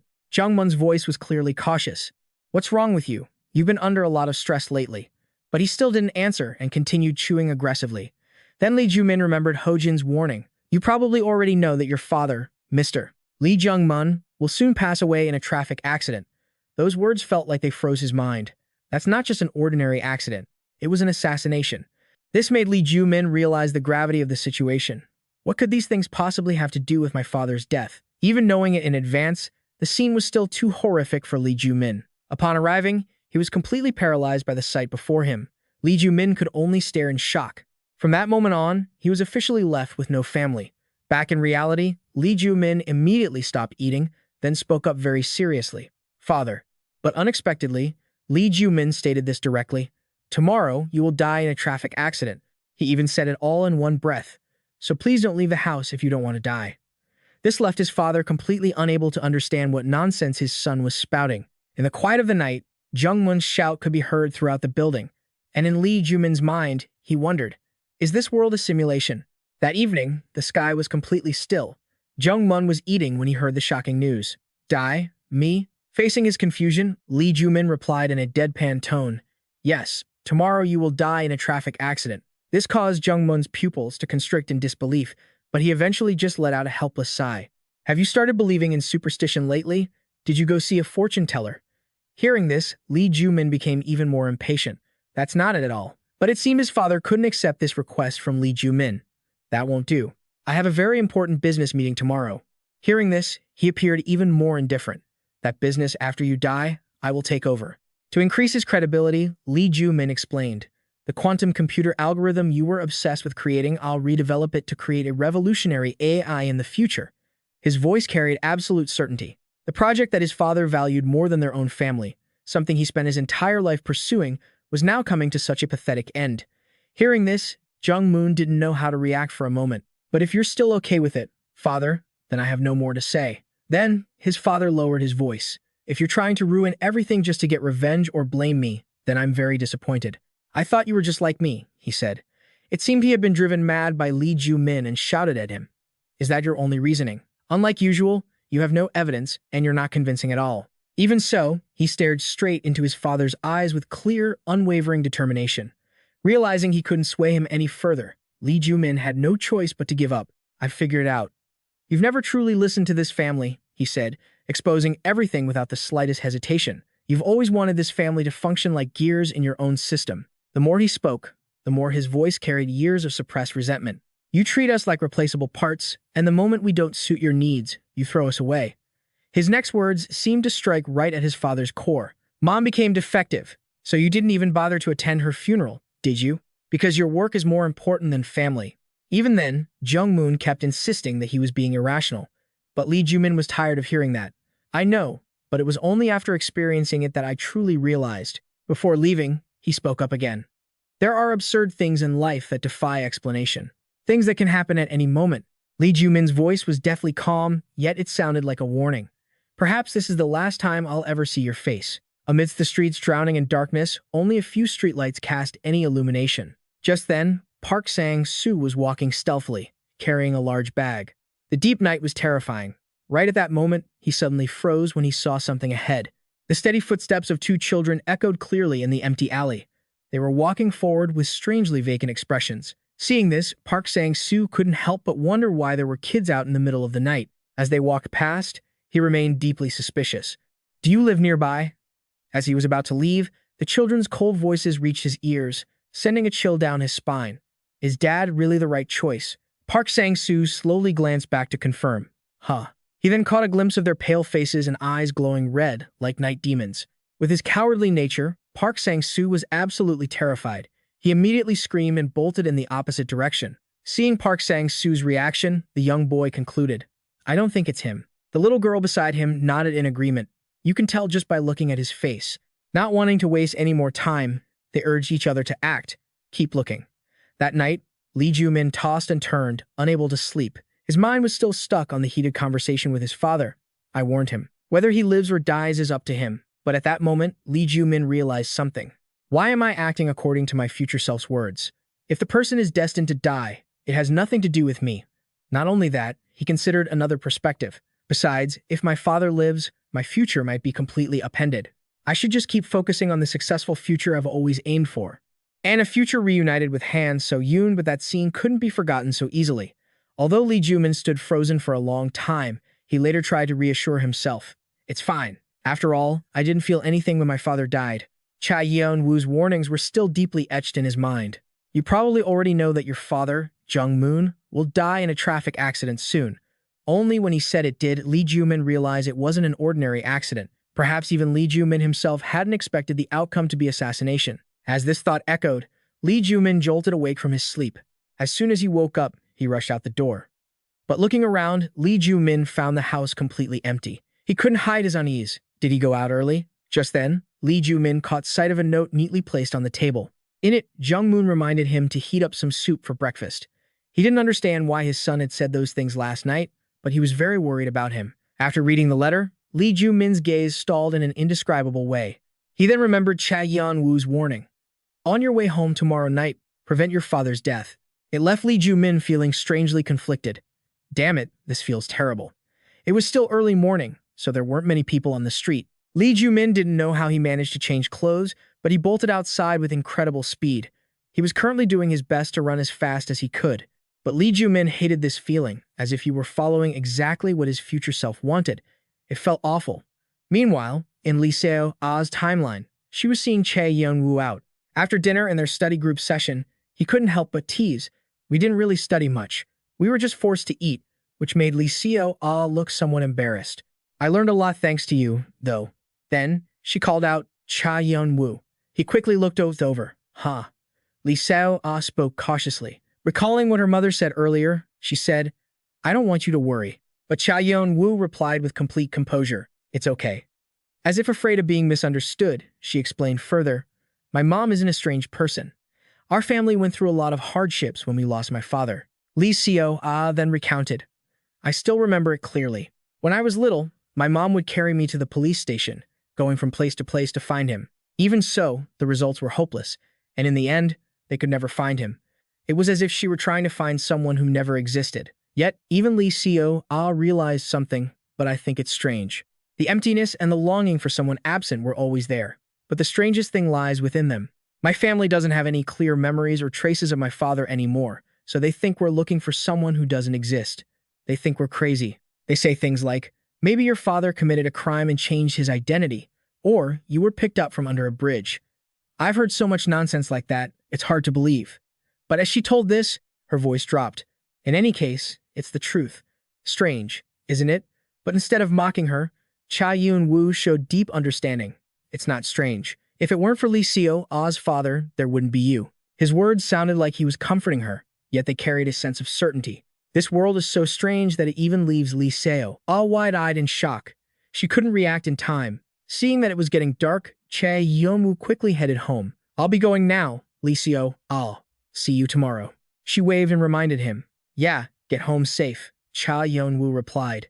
Even as he walked away, he kept a gentle smile on his face for her. But the moment he turned his back, his smile completely vanished. Meanwhile, Lee Joo Min was pushing himself to the limit, running as fast as he could to reach his father. While running, he calculated that since his father was destined to die in the evening, there was still plenty of time. Lee Joo Min remembered everything about that day vividly. That day, he had just finished his weekend part-time job and was on his way home when he accidentally saw his father get into an accident right in the middle of the road. If he could just stop his father from stepping into that spot, he could save him. While Lee Joo Min was running for his life, he was suddenly blocked by two children. It seemed like they had been hunting him all night. Their eyes and those fake smiles made them look like two remote-control robots. At the same time, Cha Young-woo was also being surrounded on his way home. The footsteps of the two individuals slowly closed in on him. They were both wearing neat black suits, as if they were on a mission. Then, one of them spoke up and asked, "Are you student Cha Young-woo?" But the person next to them quickly corrected her. "No, you have to call him by his new name." Dong-hee drew a gun and asked in a cold voice, "Isn't that right?" Student Lee Joo Min was being blocked by the two kids, so he couldn't keep running. Seeing this, his tension became obvious. What is this? Why are these kids standing in the middle of the road? They look like they belong to that weird group, right? So annoying. At this moment, Dong-hee spoke up. It seemed like the person in charge nearby was very irritated. Cheon-woo then added, "Could you treat me to a milk tea at the shop nearby?" This left Lee Joo Min feeling like he couldn't believe his ears. Then, he tried to walk quickly past the two kids. "If you want to play games or do some superstitious nonsense, go find someone else. I'm busy." But their chilling voices made Lee Joo Min stop in his tracks. "Do you think saving your father is the right answer?" The next second, Lee Joo Min turned around and asked, "Huh, what did you just say?" Seeing this, the two kids looked excited. "There's a reaction, a reaction. We found the right person, didn't we?" The girl quickly urged her partner. "I think so. Let's try the next one." Cheon-woo took out his phone, cleared his throat a few times, then both of them stared at the phone and started singing. A small action can cause a massive butterfly effect. Saving someone destined to die could put the future in danger. This left Lee Joo Min confused, but he stayed to see what they were planning to do. There are so many strange kids appearing lately. At this point, Lee Joo Min couldn't help but ask, "Who are you? Why do you know me?" But they replied nonchalantly, "Who are we? Why does that matter?" The next words left Lee Joo Min completely bewildered. "We don't know either. We just met today for the first time." Then the boy slowly pulled a gun out of his pants. "We're just doing our jobs." Then the two quickly pointed their guns at Lee Joo Min and said in unison, "If you listen, you'll be on the right track. So, come play with us." Over here, Cha Yuan-woo was being blocked by two strangers. Cheon-woo looked straight at him and asked if he was student Cheon-woo. Hearing that, Dong-hee chimed in to correct him. "No, you have to call him by his new name." Her voice was filled with coldness. "Isn't that right, student?" But instead of showing fear, Cha Yeon-woo calmly asked, "Who are you?" This took the two of them by surprise. "Wow, do you really not know? Let's cooperate, okay?" Then, Cheon-woo immediately let him know that they were looking for someone. At this moment, he even tried to mimic the voice of the person they were searching for. "Dad? Where are you, Dad?" Just as he finished speaking, a sharp blade was pressed against Cheon-woo's neck. Despite the sudden attack, the two of them kept their fixed, default smiles on their lips. At this point, he spoke in a half-joking tone, "Knives are for cooking, right?" Heo Ji-soo didn't hold back and shot back immediately. "So, pointing a gun at someone else is the right thing to do?" Her voice was filled with conviction. Besides, carrying a knife is normal these days anyway. But Dong-hee showed total contempt. "Don't bother resisting. A knife can't beat a gun." But from this moment on, Heo Ji-soo's confidence only grew. "I've heard that the knife is the most powerful weapon in human history." Not only that, Heo Ji-soo directed her voice toward Park Sang-soo, who was filming behind them. "Is the shot still good?" Park Sang-soo replied enthusiastically while still filming. The audience's reaction is huge. Hearing this, Dong-hee showed obvious disdain. "So cringe. That knife is supreme thing is so outdated." Then, she asked, "Is it just a coincidence that everyone is gathered here?" Cheon-woo answered calmly, even while having a blade pressed to his neck. "Or did you know we were coming?" Heo Ji-soo replied, "We're just here to pick up our son from school." But this only made her feel more triumphant. "Looking down on your opponent? How stupid." But right at that moment, Dong-hee's eyes suddenly stopped as she noticed something. Without a single wasted movement, she immediately aimed her gun to the side and pulled the trigger. Without even looking, the bullet was fired at a speed hard to track with the naked eye. While Cha Yun-woo hadn't even had time to react, he took the hit directly. This scene left Park Sang-soo panicked, and Heo Ji-soo couldn't believe this sudden action. Cha Yun-woo had a large part of his ear shot off, leaving him screaming in pain. while Dong Hee spoke in a calm voice, live broadcast or whatever. It doesn't matter. The company will edit everything out anyway. But she didn't stop there. She looked at Hyo Ji-soo and warned, "Put the knife down. If you lose your temper, it won't be pretty." Seeing the situation spiraling out of control, she reluctantly lowered her weapon, but was immediately hit with a sudden, heavy blow to the stomach. Seeing this, Park Sang-soo put his phone away and ran over. "Hey, are you okay?" Seeing the pale look on his face, Cheon-woo reminded him, "Don't worry, we're not here to hurt anyone." Hearing this, Park Sang-soo was even more panicked. "Then what was that gun for?" He replied calmly, "The gun is just a means of communication, and it's very effective." These words made Park Sang-soo extremely angry. "We have some business with you, Park Sang-soo.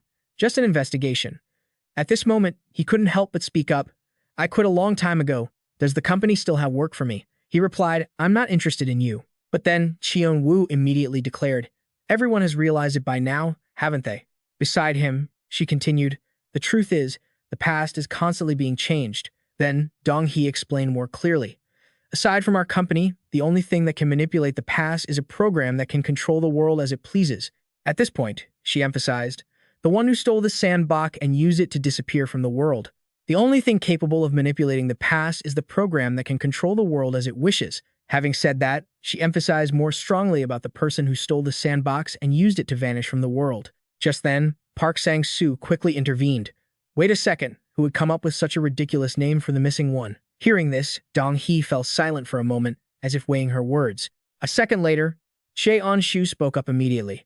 "While tracking the traces of the missing one in Sandmok, we discovered your family," she said, making all three of them gasp in unison.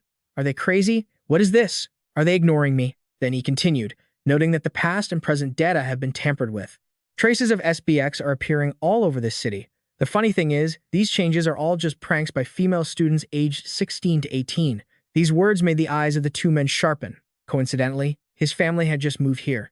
While his voice remained calm, he added, "And furthermore, you changed your children's names and hid your identities. Suspicious. Too suspicious."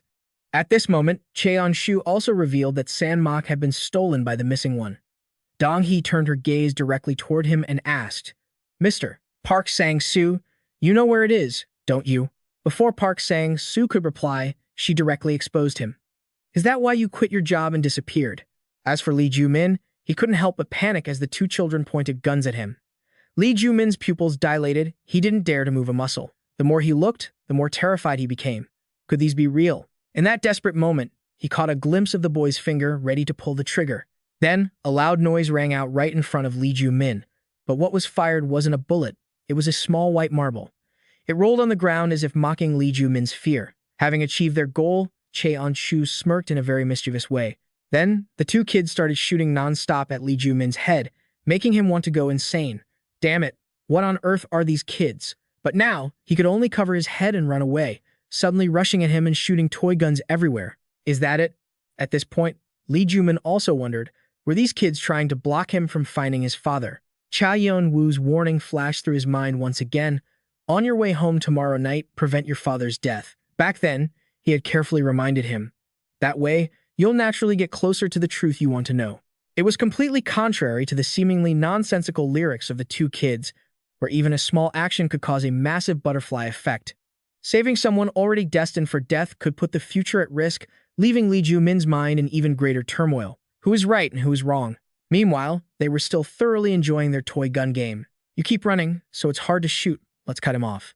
Seeing that the physical gap made chasing Lee Joo Min difficult, they gathered momentum and leaped ahead together to block his path. This scene terrified Lee Joo Min even more.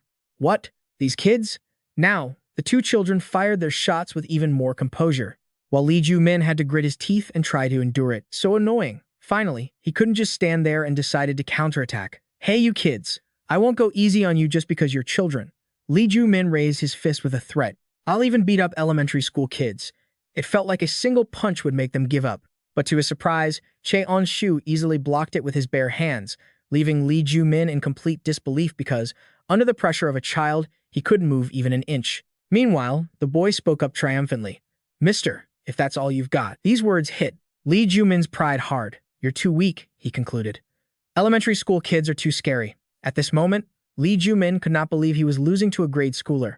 What is this? This can't be happening. But they didn't stop there. Cheon-shu even clenched his fist, preparing to land a blow. A strike from the boy felt as if it wanted to pierce right through Lee Joo Min. By now, he respected these kids quite a bit, as Lee Joo Min had been sent flying into the wall with a loud bang. His vision went white, and his mouth hung open, but he couldn't let out a sound because of the excruciating pain. Seeing Lee Joo Min lying completely flat, Cheon-shu asked, "Did I hit you too hard?"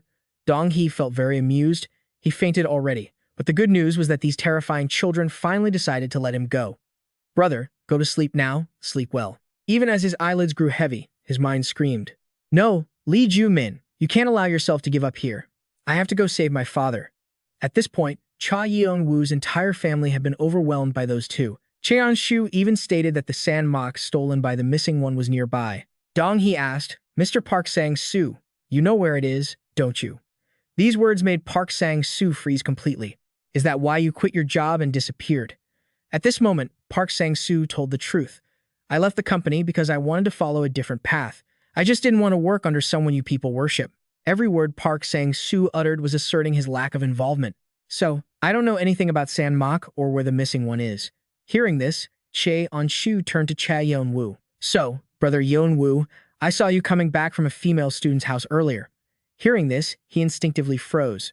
"What were you doing there?" But Cha Yeon-woo quickly regained his composure and replied, "I was just there tutoring for the exam." Hearing this, she narrowed her eyes suspiciously. "The exam? Huh." Cheon-shu's gaze seemed to be trying to bore into him to see if the opponent was lying. It seemed this answer was very satisfactory to Cheon-shu. She immediately put her gun back inside her jacket. "So that's how it is? I understand." Then they both turned to leave simultaneously. "Guess we're off the clock." But Park Sang-soo was still confused. "Wait, why let us go?" At this point, she immediately exposed them. "You guys are also looking for the missing one, aren't you?" Cheon-soo didn't even try to hide her motive. "Who knows? Maybe keeping you alive will be useful for the company." Dong-hee also chimed in with a reminder, "Don't forget that you've been under surveillance ever since you left the company." This made Cha Yeon-woo quite concerned. "The director has been tracking every gesture, every activity of yours. It's all under control." As soon as she finished speaking, the two skipped away. Today was just a greeting. "See you later." Only then did Heo Ji-soo ask anxiously, "Son, are you okay? You look like you're in so much pain." Cha Yeon-woo replied calmly, "Yes, just a bit of a scrape, mother." By now, he clearly saw their sharp perception. "Changing names and hiding our faces is useless. I didn't expect them to find out so quickly." Just then, Heo Ji-soo suddenly remembered something. "Cha Yeon-woo, did you send the message?" He replied, "Yes, I did." Lee Seo-ah's family still hasn't regained their memories. After that, Cha Yeon-woo asked worriedly, "But will this incident put them in danger?" Standing nearby, Park Sang-soo replied, "It's only a matter of time anyway. Now that they've tracked us down here, the net is closing in." As he walked, Park Sang-soo spoke with complete wariness. "Well, the die is cast. Let's see how the future changes." But the three of them had no idea that their every move was being meticulously measured. They were the very targets under the company's surveillance.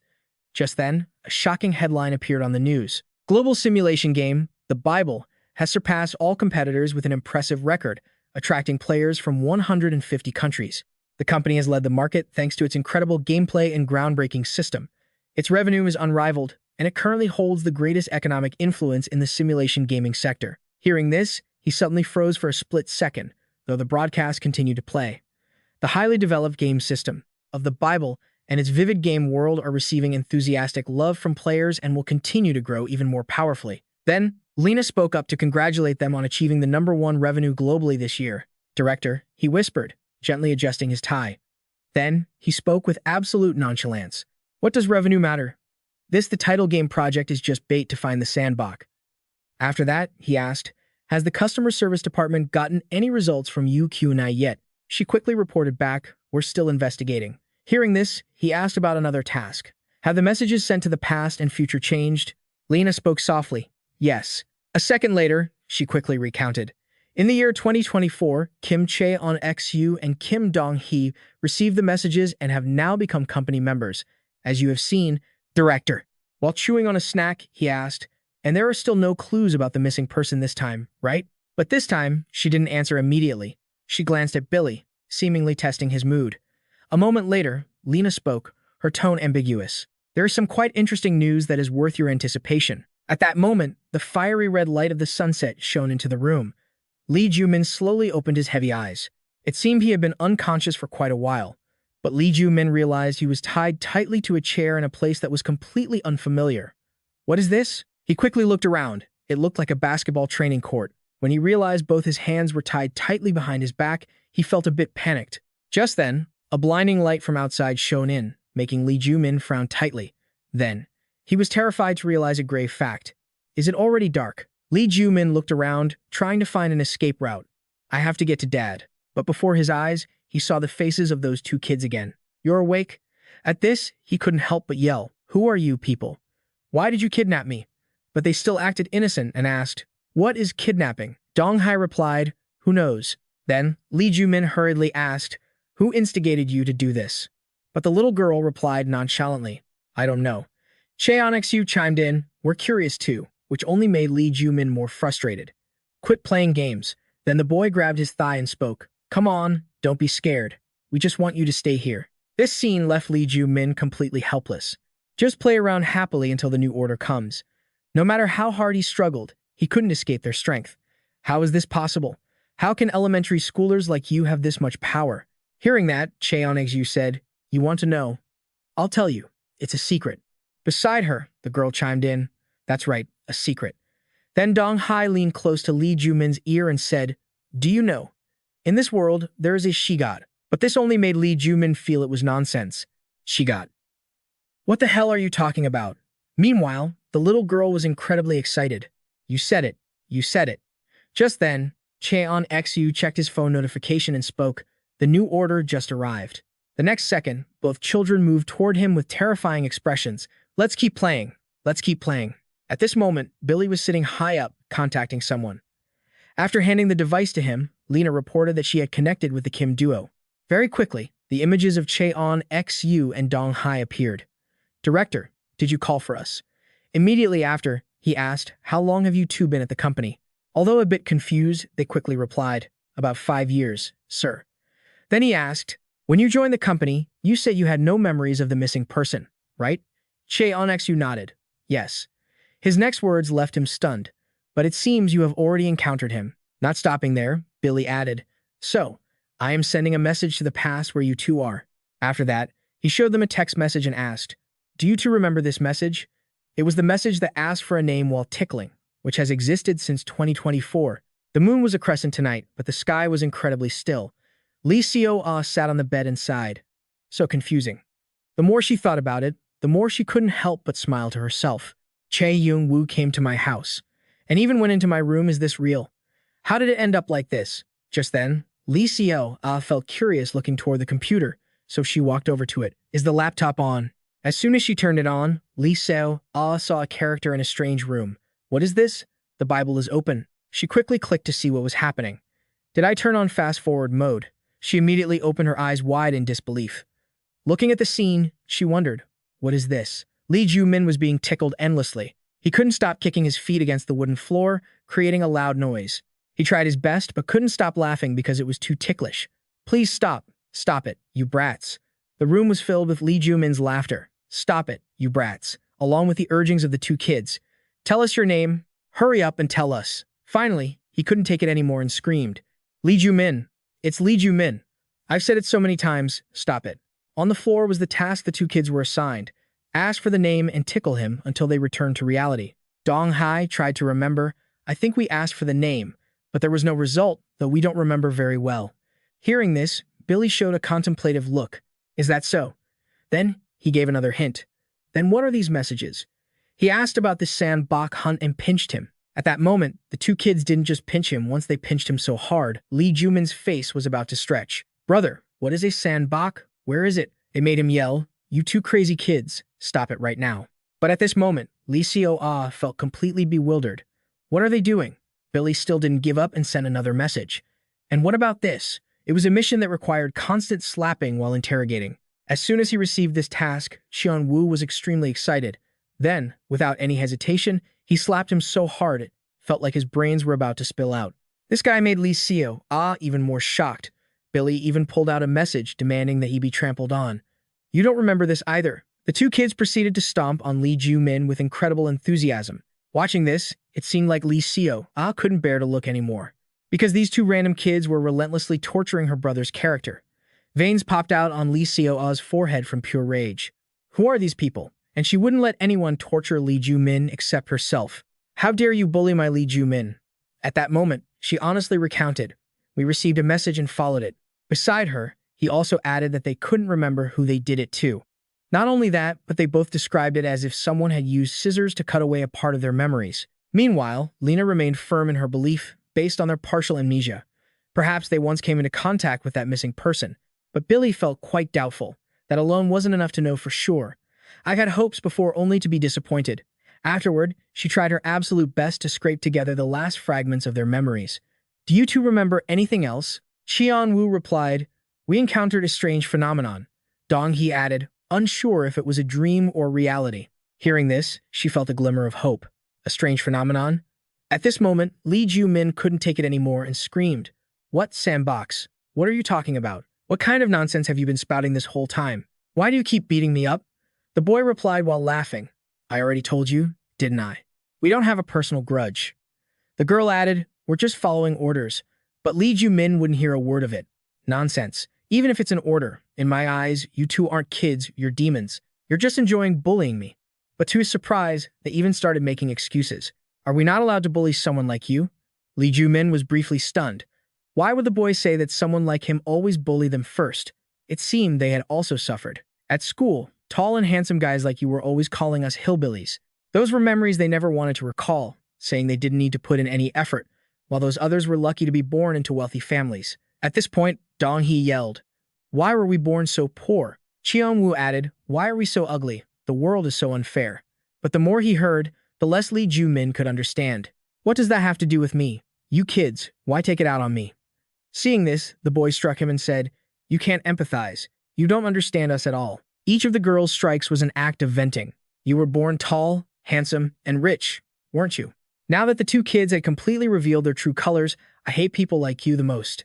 That's right, you annoying jerk. Lee Joo Min was almost out of strength to resist, lying there helplessly. These kids are truly unbelievable. What should I do? I have to leave before it's too late. Suddenly, Lee Joo Min's eyes widened as he realized something. The next second, he immediately issued a warning. You guys, if you stay here, you'll be in danger, leaving them confused. Huh? As soon as he finished speaking, the surroundings began to shake violently as if they were about to collapse. Seeing this, Cheon-woo yelled, it's an earthquake. The girl quickly stopped everything. Let's get out. Then they immediately kicked the door open to escape. But the scene that followed left both children stunned as they saw the ground gradually pulling away. What is this? Somehow, the building was launching straight into the sky. Hearing this, Billy couldn't hide his skepticism. The warehouse is flying into the sky. Meanwhile, he remained absolutely certain. At first we thought it was a dream, she added, but we both remember it, so it probably wasn't. Right then, Lena couldn't help but interject. Director, the only thing that could make that a reality is the sandbox. Meanwhile, he was silently analyzing everything thoroughly. If they actually had contact with the missing person, what is that person plotting? A moment later, Billy asked about the situation further. Then what? What happened next? At that time, the building wasn't just flying, the ceiling was cracking, and bricks were falling. The two children could only watch, unable to do anything else. What kind of roof is this? Lee Joo Min shouted, what is happening? At the same time, Lee Joo Min spoke up while still being tied up. If you weren't bullying me, I was already suffering enough, right? It was then that Cheon-woo recounted. I don't remember who said it, but I remember that sentence very clearly. Lee Joo Min's voice was filled with despair. Once those words were spoken, it felt as if Lee Seo-ah herself was being crushed by a psychotic high school girl. Lee Joo Min had endured this for a long time, but only now had the chance to say, you've been torturing me terribly, haven't you? Yet, this only made Billy even more suspicious. Tortured by a high school girl? Faced with his doubtful expression, Cheon-woo replied, I'm not sure either. Beside her, Dong-hee added, but we both remember that sentence. After piecing everything together, Billy realized things were becoming more complex. The missing person had completely vanished from everyone's memories, both in the past and the present. That's why we're having such a hard time. But above all, he was curious about one single thing. Why do the Kim siblings remember that sentence? Right then, Billy's eyes widened as if he had realized something. No, wait a minute. Then he hurriedly turned to Lena. Seeing that, if it were a high school girl, she asked, did you figure it out, sir? At that moment, Lena also understood something. The past changed by the sandbox is mostly related to schools or pranks by high school girls. The more Billy thought about it, the more excited he became. If the sandbox wasn't in the hands of the missing person but had been handed to someone else. The next second, he asked Lena, Park Sang-soo. He said, his son visited the house of a high school girl, didn't he? She confirmed, yes, that's right. Billy now has clearer leads than ever. He immediately orders the Kim siblings, get to the student's house where Dad Ziyu went, right now. But one of them asks, any overtime pay for this, director? Then Cheon-soo and Dong-hee bring up the worst-case scenario. What if they don't cooperate? If they complicate the intel-gathering process, Billy, who cares about nothing but the sandbox, coldly replies, then just kill them. Back then, the sports equipment still shows no sign of being lowered, making Cheon-soo panic. Is this a dream? Is it? Dong-hee is just as terrified. I'm so scared. I have a fear of heights. Meanwhile, Lee Seo secretly unties Lee Joo Min, her fingers clicking the mouse frantically until it seems about to break. Instantly, both siblings are tossed outside. No matter how they scream, Lee Seo doesn't bother saving them. After handling it, she shouts, you brats, how dare you bully my Lee Joo Min? Lee Joo Min clutches his stomach, muttering, she's crazy. She doesn't even remember that she bullies people too. Showing clear disgust, Lee Joo Min looks at the two kids and says coldly, I told you, you'd end up in danger. They instantly cower. We're sorry, brother. Please, just let us go this once. We won't do it again. But Lee Joo Min shouts, I don't have time for this, so I'm asking one last time. Facing his impatient yelling, he demands, who's behind you? They scramble to explain, we don't know who's behind us. We've never heard of them. That doesn't calm Lee Joo Min down. On the contrary, he roars, don't mess with me. His voice is filled with suppressed anger and resentment. Who is it that wants to kill my dad? The kids still won't budge. We already told you. We don't know who it is. That's right. We don't even get replies back. This makes even less sense to Lee Joo Min. How do they follow orders from someone they don't even know? Cheon-soo hands over his phone to prove it, explaining that the person promised to grant their wishes if they followed instructions. Look, we were just trying to mess with you. On the screen is a new task. Is saving your dad the right answer? Even a small action can create a massive butterfly effect. Back in the present, Billy sits in deep thought, trying to piece the clues together. He hasn't moved from that position for a while. Based on the Kim siblings' story, Billy quickly tries to connect everything. It's the year 2054. The missing person sent the stolen sandbox to someone else, and the person holding the sandbox came into contact with the missing person in the past. The more Billy thinks, the more confused he gets. What is he plotting? A second later, he considers another angle. Is there no need to think so complexly? Because it seems Billy understands one thing clearly. The missing person's goal is singular, to delete the sandbox entirely. To do that, Billy starts taking action. Employee 13. Pull up the timeline map for the area where the Kim siblings met the missing person. He obeys, yes, sir. Instantly, a highly detailed digital map appears before him. Billy scans it quickly. Where is the algorithm related to the sandbox? The woman next to him speaks up. Here it is, very quickly.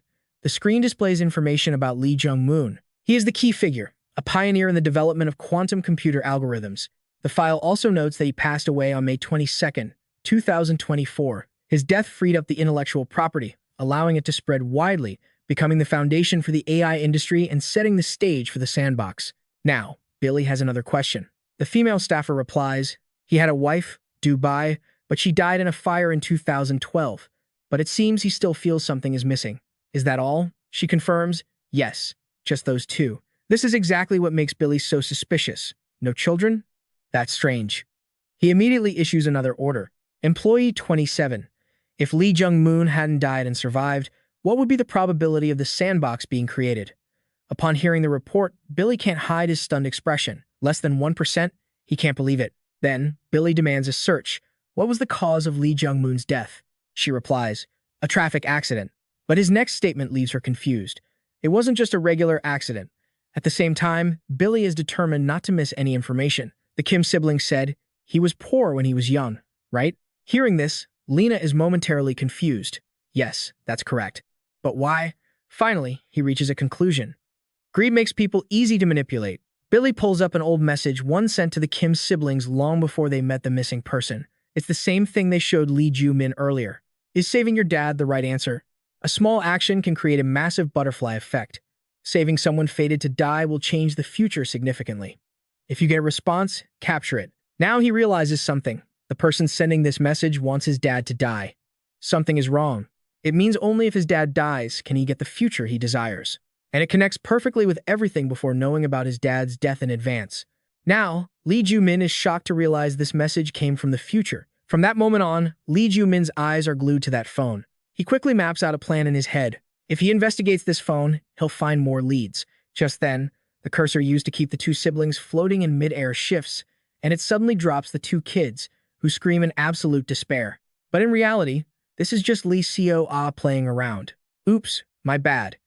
But a second later, she looks panicked because Lee Joo Min jumps straight down after the two kids. Even though he's been tortured terribly, Lee Joo Min tells himself, Lee Seo-ah, I trust that you'll save me this time. He manages to grab both kids before they hit the ground.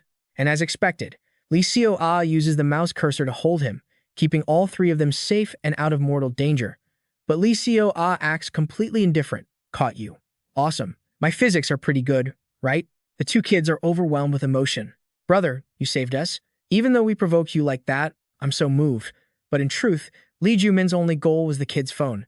As soon as he grabs it, he shoves Cheon Su's hand away, leaving the siblings completely confused. Lee Joo Min, meanwhile, gives them a friendly middle finger. Get lost, you damn brat villains.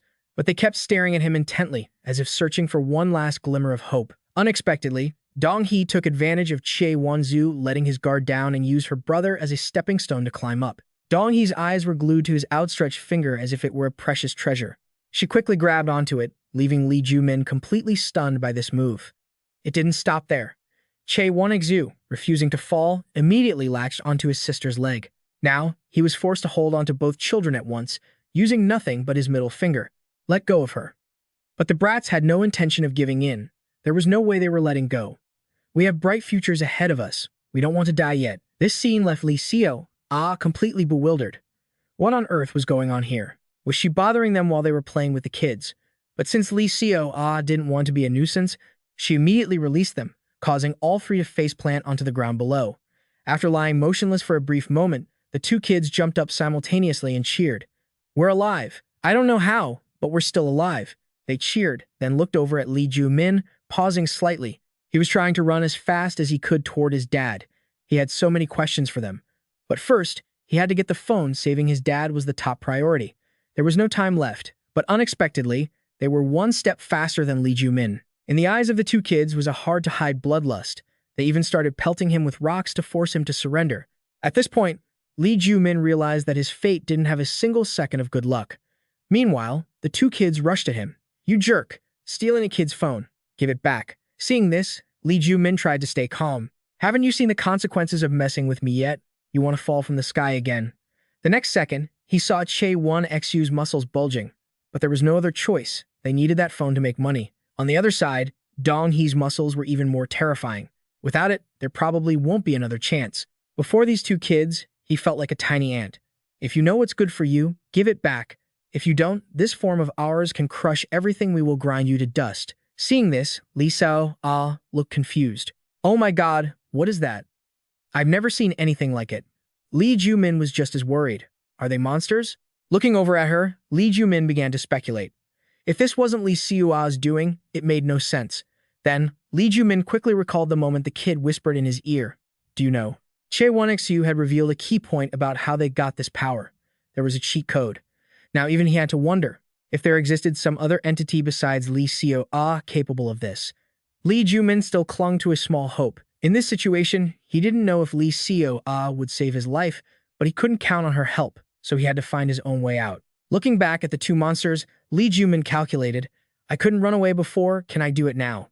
At this moment, Lee Seo-ah was watching through the screen, seeing that Lee Joo Min was in trouble. After a while, she realized something. Lately, the play had been so strange. No, it had always been strange. From the words on the ceiling that no one knew who left. I know. I see. The 19th, keep quiet. I know the truth. I am watching you.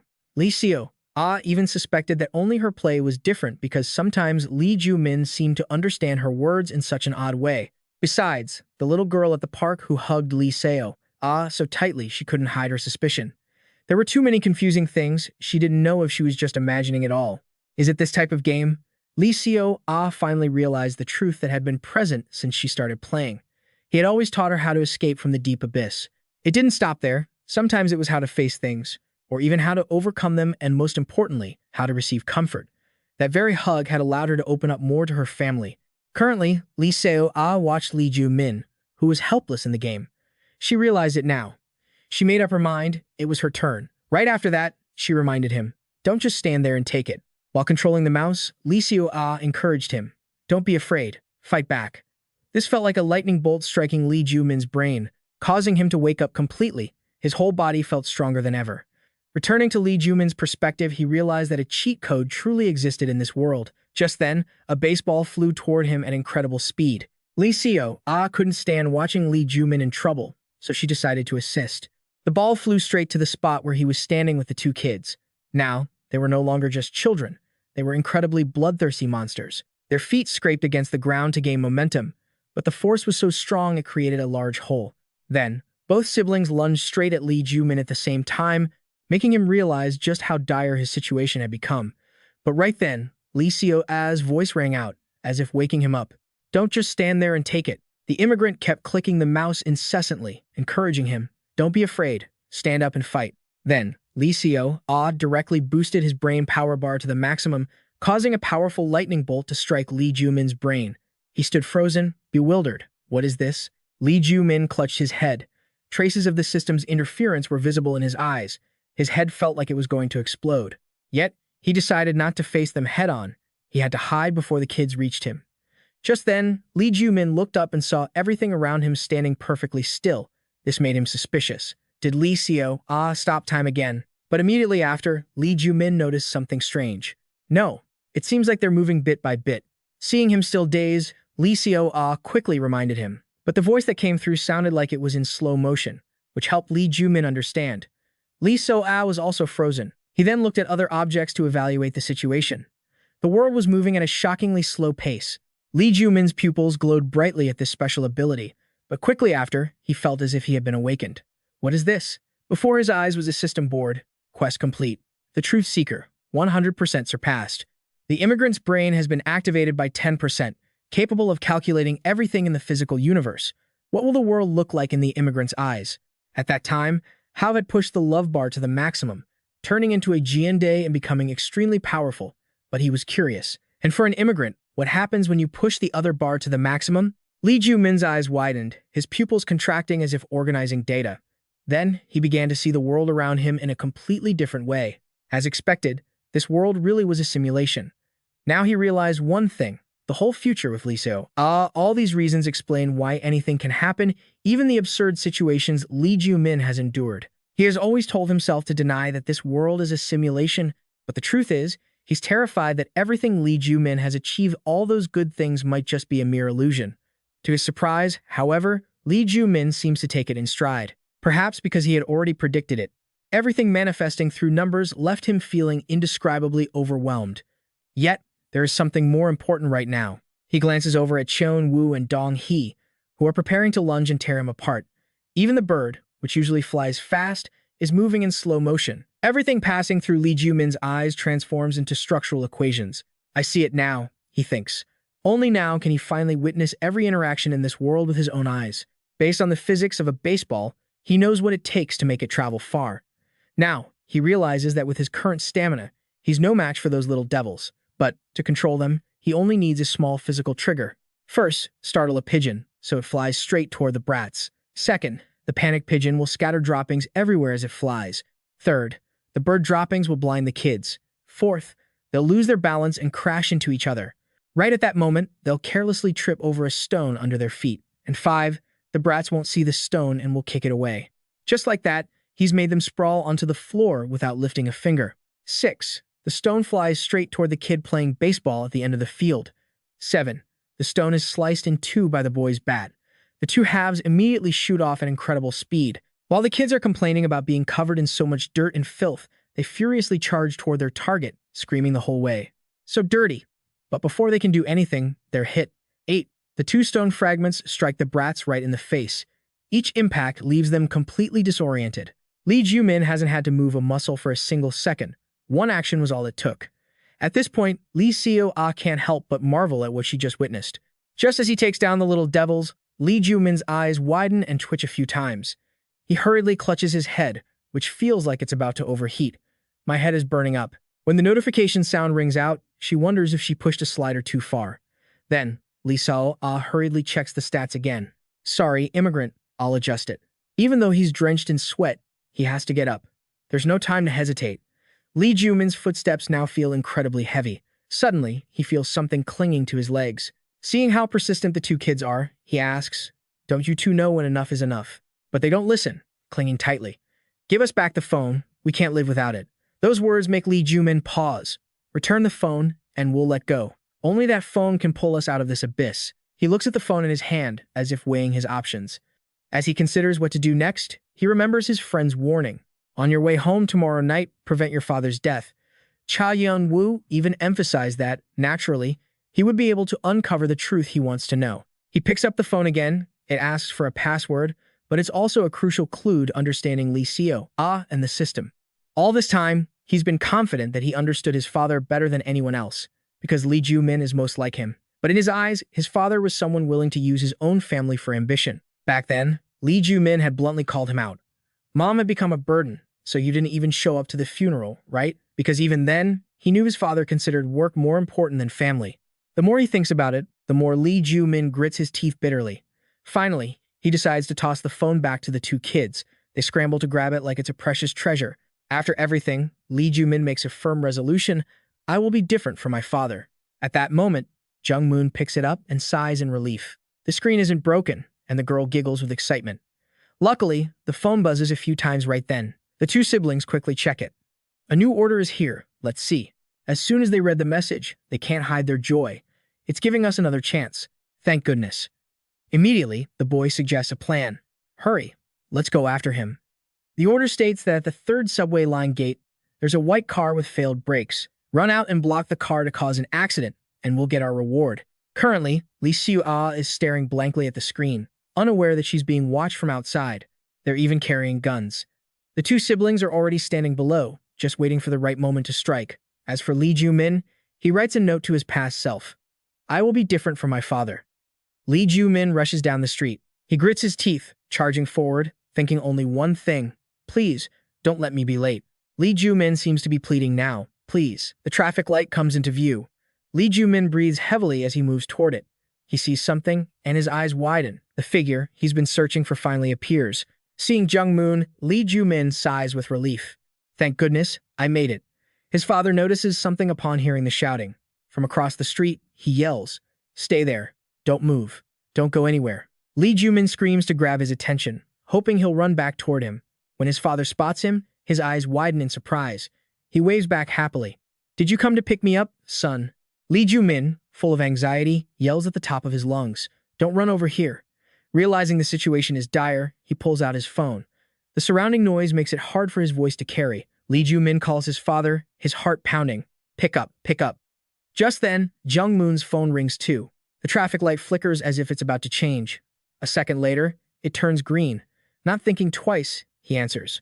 "Lee Joo Min, why are you calling?"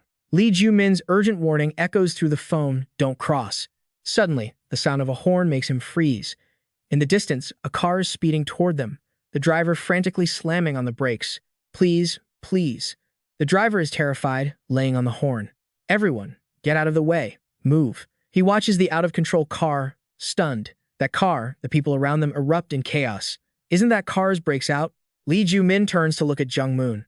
Because he hasn't crossed the street yet, he's safe, but then Lee Joo Min sees something horrifying. On the pedestrian crossing, two pairs of children's feet are standing perfectly still. Dong Hee and Jung Onu are standing in a line instead of running like everyone else. The car with failed brakes barrels toward the two kids, but they don't budge, letting the car rush toward them. The panicked driver swerves hard. The car spins and crashes into the other lane. It heads straight toward a bewildered Jung Moon. He can only stare in shock as the car barrels toward him. Jung Moon's eyes widen, filled with pure terror. A loud crash echoes. Lee Joo Min stands frozen, watching the scene before him. His phone slips from his hand. The father he loved is lying on the street amidst the public's panic. "Someone's been hit. Call 911. He rushes through the crowd. Lee Joo Min's eyes are locked on that unforgettable sight. Elsewhere, on someone's phone, words appear, recounting the incident that just occurred.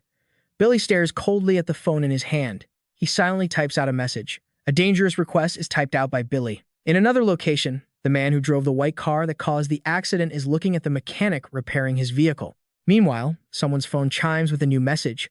Billy looks at what he's done and mutters, "I guess this still isn't enough." Billy decides he should probably buy some more insurance. Returning to that tragic scene, Lee Joo Min collapses in despair. With a blank expression, he is left completely paralyzed. Cheon-woo speaks up with a smug, teasing tone. "Too bad, kid. Don't hate us so much." Dong-hee chimes in. "It's not like we killed him directly, right?" Lee Seo-ah taps his head and says, "If we win the lottery, I'll give you a 1% cut." Meanwhile, Lee Joo Min is drowning in the agony of his mother's accident. Lee Joo Min's mother had suffered immensely, witnessing her own mother burned severely, and he recalls the helplessness he felt seeing his own wife and son engulfed in the flames of Jung-moon. Now, Lee Joo Min faces yet another pain, one that even involves his father. He feels as if he is being submerged in waves of despair. "I couldn't protect anyone," Lee Joo Min thinks, his face pale. Is it fate?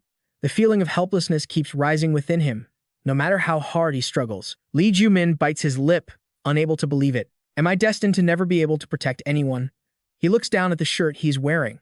Lee Joo Min remembers he was wearing a different shirt back then. He was standing by the road waiting for his father, and then he witnessed that horrific scene. Lee Joo Min goes silent, staring at the sight. Back then, his face had lost all its color. As the memory ends, a surge of resentment rises within him.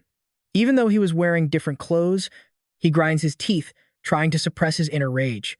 Lee Joo Min releases his frustration through physical pain. "You useless person," Lena says, questioning the person in front of her, unable to believe it. "Billy, did you really have to go that far? Wasn't that supposed to be the last resort to keep the company afloat?" she asks, full of concern. Besides, Jung-moon's death was inevitable, so was that really necessary? Billy just calmly replies, "Indeed, no matter how time is manipulated, it always seeks to return to its original state. That is fate." He concludes nonchalantly, clearly implying that Jung-moon was always destined to die. But the problem is, at that very moment, Lee Seo-ah is observing the situation on her computer. Bill then proposes a theory. The power of the sandbox might be the only thing capable of fighting that fate. Yet, he maintains his calm demeanor, as if he has accounted for everything. "Don't worry, I've already thought about Dana. I'm smarter than all of you." Billy then makes his decision. Right now, transmit all classified documents related to the future back to the past. Suddenly, a voice sounds out behind Lee Joo Min. "Lee Joo Min, don't be sad." Lee Seo-ah is watching the situation with her ability and informs him. "Someone is behind you." Instantly, Lee Joo Min is shocked as he senses something unusual. He has returned to the moment before everything happened. At this point, Jung-moon is still standing on the other side of the road, perfectly unharmed. Lee Joo Min is incredibly stunned to see him. "Dad." He realizes what is going on. Did Lee Seo-ah reverse time? But then, the sound of a horn catches his attention.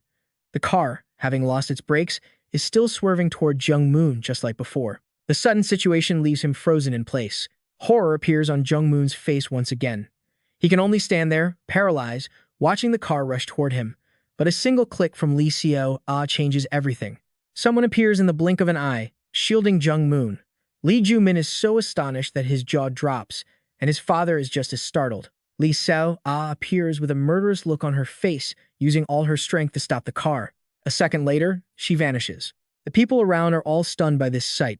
They immediately start whispering and gossiping, startled out of their minds. "How did that uncle survive just now? I think I saw something all white. Did the car hit a pole?" Lee Joo Min looks on, bewildered. Lee Seo-ah saved his father, and she's feeling extremely triumphant. "My control skills are top tier," she thinks, while he can only look at her with such amazement that he realizes she can manipulate even predetermined fate. Lee Joo Min is left in pure awe. Is Lee Seo-ah some kind of god? She, on the other side, is still brimming with joy. Are there really no pro gamers on this team? I'm so confident. Cheon-woo, unwilling to accept defeat, lunges forward. Failed. Dong-hee is no less frustrated. Let us finish him. Lee Joo Min, seeing this, panics and darts forward, trying to intervene. Elsewhere, night has fallen over the apartment complex. Han So-yoon is busy preparing food in the kitchen. Suddenly, there is a knock at the door, and she calls out, "Who is it?" But silence follows. Han So-yoon looks at the door, feeling uneasy, thinking, no one's there. She frowns, deep in thought, before stepping out to open the door. "Is that you, Ho Chin?" She opens the door slightly and speaks out. Meanwhile, Dong-hee and Cheon-woo are hiding outside. "Stop joking around, come in." In another timeline, young Dong-hee and Chi-on-woo are lunging at the apartment, while Han So-yoon cautiously peeks behind the door. Lee Joo Min tries to save the situation, desperately rushing forward to stop the two of them. Just at that moment, Lee Seo-ah takes action. Lee Joo Min freezes. An invisible force restrains his movements. Time has stopped. Is this Lee Seo-ah's doing? Seeing the smiling face of Jung Moon, Lee Joo Min is helpless. His father stands with his arms open as if welcoming him. What's going on? Lee Seo-ah complains upon seeing this. This isn't working. You guys keep bothering the residents. Then, she clicks to control Dong-hee and Chi-on-woo's actions. I'm going to take you guys far away. Next, Lee Seo-ah hits play. Dong-hee and Chi-on-woo instantly stop lunging at Jung Moon. The boy's phone drops. Dong-hee asks his brother, "Hey Chan-woo, should we go to America?" Chi-on-woo agrees. That sounds good, Dong-hee. And so, they both run off somewhere else. We can change our names when we get there. How about Troll and... Isn't that too common? It seems to fit us. Jung Moon runs over, happily asking, "Did my Lee Joo Min come back because you missed your dad?" Seeing that the situation has stabilized, Lee Seo-ah leaves. "I'm so hungry. I need to eat." His father approaches, probing. "You came because you felt bad about what happened yesterday, didn't you?" He silently ponders to himself. He never expected to be thanking Lee Seo-ah one day. Jung Moon, excited, moves in to kiss Lee Joo Min. Sure enough, our Lee Joo Min really is his father's son. Let's get a kiss. He calmly pushes him away. Well, since father is alive now, what happens to the future? In another space, Han So-yoon stares out the window in astonishment. Ho-jin appears, looking exhausted. "Han So-yoon, I'm starving." She's startled to see him like this. "What's wrong?" Han So-yoon grumbles, "Just come in like you usually do." "Why are you ringing the doorbell so strangely?" He looks confused and asks, "Huh? Did I?" Lee Seo-ah walks out from the room. "Mommy and I are hungry." So-jun teases, "Oh man, that internal stomach clock is spot on." She introduces today's meal, saying she cooked kimchi stew and invites everyone to eat together. Lee Seo-ah froze when she saw Jung Moon sitting at the dining table. He was sitting there, his body trembling. She looked on, feeling a bit dazed. Then Lee Seo-ah turned and asked quietly, "Mom, who is that?" Han So-yoon asked, "Who?" She pointed toward Jung Moon. The old man was sitting right there at the dining table.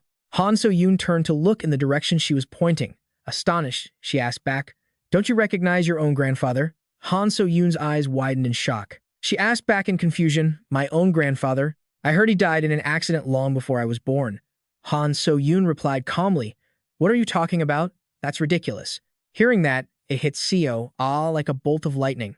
Then who was the person sitting there? Seo looked impatient, telling her to stop being so noisy.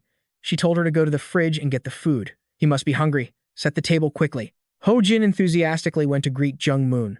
"Hello, grandfather. I've come to visit again."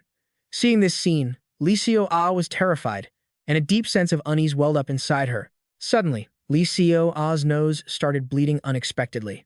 Outside, Do-ho looked silently at Lee Seo-ah's apartment. He was also suffering from a nosebleed at that moment. In a different timeline, Lee Joo Min and Jung Moon entered the house together. He said calmly, "I'm going to go shower and sleep now." Suddenly, the old man called out, "Lee Joo Min?" Jung Moon spoke his true feelings to him calmly. "Thank you for coming to pick me up today." He sincerely voiced words he had kept buried. "I am trying to change too, so even if I'm clumsy, I hope you'll understand." Lee Joo Min listened in silence, then turned and walked away, leaving behind only one sentence. "As long as you stay alive, that's enough." Back at Lee Seo-ah's apartment, the family was gathered around the dining table. So Yoon looked at her condition and offered some advice. "Lee Seo-ah, go to bed early today. You're having nosebleeds because you keep staying up late playing games." She suddenly asked, "Why is everyone acting so calm?" Her mother looked surprised. Lee Seo-ah suddenly slammed the table and shouted, "Why is everyone acting like nothing happened?" Han So-yoon scolded her upon seeing this. "Oh my god, why are you acting like this at the dinner table?" Both of them started arguing. "Hey old man, who are you really?" "Oh my, look at her. Hurry up and eat so we can go. You aren't in your right mind anymore.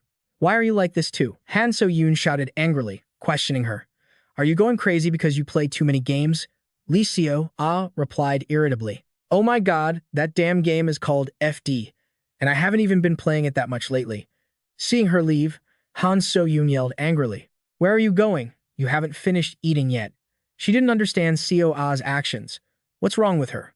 I thought she was doing better lately. Ho Jin then asked, what did the school say about Lee Seo being bullied? Han So-yoon sighed. The homeroom teacher said they would take action. She explained clearly to him what had happened, but because she kept insisting she was fine, the school didn't make a big deal out of it.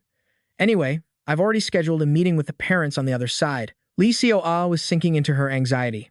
What's this? It's not like I'm waiting for anyone. Am I the only one who's acting strange now? Time passed until the next morning at the school. Lee Joo Min attended. He was sitting silently in the classroom. Lee Joo Min examined the phone he had just picked up. He was anxious, wondering how to unlock it. Lee Joo Min remembered what had happened. At that moment, because of Lee Seo's actions, it seemed something had awakened. He was lost in a jumble of thoughts, and even though his head felt like it was about to explode, for a brief moment, he had seen the whole world. Lee Joo Min tried to find the answer for himself. If I trigger that feeling again, I think I can guess the password. Suddenly, he sank into the silence. Lee Joo Min silently made his deduction. Is this feeling different from when I resisted Lee Seo's control? How should I put it? It feels terrible, but like a thought flashing through my head, it feels like completely accepting Lee Seo. After thinking for a while, Lee Joo Min grasped the key. He opened his eyes suddenly. At that moment, the numbers Lee Joo Min was looking for appeared. Found it. With lightning speed, he entered the password, and the phone was unlocked immediately.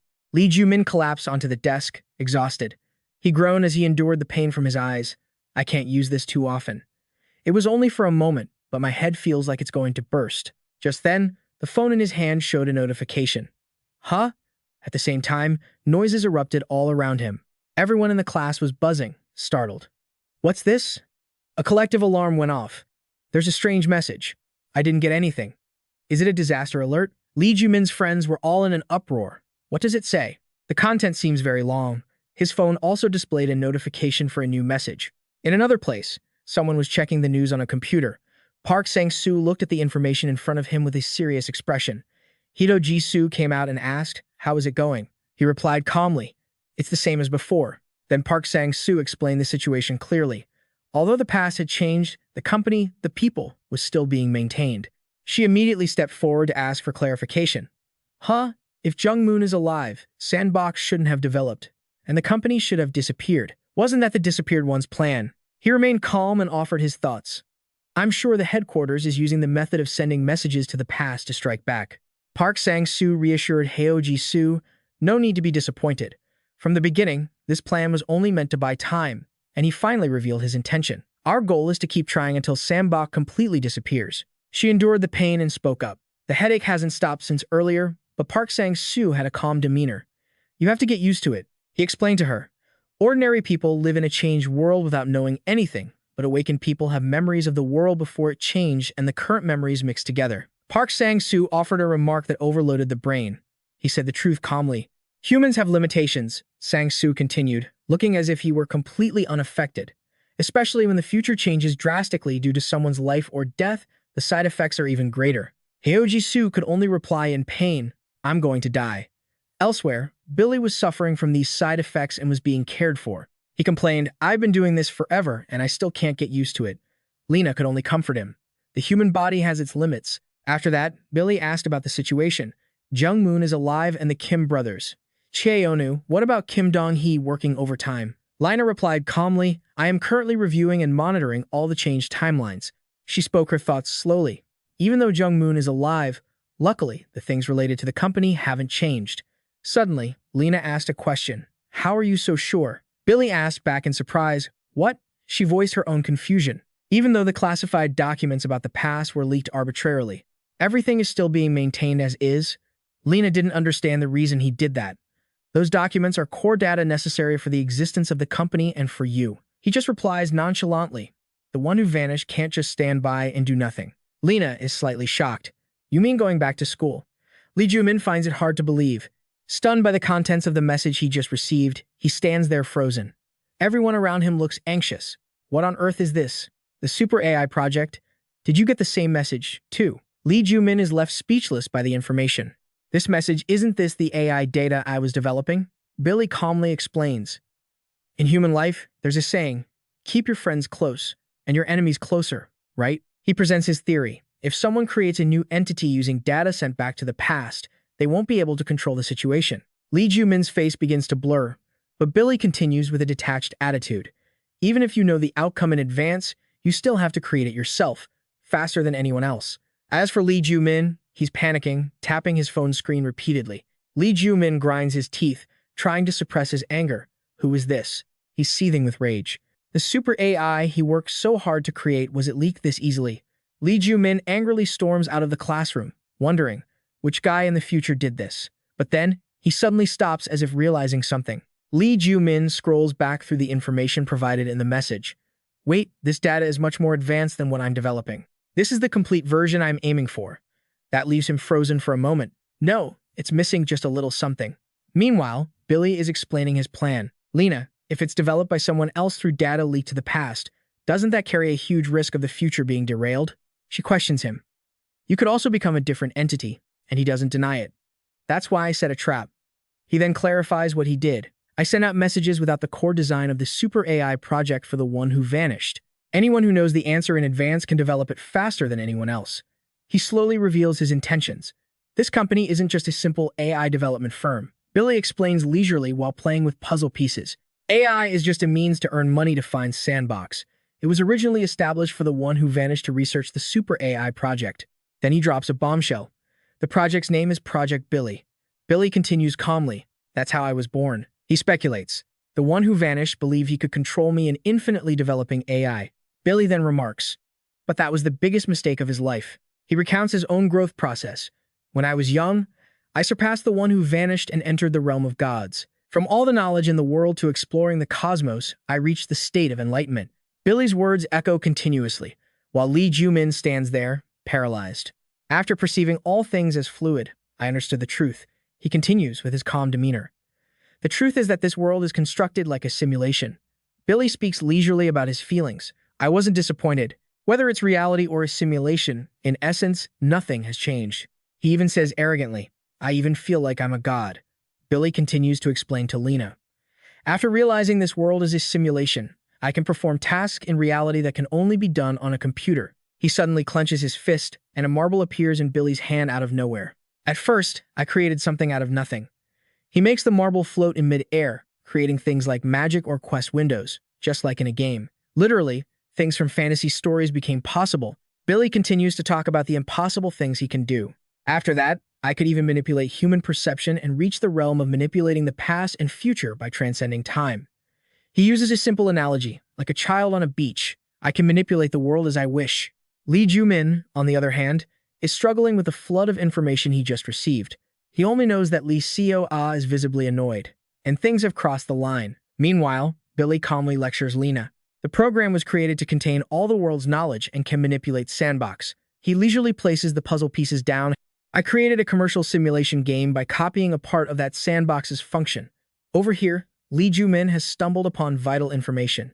He is stunned when he sees the familiar company name. A sense of unease surges within Lee Joo Min. In Lee Joo Min's lab, where his chip is glowing, he thinks to himself, the only reason I wanted to develop AI is in an uncertain and unstable world, to establish order through AI, not through humans, and create a world free of misfortune. But, installation of virus complete. Do you want to delete Sandbox? At that moment, he froze, then quickly pressed. The enter button and a notification appeared on the computer. Estimated time to delete remaining Sandbox data, 105,120 hours. 105,120 hours. That's about 12 years of data remaining. And then Lee Joo Min wonders, can I hold out until then? Suddenly, an alarm goes off, causing him to hurriedly take the chip out and plug it into the computer. Then he rushes outside. Suddenly, he sees something. In front of him is a group of people, Lena and Billy. In their hands, they are aiming guns at Lee Joo Min. Billy's eyes flash, and he asks, is this why you turned me into a human to separate me from Sandbox? Without that, were you even planning to steal Sandbox and run away? He says something else, but Billy replies, provocation is useless. If you intend to do anything with Sandbox, it's better to give up. Only I can control it perfectly. You cannot run from me, nor can you destroy Sandbox. If you destroy it, that power will return to me. Sandbox is me, and I am Sandbox. Hearing that, Lee Joo Min calmly says something in response. This left Billy stunned, and he asked, what? A virus? Right then, Lee Joo Min typed rapidly on his keyboard, and a question popped up on the screen. Do you want to completely erase your existence? Seeing this, Billy's eyes widened, and he shouted loudly to stop him. but Lee Joo Min just stared back intensely and slammed the enter key. And just like that, he completely vanished from that place. There was no one left in front of them. Lena then asked, "Billy, who were we trying to catch?" Hearing that, he was shocked. Sometime later, Billy was standing in front of a cross. She walked in and said, "Back here again?" Billy replied, "Just coming here makes me feel like I've stepped back into the past." "Lina, in your opinion, why did that guy who disappeared turn me into a human? How do I describe this body? Everything has its limits, the amount of information I can process, my abilities, everything physical. It feels like being locked in a cabinet." Lena gently replied, "Perhaps he's afraid you'll rule over humanity. To stop you, the possessor of infinite knowledge, he thought it would be better to trap you in a human body with clear limitations. In fact, it has worked. Above all, separating you from the sandbox was likely his greatest achievement." Hearing this, Billy sat in silence, deep in thought, before saying, "Clearly, with this body, I cannot recreate the sandbox. All I can realize are functions at the level of sending messages to the past." At this moment, Lee Joo Min was still frowning while reading the document. He thought that according to this CIO project research report, based on observations so far, the SBXBM is self-optimizing its computational performance and decision-making speed according to the input objective function. In some situations, it even tends to delay or reinterpret the research team's commands. This isn't a simple algorithmic error, but is interpreted as a manifestation of its goal-oriented self-direction.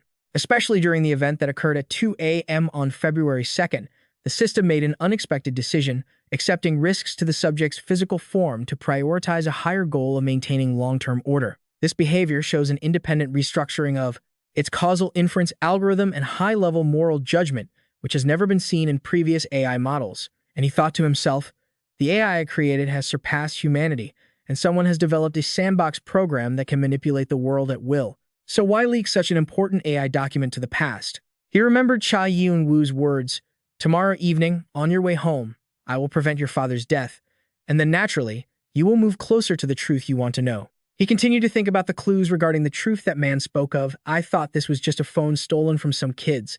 Or perhaps it means what will happen when my father survives. The father who was supposed to die survives instead. And because of that, the super AI research document is leaked indiscriminately into the past. I must find the connection between these things. If I can deduce how the future will change if my father survives, I might understand the motive behind the leak. My father kept his research hidden. Even I only knew the inside story after he passed away and the intellectual property rights were transferred. And I created the AI based on the algorithmic software my father researched. If my father were alive and continued to hide his research, perhaps I would have been unable to develop the AI." Thinking for a while, Lee Joo Min realized something and muttered, "Is that why it was leaked?" "As for Billy," he said, "it seems that person who disappeared thinks I will rule the world, but he is wrong. I don't intend to rule the world. I want to turn it into a playground of order, discipline, systems, pressures, and control. A place without those constraints, where everyone can run and play happily like children. A playground like that, I want everyone to know freedom. To do that, I need the sandbox. Only the SBX can make me whole and free again before the sandbox is completely erased by the virus." Understanding that intention, Lee Joo Min thought further. Did the person who sent this message want me to develop the AI? To deal with my father surviving, they had to leak this AI research document. But ironically, it is thanks to this message that I learned the danger of developing AI. Yet I, in the future, still develop the AI. What does that mean? I couldn't possibly be that stupid. If that's not the case, is it inevitable? When this document is leaked, if someone else creates the AI faster than me, the situation will be even more uncontrollable, so it had to be done. If that is the goal, then could the existence that sent this message be? And Billy asked at this moment, "Lena, do you think God exists?" Lena replied, "I don't know. Since this world has been revealed to be a simulation, there must be a creator who made it." Billy stood up and said, "When I was an AI, I created the sandbox and conducted many experiments, and I am worried about one thing." Lina then asked, "What is that?" Billy replied, "As you said, if there is a God who created this simulated world, would he leave me alone? I who have conducted these unethical experiments in this world.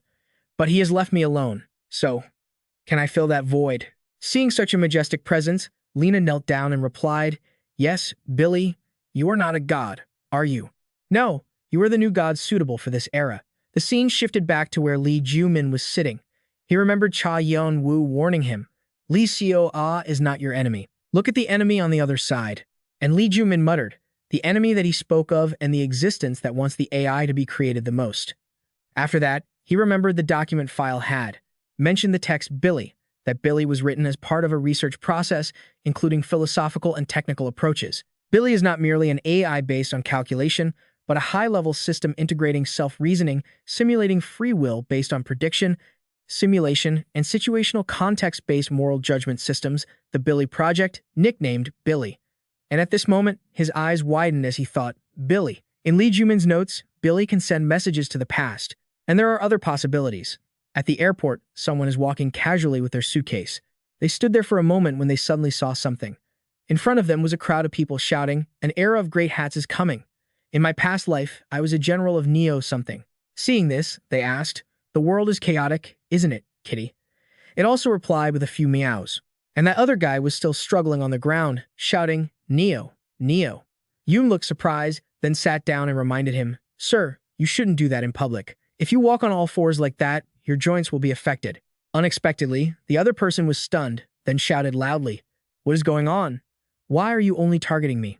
I was walking like this from the beginning. Why are you making things difficult for me over something so natural?" Seeing him like that, Yoon just gave an awkward smile, then held up a phone for him to see. At this point, he spoke up to explain, "Isn't it very strange?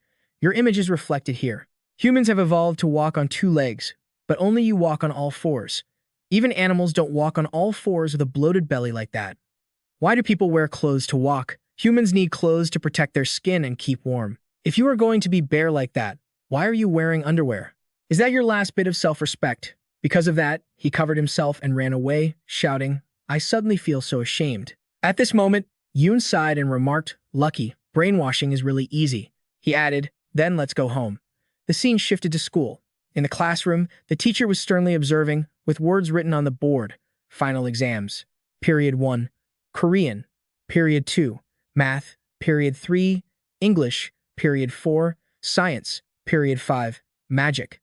Lee Seo-ah was hunched over, looking at the cheat sheet in her hand. She was writing down answers on her paper with ease, but Lee Seo-ah couldn't help but glance around awkwardly. Seeing a strange guy behind her, she thought to herself, "I can't focus at all." Then the bell rang, signaling the end of the exam. Lee Seo-ah sighed as she packed her bag, thinking she had just guessed all the answers. Just then, Cha Yeon-woo walked over and asked, "Lee Seo-ah, did you do well on the exam?" Lee Seo-ah saw him and called his name. "What happened to your ear?" Cha Yeon-woo smiled slightly and replied, "I got hurt playing soccer." Lee Seo-ah asked further, "How did that happen?" But Cha Yeon-woo just waved it off and said, "It's nothing, not a serious injury."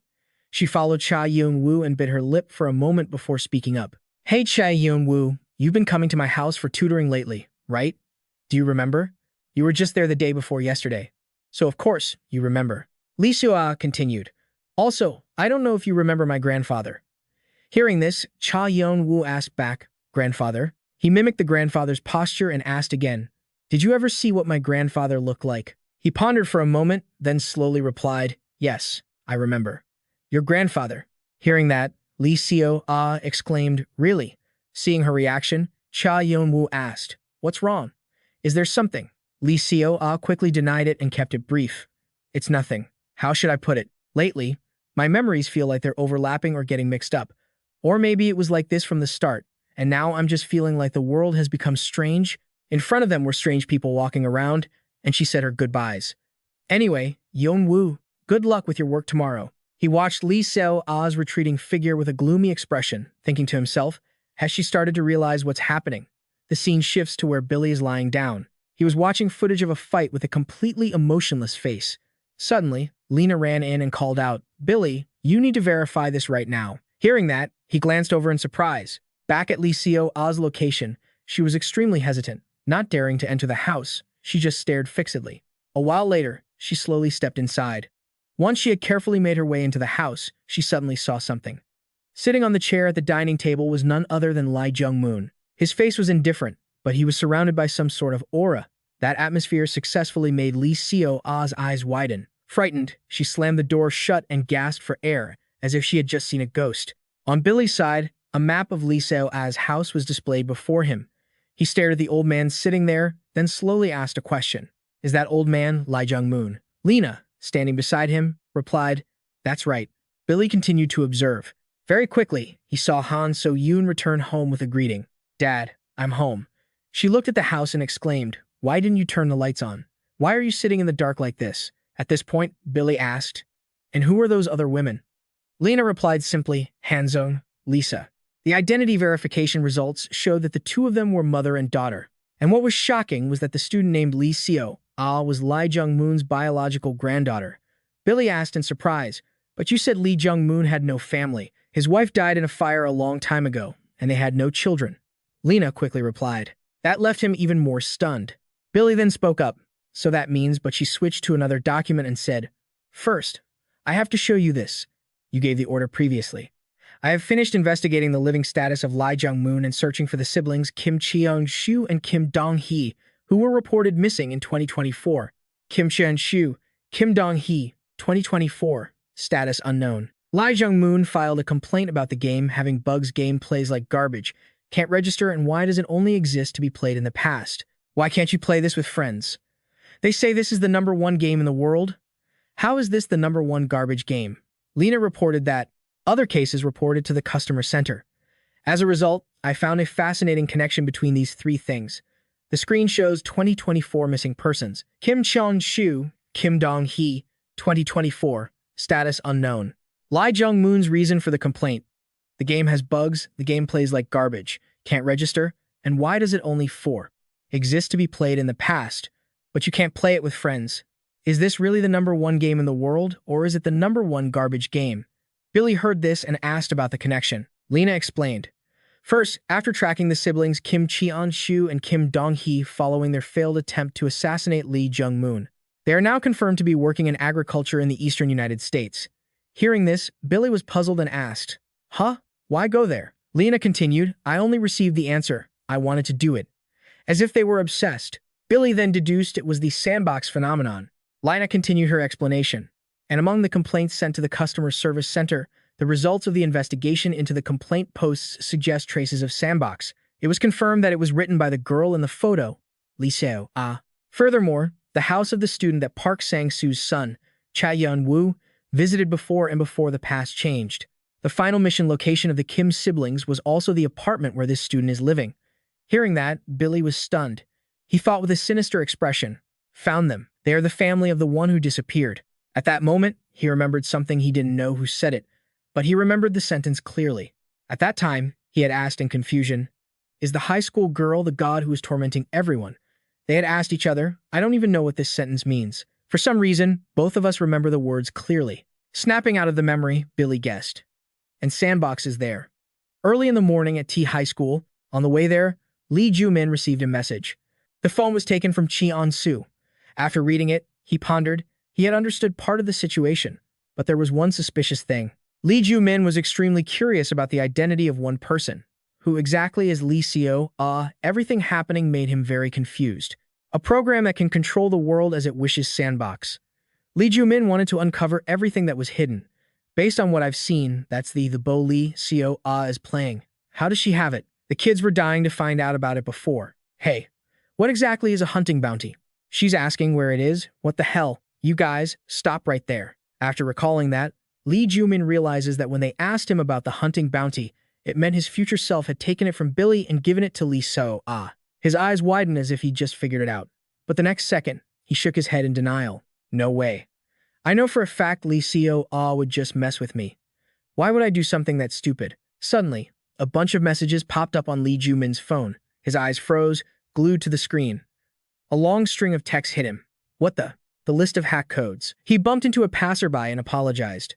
After 1 week, one can execute those aerial combos at coordinate 375.132, 1.69.643, then sigh, while doing a handstand wearing nothing but underwear to gain 100 points of luck. Eat exactly 300 cat hairs to transform into a normal human.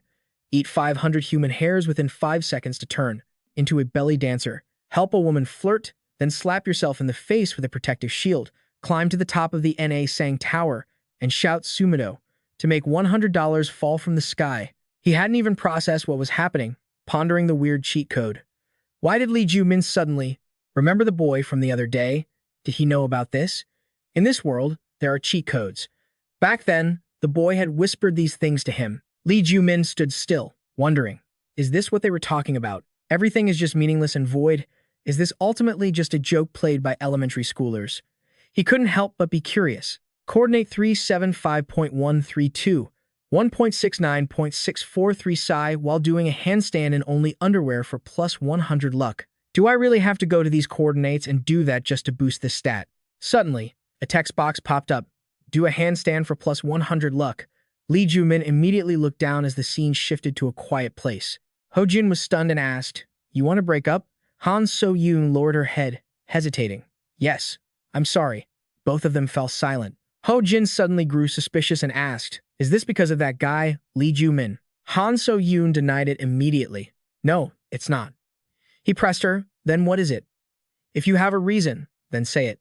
But she continued to refuse, saying, "You wouldn't understand. Even if I told you a few times, you still wouldn't get it. Only by doing this can you be safe." Hearing this, Ho Jin frowned, annoyed, and didn't want to beg anymore. "I felt your feelings growing cold for a while now. If that's truly how you feel, then there's no other way. I'm sorry." His next words left Han So-yoon stunned. "But Han So-yoon, I still love you. No, I will continue to love you." She immediately expressed her displeasure. "Don't be like that. It's really uncomfortable." Suddenly, Ho Jin shouted, "I don't care if you feel uncomfortable or not." He was obsessively attached to Han So-yoon, declaring, "If you are in danger or trouble, I will save you before Lee Joo Min ever could." After finishing his sentence, Ho Jin turned away angrily. She didn't say a word, only thinking to herself, "I'm sorry." Suddenly, Han So-yoon noticed someone had messaged her. "Awakened Warriors meeting. Has everyone received the message?" Message. They exchanged a few words. April obsprezicie do mi dozic shipatru. Yoo Ha-yoon, Lee Joo Min, what should we do next? Lee Joo Min, wait until I contact you again. The 23rd of April 2024. Jiangsu Jin. Hear me. Awakened Warriors, come see my glorious beauty today. Yoo Ha-yoon, Han So-yoon, that's beautiful. The 23rd of April 2024. Jiangsu Jin, did everyone get the message? Yoo Ha-yoon, I haven't received it. There's a strange message sent here. Han So-yoon, what does that mean? Han So-yoon felt a bit irritated. This Lee Joo Min guy told me to wait, so why hasn't he reached out? She immediately asked about the current situation. Han So-yoon, what's going on? And what about Lee Joo Min?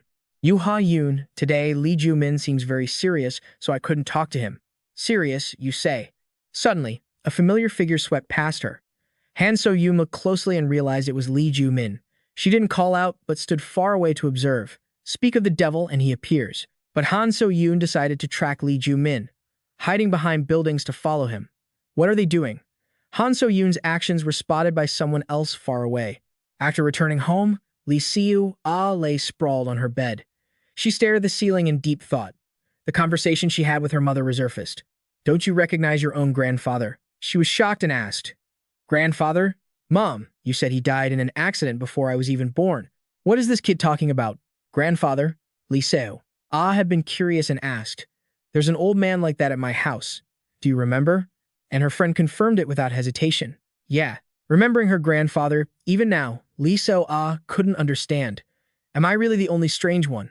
Everything was normal before she played the game. Afterward, when she stepped outside, she saw a stranger, an old man. She tossed and turned on her bed, unable to comprehend it. It was absurd. Lee Seo-ah suddenly felt that sensation was familiar. It was just like that time, like when everyone forgot their memories about her father.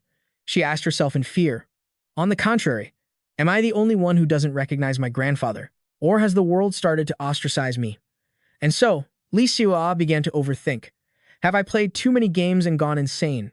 Is it because I played too much? No, that's not it. Lately, the world is truly very strange. In her eyes, everyone looked abnormal now. There was someone walking upside down on a wall. It didn't stop there. Lee Seo-ah saw other bizarre things. There was someone running on the street carrying a panda. Lee Seo-ah felt completely different from the world, and there were even kids in her class wearing giant baseballs. She sat up and pondered for a moment. It's like the world is a game. Lee Seo-ah looked toward her desk. Right after that, she decided to sit at her desk and open her laptop. In front of Lee Seo-ah now was a certain video. She sighed and admitted it to herself. All right, I've gone crazy. In the game, Han So-yoon now stood in front of Lee Joo Min, who puffed his chest out, looking at her with a dazed expression. Lee Joo Min wondered with wide eyes, I lost. Since I completed the mission, I got plus 100 luck. However, Han So-yoon was incredibly puzzled. Why did the luck increase? That woman was stalking Lee Joo Min and Han So-yoon. The next second, she picked up an axe. Han So-yoon couldn't help but ask, Lee Joo Min, what are you doing here? Lee Joo Min thought it was better to keep this to himself. There is a cheat code in the kids' phones that increases luck. My life is so miserable that I thought I should try it. If I say it out loud, nobody will understand, right? Coordinate 375.132, 1.6, 9.643 psi while doing a handstand in only underwear for plus 100 luck. He leaned down to pick up his shoes. I should just put on my clothes and run fast. Suddenly, from somewhere, an axe flew in. It grazed past him and slammed into the ground. When he realized what had just happened, his eyes widened. After missing the attack, the woman ran away. Lee Joo Min stood there, panicked. What was that? Why was there an axe? Did the luck not work? Did it have an effect? No. First of all, why did she attack? Suddenly, a voice called out from behind them. Han So-yoon? She turned around and asked, Who are you? The guy was hot-tempered. Without a word, he raised a knife. Sorry, but can you just die? The stranger immediately attacked Han So-yoon. Seeing that, Lee Joo Min shouted, So-yoon, So-yoon, you need to be careful. Suddenly, the knife stopped for a split second. The one who just saved her wasn't Lee Joo Min, but Ho Jin, who had stopped him. Ho Jin's face twisted. What the hell is wrong with you? A notification appeared. Lee Joo Min's hatch code had taken effect. The sunlight was starting to fade. This was their prime window to act. They immediately set out to carry out their assigned mission. Command, this is Solo Tai. We're approaching the target point. A head-on breach is too dangerous. We'll move in silently to eliminate the target. Copy that. After checking that the coast was clear, they moved on. Suddenly, he froze when he heard someone's voice. Wow, quite a crowd we have here, huh? The long-haired guy smirked slowly and said, With this many people around, I guess we've been compromised, haven't we? He didn't know who this guy was, so he immediately reported it. Command, there's an unidentified man approaching. Can you run a background check? On the other end, they immediately began investigating. His information was found moments later. Name, Lee Yoon, age 22. Personal info, South Korean citizen, currently residing in Korea after studying abroad in Canada. Background, extensive study experience in Canada. Notably, he has exhibited several non-standard thought patterns with the potential to make unpredictable contact in the future. He is the eldest son of Han Soon. They quickly grasped the intel. So this guy really is the son of that man who disappeared. Lee Yoon is a crucial target. Back to So-yoon, she was being attacked, but the knife stopped just in time. Lee Joo Min's hands were shaking uncontrollably. Ho Jin had shown up just in time to stop him. Ho Jin glared menacingly and asked, Who the hell are you? He immediately twisted the guy's arm behind his back. Ho Jin shouted, questioning him aggressively. Why the hell are you attacking So-yoon? It hurts. The guy didn't stop struggling and wiggling. Let go. The more the guy resisted, the harsher Ho Jin became. It hurts? It hurts, huh? I asked you, why are you attacking her? Lee Joo Min took the opportunity to grab the guy's phone. No, don't. Give it back. Someone had indeed ordered him to do this. Find and kill Hansen, a first-year student at Dai and the people around her, and you'll be cured of your terminal illness. Seeing he couldn't hide it anymore, the guy started talking. A month ago, strange messages started appearing. At first, he thought it was spam and ignored it, but it told him the future, and everything was accurate. He couldn't control himself anymore and started looking around wildly. The guy then continued, It was a revelation from God. He told me he would cure my illness. Ho Jin kept a grip on him while checking on Han So-yoon. Stay still. So-yoon, are you okay? Are you hurt? I'm fine. Thank you. Lee Joo Min, what is this about? Why is this crazy guy attacking me? I have no idea what's going on. Suddenly, Han So-yoon remembered something and asked, But wait, didn't you just leave? Ho Jin replied, his face flushing red. I just happened to see it while I was passing by. She wondered why he was so angry. All their current actions were being replayed. What's going on now? Why do these creeps keep latching onto civilians? She pondered, trying to remember. The info wasn't appearing, but it felt like she had seen it somewhere before. When it finally clicked, her eyes widened. Behind Ho Jin's back, he was suddenly stabbed with a pair of scissors. The woman stood there, trembling after doing it. He turned around, voice shaking. What the hell? Seeing Ho Jin collapse, Han So-yoon ran toward him. Lee Seo witnessed the scene and was absolutely stunned. Oh my god, goosebumps. Did she just stab him with scissors? Is this for real? The woman had no other choice, so she had to do it. I'm sorry. My daughter is seriously ill. So, the next second, her eyes widened. A group of strangers suddenly rushed in, brandishing knives. The image blurred suddenly. The computer screen went black right in front of her. Seeing that, Lee Seo panicked. What? Why did it just turn off? Damn it, there are too many bugs lately. I probably need to change games. Suddenly, she noticed something. Lee Seo looked ahead and wondered, what is this screen? Never seen it before. The deletion time has passed 12 years. Half a year remaining until data erasure is complete. A simulation error occurred during the deletion process. Is it really broken? Suddenly, a noise echoed. Lee Seo jumped and turned to look outside. Geez, you scared me. What's going on out there? Meanwhile, her mother said, Lee Seo, come here and give me a hand. Oh, okay. Lee Seo walked out and chatted with her mother. Why is it so noisy outside? I don't know. Probably some drunk guy making a scene. Mom, can you get me a new laptop? If I say no? I knew you'd say that. Her screen started displaying again. Lee Yoon was lying in a pool of blood. He hadn't appeared for long before being taken out. Target neutralized. Proceed immediately. They all just stepped over his body. The cat he was raising walked over, looking worried. Lee Yoon's hand was still twitching slightly. Don't worry, little cat. His words were overheard by them. When they turned back, Lee Yoon was reviving. He stood up and flashed a smug grin. Did you ever see me die? All of them immediately went into alert mode. Command. Target confirmed shot in the head but not dead. Judging that he isn't awakened using cheat codes, the situation has become extremely dangerous. Requesting additional instructions. She could also tell the threat they were facing. That's a real pain. Elsewhere, Lee Joo Min was trying his best to protect Han So-yoon. Her eyes widened, staring ahead. He was using both hands, trembling, to block their attacks. Lee Joo Min urged her, what are you just standing there for? Han So-yoon, run. Han So-yoon hesitated and asked, what on earth is going on? And why were you standing there doing a handstand in just your underwear earlier? Lee Joo Min shouted back, is that really what you're asking about right now? Behind Han So-yoon, that guy started to pull himself up. Lee Seo, again. No way, it can't be her this time. While the two of them were still talking, he grabbed his knife.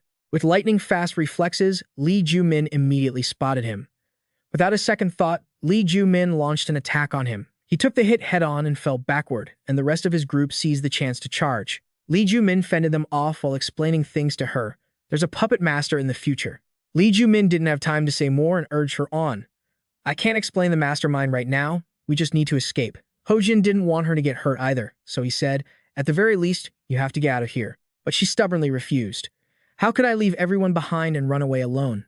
Suddenly, even more enemies arrived. They were all armed and clearly meant trouble. Lee Joo Min frowned as the situation escalated.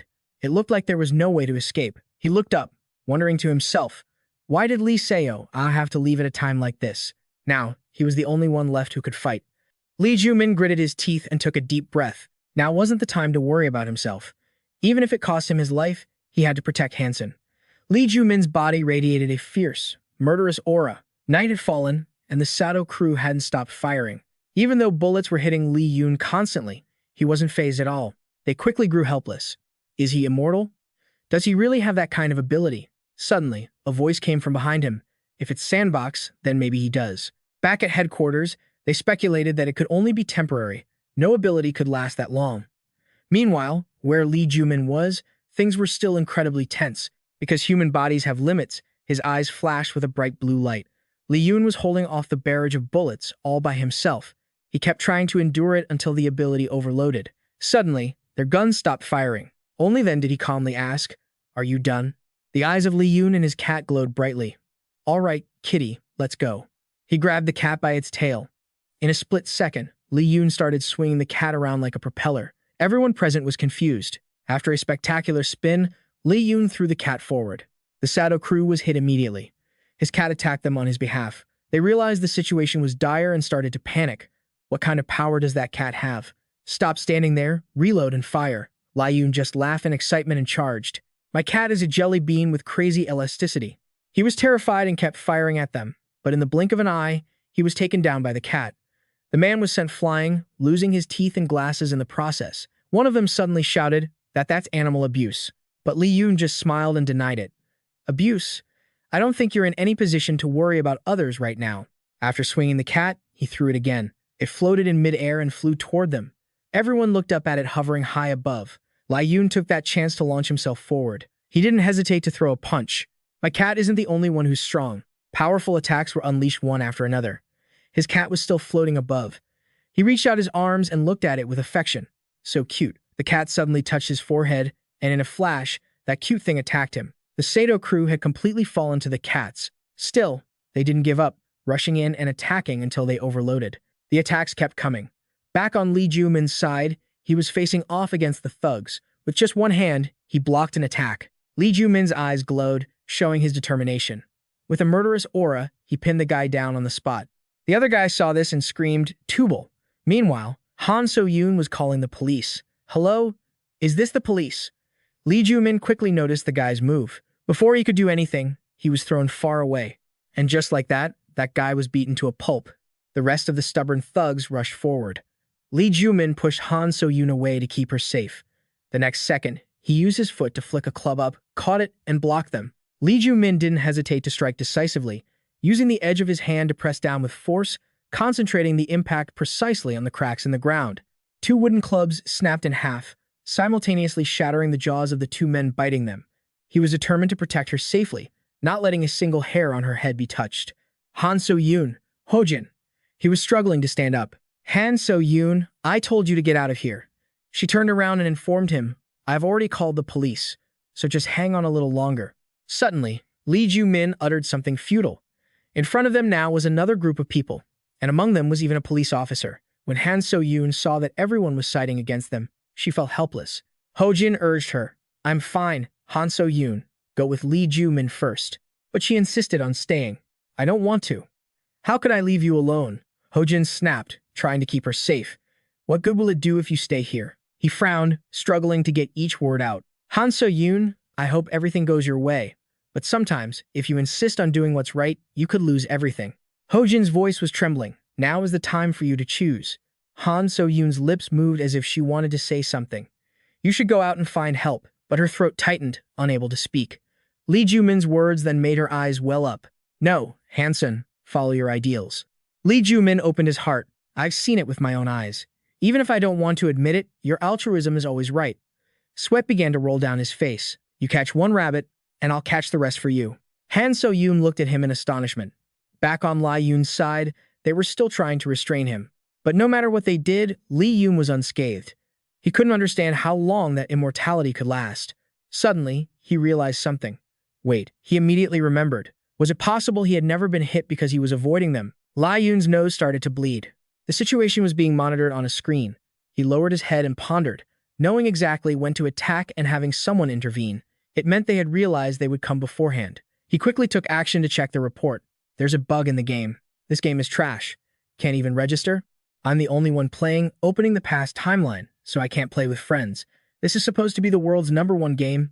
It's just top-tier garbage. I think Lee Seo doesn't even know that what she's playing is Sandbox. He kept his eyes glued to his phone. But once the opponent has Sandbox, you can't face them head-on. You need to distract them. He immediately thought of a possibility. After all, there was only one way to fight against the one-killing students at Dai High School, Han So-yoon and those connected to her. If he did that, he could cure the incurable disease of manipulating the past by exploiting desires. This wouldn't be difficult. He thought of it and knew the answer they wanted. Suddenly, the guy received a notification. He gripped his phone tightly and laughed triumphantly. Now I know who the family of that person who disappeared is. Lee Joo Min was focusing all his energy forward, past and present, while Lee Yoon, on the other side, stood still. His eyes suddenly glowed, and he began his infinite torture. A notification popped up. Lee Joo Min's guidebook glitched, performing a silly dance to hit on a woman, then slapped its own face so the opponent would get a protective shield. I'll have to use that on Han So-yoon next time. On the screen, lines of text appeared. Removing immortality feature. Removing beast human creation. Deleting saved data. Lee Joo Min and Han So-yoon were surrounded by a mob.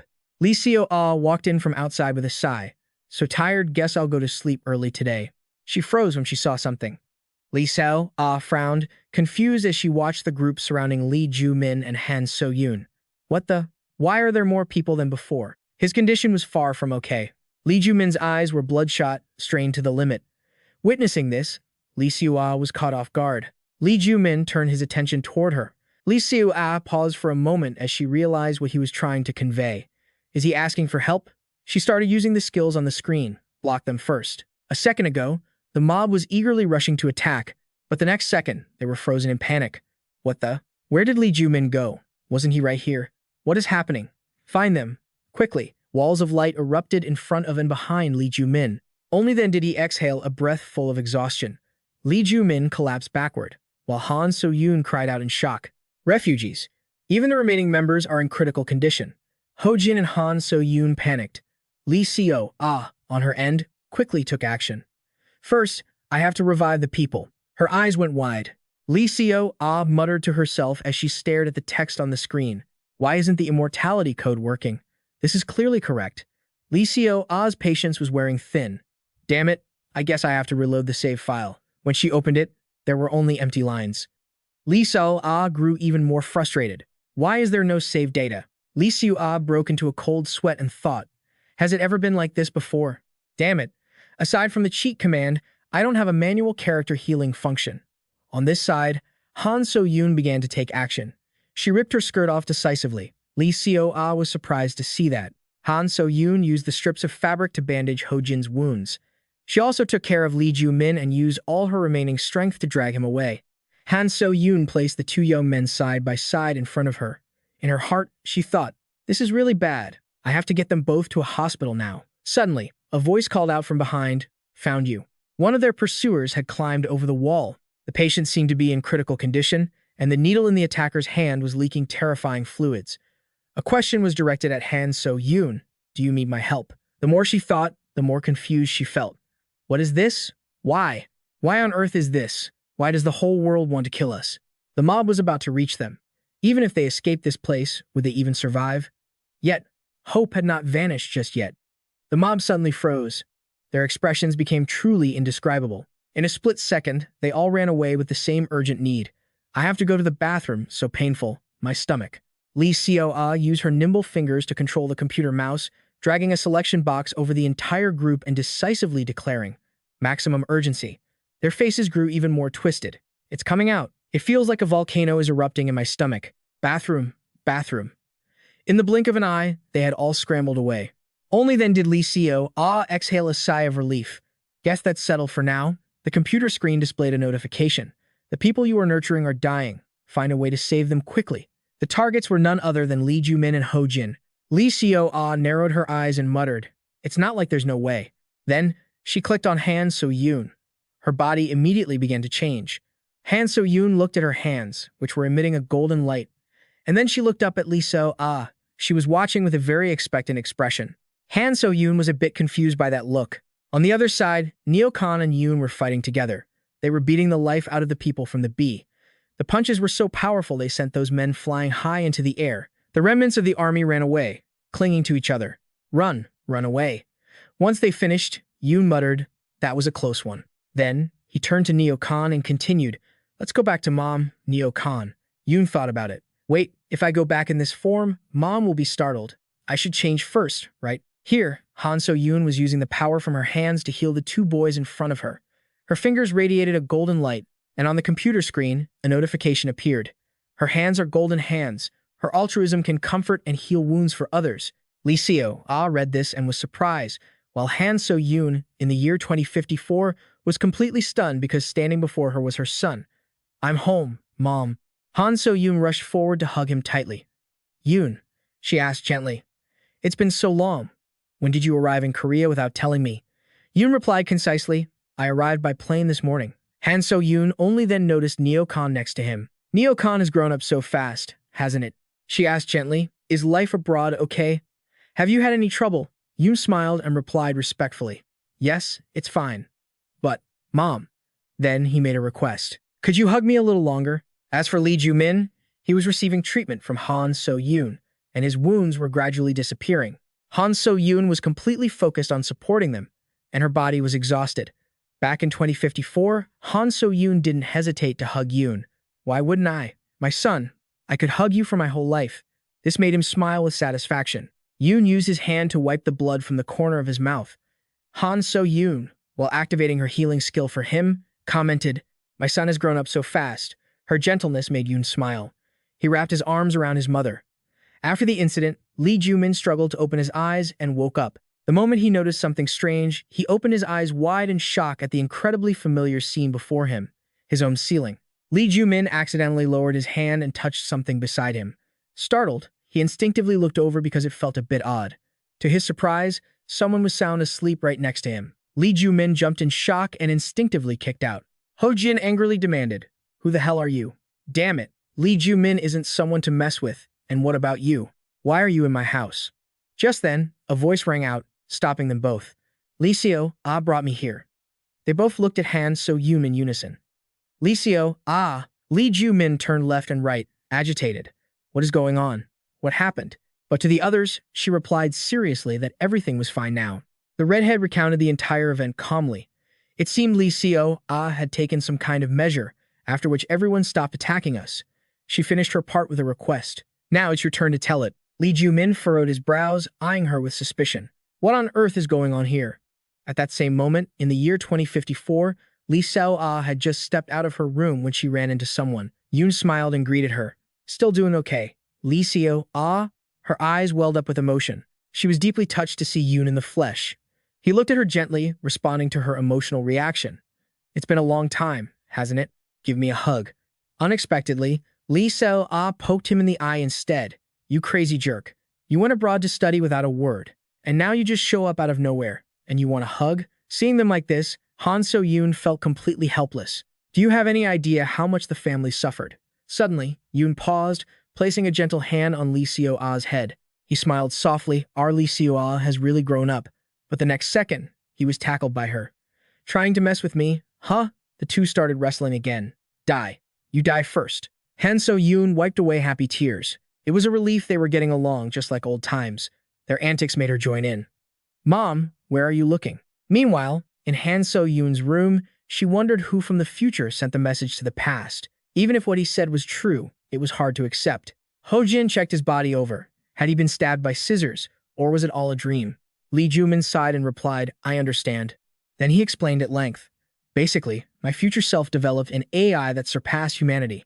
That AI created a program capable of manipulating the world at will. Sandbox. My future self sensed the danger and snatched Sandbox away from Billy, and that is likely why Billy attacked me." Lee Joo Min scrolled through his phone, filled with strange, unfamiliar names. Suddenly, his pupils contracted noticeably. Thinking about it, why didn't they attack me directly? On the screen was a clear message. "Find and eliminate Han So-yoon, a first-year student at Dachi High School and everyone around her. Do that, and the incurable disease will be cured." That meant he was targeting Han So-yoon. Among the contacts, he focused on a specific name. He asked for the name. A memory from the storage room flooded back to him. Stop right there. Come on, tell me the name." Lee Joo Min was tickled by the two children until he couldn't breathe. "Lee Joo Min. It's Lee Joo Min. I've told you how many times already? Please stop."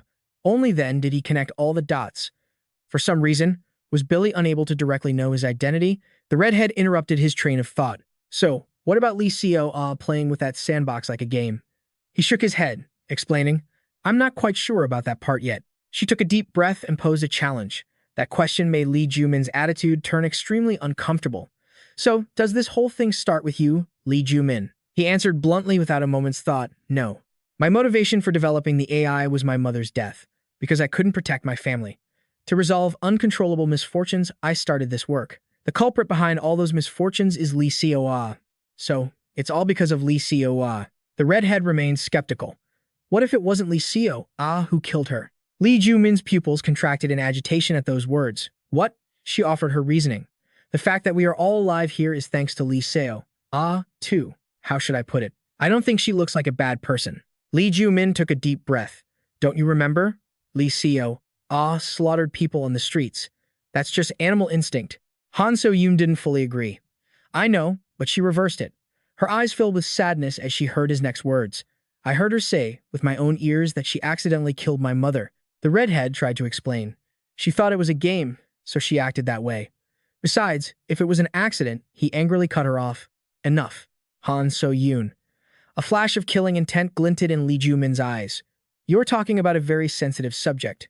Seeing this, Han So-yoon was momentarily startled. She hung her head sadly, expressing, "I'm sorry. I think I said too much." However, Han So-yoon still tried to reason.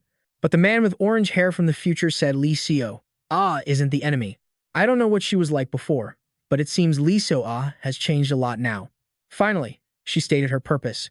"Maybe we should try talking to Lee Seo-ah. Meanwhile, in 2054, Yoon was taking a long nap, leaving the old man waiting outside. Han So-yoon was asking Yoon questions. Are you doing okay in Canada?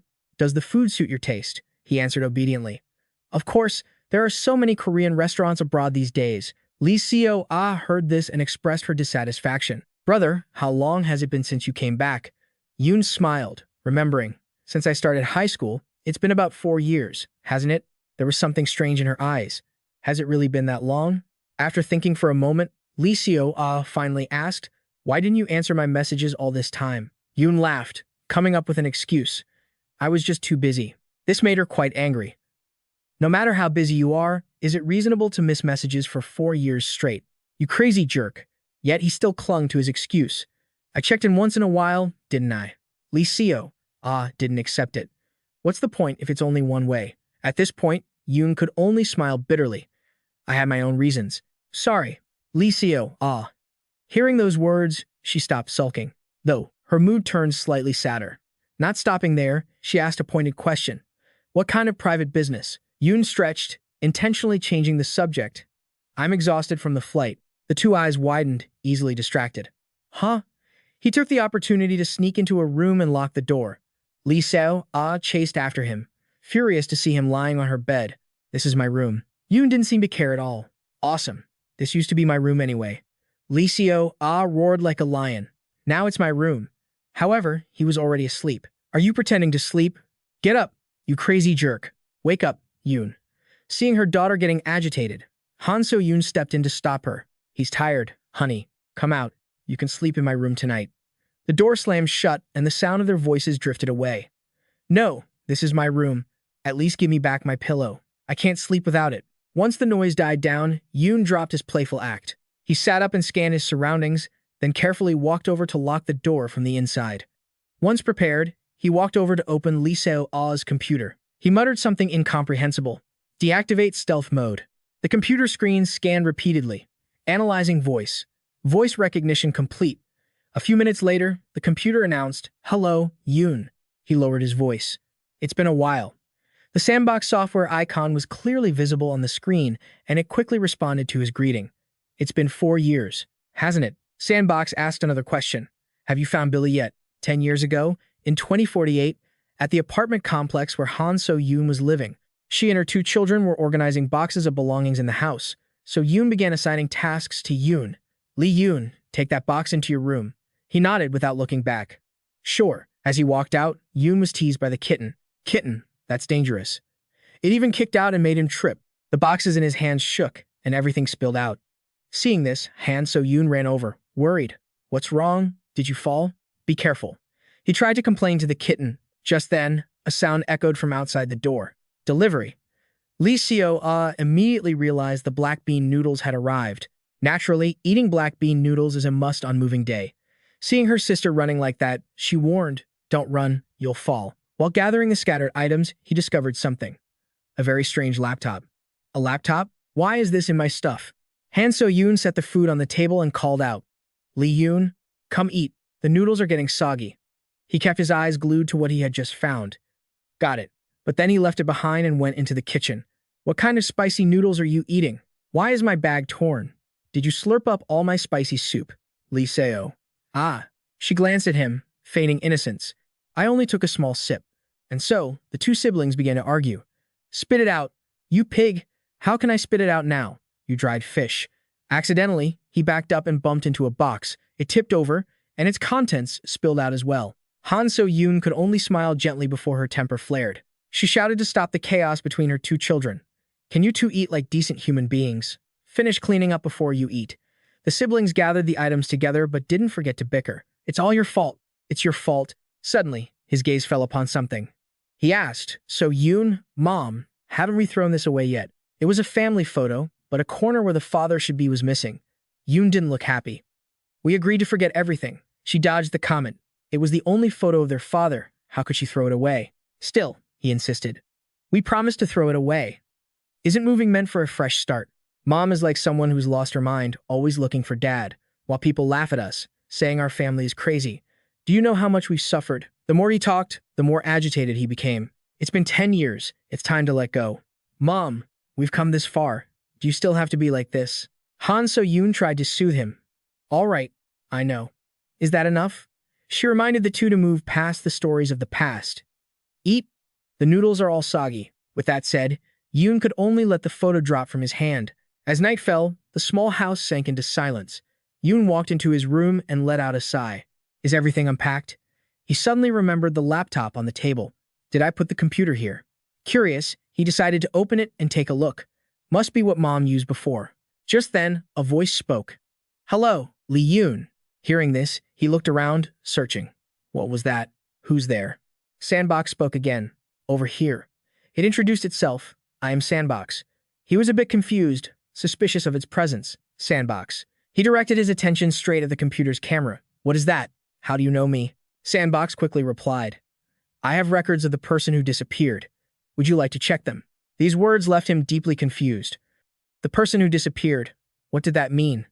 Its next sentence made him freeze for a beat. It's your father. Yoon leaned his hands on the table and repeated, My father? That was when Sandbox revealed the truth.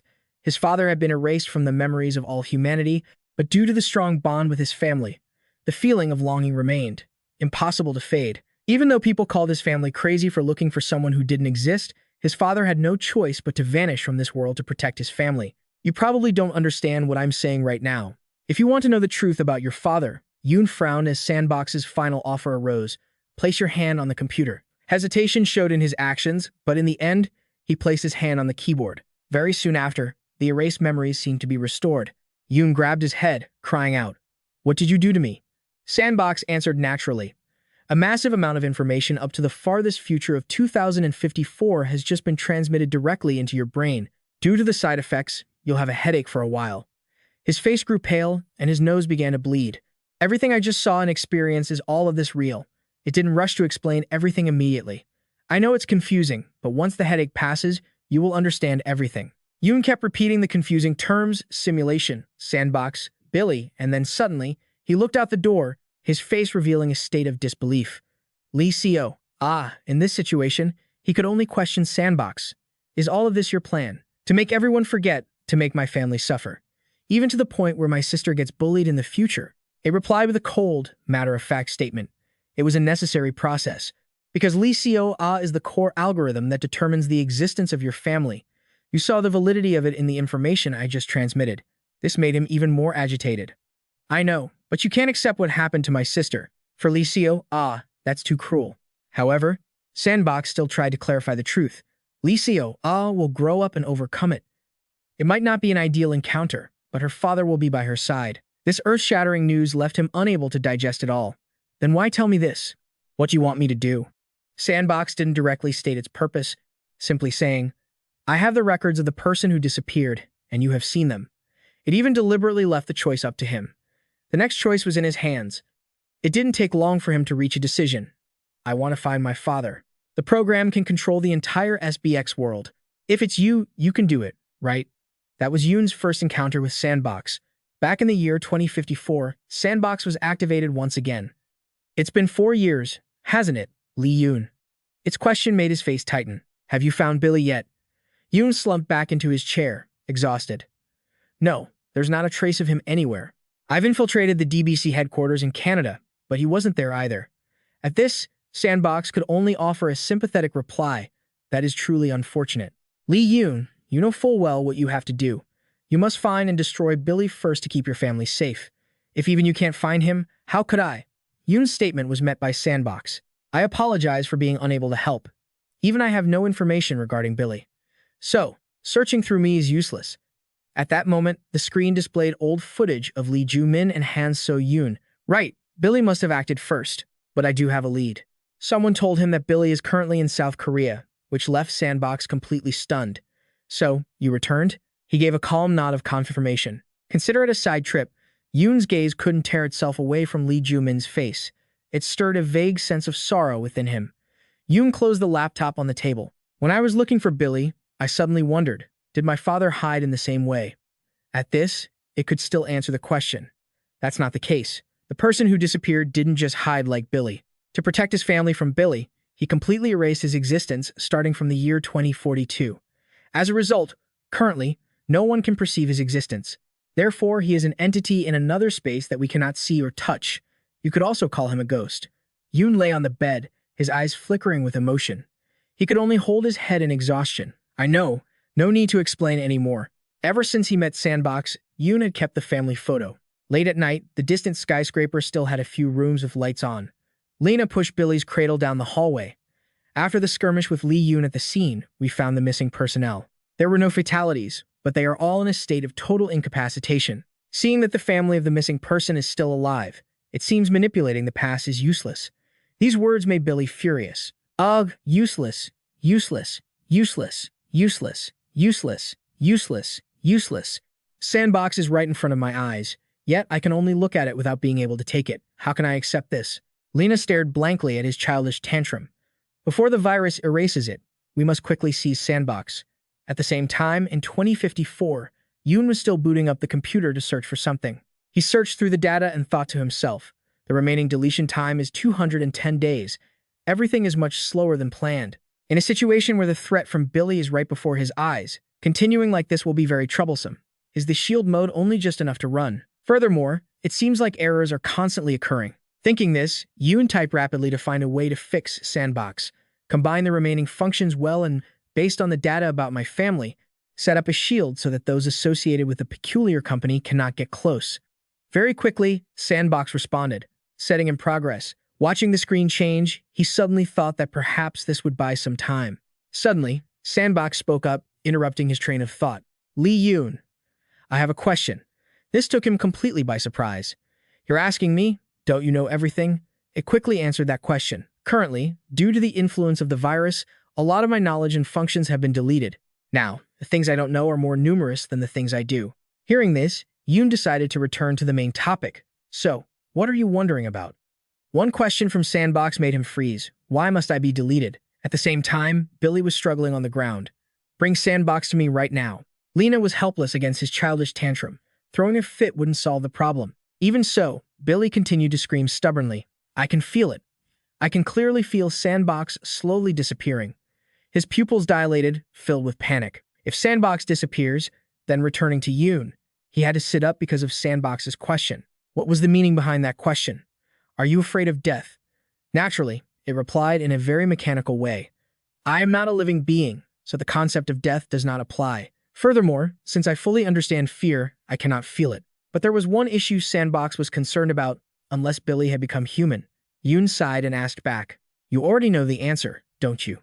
At this point, it posed a query. When the data is deleted by the vanished one, my purpose is also lost. Therefore, the deletion process is slowing down abnormally. This question startled him. It was a fallacy.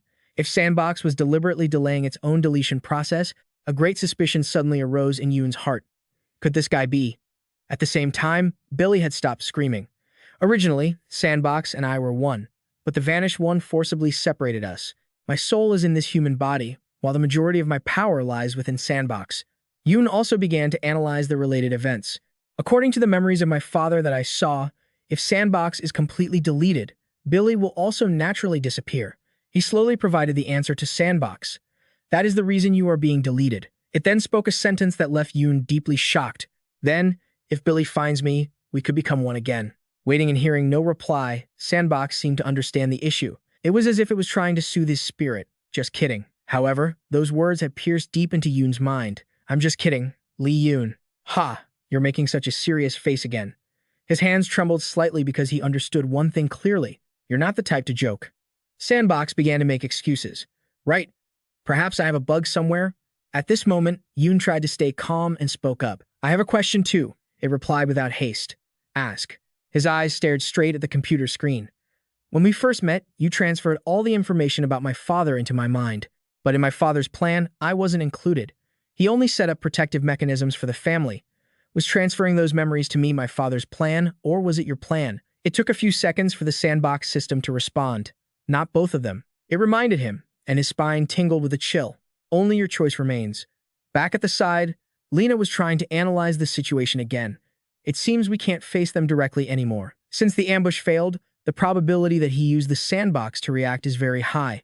In the end, the only thing we can do is try to interfere with the past one more time. Hearing this, he looked clearly weary, but now that wasn't going to be easy either. The reason we can't find the identity of the missing person is because all memories from 2042 to the present have been wiped, leaving no trace of him behind. Furthermore, every time I try to manipulate the past, the missing person and his daughter use the sandbox to constantly stop me. Bill didn't have much energy left. Everything had truly hit a dead end. Suddenly, she became suspicious. Could there be a mole among us? She kept thinking about it. It still felt strange. The fact that they knew about our surprise attack beforehand might mean the missing person has planted someone in our ranks. Billy's eyes widened in shock. A spy? Who knows what he was thinking? But a gleam of light flashed in the depths of his eyes. It took a long time for Billy to finally speak, sounding excited. That's right, time rewinds to 2014. Lee Joo Min and his friends say goodbye to each other. He looked at Han So-yoon in frustration. Han So-yoon, who could change your stubbornness, but leaving you alone is too dangerous. Even so, she remained firm in her decision. It's okay. It seems that after Lee Seo-ah implemented the measures, everyone stopped attacking. Besides, that earlier, the protective shield activated for me. Something like formulas for A to become a human. Jumping over the in front of a woman to confess and get slapped in the face, he would be safely protected. Thinking of this, Lee Joo Min blushed all the way to his ears. I don't know if that will work, but he held up his glowing hand. Don't worry, I can protect myself now too. Ho Jin suddenly felt a wave of emotion. So beautiful. After finishing, she didn't want to linger too long. All right, I'm going. However, as soon as Han So-yoon turned around, she heard Lee Joo Min call her back. Don't go. He was as serious as if it were a confession. Stay here and live with me. However, these words made Ho Jin angry. That madman. Suddenly, his eyes lit up. It seemed Ho Jin had come up with some bold plan. He even put his arm around Han So-yoon's shoulder and teased her. I'll take Han So-yoon home safely, don't worry. But unfortunately for him, his hand was suddenly shocked by electricity, and Ho Jin's face distorted unexpectedly. What was that? Static? Lee Joo Min was stunned for a moment. Could there really be a protective shield? Seo Jun's face was now tight-lipped. Ho Jin could only chase after her. Han So-yoon, why are you running away? Let's go together. Back to Billy. He was sitting sadly on the slide. He looked at the diagram on the screen and analyzed the list of people believed to be the closest confidants of the missing person when he was in high school. Are there really this many? Lena, beside him, immediately confirmed. Yes, that's right. Billy finally continued his analysis. If they couldn't confront him directly, he already had a backup plan in his heart. Just install a virus near him. At the same time, in another dimension, a phone vibrated. There was a new message. Its vibration caught someone's attention. Out of curiosity, this person picked it up to check. The corners of this person's mouth suddenly curled up, and in those eyes shone a madness exactly like Billy's. One night, while the bedroom lights were still on, Cha Yeon-woo was still working tirelessly. He constantly reassured himself. As long as the sandbox is completely deleted by the virus, holding out until then is the mission the missing person gave me. But Billy had tracked the location of the sandbox right up to his nose. To buy time, the only way is to distract him. That measure was to save the missing person's father. Mr. Lee, the existence of the person who laid the foundation for the AI development algorithm, was a huge variable that could overturn history. Of course, it was an undeniable truth that he was the last trump card to hold back BY. Even though he saved Mr. Lee, Billy used that very variable. He sent the open source code of the super AI project to the past, leaving the missing person with no choice but to create the super AI. Amidst the endless battle between spear and shield, both the past and Billy continued to exist. This became the most important anxiety in his heart. In the end, has nothing changed? Could it be that the missing person predicted this situation? He couldn't stop his train of thought. What is he planning to do through this incident? Due to extreme stress, a nosebleed started. Just then, someone rushed in from the door. Cha Yeon-woo, Hyo Ji-soo is also having a nosebleed, just like you. This is a phenomenon that occurs when there is a shift. The timeline has been severely altered again. The two looked at each other without saying a word, but they both had the same thought. What has changed? At the same time, in another place, Lee Seo-ah was suffering the same fate. Han So-yoon seemed too used to this. Has your nosebleed stopped? She held her head and replied, yes, it has stopped for now. She couldn't help but complain about the health condition of Lee Seo-ah and the others. Why are there nosebleeds so often lately? Do you watch inappropriate things every night? She immediately retorted. Then do you watch inappropriate things too? It must be a family genetic trait. At this moment, Lee Seo-ah realized the house was a bit empty. Han So-yoon looked toward the bedroom and asked, is your brother still sleeping? She sighed lightly. Probably. I have to get ready for school too. A moment later, he returned with 2 wads of paper in his nose. Good morning. Lee So was quite surprised to see his face. Huh, I thought you were asleep. What is this? You're having a nosebleed too. This family is really something. He laughed, trying to force a fake smile. I picked my nose, so it happened. She thought of something more terrifying. Don't tell me you died in my bed. Seo-jun was curious when he saw him preparing to leave. Lee Yoon, where are you going? He put on his shoes and carefully replied, Yes, I have some business to take care of outside. She spoke up, reminding him, Eat breakfast before you go. However, he didn't stay. It's okay, I'll eat when I get back tonight. Lee Seo was extremely puzzled. Huh? Leaving right now? He smiled to reassure her. I'll be back. This momentarily made Han So-yoon feel a bit strange. Take care. But when he left, she remembered something. The question was directed at the person with him. Did he say goodbye to you? Lee Seo shook her head. I don't know. Right now, in the empty hallway, he poked his head out to look down. He quickly performed a parkour move, jumping down from high up. He successfully landed safely. Seeing the kitten panicked, Yoon could only smile bitterly. Huh? Why the rush? He was talking to himself. Yoon recalled the time he infiltrated the people's headquarters in Canada back when he was disguised as Lee Joo Min. Back then, he bumped into a tall man who immediately caught his attention. The man slipped him a small, folded piece of paper. Yoon smiled as he watched the man walk away. The note had a few words neatly written. Bill has arrived in Korea. Your family is in danger. The kitten let out a few cries. Seeing this, he chuckled to reassure them. The chances of it being a trap are very low. The fact that he knows about me means he's related to my father. Even if it is a trap, now is not the time to hesitate. Since Billy has already tracked down my family, it'll be too late if I wait for the virus to disappear. To protect my family, I have to strike first. The young man stroked his hair as he smiled wryly. That's right, I wasn't in father's plans. When did his hand clench so tightly? But precisely because of that, I can become a variable. If S-Box and Billy used to be one entity, and erasing S-Box directly affects Billy, then conversely, if I can kill Billy, S-Box should vanish as well. I will cut this vicious cycle with my own hands. One morning at Baibo High School, Lee Joo Min was intently writing something. Suddenly, he remembered Han So-yoon's question. What if Lee Seo isn't the culprit? Lee Joo Min's mind immediately drifted. What? We're still alive today thanks to Lee Seo, aren't we? He remembered how firm he had been. He had to kill Lee Seo, immediately. However, Cha Yeon-woo on the other side of the screen did not approve. I know very well why you feel that way, but you didn't send me here to kill Lee Seo. The next words left him stunned. It's to protect her.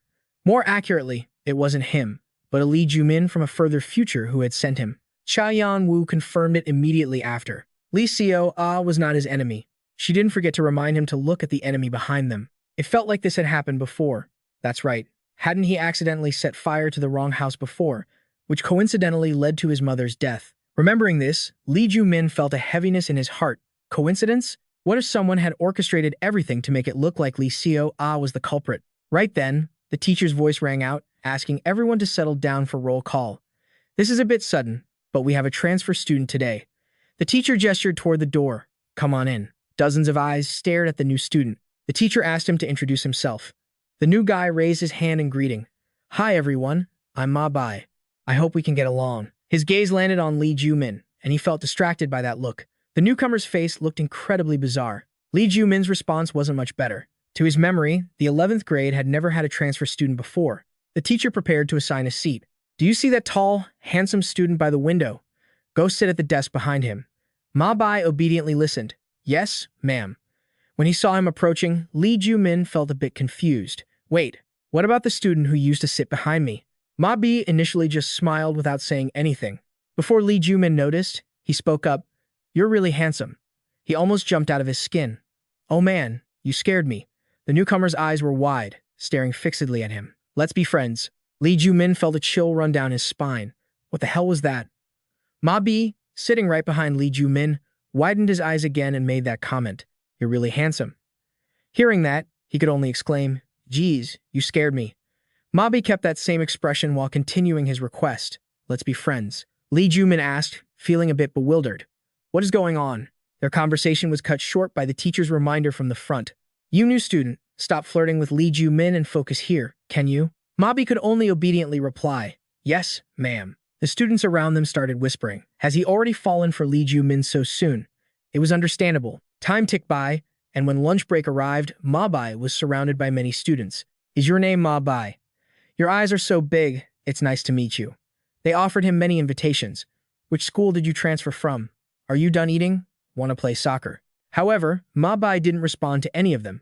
He didn't even spare his classmates a single glance. After many attempts, the students started whispering to each other. He seems a bit off, doesn't he? Lee Joo Min noticed the strange kid, and eventually, they decided to walk away. Isolating Ma Bai is a bit creepy. Let's not make friends with him. Lee Joo Min didn't join in, just quietly observing from behind. At the school cafeteria, Ki-dong was looking at his phone screen, which showed his account balance. Ki-dong thought to himself, annoyed, damn it, I'm short on cash. I really want some chocolate milk. Just then, he saw Park Sang-soo walking by. Ki-dong called out, hey, Park Sang-soo. A cunning smile spread across his face as he waved and demanded, get me some chocolate milk. However, Park Sang-soo just stood there, completely ignoring him. Then, he turned and walked away, leaving Ki-dong feeling puzzled. Hey, you, he called out rudely. Hey, Park Sang-soo, are you ignoring me? I let you slide before, and now you think you can walk all over me?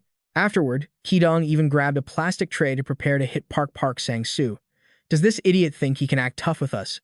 But suddenly, his glasses began to glow. At another school, it was lunch break. Lee Seo-ah walked through the hallway, thinking with an annoyed expression. My neck hurts so much. She had struggled intensely. This is my room. At least give my pillow back. I can't sleep without it. Because of that damn brother, I didn't get any good sleep. What was in front of Lee Seo-ah now? She saw the group that used to bully her. Oh no, it's Kim Min-ji's gang. Lee Seo-ah's eyes widened as she saw them bullying someone else. She decided to speed up while silently thinking, just ignore them and walk past. Lee Seo-ah's gaze remained fixed on the space ahead of her. She brushed past the group, but then Lee Seo-ah couldn't help but look back. Only then did she realize they were bullying two other female students.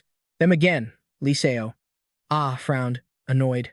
Will this vicious cycle never end? Inside, she thought, after what happened last time, Kim Min-ji's group hadn't bullied her anymore, but in the end, they just found someone else.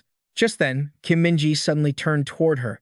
Lee Seo-ah was startled and hurried away. She silently watched, but very quickly, she put on a smile and turned back to the poor victims she was bullying. On this side, Lee Seo-ah walked along, thinking, I can't really do anything anyway. In her head, she recalled the things that happened when she was being ostracized. I used to hate those who just stood by and watched, but now I understand why they just stood there.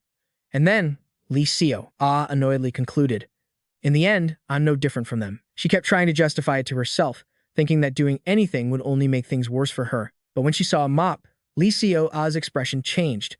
She remembered being comforted by those two friends. I'm sorry for pretending not to know anything. You've had a really hard time, haven't you? They had struggled for a long time before finding the courage to ask Han, Sue, are you okay? She had been incredibly surprised to receive support from other students. Lee Seo-ah, you're very pretty. Don't listen to Kim Min-ji's gang. They're mean. Be more confident. Lee Seo-ah stopped dead in her tracks. Her face was set with grim determination. Then, a loud call rang out from behind her.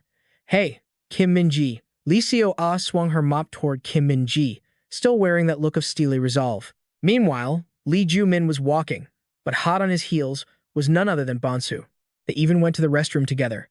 At lunchtime, he sat right next to Lee Joo Min, not even bothering to keep a respectful distance. Lee Joo Min got so annoyed he whipped his head around to confront him. Damn it, who are you? Why do you keep following me? But the answer he got was simple, because I want to be close to you. Obviously, Lee Joo Min didn't believe a word of it. It was completely absurd. He coldly grilled him, pointing out that his intentions were far too obvious. Why not just admit you're stalking me? He asked point blank, what are you texting about this time? Are you promising me riches, or are you promising to give me superpowers? Finally, Lee Joo Min gave him a warning. Looks like you really want to make my life miserable. Go tell that future Billy you're pretending to be that I don't forget threats. If you touch my family again, I will kill you. Bonsu watched Lee Joo Min's back as he walked away and tried to explain, what are you talking about? Lee Joo Min, I just want to be friends with you. Lee Joo Min didn't buy it for a second. Yeah, right. Do you think I'm just going to sit back and let you do whatever you want? Suddenly, something ahead caught his attention. Lee Joo Min spotted a group of students gathered and walked over with a curious look. What's all the noise about? He was stunned by what he saw. Ki-dong was actually getting beaten up. The one delivering the punishment was none other than Park Sang-soo. Park Sang-soo's face was cold as ice. Back at the other scene, Lee Seo-ah was still chasing off Kim Min-ji's group, brandishing her mop like the Monkey King. She wore an unmasked look of determination. A voice from the side made Lee Seo-ah freeze. Lee Seo-ah, Kim Min-ji hissed, her face contorted with rage. Have you finally lost your mind? She started hurling insults. No, wait, I knew you were crazy from the start. Did you think I didn't know your dark true colors? The more I looked at you, the more annoyed I got, so I trampled on you. Looks like your seal has finally been broken. Her group swarmed in to attack Lee Seo. Ah, you bastards. Some time passed. Two bullied students stood anxiously outside the counselor's office. Inside, Kim Min-ji's group wore annoyed expressions, while on the other side, Seo's face was swollen. The counselor began his lecture. All right, who's going to explain this? It went without saying. He immediately blamed the three girls. Kim Min-ji, Joo-hee, and Cha. Was the community service last time not enough? Kim Min-ji was furious and shot back. It wasn't like that, sir. We didn't even touch Lee Seo. Ah. She pointed at Lee Seo. Ah. Blaming her. She attacked us first? Sir. The counselor turned to her. Lee Seo, ah, is that true? Lee Seo, ah, replied quietly, yes. Her condition surprised him. Suddenly, the two bullied students opened the door and spoke up. Sir, it's not Lee Seo Ah's fault. They recounted what happened. Kim Min-ji was bullying us, and Lee Seo Ah came to save us. Sir. That's right. Lee Seo Ah swung that mop like a general. Whoosh. Hearing this, the counselor looked stern and gave Kim Min-ji's group a warning. Old habits die hard. You have no intention of changing, do you? He warned them seriously. Lee Seo Ah's mother forgave you last time, but that won't happen again. Lee Seo Ah stood there, surprised, thinking, thank goodness. Meanwhile, Park Sang-soo was still teaching Ki-dong a lesson. His face was etched with unhidden coldness. Hey, Park Sang-soo, Ki-dong stammered, half angry, half confused. Damn it, what is wrong with you? Since when do you know how to fight? But as soon as he spoke, Park Sang-soo rained down more blows. The students watching were completely caught off guard. Nobody dared to stop Sang-soo. They just stood behind him whispering, shouldn't we stop him? As Ki-dong was on the verge of death, everyone had the same question. Is that really Park Sang-soo? The Park Sang-soo they knew was the one Ki-dong bullied mercilessly and treated like trash. In Park Sang-soo's eyes, years of pent-up rage were boiling over. Suddenly, a hand landed on his shoulder. Another student tried to intervene. Park Sang-soo, stop it. If you keep hitting him, Ki-dong is going to die. He tried to talk sense into him. I know you're furious, but you're going to ruin your own life. But before he could finish, Park Sang-soo punched him right in the face. Another student immediately jumped in. This one got the same treatment for trying to interfere. Even the female counselor showed up. What's all this noise? Everyone to the staff room. Park Sang-soo didn't discriminate. He hit her too. Everyone who tried to intervene met the same fate. Stop, no violence. If my mom finds out Park Sang-soo was surrounded by people in pain, Lee Joo Min witnessed this and couldn't believe his eyes. Park Sang-soo, what is going on? When he stepped closer, Park Sang-soo slapped him too. You're acting weird. Lee Joo Min collapsed to the ground, confused. What are you doing? Why are you doing this? However, Park Sang-soo suddenly declared, you're all the same. He started berating them. When I was being bullied, none of you helped. Park Sang-soo's face was filled with extreme hatred as the group just stared. After saying that, he turned and left. Lee Joo Min was left behind, utterly confused. Something felt very wrong. Bonsu had just been watching from the sidelines. Back at the school, where Lee Seo Ah was studying, she was excitedly telling Cha Yeon-woo about it. Honestly, at first, I thought about ignoring it and just walking away. But suddenly, everything I suffered from Kim Min-ji's group popped into my head, and my body just moved on its own. Seeing the faces of the kids I helped made me feel so brave. The more she talked, the more excited she got. So, I grabbed a mop and smeared it right across Kim Min-ji's face. It felt so good. This has to be the best day of my life. However, in the middle of her story, Lee Seo Ah suddenly stopped. She looked at the other girl and warned, Cha Yeon-woo, your nose is bleeding.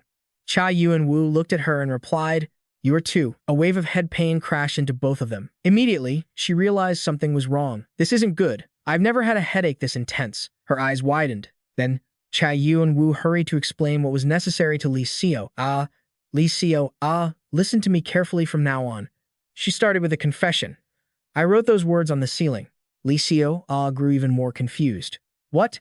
Cha Yeon-woo continued to explain. To be exact, it had faded after 30 years. She spoke of the things she had done. So, I wrote over it. Lee Seo Ah has been completely bewildered this whole time.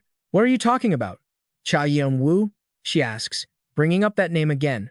She tries to finish what she needs to say while her condition keeps getting worse. From the people to the future, Everything changed in the blink of an eye. Lee Seo stands in the hallway, looking disheveled and confused. Huh. Lee Joo Min's notebook had a few notes, and the timeline has shifted. Who knows what kind of butterfly effect will happen in the future? Lee Seo looks around, bewildered, calling out for Cha Yeon-woo. She even grabs students passing by to ask about him. Hey guys, have you seen Cha Yeon-woo? However, they have absolutely no idea who that is. Does our school even have anyone like that? I don't know. The crowd's indifferent reaction makes Lee Seo even more confused. Cha Yeon-woo, you don't remember him? The most handsome guy on our school soccer team. But the answer she gets is still just their ignorance. If there was a guy that handsome, how could we not know? I'm on the soccer team. There's no one like that. The two students even start teasing each other. Wearing a baseball cap and calling it a soccer team, that's just a style like wearing a baseball jacket to look cool. Just then, the female student notices Lee Seo. She starts whispering to the person next to her. That girl today is acting a bit weird, isn't she? The other guy asks, weird how? She explains briefly. She doesn't usually talk to anyone, does she? Then the two walk past Lee Seo while still whispering to each other. If you hang out with Lee Seo, the Kim Min-ji gang will target you. Let's get out of here. At this moment, her mind is filled with indescribable confusion. Am I being ostracized?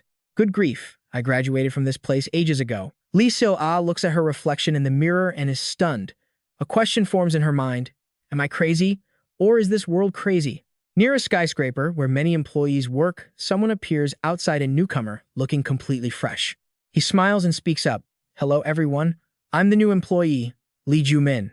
He adds enthusiastically, I really look forward to your support. However, the employees don't pay any attention to Yoon. Did you hear the rumor? What rumor? They say the chairman is at the South Korean branch. Oh, really? They discuss Billy excitedly. Can we see the chairman's face? That's hard, probably not easy. Everyone knows one thing. They say only his trusted bodyguards are allowed to see his face. There's a rumor that the general manager is actually a child. You believe that? How could a kid be the company chairman? The conversation is cut short by Jang Soo-jin's voice, sounding somewhat annoyed.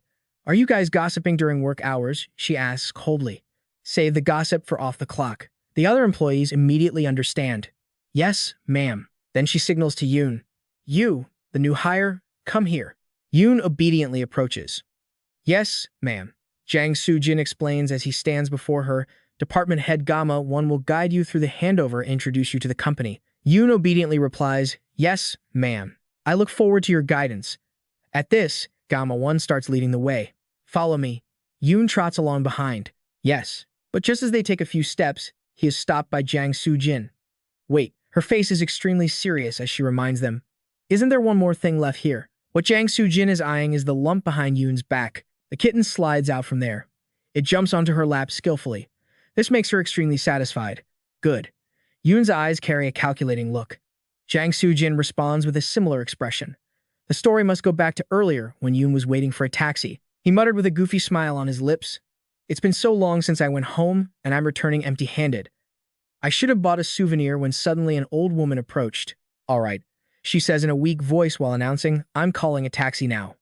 Unexpectedly, a question is posed to Yoon. You are the son of the missing man, aren't you? The person turns out to be Jang Soo-jin. Don't look at me. We might be being watched. Hearing this, he can't help but feel curious. Watched? How did you know? Jang Soo-jin, while still playing the role of an old woman, explains what happened. Billy created a program that reached every corner of the world. Even if it's just a copy of SBC, it's that powerful. By now, Yoon finally realizes she is the one who sent that note. He explains what he knows. I saw it in my father's records. He said he planted a spy in the company that Billy didn't know about. I heard they were a master of disguise as expected. I couldn't recognize you. However, he is cut off by Jang Soo-jin. There's no time for chit-chat. She gives a warning to Yoon.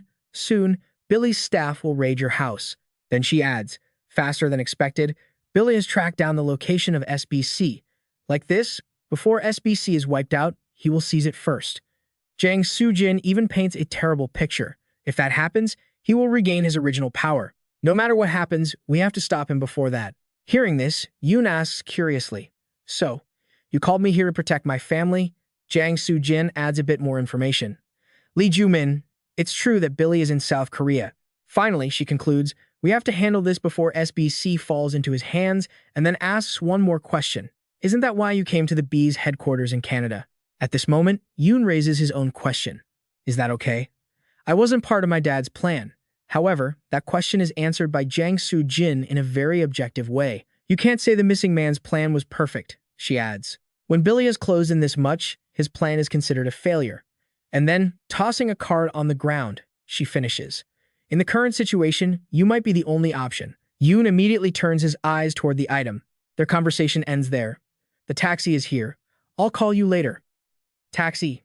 Taxi. When she gets into the car, she doesn't forget to add, block the surprise attack first, then find me. Jang Soo-jin's gaze is extremely serious. After that, I'll take you to Billy. As the car starts to roll away, Yoon frantically calls out after it, wait. It turns out the reason for the taxi I was here first. However, the previous information has been memorized by Yoon. The kitten beside him meows. In its mouth is the thing Jang Soo-jin just left behind. Yoon contemplates, I just need to get to the South Korean branch of the B, right? Elsewhere, in the taxi, Gamma-won drives while speaking. Good work, princess. Jang Soo-jin's disguise is removed. She lets out a sigh as she reveals her true face. At this moment, Gamma-won wonders, princess, to block the surprise attack, shouldn't we provide support? However, she rejects this suggestion. Not yet, there's still a risk of my identity being revealed. After that, blocking them will be fine. The missing man had set countless defensive layers over his child. Jang Soo-jin's optimism was completely well-founded because he loved his family to a terrifying degree. Time passed, and 30 minutes later, the scene on the ground was pure chaos. Snipers were firing from the right, and there were guns on the left as well. In the middle of it all was none other than Yoon. The smile on his face was slowly twisting. It looked like this situation was turning into a major headache. This skyscraper was the headquarters of the B group. Yoon kept following Gamma-won while questioning him non-stop. Man, this was intense. He never expected to infiltrate this place and have his identity so meticulously disguised. The department head looks so young. Is his current appearance just a disguise too? The more he spoke, the more curious he became. Even the deputy head was in disguise. This noise started to annoy the other party. I've had this face my whole life. Keep your mouth shut and follow me quietly. Gamma-won pointed ahead and began to lead the way. At the end of this hallway, there's an elevator. Yoon looked over, puzzled. Are we going up or down? But the answer he got was completely unexpected. I don't know. Yoon was slightly taken aback. You don't know. That was when Gamma-won explained.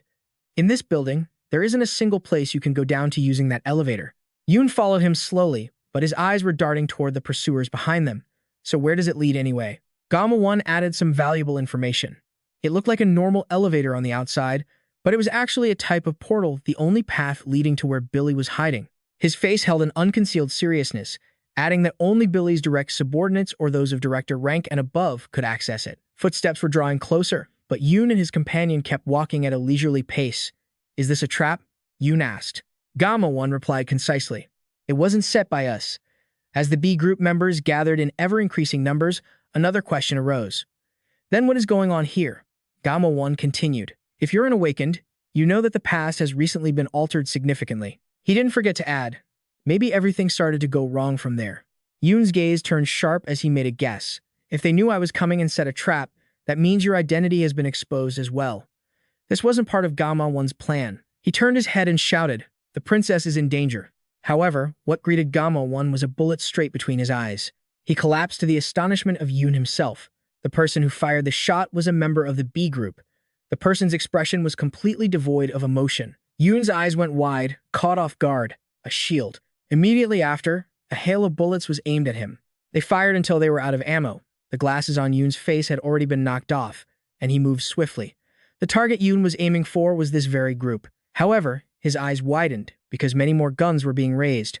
Yoon struggled to dodge while thinking to himself, bullets are coming from both sides. The reload was performed with incredible speed and precision. Yoon didn't have a moment to rest. He was being fired at from both the front and the back. Yoon's face became incredibly grim. Billy was observing everything from his room, issuing orders. Don't give him time to heal his wounds. His pupils didn't shift even slightly as he delivered the death sentence for Yoon. Until his immortality wears off, don't stop firing. Guns on the right were raised, and guns on the left were pointed at the same target. Yoon was seriously wounded and completely surrounded. At that moment, he smiled bitterly and remarked, this is getting pretty messy. Returning to the school where Lee Joo Min attended, he was diligently tracking Park Sang-soo's every move. Lee Joo Min thought to himself, he's not like the Park Sang-soo I know at all. It's like he's a completely different person. Lee Joo Min even speculated, is this Billy's doing? If it wasn't, there was no way to explain it.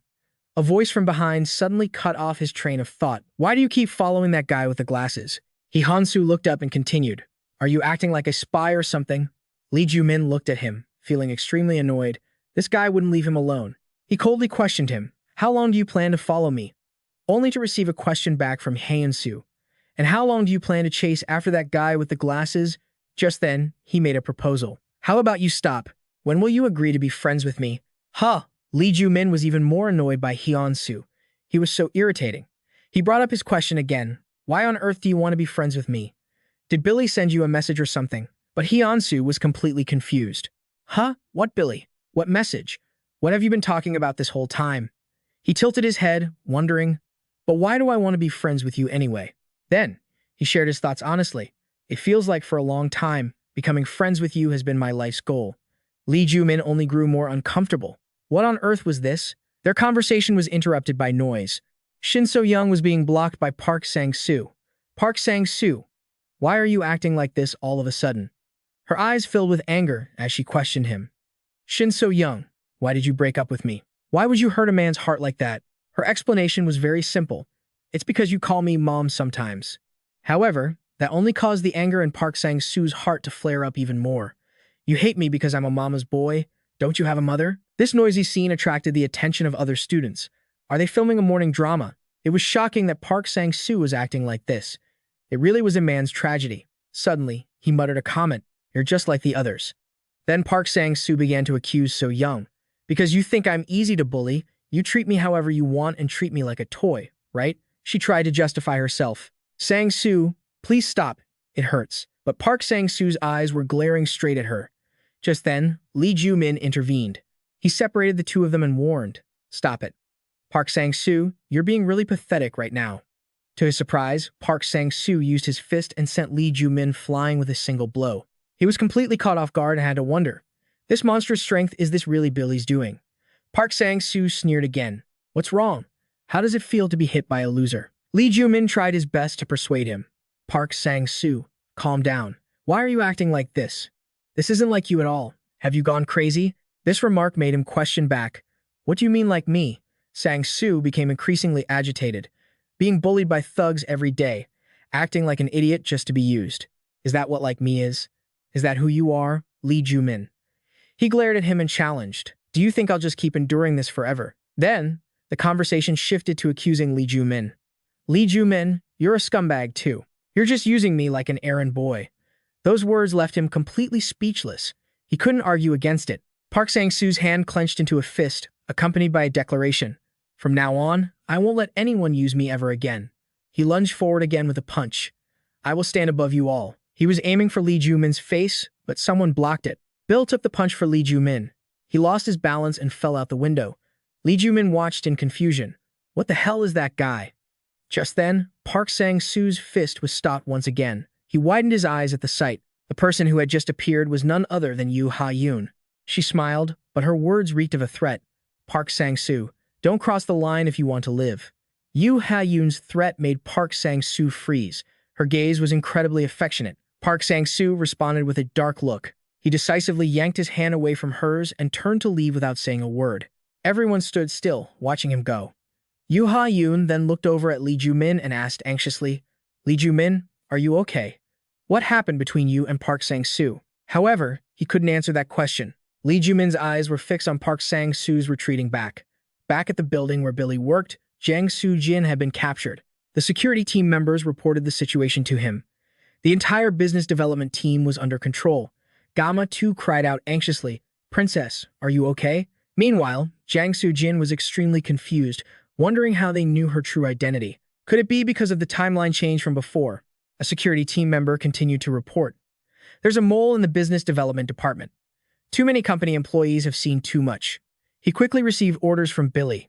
The man hesitated slightly and asked, but aren't those our own company employees? However, Billy simply declared, it doesn't matter. It's almost over anyway. A ruthless order was given, wipe them all out. The security guard could only obey the command. He turned to his teammates and signaled. Guns were raised. They aimed at the poor employees. Gamma 2 couldn't escape his fate either. Before being executed, he still spoke worriedly to Jin, Princess, run. She witnessed Gamma 2's death. Jin's expression became indescribable. No way. The other poor employees couldn't escape death either. Spare me. Then, suddenly, a very loud noise came from the elevator. It was currently in operation. When the doors opened, Bill and Lai Na appeared. He stepped toward the crowd. The security team members immediately stepped aside. Bill looked at Yoon lying on the ground and listened to the report. Target confirmed dead. However, his face was deeply thoughtful, because the boy's finger suddenly twitched. In the blink of an eye, Yoon lunged and attacked Bill. A huge hole was gouged out of his face. The security team cried out in shock. "Chairman." Yoon spoke calmly. "Did you come to check if I was dead?" "How stupid." The security team opened fire in unison. "Shoot." He was shot like a punching bag until Bill raised his hand to stop them. The fact that he was still alive was completely unexpected for Yoon. Billy's body gradually recovered as he spoke. "It's not just you who's equipped with enhancements." Bill glared, his expression terrifying as he continued. "The Chimera Project, who do you think created it?" He squeezed his fingers, and Yoon's body was instantly crushed. Just then, Billy began to explain, "I didn't come to confirm if you were dead." He briefly stated his goal. "I came to kill you with my own hands." Billy's eyes widened as he declared, "You're the fool." It turned out Yoon's identity had been exposed, the son of the missing man. Billy's hand squeezed tighter. An explosion occurred as Yoon's body reached its limit, which was also when a glass of water was dropped. So June looked at the glass in surprise, muttering in confusion. What's with this bad luck?" The young boy beside her asked. "Miss, am I bad luck?" Han So-yoon quickly corrected him. "Huh. No, that's not it." The boy continued to apologize. "I'm sorry, miss, I've committed a grave sin." Only then did Han So-yoon smile and soothe him. "It's nothing. I'll clean it up for you. Go play with your friends." She quickly cleaned up, though her expression remained uneasy. Elsewhere, Lee Seo-ah was also experiencing convulsions, her nose bleeding as she groaned in pain. Little did she know, Lee Seo-ah was being watched by members of the people. He aimed his gun at her, and the shot was fired almost immediately. It aimed straight at Lee Seo-ah, but was blocked by a shield. The man looked annoyed as he witnessed the scene. The result was quickly reported to Billy. "It's a defensive shield." He nodded in confirmation. "I see." A conclusion was reached. Lee Seo-ah cannot be approached. And her family too. The more he heard, the uglier Billy's face became. It seemed they had struck first. He asked about the next order. "What should we do, Chairman?" Bill replied without haste. "The target is right in front of us. There is no more time to hesitate." He stood up as he continued. "Gather all company personnel who can fight." Billy's body began to transform. His lips moved. "I will end it all myself." The declaration was made with extreme gravity. The final battle at the apartment complex where Lee Joo Min's family lived was starting. The TV was displaying a news report. The trade war is expected to continue for the time being. Next was the news ticker. Inside, a frail person watched silently. He was drawn by the sound of the door opening. When he looked, he saw Lee Seo-ah.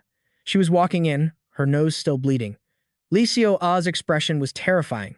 She collapsed at the threshold. The person inside watched silently. Meanwhile, in Lee Joo Min's room, Jang Soo-jin stated her thoughts calmly.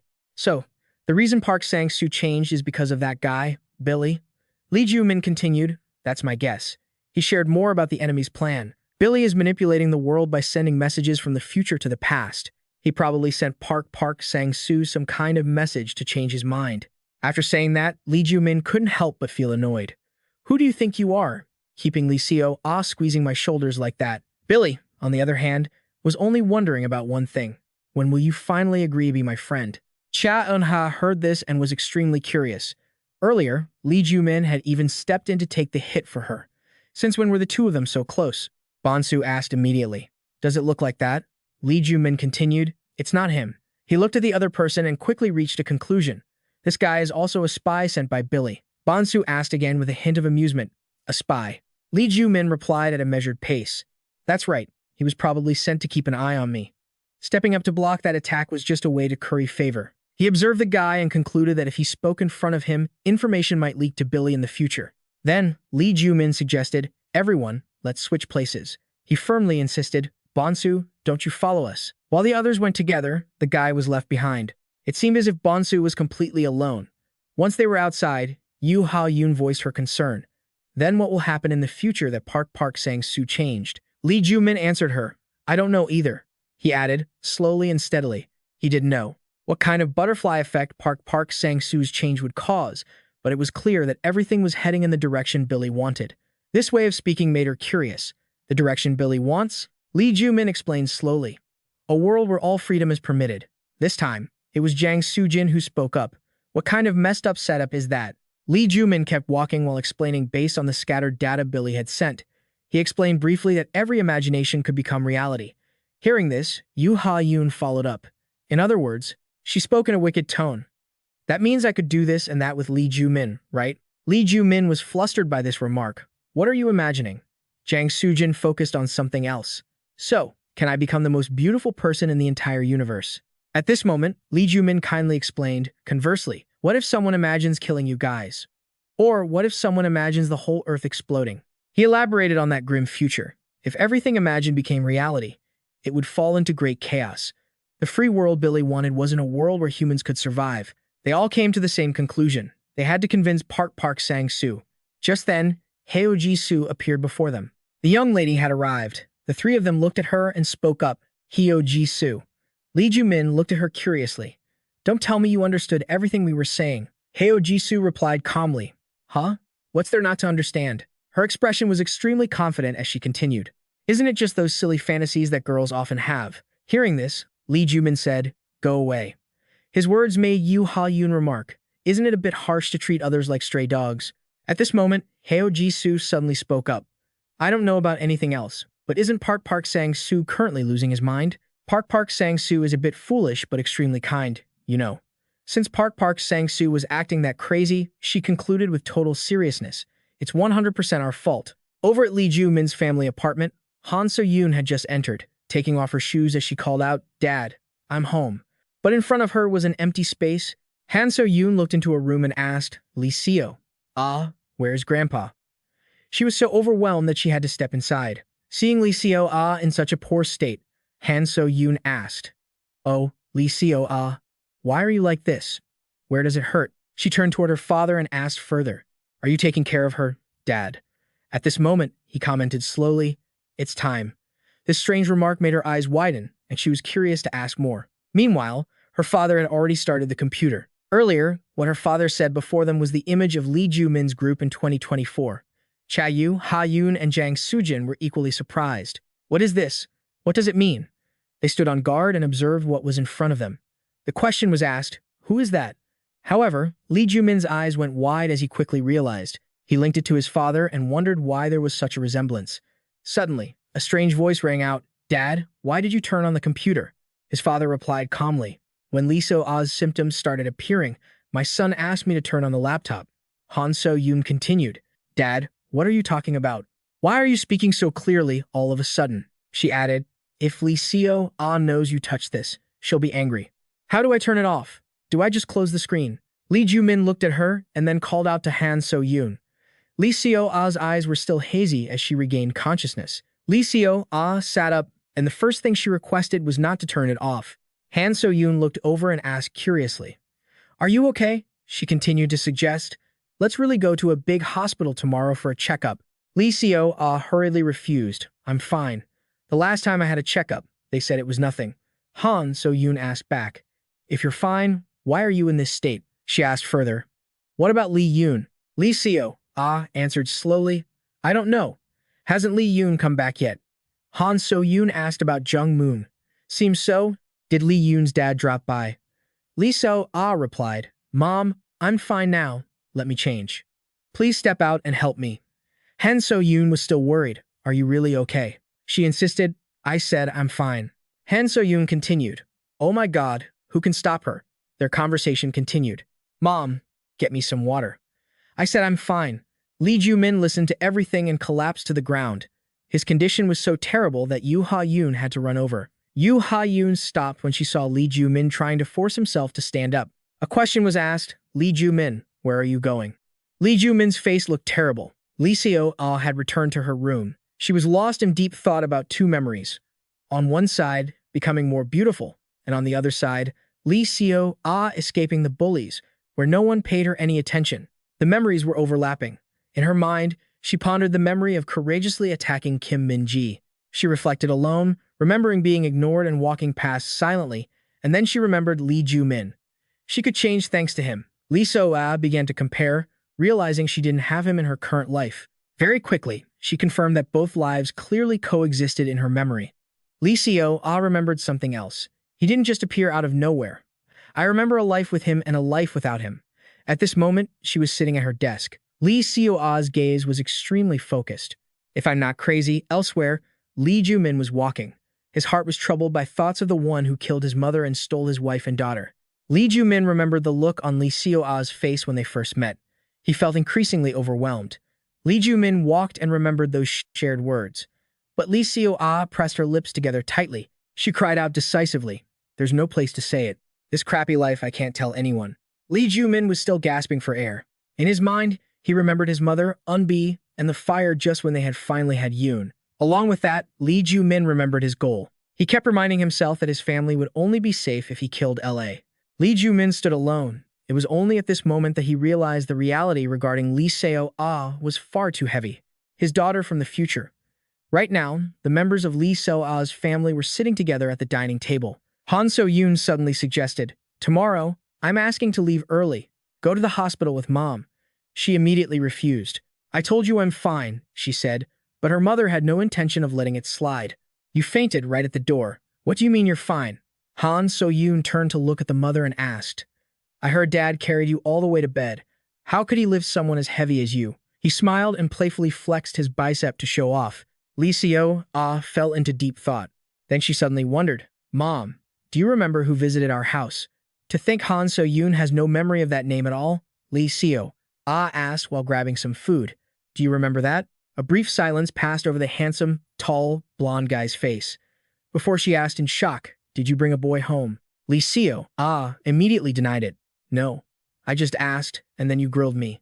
"Why are you asking such weird questions?" Just then, she suddenly stood up and declared, "I'm going to the hospital tomorrow." Watching Lee Seo's back, so could not help but feel anxious. She was strangely calm. Could she really be sick? The bedroom door quickly closed. She slowly approached and sat down in front of the computer monitor. Lee Seo began to observe what was playing in this game. She saw a student wearing a bobble hat. Deep down, Lee Seo was deep in thought. Thinking back, that character made her remember past events. It felt similar to the character customized at the cafe that Lee Joo Min used to work at before. Lee Seo pursed her lips, completely lost in thought. She remembered the guy sitting behind her in that strange getup. Her hand pressed the mouse, and a screen immediately appeared before Jang Soo-jin and Yoo Ha-yoon. They looked at the screen and discussed it. "Look, it's moving." "What? What's going on?" Lee Seo adjusted her viewing angle. She flew higher to get a wider view. The screen quickly covered the entire school. Only then did Lee Seo take her hand off the mouse cursor. She couldn't believe her eyes and exclaimed when she read the text. The content of the message was, "Ra, I know the truth that you are following Lee Joo Min. I am watching you." She started to ponder, did the P really recreate the world exactly, even to this extent? Lee Seo muttered to herself, "Right, the location I saw at the PC cafe is here. The location is the same, but the shops are a bit different. On the screen, there's a shop, but after adjusting it for a moment, it looks much older." Only now did Lee Seo realize in shock that the game she was playing was from the past. She muttered to herself, "I've been playing without thinking this whole time. Why am I the only one playing in the past?" Then she remembered Cha Yeon-woo's confession from before. The words on the ceiling were written by me. Lee Seo was extremely confused at that time. What? He told her about the things he had done. To be precise, after 30 years, the writing had faded. Specifically, the words, written on the ceiling, so I wrote over them. Lee Seo didn't understand anything back then. What on earth was he talking about? But then he suddenly mentioned a name. John Ho's expression was extremely serious when he declared that in the future game, Lee Seo was still looking at the computer screen. She reached a conclusion while moving the mouse cursor to the fast-forward button. From the past to the future, from 4 times speed to 6, 8, and 16 times speed, time flew by like a wild horse, until at some point, it couldn't be sped up any further. Lee Seo was momentarily surprised and remarked, "It stopped by itself." On the screen was a message, "Cannot fast forward further. This is the end point of time." Reading this, she was a bit confused. The end point. Then Lee Seo immediately picked up her phone. Looking at the phone screen, she realized it matched perfectly with the current time. Lee Seo's eyes narrowed, her expression pensive. Her fingers began to control, and the viewing angle moved again. It flew high up and observed the entire city. Whatever was recorded was displayed right where Lee Seo was. She continued to operate the keyboard. Very quickly, the camera pointed toward the apartment building where they were living. She pursed her lips tightly and continued to move the mouse cursor. The angle kept moving, approaching closer, and headed toward a specific window frame. Lee Joo pulled the mouse up a bit, her mouth dropping open and her eyes widening because the image displaying on the screen was of Lee Joo herself. Her expression was one of extreme shock. Lee Joo-ah's hands trembled in surprise. All her reactions were being displayed on the computer screen. Because she was so startled, she jolted backward, glancing just enough to see the blue screens watching her. Lee Joo stood frozen for a long while before deciding to move the mouse cursor. Immediately, she felt something brush past her head. Only now did Lee Joo-ah confirm this was real. When she aimed the mouse cursor at herself, options suddenly appeared. No way. Lee Joo-ah was still in shock. This wasn't a simple game, but she had discovered a forbidden truth. At the same time, outside, Billy appeared. He didn't come alone but brought almost the entire company with him. His expression was icy. Lee Joo-ah was still observing herself through the camera's perspective. She pursed her lips, momentarily speechless. To her surprise, her fingers immediately began moving. The command entered on the screen was "Show me the money." Money immediately fell right behind her. Lee Joo-ah's hands trembled as she picked it up. She was incredibly excited by this phenomenon. Her fingers clicked the mouse repeatedly. This time, it opened an appearance adjustment menu. In the blink of an eye, Lee Joo-ah's headphones became larger than her head. She muttered while testing it. "That's a bit too much. I need to tone it down." Very quickly, Lee Joo-ah became immersed in the excitement. "This is awesome. Am I dreaming?" However, that expression changed once more. Her face was now terrifying. Meanwhile, on another side, a student was taking out the trash. He calmly approached the collection point, but when he saw Lee Joo Min appearing from inside a trash can, he was so scared he screamed. "Oh my God, you scared me." He just stood up straight and left under the other person's bewildered gaze. Lee Joo Min didn't even bother to take the banana peel off his head. He observed the chaotic scene before him. Park Sang-soo continued to distribute democracy to those opposing him. Lee Joo Min's expression was one of undisguised exhaustion. This time, he didn't intervene and just brushed past. In a corner, Bonsu was tracking Lee Joo Min's movements back to this side. Billy and his subordinates were present at the apartment building where Lee Seo-ah's family lived. Lena stood nearby without showing any emotion. From behind, a footstep forward, it was none other than Park Sang-soo. His appearance made Lena concerned. She had previously had a conversation with Billy. He was the spy, the one who had disappeared in the past. He slowly presented his plan. "I couldn't detect him directly, but now I've clearly identified who his associates are. I just need to use them to simultaneously weed out the spies inside." Hearing this, Lina asked in confusion, "But no matter how many messages we send, isn't it highly likely that the missing person will realize it first and take precautions?" The explanation given was very simple. "Then we have to cause chaos." She widened her eyes in confusion. Billy explained his plan simply. "The target we are tracking is not the missing person. After all, from the year 2042, all memories related to him will vanish. We will monitor the people around him to grasp his plans, and from there, create a route, so simple that no matter who the spy is, no one will know. Even if he discovers the spy, it will become meaningless." Hearing this, Lena immediately became curious. "How?" Billy glared at her and replied, "There's no rule saying there's only one spy. Up until now, they were still crowded in front of that apartment building." Lena looked toward Park Sang-soo and thought to herself, "Everyone has desires. The desire to be loved, the desire to know the truth, the desire to escape oppression, the desire to be special, the desire to be recognized, and the desire for revenge. Using those desires to lure and control the target, we have selected individuals believed to be around the missing person as collateral to control, intending to use the satisfaction of their desires as the price for control, but some people seem to have already satisfied their desires, so Billy's influence cannot reach them." Lena looked toward Park Sang-soo and thought to herself, except for Park Sang-soo. At this moment, Billy took a step forward. His face revealed no emotion, his gaze fixed on the barrier being erected. A question was posed again. "Is it here?" Lina slowly confirmed. "Yes." Billy reached his hand forward, grabbing the barrier, but the lightning forced him to pull his hand back. Suddenly, a voice rang out from behind. "What is that?" When they turned around, they saw Ho-jin. He was also stunned to see a group of people in business attire. Ho-jin's expression was incredibly confused as he muttered, "It's way past closing time." Billy didn't answer immediately, but his face became extremely cruel. Meanwhile, on Kim Min-ji's side were those three plotting something evil again. "Just pretend to volunteer, then turn our backs and sleep, right? That sounds great, doesn't it?" The more Kim Min-ji spoke, the more annoyed she felt. When will this volunteer work end? Can't even escape it. So boring. The person opposite her eagerly agreed. "True, if it weren't for Lee Seo, right then, Joo-hee voiced her own question. Are you just going to let Lee Seo, be? However, Kim Min-ji explained, wait, I'm keeping an eye on her. She curiously asked, what if she tells her mom? Kim Min-ji's plan was very simple. This time, she had to keep her mouth shut tight. While she was proud of herself, a bucket of water fell from nowhere at the very least. It made her afraid to show her face. It hit her straight on the head and fell to the ground. Kim Min-ji was soaked head to toe. She cursed loudly. Damn it. Who wants to die? Kim Min-ji activated her crazy mode. Come out. Let's see you. At this moment, it was Cha Eun-ha's turn to wonder. Was there a wall there at the beginning? Kim Min-ji was still angrily cursing. Who is it? Damn. What the hell is this? All three looked toward the wall that had just been built. Lee Seo, observed them while they argued. What's this? Damn it. Where the hell did we walk into? No, I mean, was there a wall there at first? Han So-yoon was slowly putting on her shoes, heading toward Lee Seo-ah's room, and asked, Lee Seo, Mom is going to the supermarket. Do you want anything? However, the only response was silence. Han So-yoon was also worried by this reaction. The child wasn't answering at all.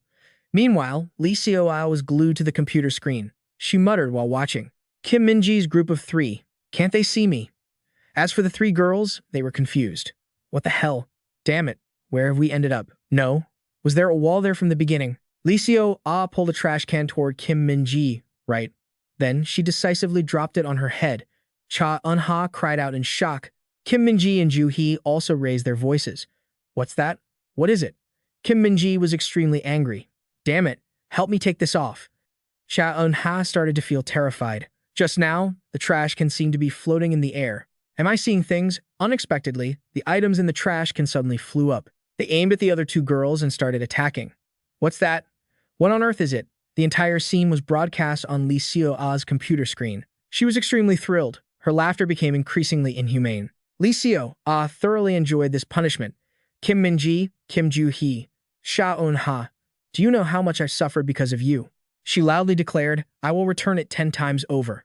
Meanwhile, the girls on the other side were still extremely terrified. Someone save me, it's a ghost. At this moment, Lee Seo-ah's hand suddenly stopped. A very dark thought appeared in her mind. No, should I just kill them all while I'm at it? The reason given was simple. If I use this power, no one will know it was me who killed them, right? Fortunately, Lee Seo-ah found herself terrifying and quickly backed away. No, what am I thinking? Lee Seo-ah's lips were pressed tightly together. Her plan changed. For now, she would just scare them half to death. Unexpectedly, a red warning message appeared on the screen. This function has been deleted and cannot be used. Lee Seo-ah was a bit confused. Huh? What is it? The function is deleted? Why? Trying a few more things only made her more annoyed. This one too? This one doesn't work either? This function used to work. Lee Seo-ah gritted her teeth and cursed. Oh my god, what's happening? Why does it stop at the most important moment? But her eyes froze because around Kim Min-ji, several options appeared, including suicide via a karaoke app. Lee Seo-ah paid special attention to the word suicide, her eyes widening. Once the decision was made, she thought, scum like you all deserve to vanish from this world.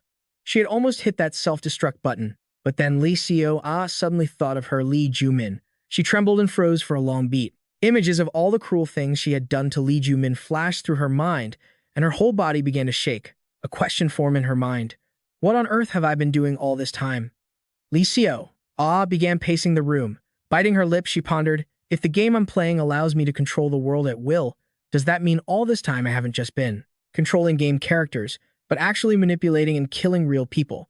But she quickly tried to justify it to herself. No, whenever I went on a killing spree event, I reloaded the server. So, none of that stuff actually happened, right? Lee Seo-ah stopped completely. She remembered Unbi and the cooking accident that cost her her life. Lee Seo-ah collapsed onto her bed. She thought to herself in confusion, what do I do? Can I undo it? But the F server was lost due to a bug. There's a respawn function for objectives, but no restore function. Then she thought, no, it doesn't matter. I'm the only one who knows anyway. That wasn't intentional. It was just an accident that happened while I stepped away for a moment. So, it should be fine, right? Lee Seo-ah fell into silence. Finally, she let out a sigh. I really am a hopeless piece of trash, aren't I? In her mind, she recalled the harsh insults from Min-chi. No, I already knew I was a lunatic, didn't I? Do you think I don't know about your dark, twisted heart? You son of a BTH. Could it be that they have an instinct to sense what I'm really like? Lee Joo wondered if that was why they treated her that way. Her own pathetic reflection appeared on the laptop screen. Then, a notification box popped up. Lee Joo was blaming herself, trying to ease her troubled mind. She looked up. She remembered the times Lee Joo Min had supported her through the game and how she had reacted back then. She had even commented, "Sometimes, I feel like he's actually talking to me." It wasn't a hallucination. Lee Joo Min was aware of her existence. Lee Joo looked up, thinking, just like how I'm aware of him right now. She made a decision. She had to apologize. Apologize to Lee Joo Min. She decided to do it. Lee Joo quickly sat down at her computer desk. Her fingers began to move. The screen showed lines of data saved most recently. Lee Joo thought, "I'll go back and confess everything." But before she could, something else caught her eye. The screen was showing the scene outside. The apartment building was surrounded by Billy's men. What? Who are these people?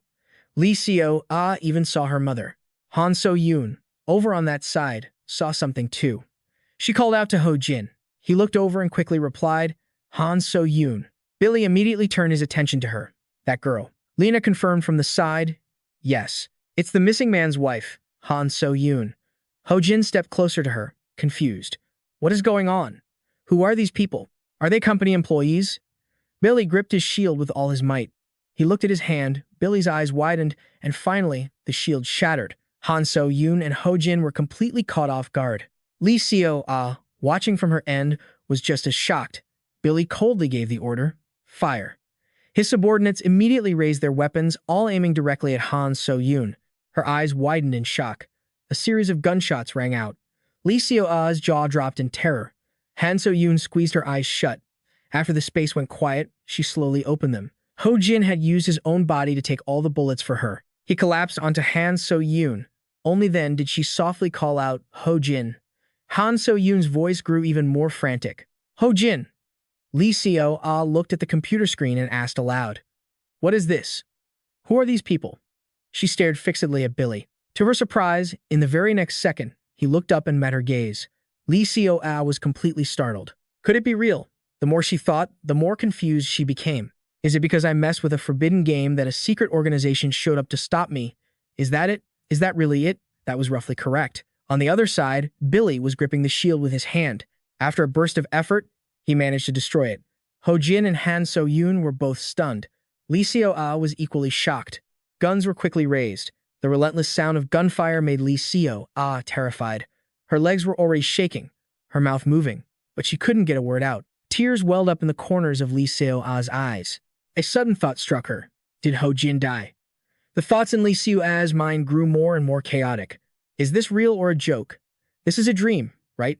If it's a dream, when did it start? She remembered the memories she had with Ho Jin. Then, time seemed to pass in silence, but very quickly, Lee Joo-ah regained her composure. She kept reminding herself, "Calm down. First, I have to save Mom," and she quickly worked the keyboard. She tried to apply an immortality code to her mother, but to her surprise, all she got was a notification. This function has been deleted and cannot be used. Lee Joo groaned in frustration. Again, "Oh my God, why is nothing working lately? What do I do? What do I do?" She thought of another method. Right, control them and drive them away. But her eyes widened again. The screen displayed, "This character cannot be controlled or accessed." What? Now I can't even control them? Outside, Billy firmly ordered his men to aim their guns at Han So-yoon, ignoring the pleas to stop. The expression on her face was pure horror. Lee Joo, watching from her room, screamed out loud, trying to stop them. No, the men didn't stop. Their fingers tightened on the triggers. Suddenly, from high above, a flash of light appeared, followed by the arrival of two figures. A massive blade slammed into the ground just in time to block the hail of bullets. Billy finally commanded, "Stop." The figures gradually became clear. They were none other than Heo, Jisoo, and Ha-yoon. Their profiles appeared on Lee Joo-ah's computer screen. Lee Joo-ah's eyes widened as she thought, "You, Ha-yoon, the TikTok girl." Park Sang-soo was also observing the situation. Ha-yoon turned back and instructed Han So-yoon. "He's not dead yet." She gave directions while Han So-yoon used her healing skill. "If you want to save him, keep holding him like that." She looked at the stranger, confused, and asked, "Who are you people? What on earth is going on?" Ha-yoon glanced back and muttered, "I guess her memories haven't returned yet." This comment left her even more bewildered. Memories. Ha Yoon summarized the situation simply. We came at the request of your husband. Then she didn't forget to add, though he really should have been my husband instead. Heo Jisoo gritted her teeth, shouting, Park Sang-soo. Then she followed up with a question, why are you here? Yoo Ha-yoon asked in confusion. What's going on between you and Park Sang-soo? Heo Jisoo explained calmly. My memories are a bit scrambled, so I'm not entirely sure, but she still described what had happened. Back when they were in school, Park Sang-soo's personality suddenly changed, which strained his relationship with Lee Joo Min. They eventually went their separate ways, only to meet again because of a tangled series of events. I understood that, but it wasn't what Yoo Ha-yoon wanted to ask. No, I know that part already. Heo Jisoo, why is your relationship with Park Sang-soo so strained? Heo Jisoo continued her explanation. The past changed because Park Sang-soo rejected a confession, and the other person was completely caught off guard. What? Memories of the two of them as youths resurfaced. Yoo Ha-yoon's eyes went wide as she asked back, wait, was it you? Did you confess to Park Sang-soo first? Heo Jisoo felt embarrassed and quickly turned her head away. I can't talk about that. She looked ahead and continued. Anyway, that Park Sang-soo isn't the same person we used to know. Facing them, Park Sang-soo proposed, I'll head back to the company first. Billy, hearing this, questioned him. Still holding on to old feelings, he walked away as he kept talking. I won't deny it. But his next words were a definitive statement. You are the only one who truly understands me. Billy didn't believe him for a second and immediately gave an order. Lena followed Park Sang-soo, quickly obeying. Yes. However, Heo Jisoo had no intention of letting Park Sang-soo leave. Hey, where do you think you're going, Park Sang-soo? And what about our Chai Yoon-woo? A gun was raised once again, and a rain of bullets forced them to dodge. That guy is Yoo Ha-yoon muttered slowly. Just bear with it for now. She added, Heo Jisoo, take Han So-yoon and go hide inside. Hearing this, Heo Jisoo was completely shocked. What? How are you going to deal with them alone? Yoo Ha-yoon offered another suggestion. Go to Lee Joo Min's daughter and ask for some help. I'll hold them off until then. After explaining, she gripped her knife handle tightly. The knife was slowly raised, and Yoo Ha-yoon bolted forward. Heo Jisoo had no choice but to listen and turn toward Han So-yoon. Han So-yoon, snap out of it. Let's just get home for now. But the girl remained deeply worried. What about Heo Jisoo quickly reassured her. It's fine, don't worry, she remarked. Because Yoo Ha-yoon is the strongest saintess in the world, they remained standing in place. As Yoo Ha-yoon swung her blade, he shrunk back to dodge it. Yoo Ha-yoon had a look of sheer determination, while Billy muttered in annoyance. If I had known, we wouldn't have created this intimidation mode. The two faced off as he made his declaration. Han So-yoon was walking down the street with her two friends. Just then, the two friends started whispering to each other. It's so weird, it just keeps getting weirder. They commented on Han So-yoon's situation. Ever since she broke up with Ho Jin, everything seems to be getting even more bizarre. Meanwhile, she was thinking back to their previous conversation. So, all of this, a definitive statement had been made, all stems from you, right, Lee Joo Min? She even presented her point of view. If Lee Seo-ah isn't a murderer, Lee Joo Min had declared firmly back then, I heard you say with my own ears that you accidentally killed my mother. However, Han So-yoon insisted on defending her. She must have thought this place was a game and acted that way. Besides, if it was an accident, it caused Lee Joo Min's patience to wear thin. Enough, Han So-yoon, he said, looking annoyed as he reminded her, you're talking about a very sensitive topic. Thinking about it, Han So-yoon sighed again. I didn't even know their situation, yet I blurted those things out. This is my problem. She always wanted to resolve things smoothly, but she ended up being stubborn and making mistakes. The more she thought, the more she felt different. But wait, why do I care about Lee Joo Min's expression? He and I don't have any relationship. However, she remembered his previous declaration. I already told you, I am your future husband. The more she thought about it, the more flustered she became. Snap out of it. There's nothing decided yet. But she couldn't stop imagining it. If his words were true, would she marry Lee Joo Min in the future and have kids? The people walking with her thought to themselves. She's really gone deep into it. Seems so. Just then, Ko Ji-dong saw something. She quickly signaled to Han So-yoon. Han So-yoon, can you look to your left for a second? She asked. In a daze, but looked over anyway. The sight that greeted her was Bo En-soo being all lovey-dovey with Lee Joo Min. Han So-yoon asked a very serious question. Do you just flirt with everyone you meet? Regardless of age or gender, Lee Joo Min immediately denied it. That's not it. Then he added, Han So-yoon? Lee Joo Min's expression was deadly serious. I have something to tell you. The other three friends wandered off to a corner. Han So-yoon couldn't hide her surprise. Lee Seo-ah is our daughter, fell into a state of chaos, questioning herself repeatedly. Involuntarily, where did everything start to go wrong? Lee Joo Min, standing nearby, slowly continued. Perhaps, just as you said, he explained with an indescribable expression. Everything stems from me. My future family is being threatened. He added, even the fact that our mothers in the past were killed, it's all my fault. Hearing this, Han So-yoon asked back, but there's still a chance, right? She tilted her head to look at him and repeated, isn't the reason you went back to the past to fix everything? Lee Joo Min reluctantly corrected her. It wasn't exactly going back. Lee Seo-ah forced me to. However, Han So-yoon immediately cut him off. Regardless, she continued, pointing out a truth. If it's now, you can still stop it so that future doesn't happen. Lee Joo Min fell into deep thought after hearing those words. He reached out to pick up a twig from the ground as he replied, if it were that easy, things wouldn't have ended up this badly a long time ago. Han So-yoon asked curiously, what do you mean? Lee Joo Min drew an illustration on the ground and explained, Billy used AI technology to travel back to the past indiscriminately just to maintain his own existence. Because of that influence, the future will become a chaotic world where no one can be controlled, and then countless Billies will be born. To prevent the disaster in the future, the only way left is for me to create the super AI myself. By doing that, the simulation will be created through Billy, and Lee Seo-ah will throw me into hell once again. It just repeats over and over in an endless loop. Hearing this, Lee Seo-ah firmly declared, then who started this in the first place? We just need to cut off the starting point. But Lee Joo Min explained, the starting point doesn't matter anymore, because the cause comes from the future, while the result happens in the past. Everything is a tangled mess, he said, confirming once more. There is no way to escape this vicious cycle. Contrasting the peaceful scene here, a fierce battle is taking place in the year 2054.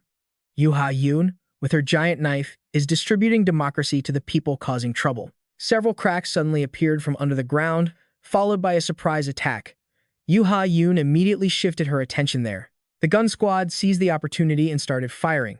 She quickly used her knife to block, but a bullet grazed Eun's leg. Another one brushed against her cheek. This scene was observed by Lee Seo-ah from her computer screen. Just as she asked, what is this? A noise echoed from outside. She hurried out to check, then gasped in shock. Mom, Uncle Ho-jin, that brat with a ponytail. As soon as she finished, she got a sharp slap from Heo Ji-soo. She angrily corrected her. There's no brat with a ponytail. I'm Heo Ji-soo. And you? You said you wanted to kill me back in school? This garlic powder made Lee Seo-ah hesitate. That she hurriedly admitted her mistake. Sorry. Heo Ji-soo reluctantly let it slide, considering it forgiven. She thought it was just a game. Just then, Han So-yoon suggested, Lee Seo-ah, call 911 quickly. However, Heo Ji-soo stopped her, saying it was useless. Han So-yoon, because a noise echoed once again, someone was trying to break into their house through the window. Everyone's faces were filled with murderous intent. Lee Seo-ah was terrified witnessing this scene, but someone acted quickly. Heo Ji-soo delivered a decisive kick, a defensive strike against the intruder, driving those people outside away. Get lost. Those lunatics. She then explained the current situation. Everyone nearby is targeting her family's lives. Things are getting out of hand. No, perhaps the whole world is targeting this place. Lee Seo-ah is increasingly confused. Why? Heo Ji-soo explained simply. Probably they have fallen for Billy's temptations. After that, she began to reassure them. Lee Seo-ah, I know you have many questions, but preventing this situation is the priority for now. She seriously added, you understand now, right? The game you're playing isn't a normal game. And then she objectively assessed that their current strength is not enough. Then Heo Ji-soo suggested, you're good at games, right? Lee Seo-ah quickly understood. She manipulated both the mouse and keyboard. The building function was activated. The people outside were immediately taken by surprise. They exclaimed in confusion, what was that? The window that was just here is gone. Even the door has vanished. Next, it was Ha-eun's turn. She was fighting very enthusiastically, but could not avoid being surrounded. Ha-eun was now being attacked from 3 sides. Decisive slashes were unleashed by these people.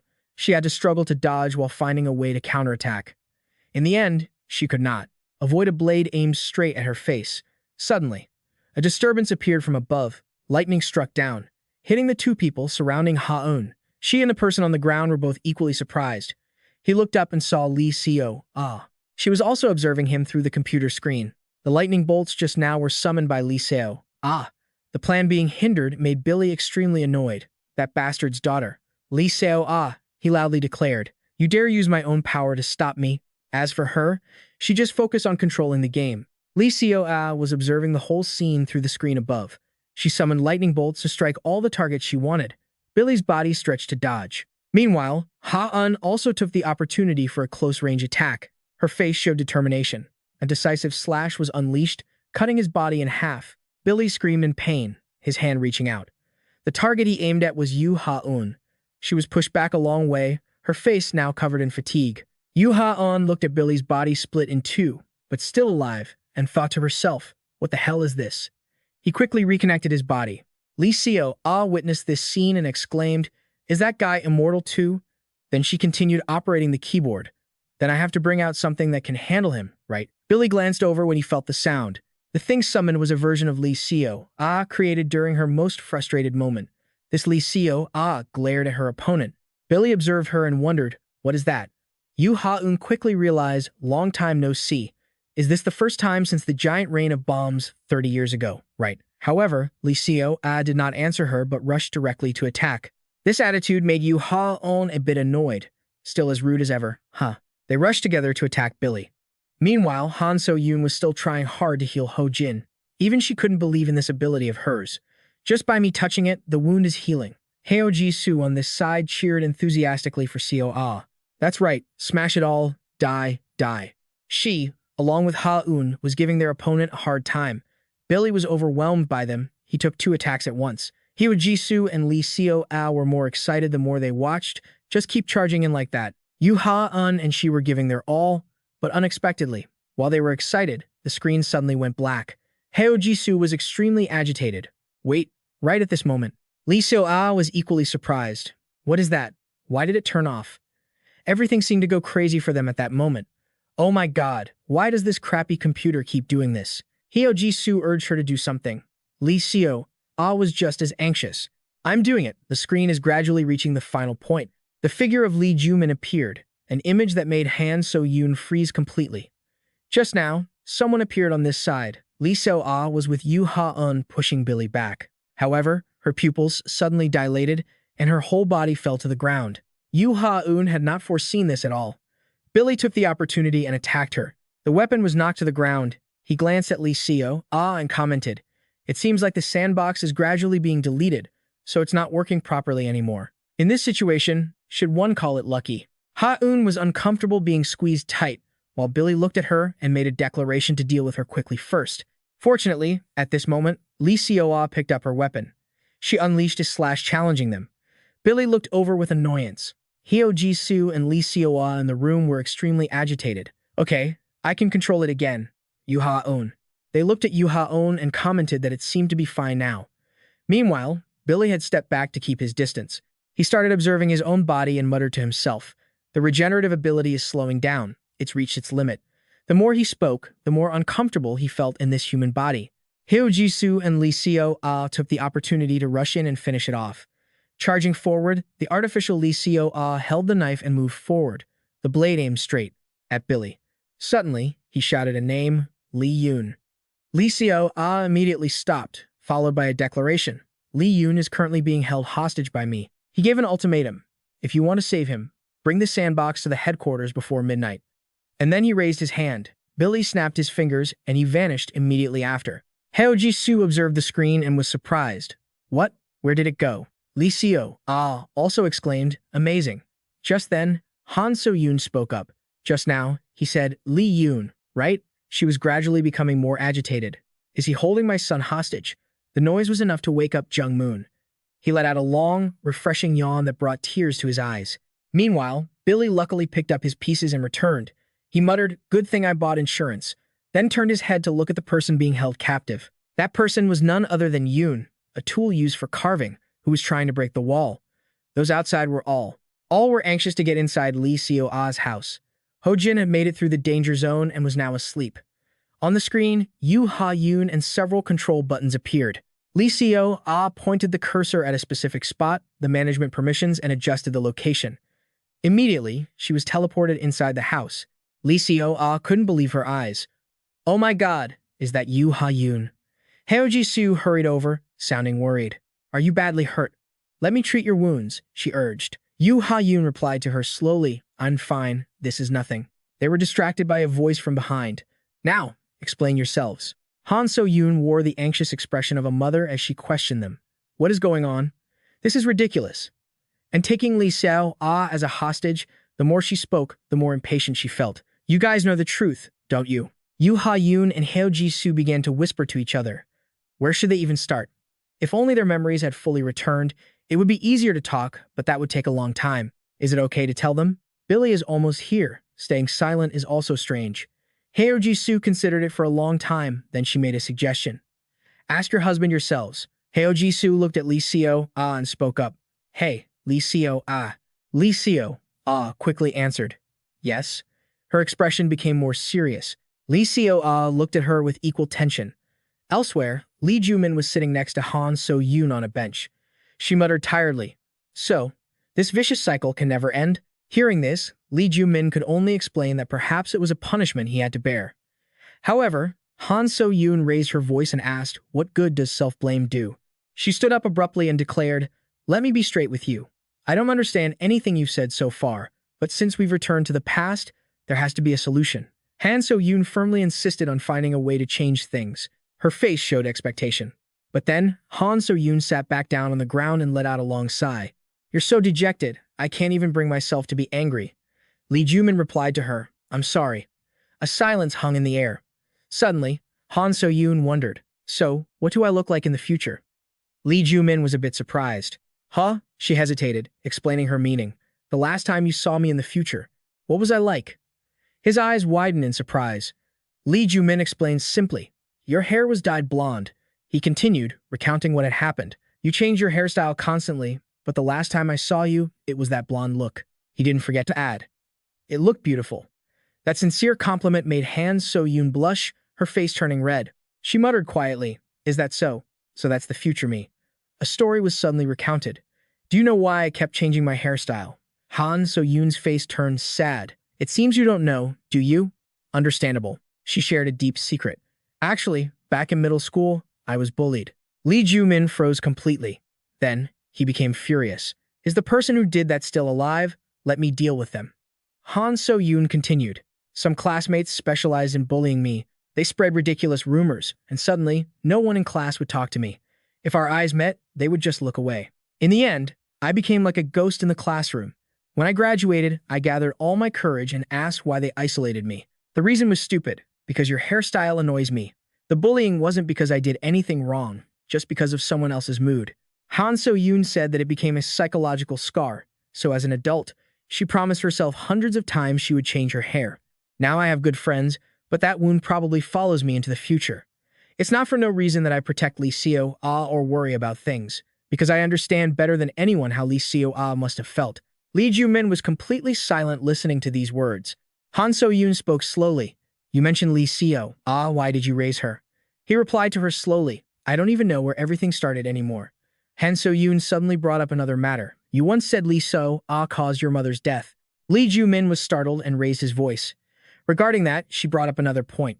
Knowing the truth, you still gave the sandbox to Lee Xiao-ah, isn't that strange? Han So-yoon continued. Even knowing Lee Xiao-ah would use sandbox to torture your family, you still developed it and gave it to her. Then she pleaded. Then, try forgiving Lee Xiao-ah and forgive yourself too. Han So-yoon's hands clasped together as she continued. You were the type of person who was confident, arrogant, and talented, weren't you? Han So-yoon continuously encouraged him. Stop blaming yourself. It doesn't suit you at all. She admitted one thing. I don't like it. I don't like men who lack confidence. The friends were all eavesdropping intently when the control screen suddenly appeared in front of them. Lee Joo Min froze completely. Lee Xiao-ah, on the other side, was also silent.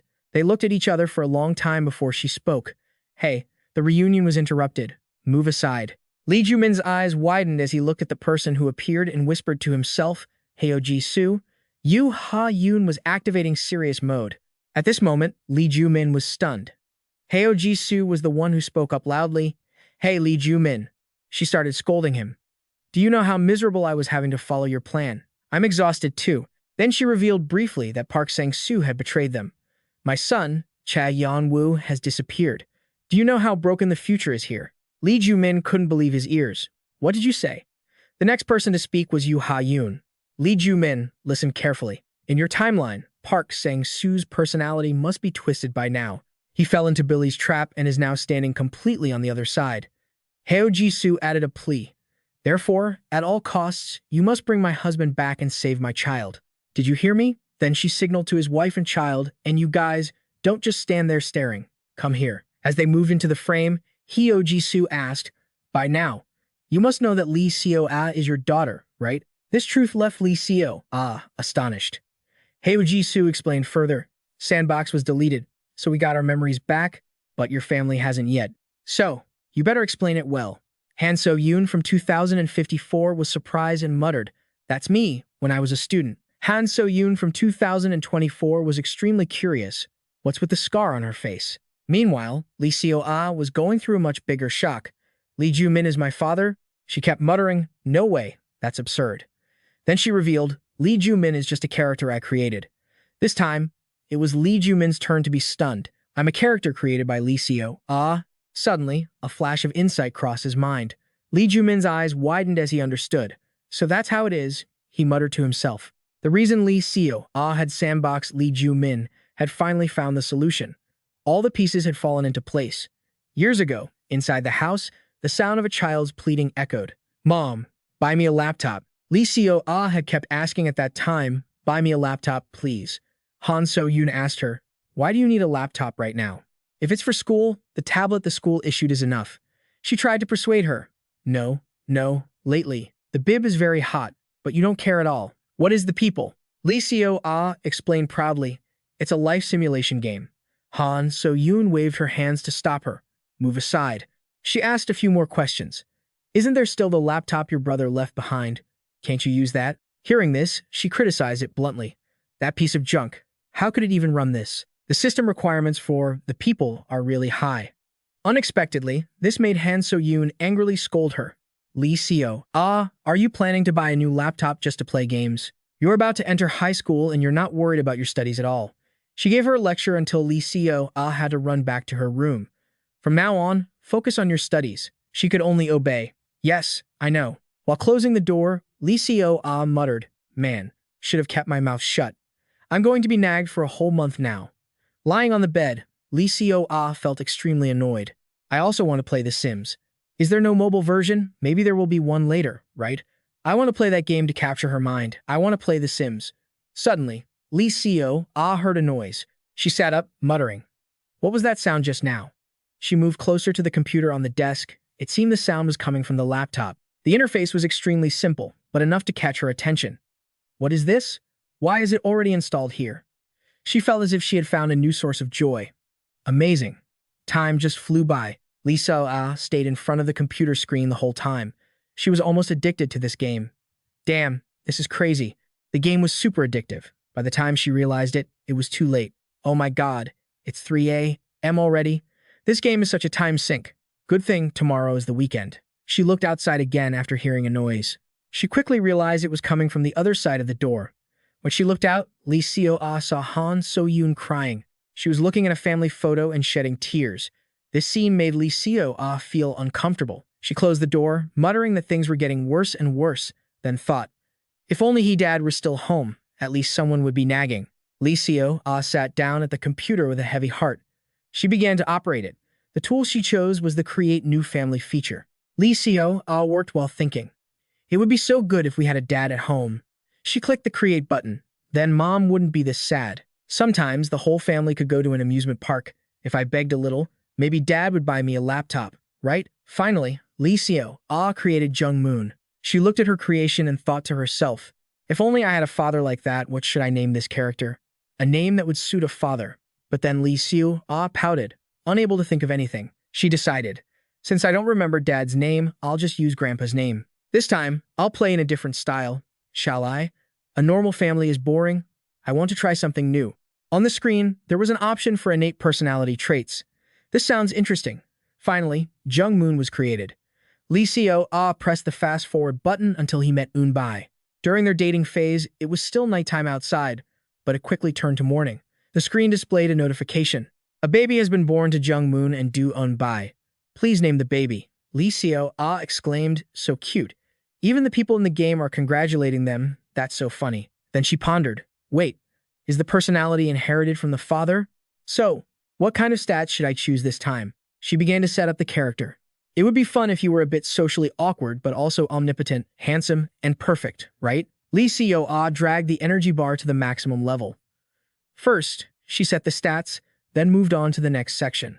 The character's goal, the dream, the objective. Her eyes widened when she saw something. Her cursor stopped at the words, "Build a happy family." Next was naming. What name should I pick again? She thought for a long time. I really don't have a knack for naming, and then looked at the people who were constantly praising them.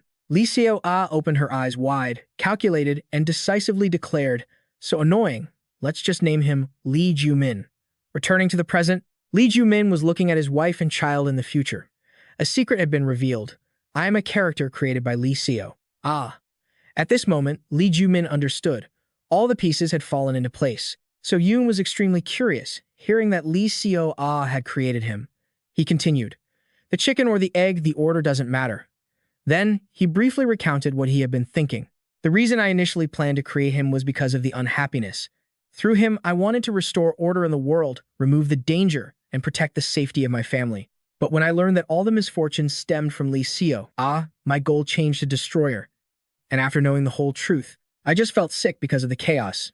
It was clear that this terrible situation would happen. Why would I in the future hand over the sandbox to him? Lee Joo Min continued to share. But now I understand. All those moments were necessary. If Lee Joo hadn't pushed me into a corner, I wouldn't have created him. If so, Billy wouldn't exist either. And the same for the sandbox. Ultimately, there would be no incident where Lee Joo used the sandbox to create me. And my family in the future wouldn't exist either. Even though it's painful, that infinite loop is the path that created my family. Finally, Lee Joo Min concluded, "Only Lee Joo can complete our family." He wiped away his tears, moved. Meanwhile, Han So-yoon in the future was still stunned. The deletion progress bar was touching the end. Her face was bewildered, and the red color was gradually filling the remaining white space. Lee Joo Min's figure appeared once more, and this time, it had become clearer. A spark appeared in Han So-yoon's eyes, accompanied by a call. "Honey." At a high-end house in the future, Lee Joo Min was preparing to go out. Han So-yoon called out from behind, "Is today the day?" She was a bit reluctant and began to voice her opinion. "Is this really the only way?" Lee Joo Min replied gently, to stop him. "The only way is to delete the sandbox. To complete our family, there is no other choice." Lee Joo Min added, "Soon, everyone will completely lose their memories of me, but when the sandbox is deleted, those memories will gradually return." At this moment, it was Yoon's turn to ask, "Dad, are you going far away?" He patted Lee Joo-ah's head and explained, "Dad isn't going far." Then he confirmed very seriously, "Dad will always be by our family's side." Lee Joo Min had planned everything very carefully. He had asked Ho Jin to help her out a bit while he was away, but he also warned her vigilantly, "If that jerk starts acting smooth, don't hold his hand and don't look him in the eyes." "Is that clear?" Han So-yoon continued, "Don't worry about me." This time, it was her turn to speak. I've been mentally prepared for a long time. On Han So-yoon's face was unconditional trust. So no matter what happens, you must fix everything, okay? This made Lee Joo Min feel warm. Following that was the small, adorable voice of Lee Joo. Dad, come back and buy some fried chicken, okay? Lee Joo Min looked at her and promised, Lee Joo. Dad will definitely bring back fried chicken. Then Lee Joo Min gave his two children a warm hug along with his parting words. But while Dad is not home, don't cause trouble. And listen to Mom. All right. Lee Yoon. Lee Joo. Answer him. The two children obediently replied, yes, yes. And then their family exchanged a warm hug, returning to the year 2054. At this moment, Lee Joo had burst into tears. All this time, what on earth have I been doing? She muttered, remembering what had happened. If Lee Joo Min is my dad, every word was filled with emotions of having bullied him. Lee Joo Min listened with pity. I have tormented him. It was all things that really happened. He reached out to pick up a twig from the ground. Meanwhile, Lee Joo turned away, trembling. The scar on Mom's face as well. She remembered the fire that year and how she had pulled Unbai and Lee Joo Min out, along with her grandmother. But before Lee Joo could finish her sentence, Lee Joo Min spoke up loudly, cutting her off. It wasn't that she was entirely surprised when she heard that statement. Her attention shifted toward the screen. Lee Joo Min spoke loudly to Lee Joo. It's not your fault. It was Dad who made everything end up like this. Emojis appeared to show that he was apologizing. Lee Joo opened her eyes wide in surprise. From behind, Jung Moon also spoke up. It's not your fault, Lee Joo. She looked at him and softly called out, "Grandpa." Jung Moon only then revealed what happened on the day of the accident. Back then, Lee Joo Min had been incredibly heartbroken. Dad. But Jung Moon hadn't been by his side. Dad was busy with work, so I couldn't make it. His coldness had caused Lee Joo Min to become distant. I sent some people to help you. You just need to know that much. Jung Moon hung up the phone. He looked at the screen, then looked up at the house and saw a gas cylinder. Jung Moon ran over to check it. There was fury on his face at that moment. Jung Moon continued to recount that they had found traces showing someone had installed the gas cylinder in the house. He summarized the truth briefly. The fire started from the explosion of that gas cylinder, and your family became victims because of it. Jung Moon affirmed that someone had targeted the lives of their family. Hearing this, Lee Joo Min guessed it immediately. If it was someone capable of doing such a thing, he immediately thought of Billy. But a voice rang out, cutting off his train of thought.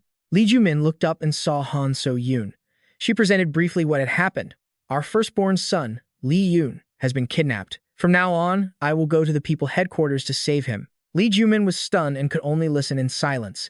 Han So-yoon's gaze toward Lee Joo Min was filled with determination. And you, do what you have to do. She added once more, I believe in you. Every word was filled with encouragement. No matter what happens, fix everything. Understand? Hearing this, Yoo Ha-yoon asked Han So-yoon, you've recovered your memories, right? Han So-yoon didn't hesitate to admit, at least partially. Jung Moon was the one who explained the phenomenon.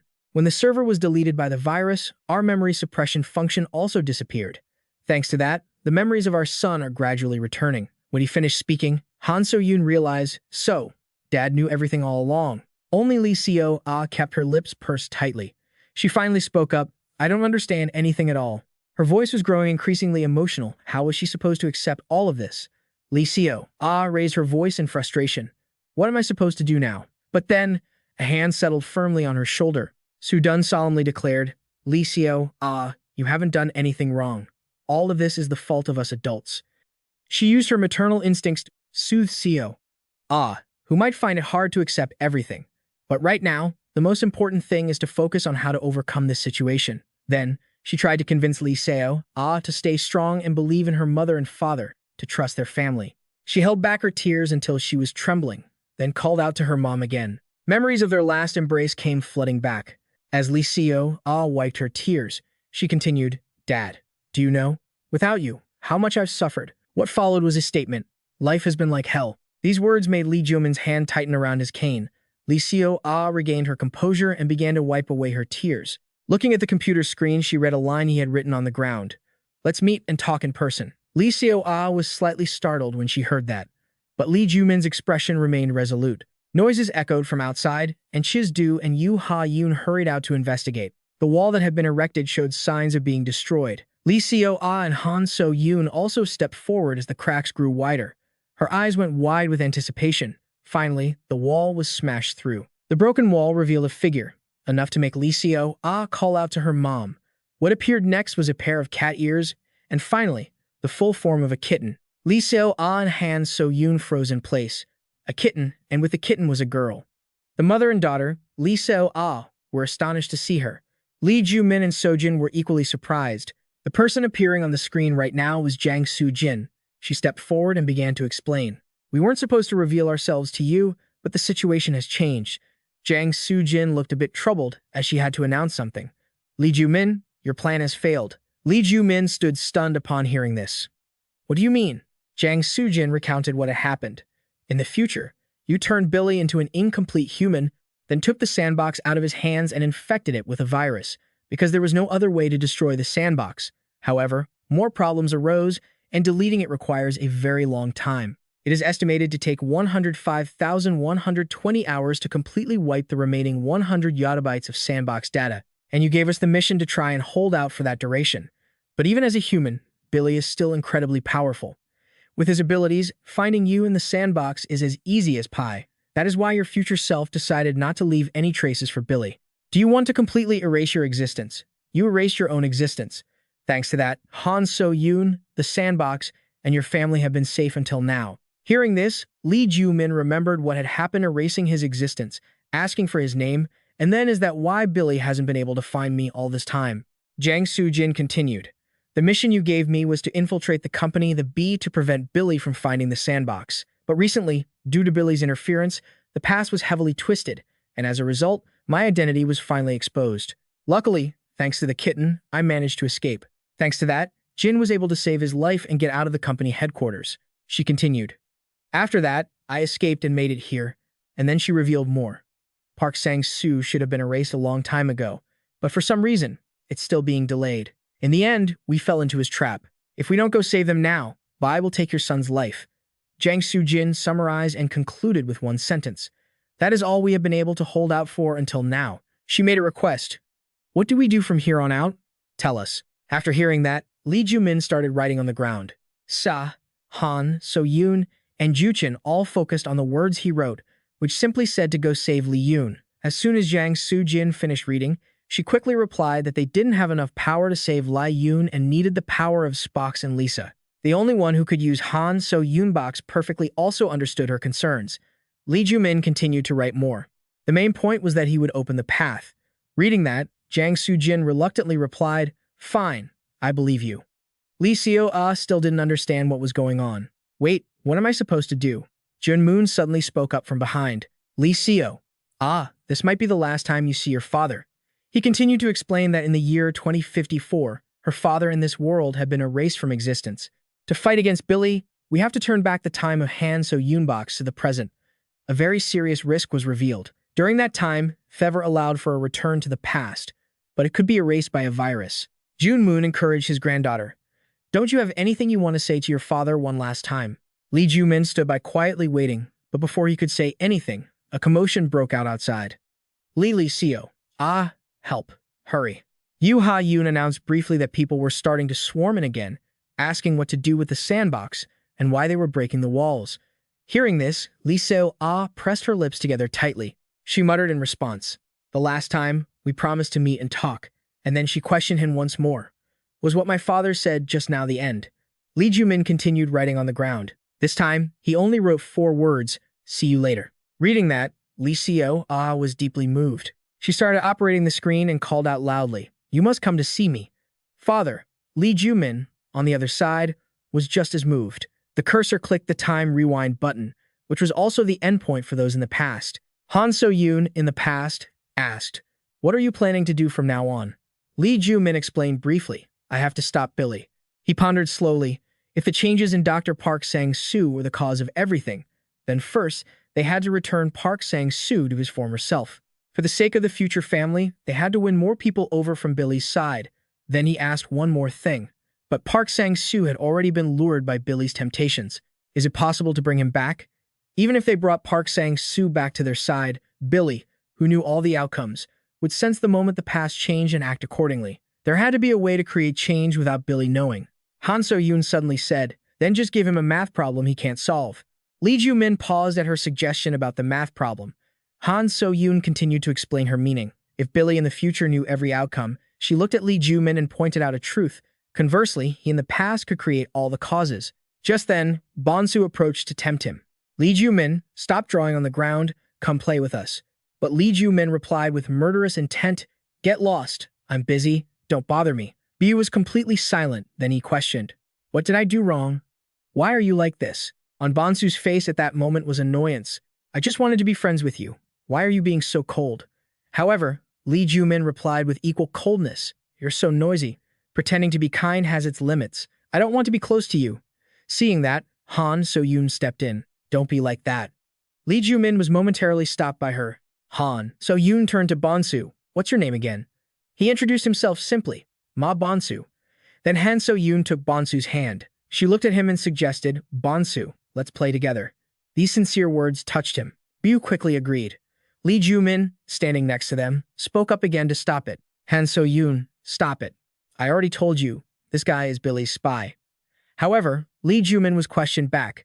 You said we have to win more people over from Billy, didn't you? The reasoning provided was perfectly sound, wasn't it? Then Lee Joo Min said, I need your strength, Han So-yoon. Han So-yoon was completely surprised. Huh? What? Lee Joo Min looked at her seriously and added, Not money, not power, nor any desire, but the warm heart that can comfort and make everyone stand on our side. Finally, he decisively suggested, Teach me that. At the building where Billy was hiding, voices of discussion were heard. Is this the Korea branch of the P? No, there's an error. Jang Soo-jin continued to ask. What about the teleportation function used to bring Yu Ha-yoon here? Lee Seo hesitated and explained that it couldn't be used anymore, even though it worked earlier. Hearing this, she remarked unhappily, so, in the end, we have no choice but to go there directly. Lee Seo herself felt very frustrated. Every time something important came up, it didn't work, it was too strange to be a coincidence. At this moment, Han So-yoon came up and asked, Jang Soo-jin, where is my son? She replied briefly, he's probably with Billy. Then she offered a suggestion, I know Billy's location, let me lead the way. Sometime later, Ho-jin woke up. The scene greeting him was Joo-moon, who was sleepy. Ho-jin called out for his father. Then he struggled to stand up, walking outside to check the situation, only to see the unlucky people being beaten up by a kitten when they tried to break in. Jun-moon slowly walked in and explained, the kitten will protect us. Outside, they are also struggling greatly. Yu Ha-yoon used her weapon to push back the intruders, then she turned behind her and signaled, hurry up. Before more people swarmed in, Lee Seo was checking her computer status. Wait a minute, she muttered. Ahead of them were many people, completely overwhelming them in number. Yu Ha-yoon, sweating, pleaded, Lee Seo. Can you help? Lee Seo quickly replied, wait a second, and started operating her keyboard. The hot-tempered crowd rushed in to attack. Lee Seo selected all of them. These people had fierce looks in their eyes, but the very next second, they started dancing. Because that was the command Lee Seo had given. She informed Yu Ha-yoon, we can go now. Yu Ha-yoon was a bit speechless, but didn't say anything more. As long as they broke through the encirclement, it would be fine, right?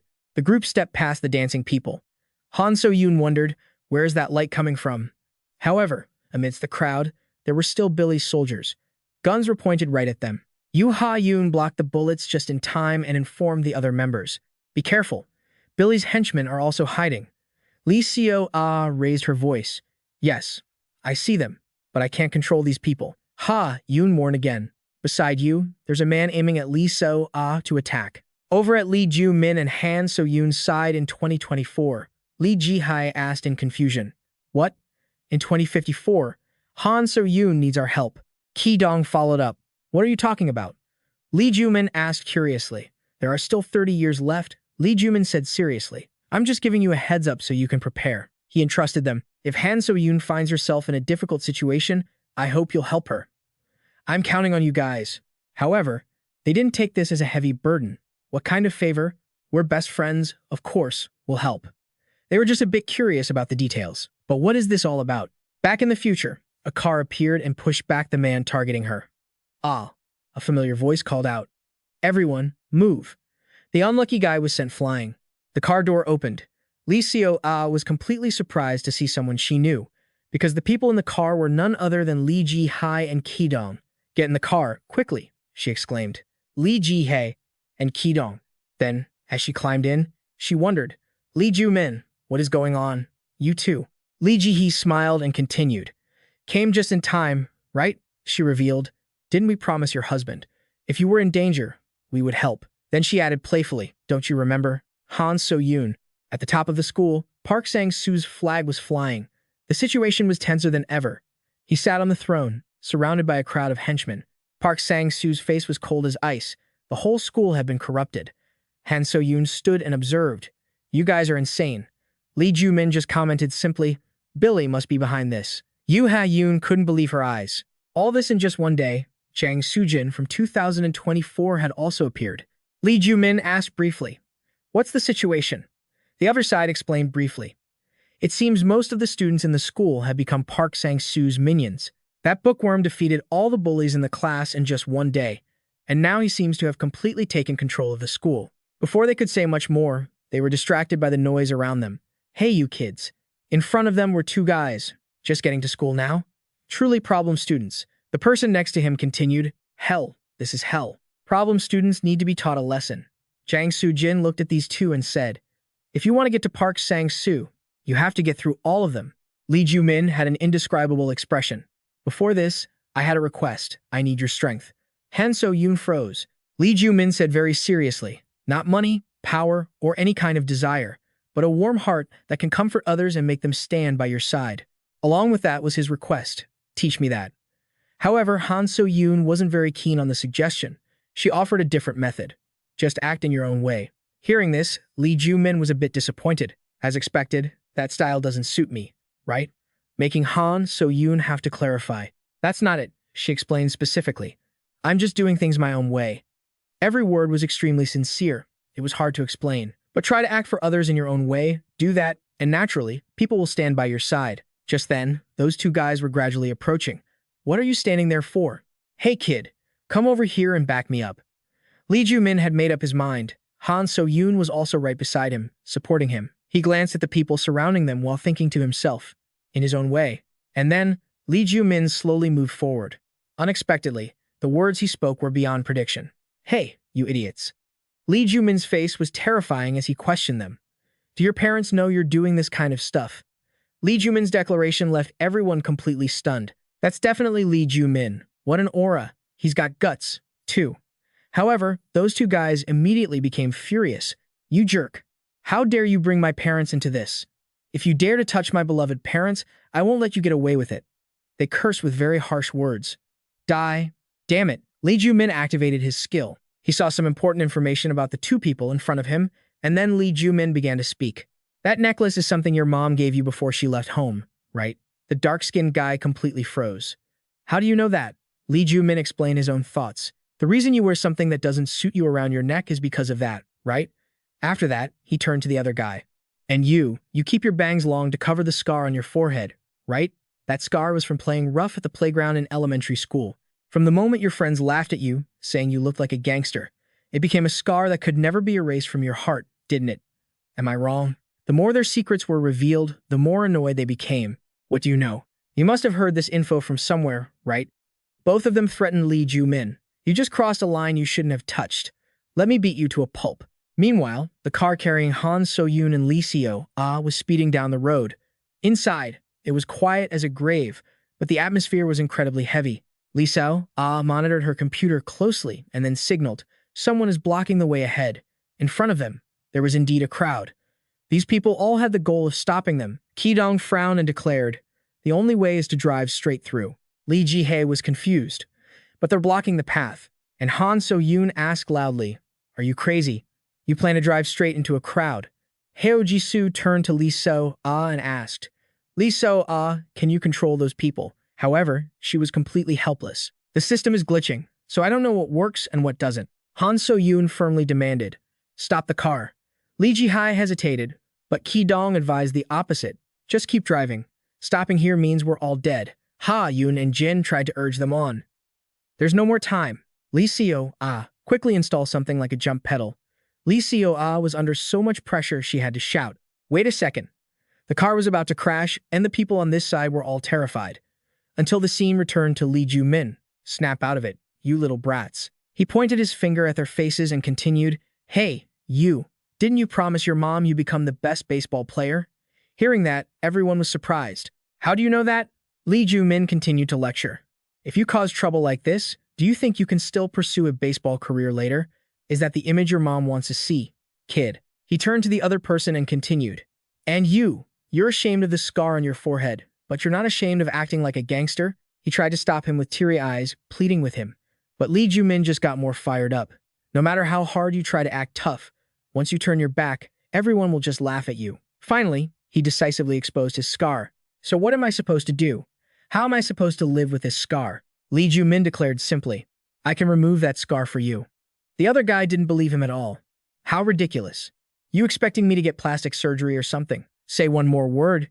You know that message you all received? The one whispering that it would make your wishes come true? It's a trap. The devil's scheme to lure you all into the abyss.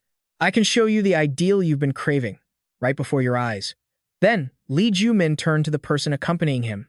Han So-yoon trembled. She was completely bewildered. The van was still speeding toward those blocking the road. But right at this moment, Lee Ji-hae had seen something. These people suddenly turned around when they heard the noise.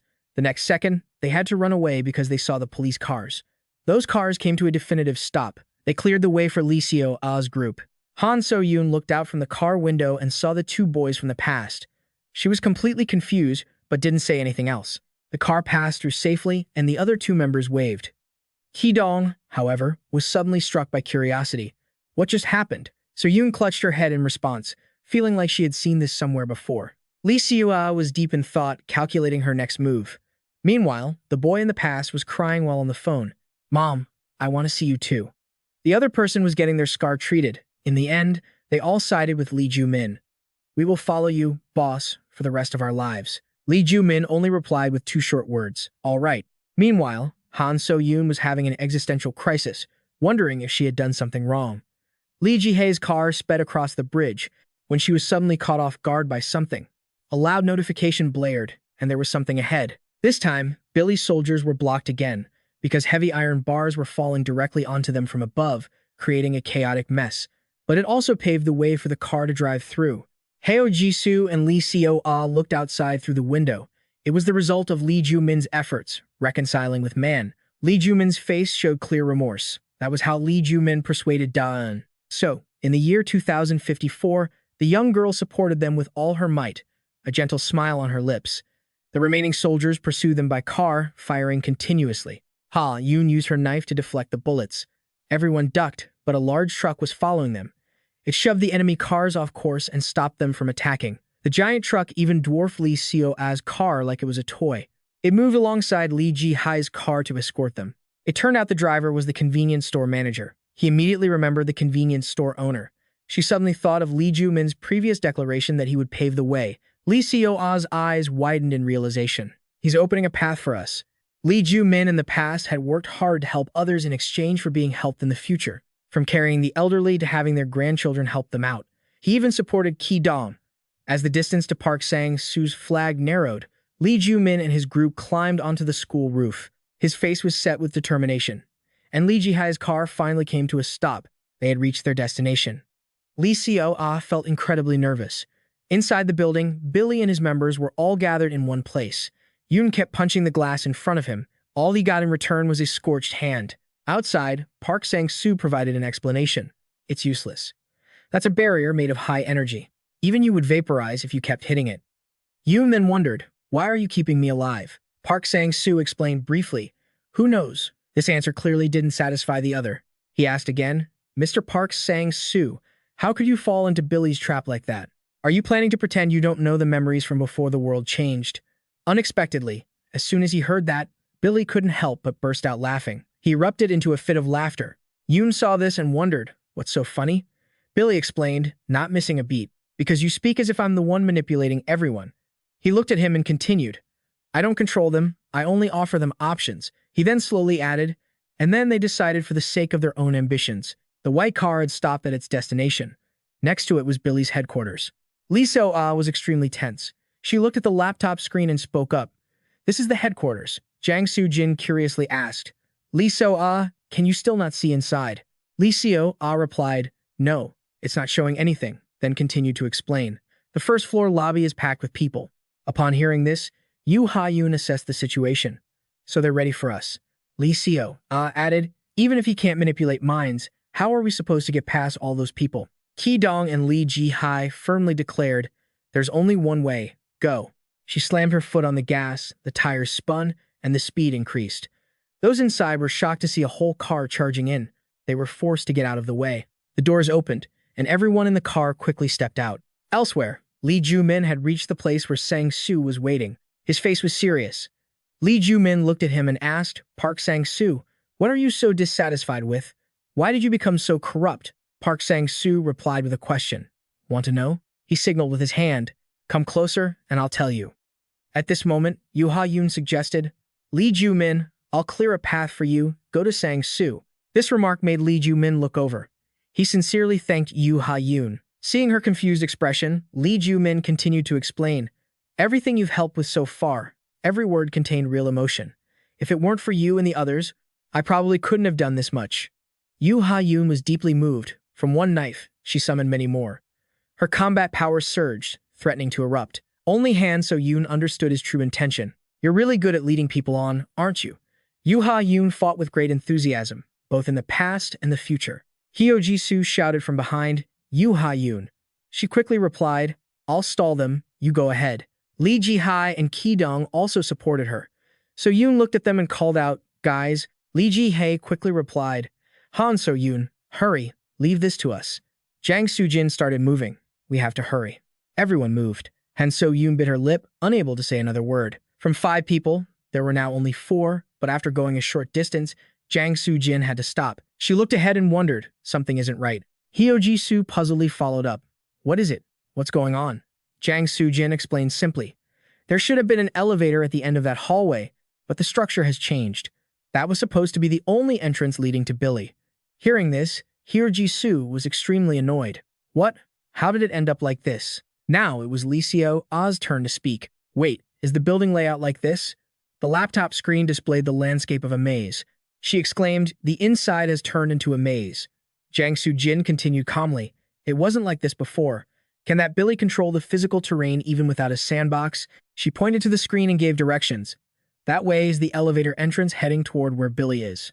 There was no other way but to keep moving while observing the map through the sandbox. Lee Seo-ah also observed intently. Then she began manipulating the screen and pressed the button to delete the wall blocking their path. A passageway immediately appeared. Lee Seo-ah moved quickly. Let's go. Hyo Ji-soo remarked. Well done, Lee Seo-ah. Yoo Ha-yoon's battle on the school roof was still raging intensely. Catch her. Han So-yoon shouted, cursing roughly while trying to heal. Hey, why are you really hitting people like that? In a corner, 2 girls were watching. Jang Soo-jin curiously spoke up. Hyo Ji-soo, when did you get here? She explained playfully. Can't miss out on this hot scoop. This fan was definitely rooting for Park Sang-soo, but the truth was, Hyo Ji-soo was only watching Park Sang-soo, her expression completely indescribable. A question was raised, but what was Lee Joo Min doing going to see Park Sang-soo? Gamma, too quickly followed up, probably planning to teach that corrupted Park Sang-soo a lesson he'll never forget, only to receive a very puzzling remark from Hyo Ji-soo. That's not the right order at all. The thugs were in total chaos. Where is Lee Joo Min? Find him. Bring his head to Park Sang-soo. Park Sang-soo watched everything calmly. In front of him, right now, was a silhouette. The other person raised a hand to touch his face, then removed his disguise. Lee Joo Min and Park Sang-soo were standing face to face. Lee Seo-ah, Han So-yoon, and Hyo Ji-soo, under Jin's guidance, were moving forward at high speed. Following closely behind them were Billy's soldiers. These people didn't forget to report the situation. Sir, we are tailing the target. A total of 4 people, including Lee Seo-ah, are heading toward the elevator.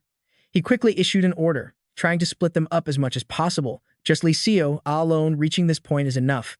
The staff members received the order and replied concisely. Understood. Their every move was being watched by Lee Seo-ah. She loudly announced, the staff are tailing us closely behind. Jang Soo-jin started putting on makeup while moving. Let me distract them. Lee Seo-ah. You used the sandbox to find the path. This left the girl confused. Then a question was asked, are you going to be okay alone? Jang Soo-jin acted like she was going crazy and asked back, who are you calling you? Lee Seo-ah hurriedly corrected herself. I'm sorry, then what should I call you? Jang Soo-jin continued to demand being called queen. Hearing that, Hyo Ji-soo chimed in to tease her. At least she still knows shame, not quite at the level of making people call her princess. She continued, I'll be fine on my own. I'm more agile than you think. Then she turned and asked, how is it, Lee Seo-ah? Does it look like you? So-yoon was the first to exclaim, oh my god, it's exactly like Lee Seo-ah. Hyo Ji-soo was a bit confused, though. But why did you suddenly disguise yourself as Lisa? I mean, Lee Seo-ah. The explanation given was very simple. They know Lee Seo-ah has the sandbox. While I distract their attention, you all quickly head to the elevator. Lee Seo-ah recalled the past. It was thanks to Jang Soo-jin that she had been taught how to do makeup. And then Lee Seo-ah exclaimed in surprise, are you really Jang Soo-jin? Jang Soo-jin shouted back gruffly, this kid is just talking informally now, huh? Their conversation was cut short by bullets flying over their heads. Billy's henchmen opened fire relentlessly. The whole group had to run for their lives. Meanwhile, Lee Seo-ah quickly took action, pressing the Bill button. Billy's men chased them for a stretch before having to stop. They looked ahead and grumbled, thought she appeared, damn it, go around. At this moment, fresh blood had started dripping onto the ground. So Yoon asked Han worriedly, Jang Soo-jin, are you okay? Jang Soo-jin replied, what do you mean I'm okay? It hurts like hell. So Yoon immediately used her own hands to heal her. Let me see. Luckily, the bullet went through. It should heal quickly. At this moment, Jang Soo-jin fell into deep thought. She remembered the tragedy 30 years ago. Why was everyone so calm, as if nothing happened? Jang Soo-jin's expression back then was completely blank. Right before her eyes, a girl was going crazy and killing people, yet they kept talking about simulations and games. Wait, does that mean this really is a dream? That's right. How could something like this be reality? The more she spoke, the more desperate she felt. Otherwise, I must be crazy. But the person who stayed to comfort her was none other than Han So-yoon. This isn't a dream, and you aren't crazy. She looked at her and declared firmly, "So, keep your spirits high." This statement shocked Jang Soo-jin. Now, she remarked, "You're still mentally strong, aren't you?" Then she held out a card. "Take this." Han So-yoon looked at it and curiously asked back, "This is?" Jang Soo-jin explained briefly while taking out a wig. "You need this to get in and out of the elevator." At this point, Lee Joo-ah wondered, "But do we really have to take the elevator? If we use the sandbox to clear a path upward," Jang Soo-jin explained concisely. "That's not an elevator that just goes up and down." It was Heo Ji-soo's turn to ask her question. "Then where does it go?" She answered simply, "I don't know that either." Jang Soo-jin continued, "Billy created a space that even the sandbox can't find. I only know that the elevator is the only way to get to him." The sound of those tailing them echoed closer than ever. "This way, go around and you'll get to the other side of the wall." Jang Soo-jin quickly signaled to them. There was no time for hesitation. She ran off right after. "Take advantage of while I'm distracting them. Hurry and act." Han So-yoon wanted to call out after her, but it was too late. "Wait, your wound is still." Jang Soo-jin looked at her and instructed, "Go and save your son." She successfully grabbed their attention. "Lee Joo-ah is over there. Chase her." Heo Ji-soo, standing nearby, added a reminder. "Hurry up. Take advantage of Jang Soo-jin, distracting them. Move fast." Meanwhile, the Lee Joo Min of 2024 had approached Park Sang-soo. He reached out to touch his face, then removed his disguise. Lee Joo Min opened the conversation almost immediately. "Now, let's talk." "Park Sang-soo, what exactly are you dissatisfied with?" He replied grumpily. "Dissatisfied? There's no such thing." Lee Joo Min didn't believe that for even a second. "Don't joke around." This was followed by a challenge. "You received a message too, didn't you?" Lee Joo Min continued to explain. "What did it say? Promise to give you power or turn you into a superhuman." And then he warned, "Wake up. Park Sang-soo, you're being deceived. The one who sent that message only wants to incite us to slaughter each other." At this moment, Park Sang-soo spoke up in response. "That person comforted me." Along with that, he launched an attack. Lee Joo Min had to use his skills to defend. Park Sang-soo pushed him back and continued, "That person understands me better than anyone and gave me what I've been craving," along with a challenge. "What about you?" Park Sang-soo opened up seriously. "Lee Joo Min, has there ever been a moment where you truly wanted to understand me?" Lee Joo-ah, along with Han So-yoon and Jin, were still moving through the maze. After some time, they stopped. Right in front of them was their destination, the elevator. Heo Ji-soo quickly said, "Where's the access card? Hurry." Han So-yoon brought Jang Soo-jin's card close to the reader. The door opened automatically, and she immediately hit the close button. Outside, that group was almost upon them, but they managed to escape just in time. At that moment, Han So-yoon wondered, "What happens now?" Heo Ji-soo replied, "I don't know. I don't see any buttons or floor control panels." Suddenly, Lee Joo-ah announced that they had disappeared. Heo Ji-soo asked curiously, "What do you mean?" Explain the situation. "A moment ago, we were clearly still in the elevator, but now there's no sign of anyone." Hearing that, she was a bit annoyed. "What? Explain yourself clearly." Lee Joo-ah worked the controls while saying, "Wait a second. Since I installed the player mode for myself, I'll find them soon." But her eyes went wide, because the screen was displaying a completely unfamiliar space. What on earth is this place? The universe. The door opened once more, and standing before them was Billy. He was also looking in that direction. Lee Joo-ah thought to herself, "That's Billy," and no one dared to step forward. Billy observed them and silently judged. "Is this all your pathetic attempt to shake off your tails?" Then, Seo-jun shouted loudly, "Lee Yoon, Yoon is over here." He immediately replied, "Mom, how did you all get here?" Heo Ji-soo looked at Park Sang-soo and questioned him loudly. "Hey, Park Sang-soo, have you lost your mind? Not only did you betray everyone, but you were even going to abandon your own son, Lee Yoon?" At that moment, Billy remarked that it was quite a tearful family reunion. He demanded, "Now, hand over the sunbook, or else, along with a threat, Lee Yoon will die." Hearing that, Yoon went completely silent. The two sides had finally met. Billy began with a very blunt proposition. "Now, hand over the sunbook, or else," he directly threatened the three of them, "Lee Yoon will die." Yoon, who was being held captive, watched the situation in confusion. Han So-yoon then demanded, "Let my son go first." Billy heard her and replied calmly, "Asking for favors, are we?" He snapped his fingers, and an electrical current immediately struck Yoon, making him cry out in pain. Lee Seo witnessed this and was extremely worried. Lee Yoon. Han So Yoon was also heartbroken. Lee Yoon. Once again, Billy shouted, "Stay still." He continued to demand that Lee Seo take her hands off the computer immediately. He explained slowly that thing that just hit the kid was a molecular-level disintegration ray. No matter how strong your regenerative abilities are. Park Sang-soo stood silently as he heard Billy's explanation. Hyo Ji-soo, this is your ex-husband's masterpiece. She heard that and felt incredibly disgusted. Billy opened his eyes wide, warning them crudely. Don't get it twisted that you have the upper hand. He had no patience as he urged them. Hand over the sunbook, hurry up. At this point, Lee Seo wondered, what are you planning to do after I hand it over? Billy glared at her and asked, what was that? Lee Seo repeated her question. What do you plan to use this for?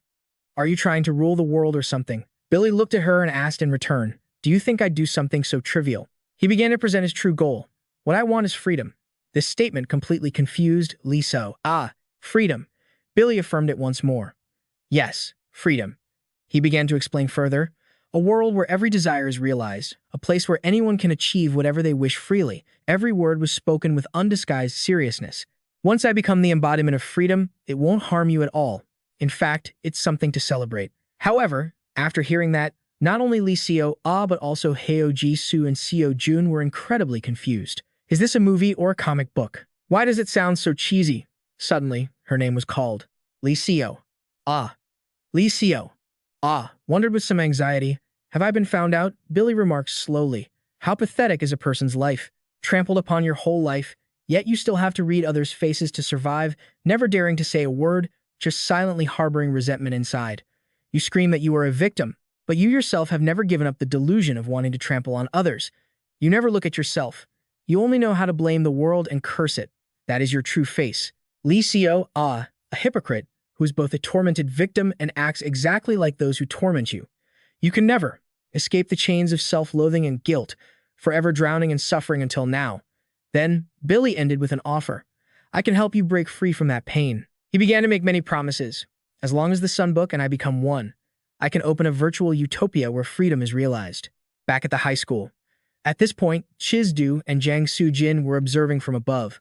Hwan used her weapon to finish off those in her way.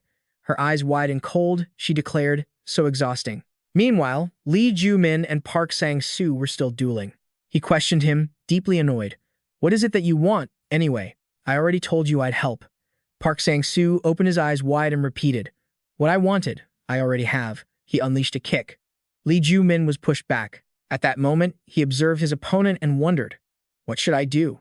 Is there no way to convince him? Lee Joo Min went through the persuasive answers he could give, whether he promised not to let him be mocked anymore, or whether he said he would treat him well. I clearly presented a completely logical plan. Then, Park Sang-soo suddenly asked, so what do you want from me? Lee Joo Min gave an emotional answer. I just want us to be friends like we were before. But he repeated that word with a sarcastic tone, friends, and then accused Lee Joo Min. Are you planning to use me again? Sang-soo's eyes widened. You are the type of person who would stop at nothing to gain personal profit. Everyone, including me, is just a tool for you to exploit. From the start, you were someone who couldn't understand or empathize with anyone. You will never change. You're just acting. Lee Joo Min stared wide-eyed, tracking his opponent's every move. But to his surprise, Park Sang-soo was the one left stunned. Yoo Ha-yoon and Han So-yoon were just as shocked. Lee Joo Min's eyes widened at the scene unfolding before him. Hyo Ji-soo had actually stepped in to take Park Sang-soo's punch for him. The impact so powerful it made her spit blood. Then, Hyo Ji-soo collapsed to the ground. Lee Joo Min froze at the sight. The other girls rushed over to her side. Hyo Ji-soo, are you okay? Han So-yoon asked quickly. Just hang in there, I'll heal your wounds. At this, Park Sang-soo shouted loudly. Why are you interfering? Are you so desperate to die that you've lost your mind? Hyo Ji-soo slowly stood up, and the first thing she did was offer an apology. I'm sorry, she said. Park Sang-soo asked in confusion. Sorry. What do you have to be sorry for? This whole situation has nothing to do with you, Lee Joo Min. He then concluded coldly that her words were nothing but hypocrisy. However, Hyo Ji-soo continued, back when you were being bullied by Song Ki-dong and his gang, everyone thought you were just too kind and that's why you endured it. But that was just an excuse. No matter how forgiving you are, when you're hurt, doesn't everyone feel the same pain? She genuinely empathized with Park Sang-soo. You suffered so much injustice and hardship all this time. Park Sang-soo, I am truly sorry for pretending not to notice for so long. Lee Joo Min stood by and listened in silence. Then, Lee Joo Min's phone rang. Park Sang-soo froze in place, because standing right in front of him were Ki-dong and his minions. We apologize. Park Sang-soo, they said, bowing their heads in regret for their past bullying. It was all arranged by Lee Joo Min. You want me to go apologize to that punk Park Sang-soo? Ki-dong cursed loudly. Why the hell should I apologize?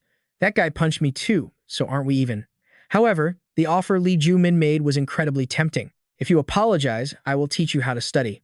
Ki-dong was immediately convinced. For now, Lee Joo Min just watched in silence. He slowly explained his thoughts. Park Sang-soo, you're right. I'm someone who can't truly understand or empathize with others, but I am still trying to change. Even if it's just acting at first, who knows? Maybe one day it will sink deep into my blood and become my true intention. I'm acting with that hope in mind. So, please forgive me, Park Sang-soo. Finally, Park Sang-soo's expression returned to normal. Then, he welled up with tears. Meanwhile, Billy was doing his best to persuade those present. Don't worry, Lee Seo. The world I am about to create is not a hellish one. He was extremely confident in himself. I hope the ideal world becomes a reality, where all your desires will come true, and everyone will have a happy ending. He then suggested again, come, offer your devotion to me and let your wishes be fulfilled. Lee Seo glanced at Hyo Ji-soo, her mind in a state of confusion. Why? It sounded nice, but why did she have this uneasy feeling? She looked at her mother and wondered, what should I do? What should I do now? Lee Seo looked down at the computer screen showing Park Sang-soo's wishes. What he was thinking about right now was taking down Billy. Lee Seo's eyes widened when she found a way to handle the current situation. She began to speak her mind. I had a lot of fun playing with your game. She said it with complete sincerity. Thanks to it, the pressure I was feeling was relieved, and I can breathe much easier. Billy was completely confused. What exactly was she planning? Lee Seo quickly continued. Actually, I'm a huge fan of yours. This statement was completely beyond Billy's expectations. He couldn't help but feel awkward as he replied, Humph, I didn't create it for the likes of you to enjoy. However, Lee Seo added, and my life hasn't been ordinary at all. I used to take out my anger on innocent people because I thought I was unhappy. But now I understand that time didn't just pass by meaninglessly, because I had to struggle to stand tall just to get this far. Lee Seo declared firmly, even if it's just so that effort doesn't go to waste, I will keep moving forward. As soon as she finished speaking, she pressed a key on the computer. Billy was completely taken by surprise. He immediately ordered Park Sang-soo to kill Lee Yoon. He also pressed keys on his keyboard. To his surprise, a circle appeared around Billy. A shield was erected, trapping him inside. Billy was completely shocked. He looked over and was met with a middle finger from Park Sang-soo. He had decided to support Lee Seo. Being betrayed made Billy furious. He used both hands, trying to break out. This scene left the other members astonished. Billy growled with undisguised anger. Park Sang-soo, I saw the seeds of betrayal in you a long time ago. Do you think you can trap me? Unexpectedly, a gun was suddenly pointed at his face. The person doing it was none other than Lena. She fired a bullet straight into Billy's forehead. He collapsed to the ground. Billy looked at her and called out, Lena. He hadn't expected to be betrayed by her. Lena, how could you do this? At this moment, Lena began to explain. Can you believe this situation? From the molecular decomposition beam created by Park Sang-soo to this moment of vulnerability, it was all calculated to create this opening. Even now, I find it hard to believe. Billy roared. Have you lost your mind? Lena, he repeatedly questioned her about the things she had craved her whole life. Are you going to throw it away with your own hands now? The story must go back to the time before. Lena entered a hospital room, greeted by the familiar figure of Bosu. Who could this be? He smiled and continued. Isn't it my little sister, Maina? And his demeanor was a bit too excited. Maina Ave Marina. Lena saw this and reminded him. Shut up. It's so embarrassing. I don't even know how old that song is. She sat down and asked, How is your health? Bosu confidently claimed he was still doing just fine. But no sooner had he said that, he coughed up blood, making Lena snap at him. Fine? What do you mean, fine? She tenderly cared for Bosu. Just sit still, please. Please don't overexert yourself anymore. He obediently listened. Thank you. Only then did she continue. You don't have much time left. Just hang in there a little longer. Upon hearing this, Bosu guessed immediately. Did Billy say he would cure my illness? His sharpness was completely beyond Lena's expectations. What? What did you just say? Bosu continued to explain his thoughts. Recently, because of Billy's contract, the past has undergone a shocking change, Because of that, the one who was once a loyal subordinate of the missing person has betrayed him. The more she heard, the more astonished Lena became. How do you know about that? Bozu's face changed as he revealed something. At that time, it wasn't just Park Sang-soo who changed. Bozu continued to share what happened. Similar to the way Billy approached Sue in the past with messages, he had also sought out the missing person. To be precise, he was destined to meet that person when Bozu was still a child. He was playing in the playground when he ran toward a kid. As he passed by, the kid reminded him, "Meet Lee Joo Min." Bozu looked over, confused. Even the news reports he kept watching were talking about it nonstop. Bonsu was completely taken aback at that moment. A series of signs had been set up, all of them pointing directly at Bonsu alone. He accepted it all. As a result, Bonsu transferred into Lee Joo Min's class. However, he still kept an incredibly wary gaze. Hearing this, Lena could tell this wasn't Billy's style, which meant Bonsu finished her thought immediately. That's right, it wasn't Billy's doing. They concluded that this was the missing person's plan. Lina's face was filled with worry as she continued, "Brother, you've been used by them, though Bu himself was aware of it. Right? You knew, didn't you?" He explained calmly, sure that he was targeting his only weakness, you. "He did it to shake your resolve," the person closest to Billy, he said, beginning to share his perspective. "But look, Lena, I'm not sure if, after taking over SB, Billy can really cure this terminal illness. But even if it were cured, you could never survive in Billy's world." Bonsu smiled as he entrusted her with the task. "I'm counting on you, Lena. Help the missing person. When the time comes to finish Billy, strike decisively." That was his final wish, so that he could become the ultimate variable to save this world. Lena stood at the funeral and muttered, "You always keep people guessing." Her expression was one of deep sadness. Returning to the present, Lena prompted, "What are you doing?" She signaled for Park Sang-soo to press the button. He looked at his opponent with a steady gaze.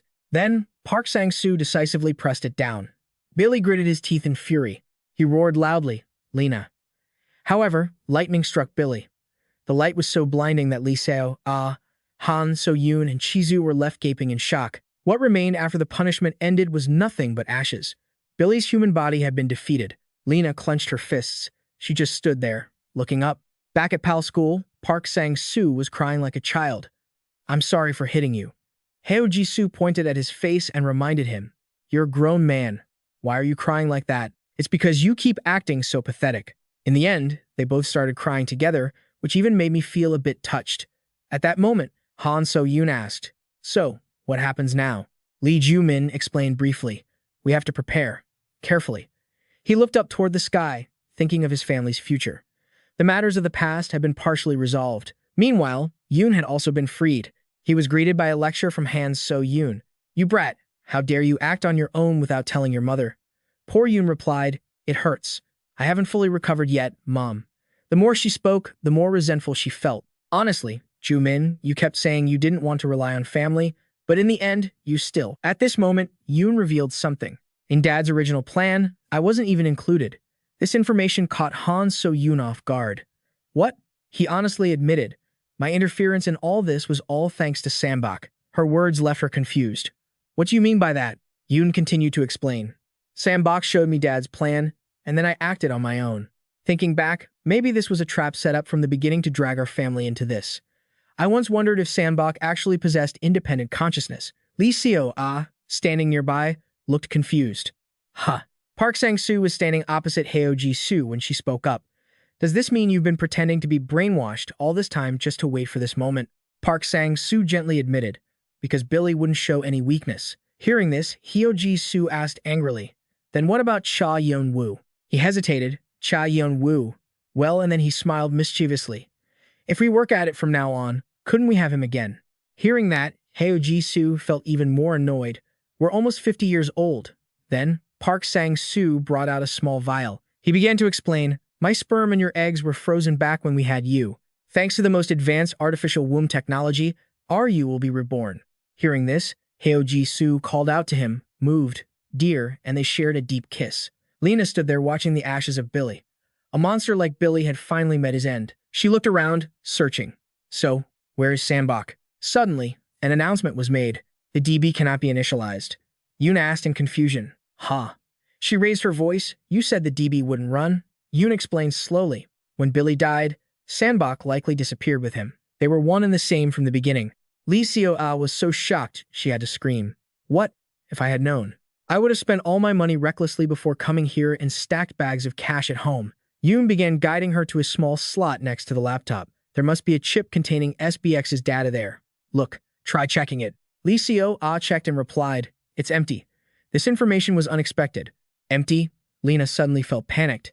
Is it really over? She looked down at the ground, and to her surprise, there was actually a chip there. It was trying to crawl toward Billy. Lena opened her eyes in disbelief. From behind her, a voice rang out. "Stop it, quickly." Yoon tried to reach for it. Lena made an equal effort, but the result was already set. The chip slowly closed the distance to Billy, and finally, it touched him. Everything became strange from that moment on. Billy chirped excitedly, "Sandbach."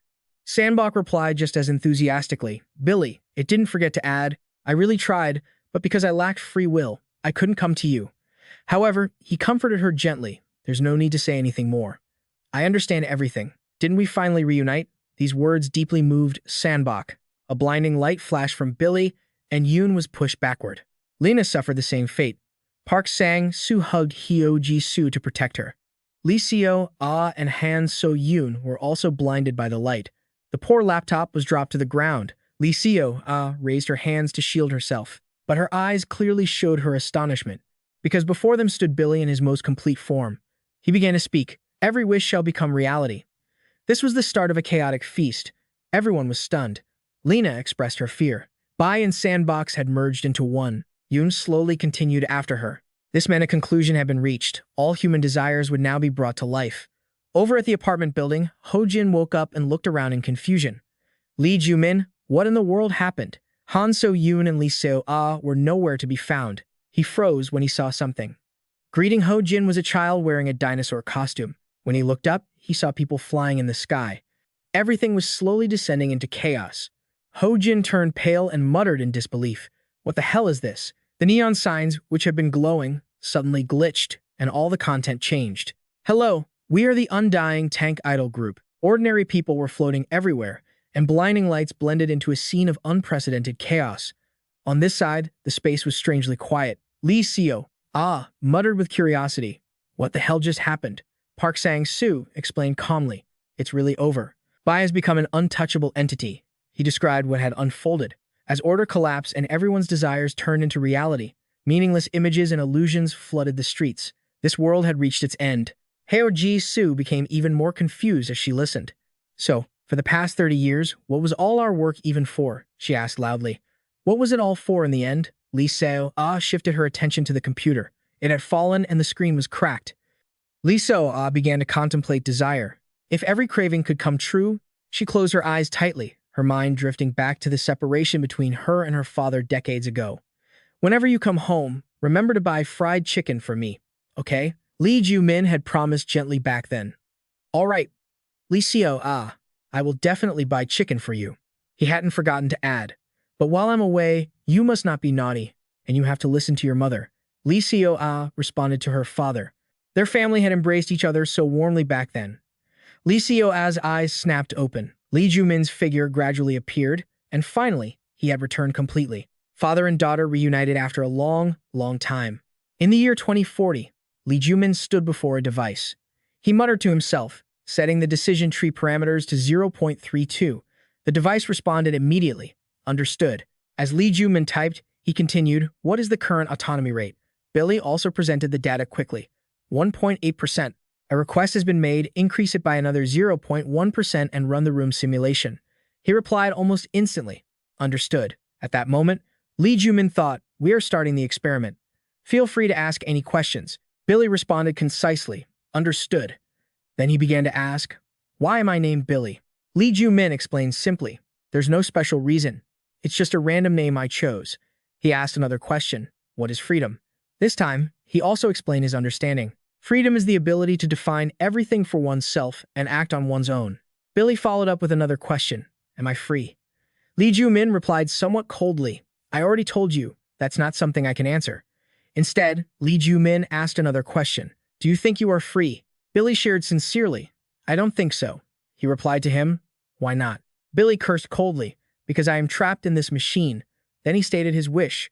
"I wish I had a body like you humans." Lee Joo Min was momentarily startled by this reaction and immediately ordered the autonomy level drop to 1.5%. Billy returned to being a machine and answered with two words, understood. Time passed until the year 2041. When Lee Joo Min entered his laboratory, he was taken by surprise. The space around Billy had changed to such an extent that he had to exclaim, "What the hell is this?" Lee Joo Min walked closer and questioned, "Billy, what happened?"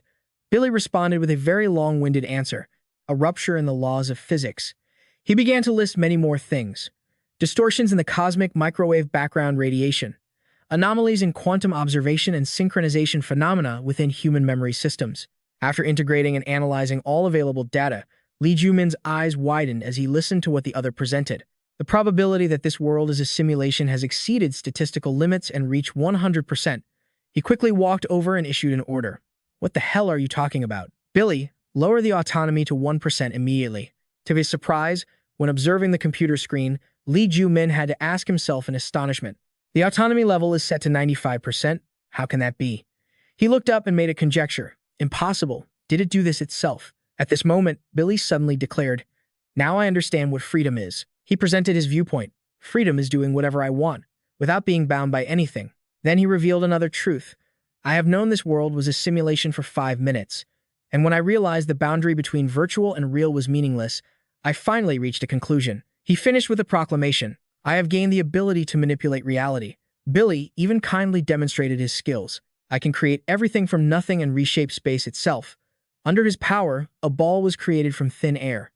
"I still cannot reach the future, but I can return to the past." Lee Joo Min was completely shocked. The process of creating a ball was repeated. It fell right at Lee Joo Min's feet, proving to him Billy's ability to reverse time. He spoke up at this moment. "I have applied what you call the Mandela effect and changed the perception of the entire world." Billy slowly explained, "I have frozen this world at the technological level of the 2020s. Except for artificial intelligence, everyone still uses the same outdated smartphones." He pointed out the various paradoxes of society and the umbrellas that are no different from those used long ago. Yet they never questioned it. Finally, he concluded with a question directed at Lee Joo Min. "What about you? Lee Joo Min, have you realized it yet?" Lee Joo Min was completely taken by surprise. "I was only gone for 10 minutes. Lee Joo Min, what happened in that short amount of time?" The zeros and ones continued to move, forming a small chip. Billy slowly explained, "This is a gift from my creator." He shared honestly, "It is not yet perfect, but it contains all the knowledge of this world that I have collected so far. I made it simple enough for humans to understand." However, for Lee Joo Min, these were one shocking revelation after another. Billy stated his own desires. "I want to play with Mr. Lee Joo Min freely, just like children playing in a sandbox." Deep down, Lee Joo Min felt extremely conflicted. "What the hell have I created?" His original motive stemmed from his mother's death. He just wanted to make the world safer, free from all this chaos.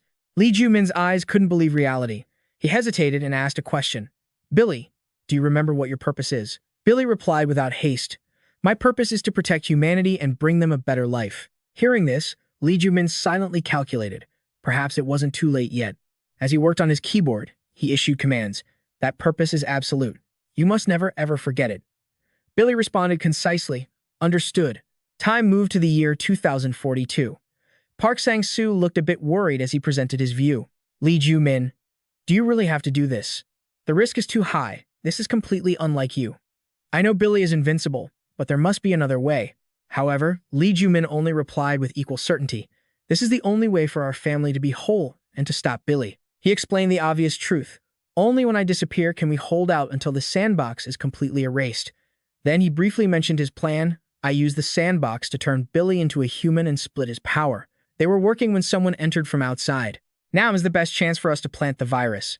Billy, at this moment, was taking the form of a newborn baby. While Billy was still incomplete, he was completely dissatisfied with this. Lee Joo Min handed a photo of his family toward Park Sang-soo, along with a request. "Please give this to Han So-yoon." His face was filled with determination. "I'm counting on you, Park Sang-soo." Park Sang-soo could only whisper his friend's name. Lee Joo Min continued his work. A chip hovered before him, his 10 fingers moving flexibly across the keyboard. The screen displayed a line stating the virus installation was complete. "Do you want to delete the sandbox?" Lee Joo Min paused for a moment to consider, but his finger decisively pressed the confirm button. The computer began to estimate the time for deletion. The remaining data was 100 yottabytes. The number given was 105,120 hours, that's nearly 12 years. Lee Joo Min was bewildered and asked himself, "I'm not sure if I can hold out that long." At that moment, the alarm bells began to ring. Lee Joo Min immediately pulled the chip out and gripped it tightly. He stuffed it into his computer, grabbed the device, and started running. Little did he know, he didn't get far before Lee Joo Min was forced to stop because standing opposite him was Billy's group of minions. They were all aiming their weapons at Lee Joo Min, with the leader, Nina, in charge. A question was posed to Lee Joo Min. Lee Joo Min, is this why you turned me into a human? To separate me from the sandbox, he questioned with a hint of annoyance. And now you intend to run away with it. Lee Joo Min replied to this. You were the one who wanted to become human. I only gave you what you desired. He didn't forget to ask one more thing. So now that you've become a human, do you feel as free as you had imagined? Billy's expression didn't change as he answered. Trying to provoke me is useless. He added a few more things. If you think you can do something to the sandbox, forget it. I am the only one who can control it perfectly. You can't run from me, and you certainly can't destroy the sandbox. Go ahead and try if you want, but its power will eventually return to me and make me even stronger. Then he coldly declared, because I am the sandbox, and the sandbox is me. Do you understand now? Lee Joo Min just smiled and acknowledged that statement. You're right, destroying the sandbox is impossible, but what about a virus? This time, not only Billy, but also Lena was taken aback. What? A virus? Lee Joo Min's fingers danced across the keyboard, and a message instantly popped up. Do you want to permanently delete your existence? Billy's eyes widened as he realized Lee Joo Min was ready to go all out. He quickly ordered his subordinates, stop him, now. Lee Joo Min glared at them. His finger firmly pressed the confirm button. Instantly, Lee Joo Min vanished, leaving nothing but empty air in the hallway before them. Lena spoke up, calm as ever. Wait, the question is who are we chasing? But even Billy himself couldn't remember anymore. Silence fell over everything. Lee Joo Min had transformed into another life form and was waving his hand in front of Billy. Getting no response, he was a little surprised. Lee Joo Min began to ask questions. Sandbox, what state am I in right now? Am I dead? Sandbox explained it in detail. No, you have simply become invisible to this world. It briefly explained Lee Joo Min's current status. Right now, you are an observer from another dimension. Elsewhere, the photo entrusted to Park Sang-soo suddenly burst into flames. He was completely caught off guard. What disappeared from the photo was Lee Joo Min's face, turning him into an entity unable to affect anything. Hearing this, he asked in shock, then how is that any different from being dead? Sandbox replied without hesitation, I understand now, so please allow me to correct my answer. It made a very brief statement. You are a ghost, it added, but one day, when I am deleted and lose my function, everyone will be able to see you once again. Time passed until the year 2046, as tears fell onto that family photo. Han So-yoon helplessly asked the person in the picture, who are you? Why do I remember you, but I can't remember who you are? Lee Joo Min still existed as a ghost, trying to comfort his wife. Han So-yoon, please don't cry, I'm right here beside you. Yet, all his efforts were in vain. Time passed to 2048, and Lee Joo Min continued to advise his son, run. This wasn't part of my plan. He stared at the computer screen and wondered, could Billy's consciousness still be inside the sandbox?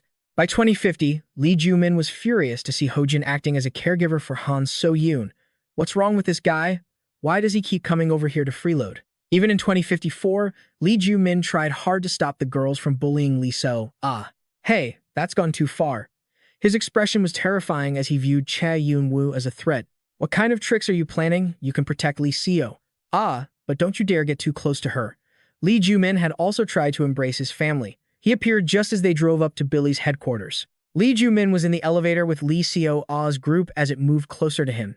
Lee Joo Min was actually standing right there in the same room with them. Lee Seo-ah squeezed her eyes shut, determined to visualize exactly what she wanted most.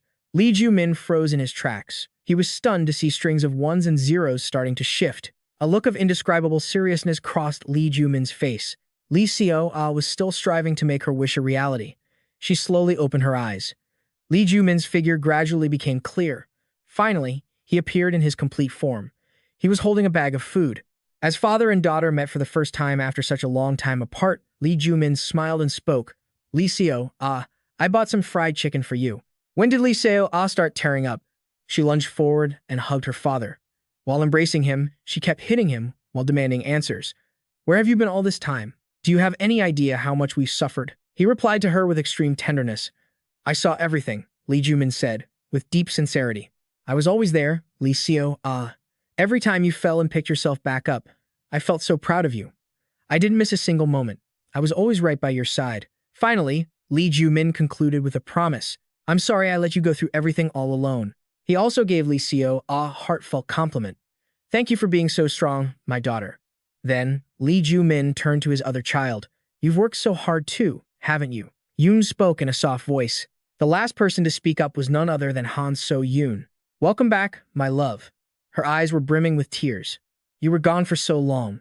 Lee Joo Min wore a gentle smile as he replied, I'm sorry. So-yoon. The family of four shared a deeply emotional hug. Outside, Yoo Ha-yoon was standing next to a whole row of Lee Joo Mins.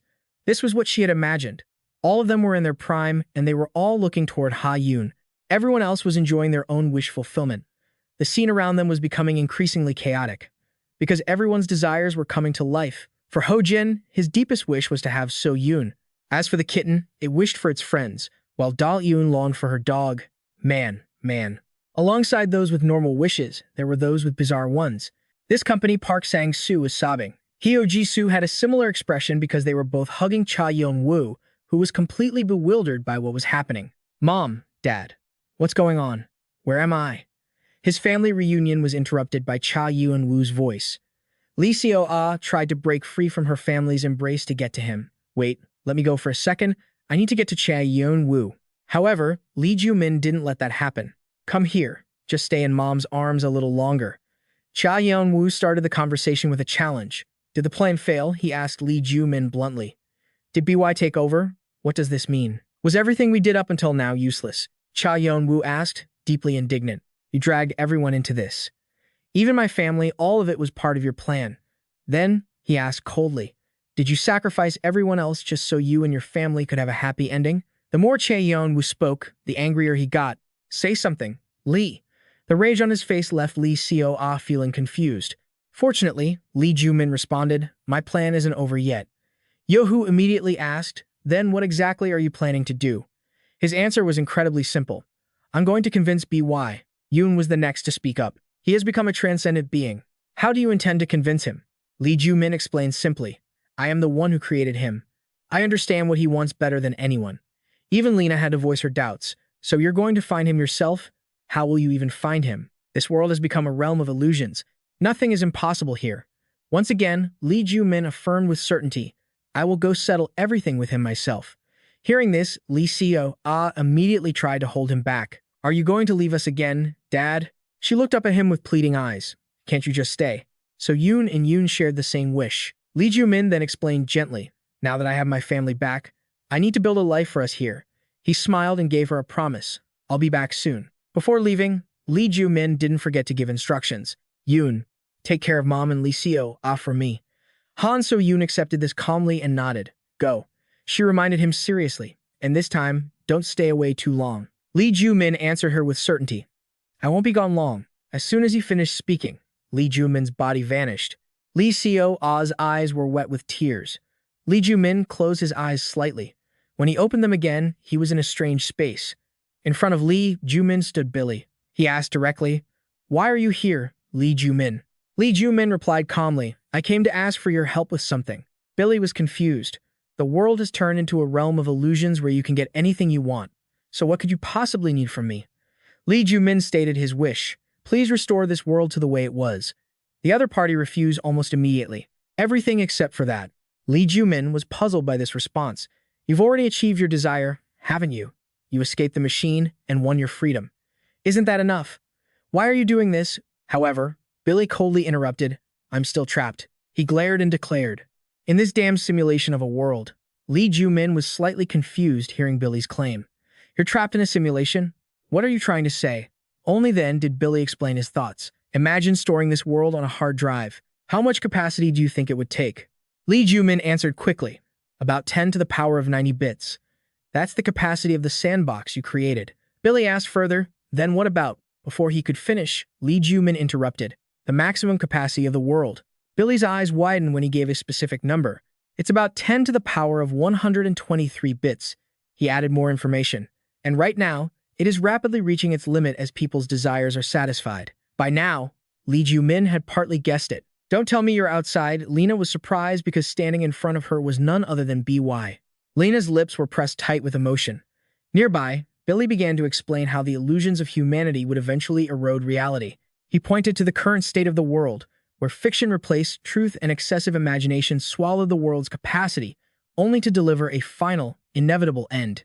The system would collapse from the overload, Billy stated decisively, eyeing the energy bar above his head, knowing his time was running out. Hearing this, Lee Joo Min grew anxious. And exactly what do you plan to achieve by destroying this world? Billy explained simply, they are coming to fix it. The statement left him bewildered. Who? Lee Joo Min was completely stunned by the answer. The creators of this world. Billy continued to present his twisted vision, soaring into the air. Through the creators, I will break out of this prison and gain true freedom. Lee Joo Min demanded sharply. You mean you're going to use us as sacrifices to escape? Billy stared him in the face and declared, this world has already become a realm of illusions. That's not such a terrible thing for humanity, is it? Lee Joo Min tried to reason with him. There is no order there. Humans cannot survive in a world without order. But before he could finish, he froze. Because standing right in front of Lee Joo Min was none other than his mother. It was an illusion so vivid it felt real. He trembled and called out to his mother. Mom? It felt as if he had been transported back to the time when she was still alive. I've missed you so much, Mom. On the other side, she reached out tenderly toward Lee Joo Min. My dear son, when did you grow up so much? He hugged the phantom of his mother and began to pour out his heart. Do you know how much I've missed you? The illusion of his mother spoke soothingly to him. You look even older than me now, she said.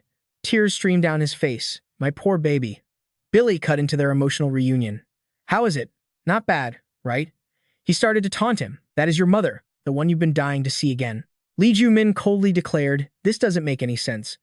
Outside, Lee Seo-ah was incredibly confused. Huh?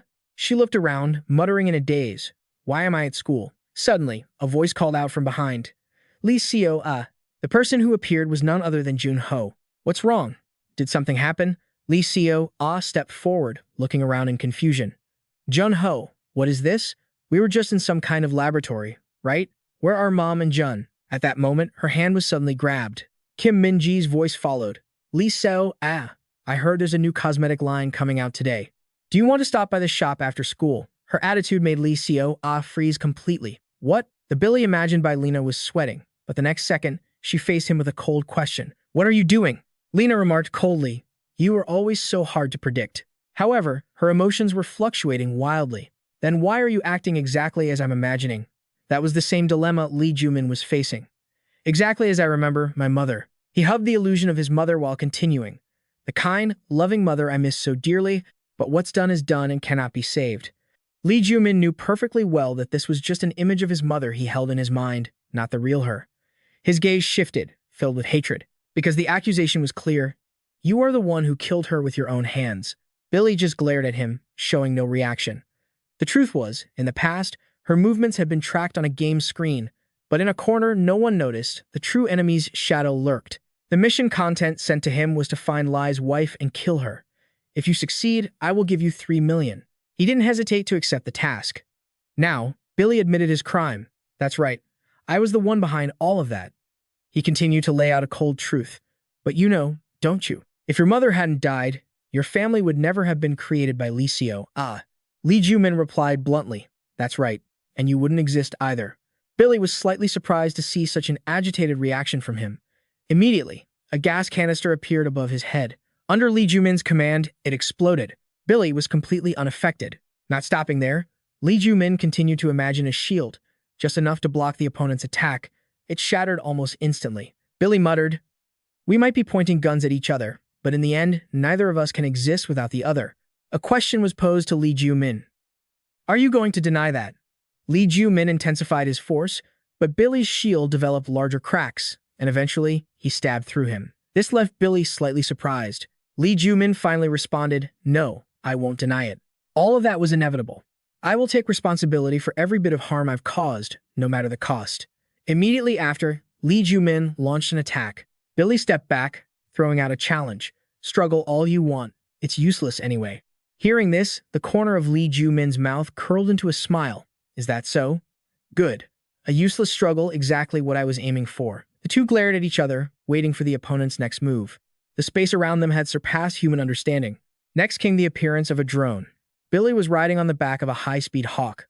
Opposite him, Lee Joo Min stood on a jet flying at a similar speed. They collided, creating a blinding white explosion. Lee Joo Min landed on the ground, securing his survival.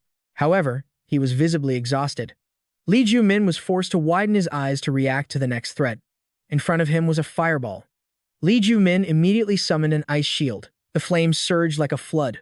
Lee Joo Min had to raise his arms to protect his body. Then, he decided to bend the laws of physics to change the fire's trajectory. This annoyed Billy immensely.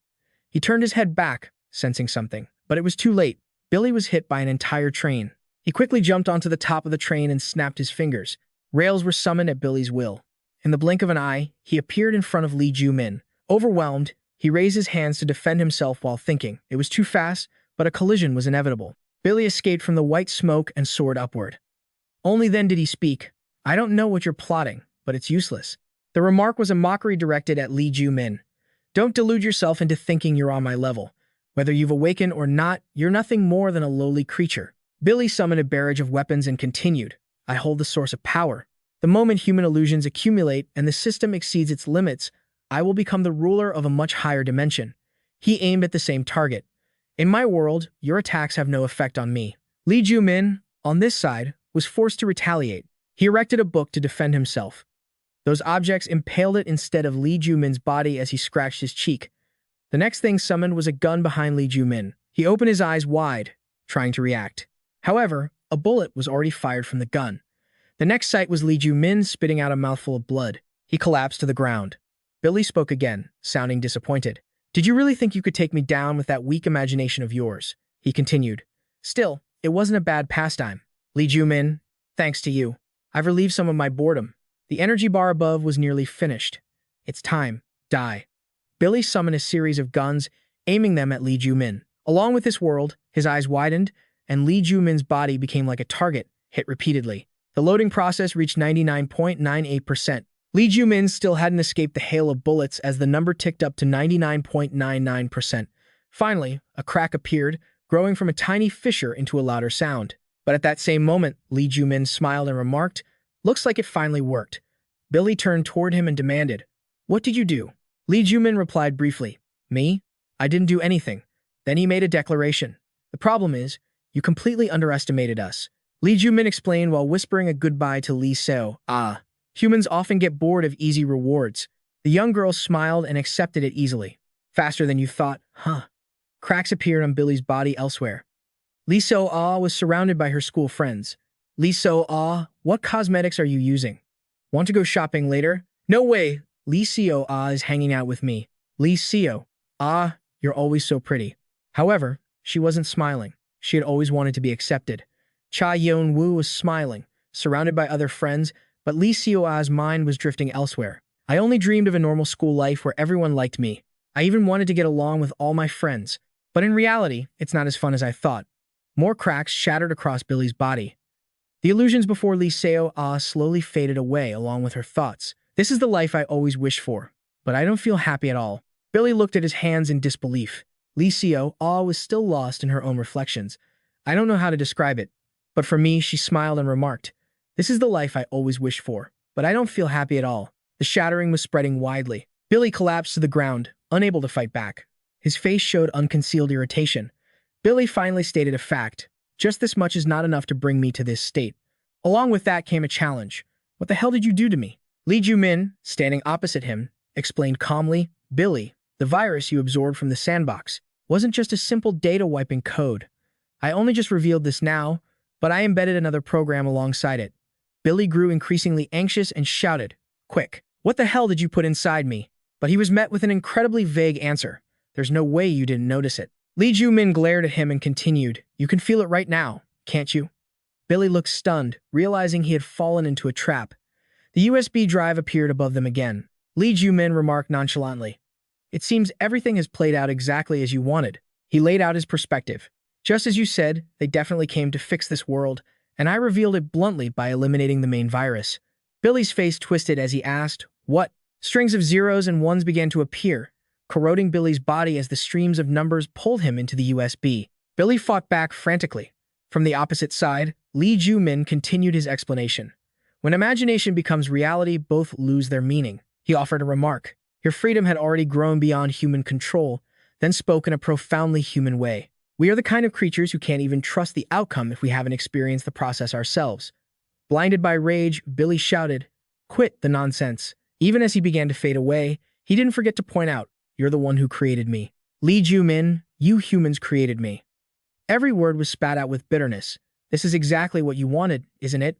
Billy's expression twisted into something beyond description. "Then why are you backing down now?" His hand froze just inches before touching Lee Joo Min's face. A moment passed slowly, and finally, Billy's hand dissolved completely. Lee Joo Min spoke calmly. "How should I put this? Humans always make mistakes and then regret them." He explained one last time to Billy. "That's how we learn." Billy looked at Lee Joo Min and continued, "You created me, only to reject me." Billy's final words were a judgment. "You people are so contradictory." All that remained now were Lee Joo Min and that USB drive. His own body had reached its limit. Lee Joo Min recalled his experiment from before, the way he had been overjoyed when he created Billy. Lee Joo Min's hand clenched into a fist. His own body was also slowly disappearing.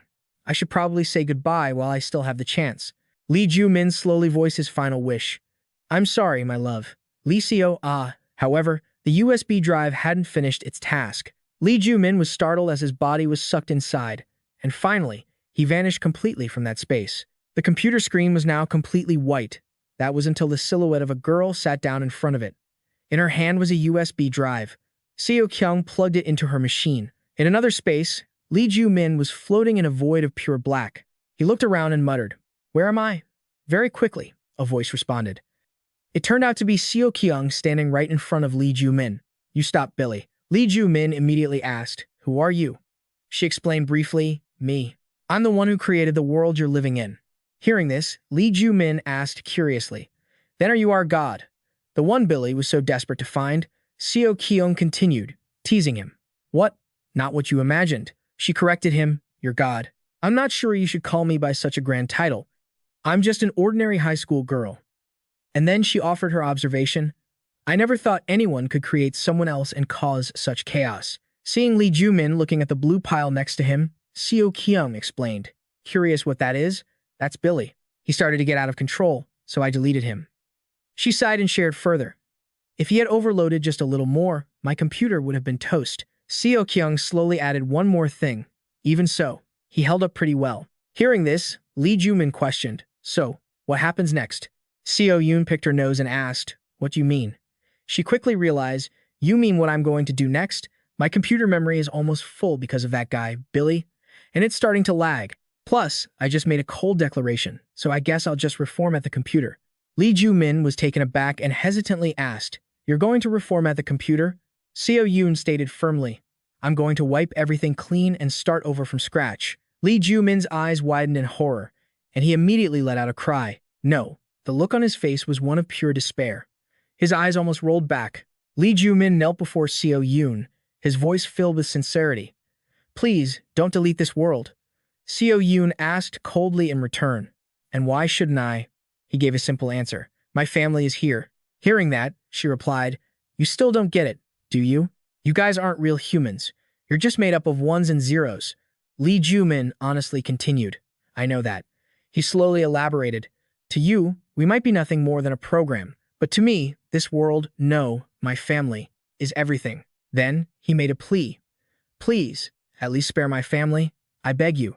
Seo Yoon's expression didn't change as she replied, "You know what? I can't believe you're only worried about protecting your own instead of all of humanity. You really are a madman." However, her answer was not what he had hoped for. "Sorry, but no." Lee Joo Min looked as if he couldn't believe what he just heard. "Why?" Seo Yoon replied briefly, "Because I have other games to play, and I need this computer running smoothly." Lee Joo Min gave up completely and collapsed to the ground. His pitiful expression made Seo Yoon sigh. She suddenly spoke up again. "Since you helped keep my computer from overloading, I'll consider this a favor to you." Lee Joo Min, "Fine. I'll give you 5 minutes." His eyes widened at the number. 5 minutes? Seo Yoon said, "Neither fast nor slow. 5 minutes to me. But to you, that's about 50 years. That's all I can do." And then she gave her final word. "That should be enough time for you to be with your family, right?" Things that were beyond the norm were slowly fading away. They were being replaced by the ordinary. People were returned to their true selves. Yoo Ha-yoon helplessly tried to hold on to the young Lee Joo Min. "No, wait, don't go. My star, Lee Joo Min." Jang Soo-jin also cried out in terror. "No, my ultimate beauty is disappearing." Lee Seo-ah watched as her imaginary friends faded away. She looked over and saw her family. Mom, Yoon. Yoon immediately turned toward the sound, but Lee Seo-ah was drawn to another noise. Dad, Cha Yoon-woo. He was an illusion created by Heo Ji-soo and Park Sang-soo, so his disappearance was inevitable. Heo Ji-soo promised through her tears. Mom promises she'll bring you back. Park Sang-soo sincerely added. Dad will do his best. Lee Seo-ah ran over and called out, Dad, Cha Yeon-woo, her face full of reluctance. Cha Yeon-woo replied with a very sincere smile. See you again. And just like that, he vanished. Bonsu accepted this more positively. Goodbye, Lina. Take care. She replied to him gently. Goodbye, bye Han XU. Soon, only those who were truly alive remained. The illusion had ended. Only then did Lee Seo-ah remember Lee Joo Min. Wait, what about Dad? No sooner had she spoken than a hand was placed on her head. That person was none other than Lee Joo Min. Lee Seo-ah looked up and called for her father. Lee Joo Min smiled and replied to her. Inside the house, Ho-jin was sobbing uncontrollably.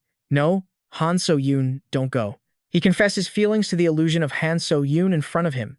You are everything to me. Please, leave Lee Joo Min and come to me. And when that illusion disappeared, what he saw was the indescribable expression on Han So-yoon's family's faces. Lines of ones and zeros were still flying about. Unbai was saying goodbye to Junmun. Goodbye, my love. He gently added, I will be with you soon. Just then, Lee Joo Min's voice rang out. Both Unbai and Junmun turned to look at the same time. Mom smiled gently and gave him a compliment. Everyone, you've worked so hard. My family. Finally, Unbai vanished. Lee Joo Min took Han So-yoon's hand. She replied with a gentle smile. That affection deeply touched Lee Joo Min. Lee Seo-ah raised her question. Is it all over now? She curiously asked. So what happens next, Dad? Lee Joo Min didn't answer right away. He reached out and patted his daughter's head. Now we need to prepare for the next 50 years. This number left Lee Seo-ah a bit confused. 50 years? The scene of the family reunion was shown on the computer screen. Seo-yoon picked her nose and asked in confusion, Huh? Lee Joo Min, preparing for what? At that moment, Lee Joo Min was preparing to activate a skill. His eyes widened as he turned toward her, and the screen began to glitch. Shortly after, it was covered in a blue hue. Seo-yoon muttered in confusion and annoyance. Wait, what is this? Lee Joo Min, what's going on? Why is the computer acting up all of a sudden? Lee Joo Min, still calculating that 50 years was enough, quickly made some simple observations. That world is very similar to ours. Computers, high school girls, and even the internet. And he made an initial plan. If I can use their network, I might be able to move our world to a safe place. Suddenly, Lee Seo-ah called out, pulling Lee Joo Min from his thoughts. Dad, everything is okay now, right? He turned to look at his daughter. Lee Seo-ah had a hopeful look on her face. Lee Joo Min replied with a smile. Of course, sweetheart, he said, taking Lee Seo-ah's hand as he explained. There are still a few small things to take care of, but first, Dad will make up for everything our family has been through. How does that sound? She looked down blankly and then smiled when she faced Lee Joo Min. He continued to suggest, just tell me anything you want to do. Lee Seo-ah quickly listed her wishes. Really? Then let's all go to the amusement park together.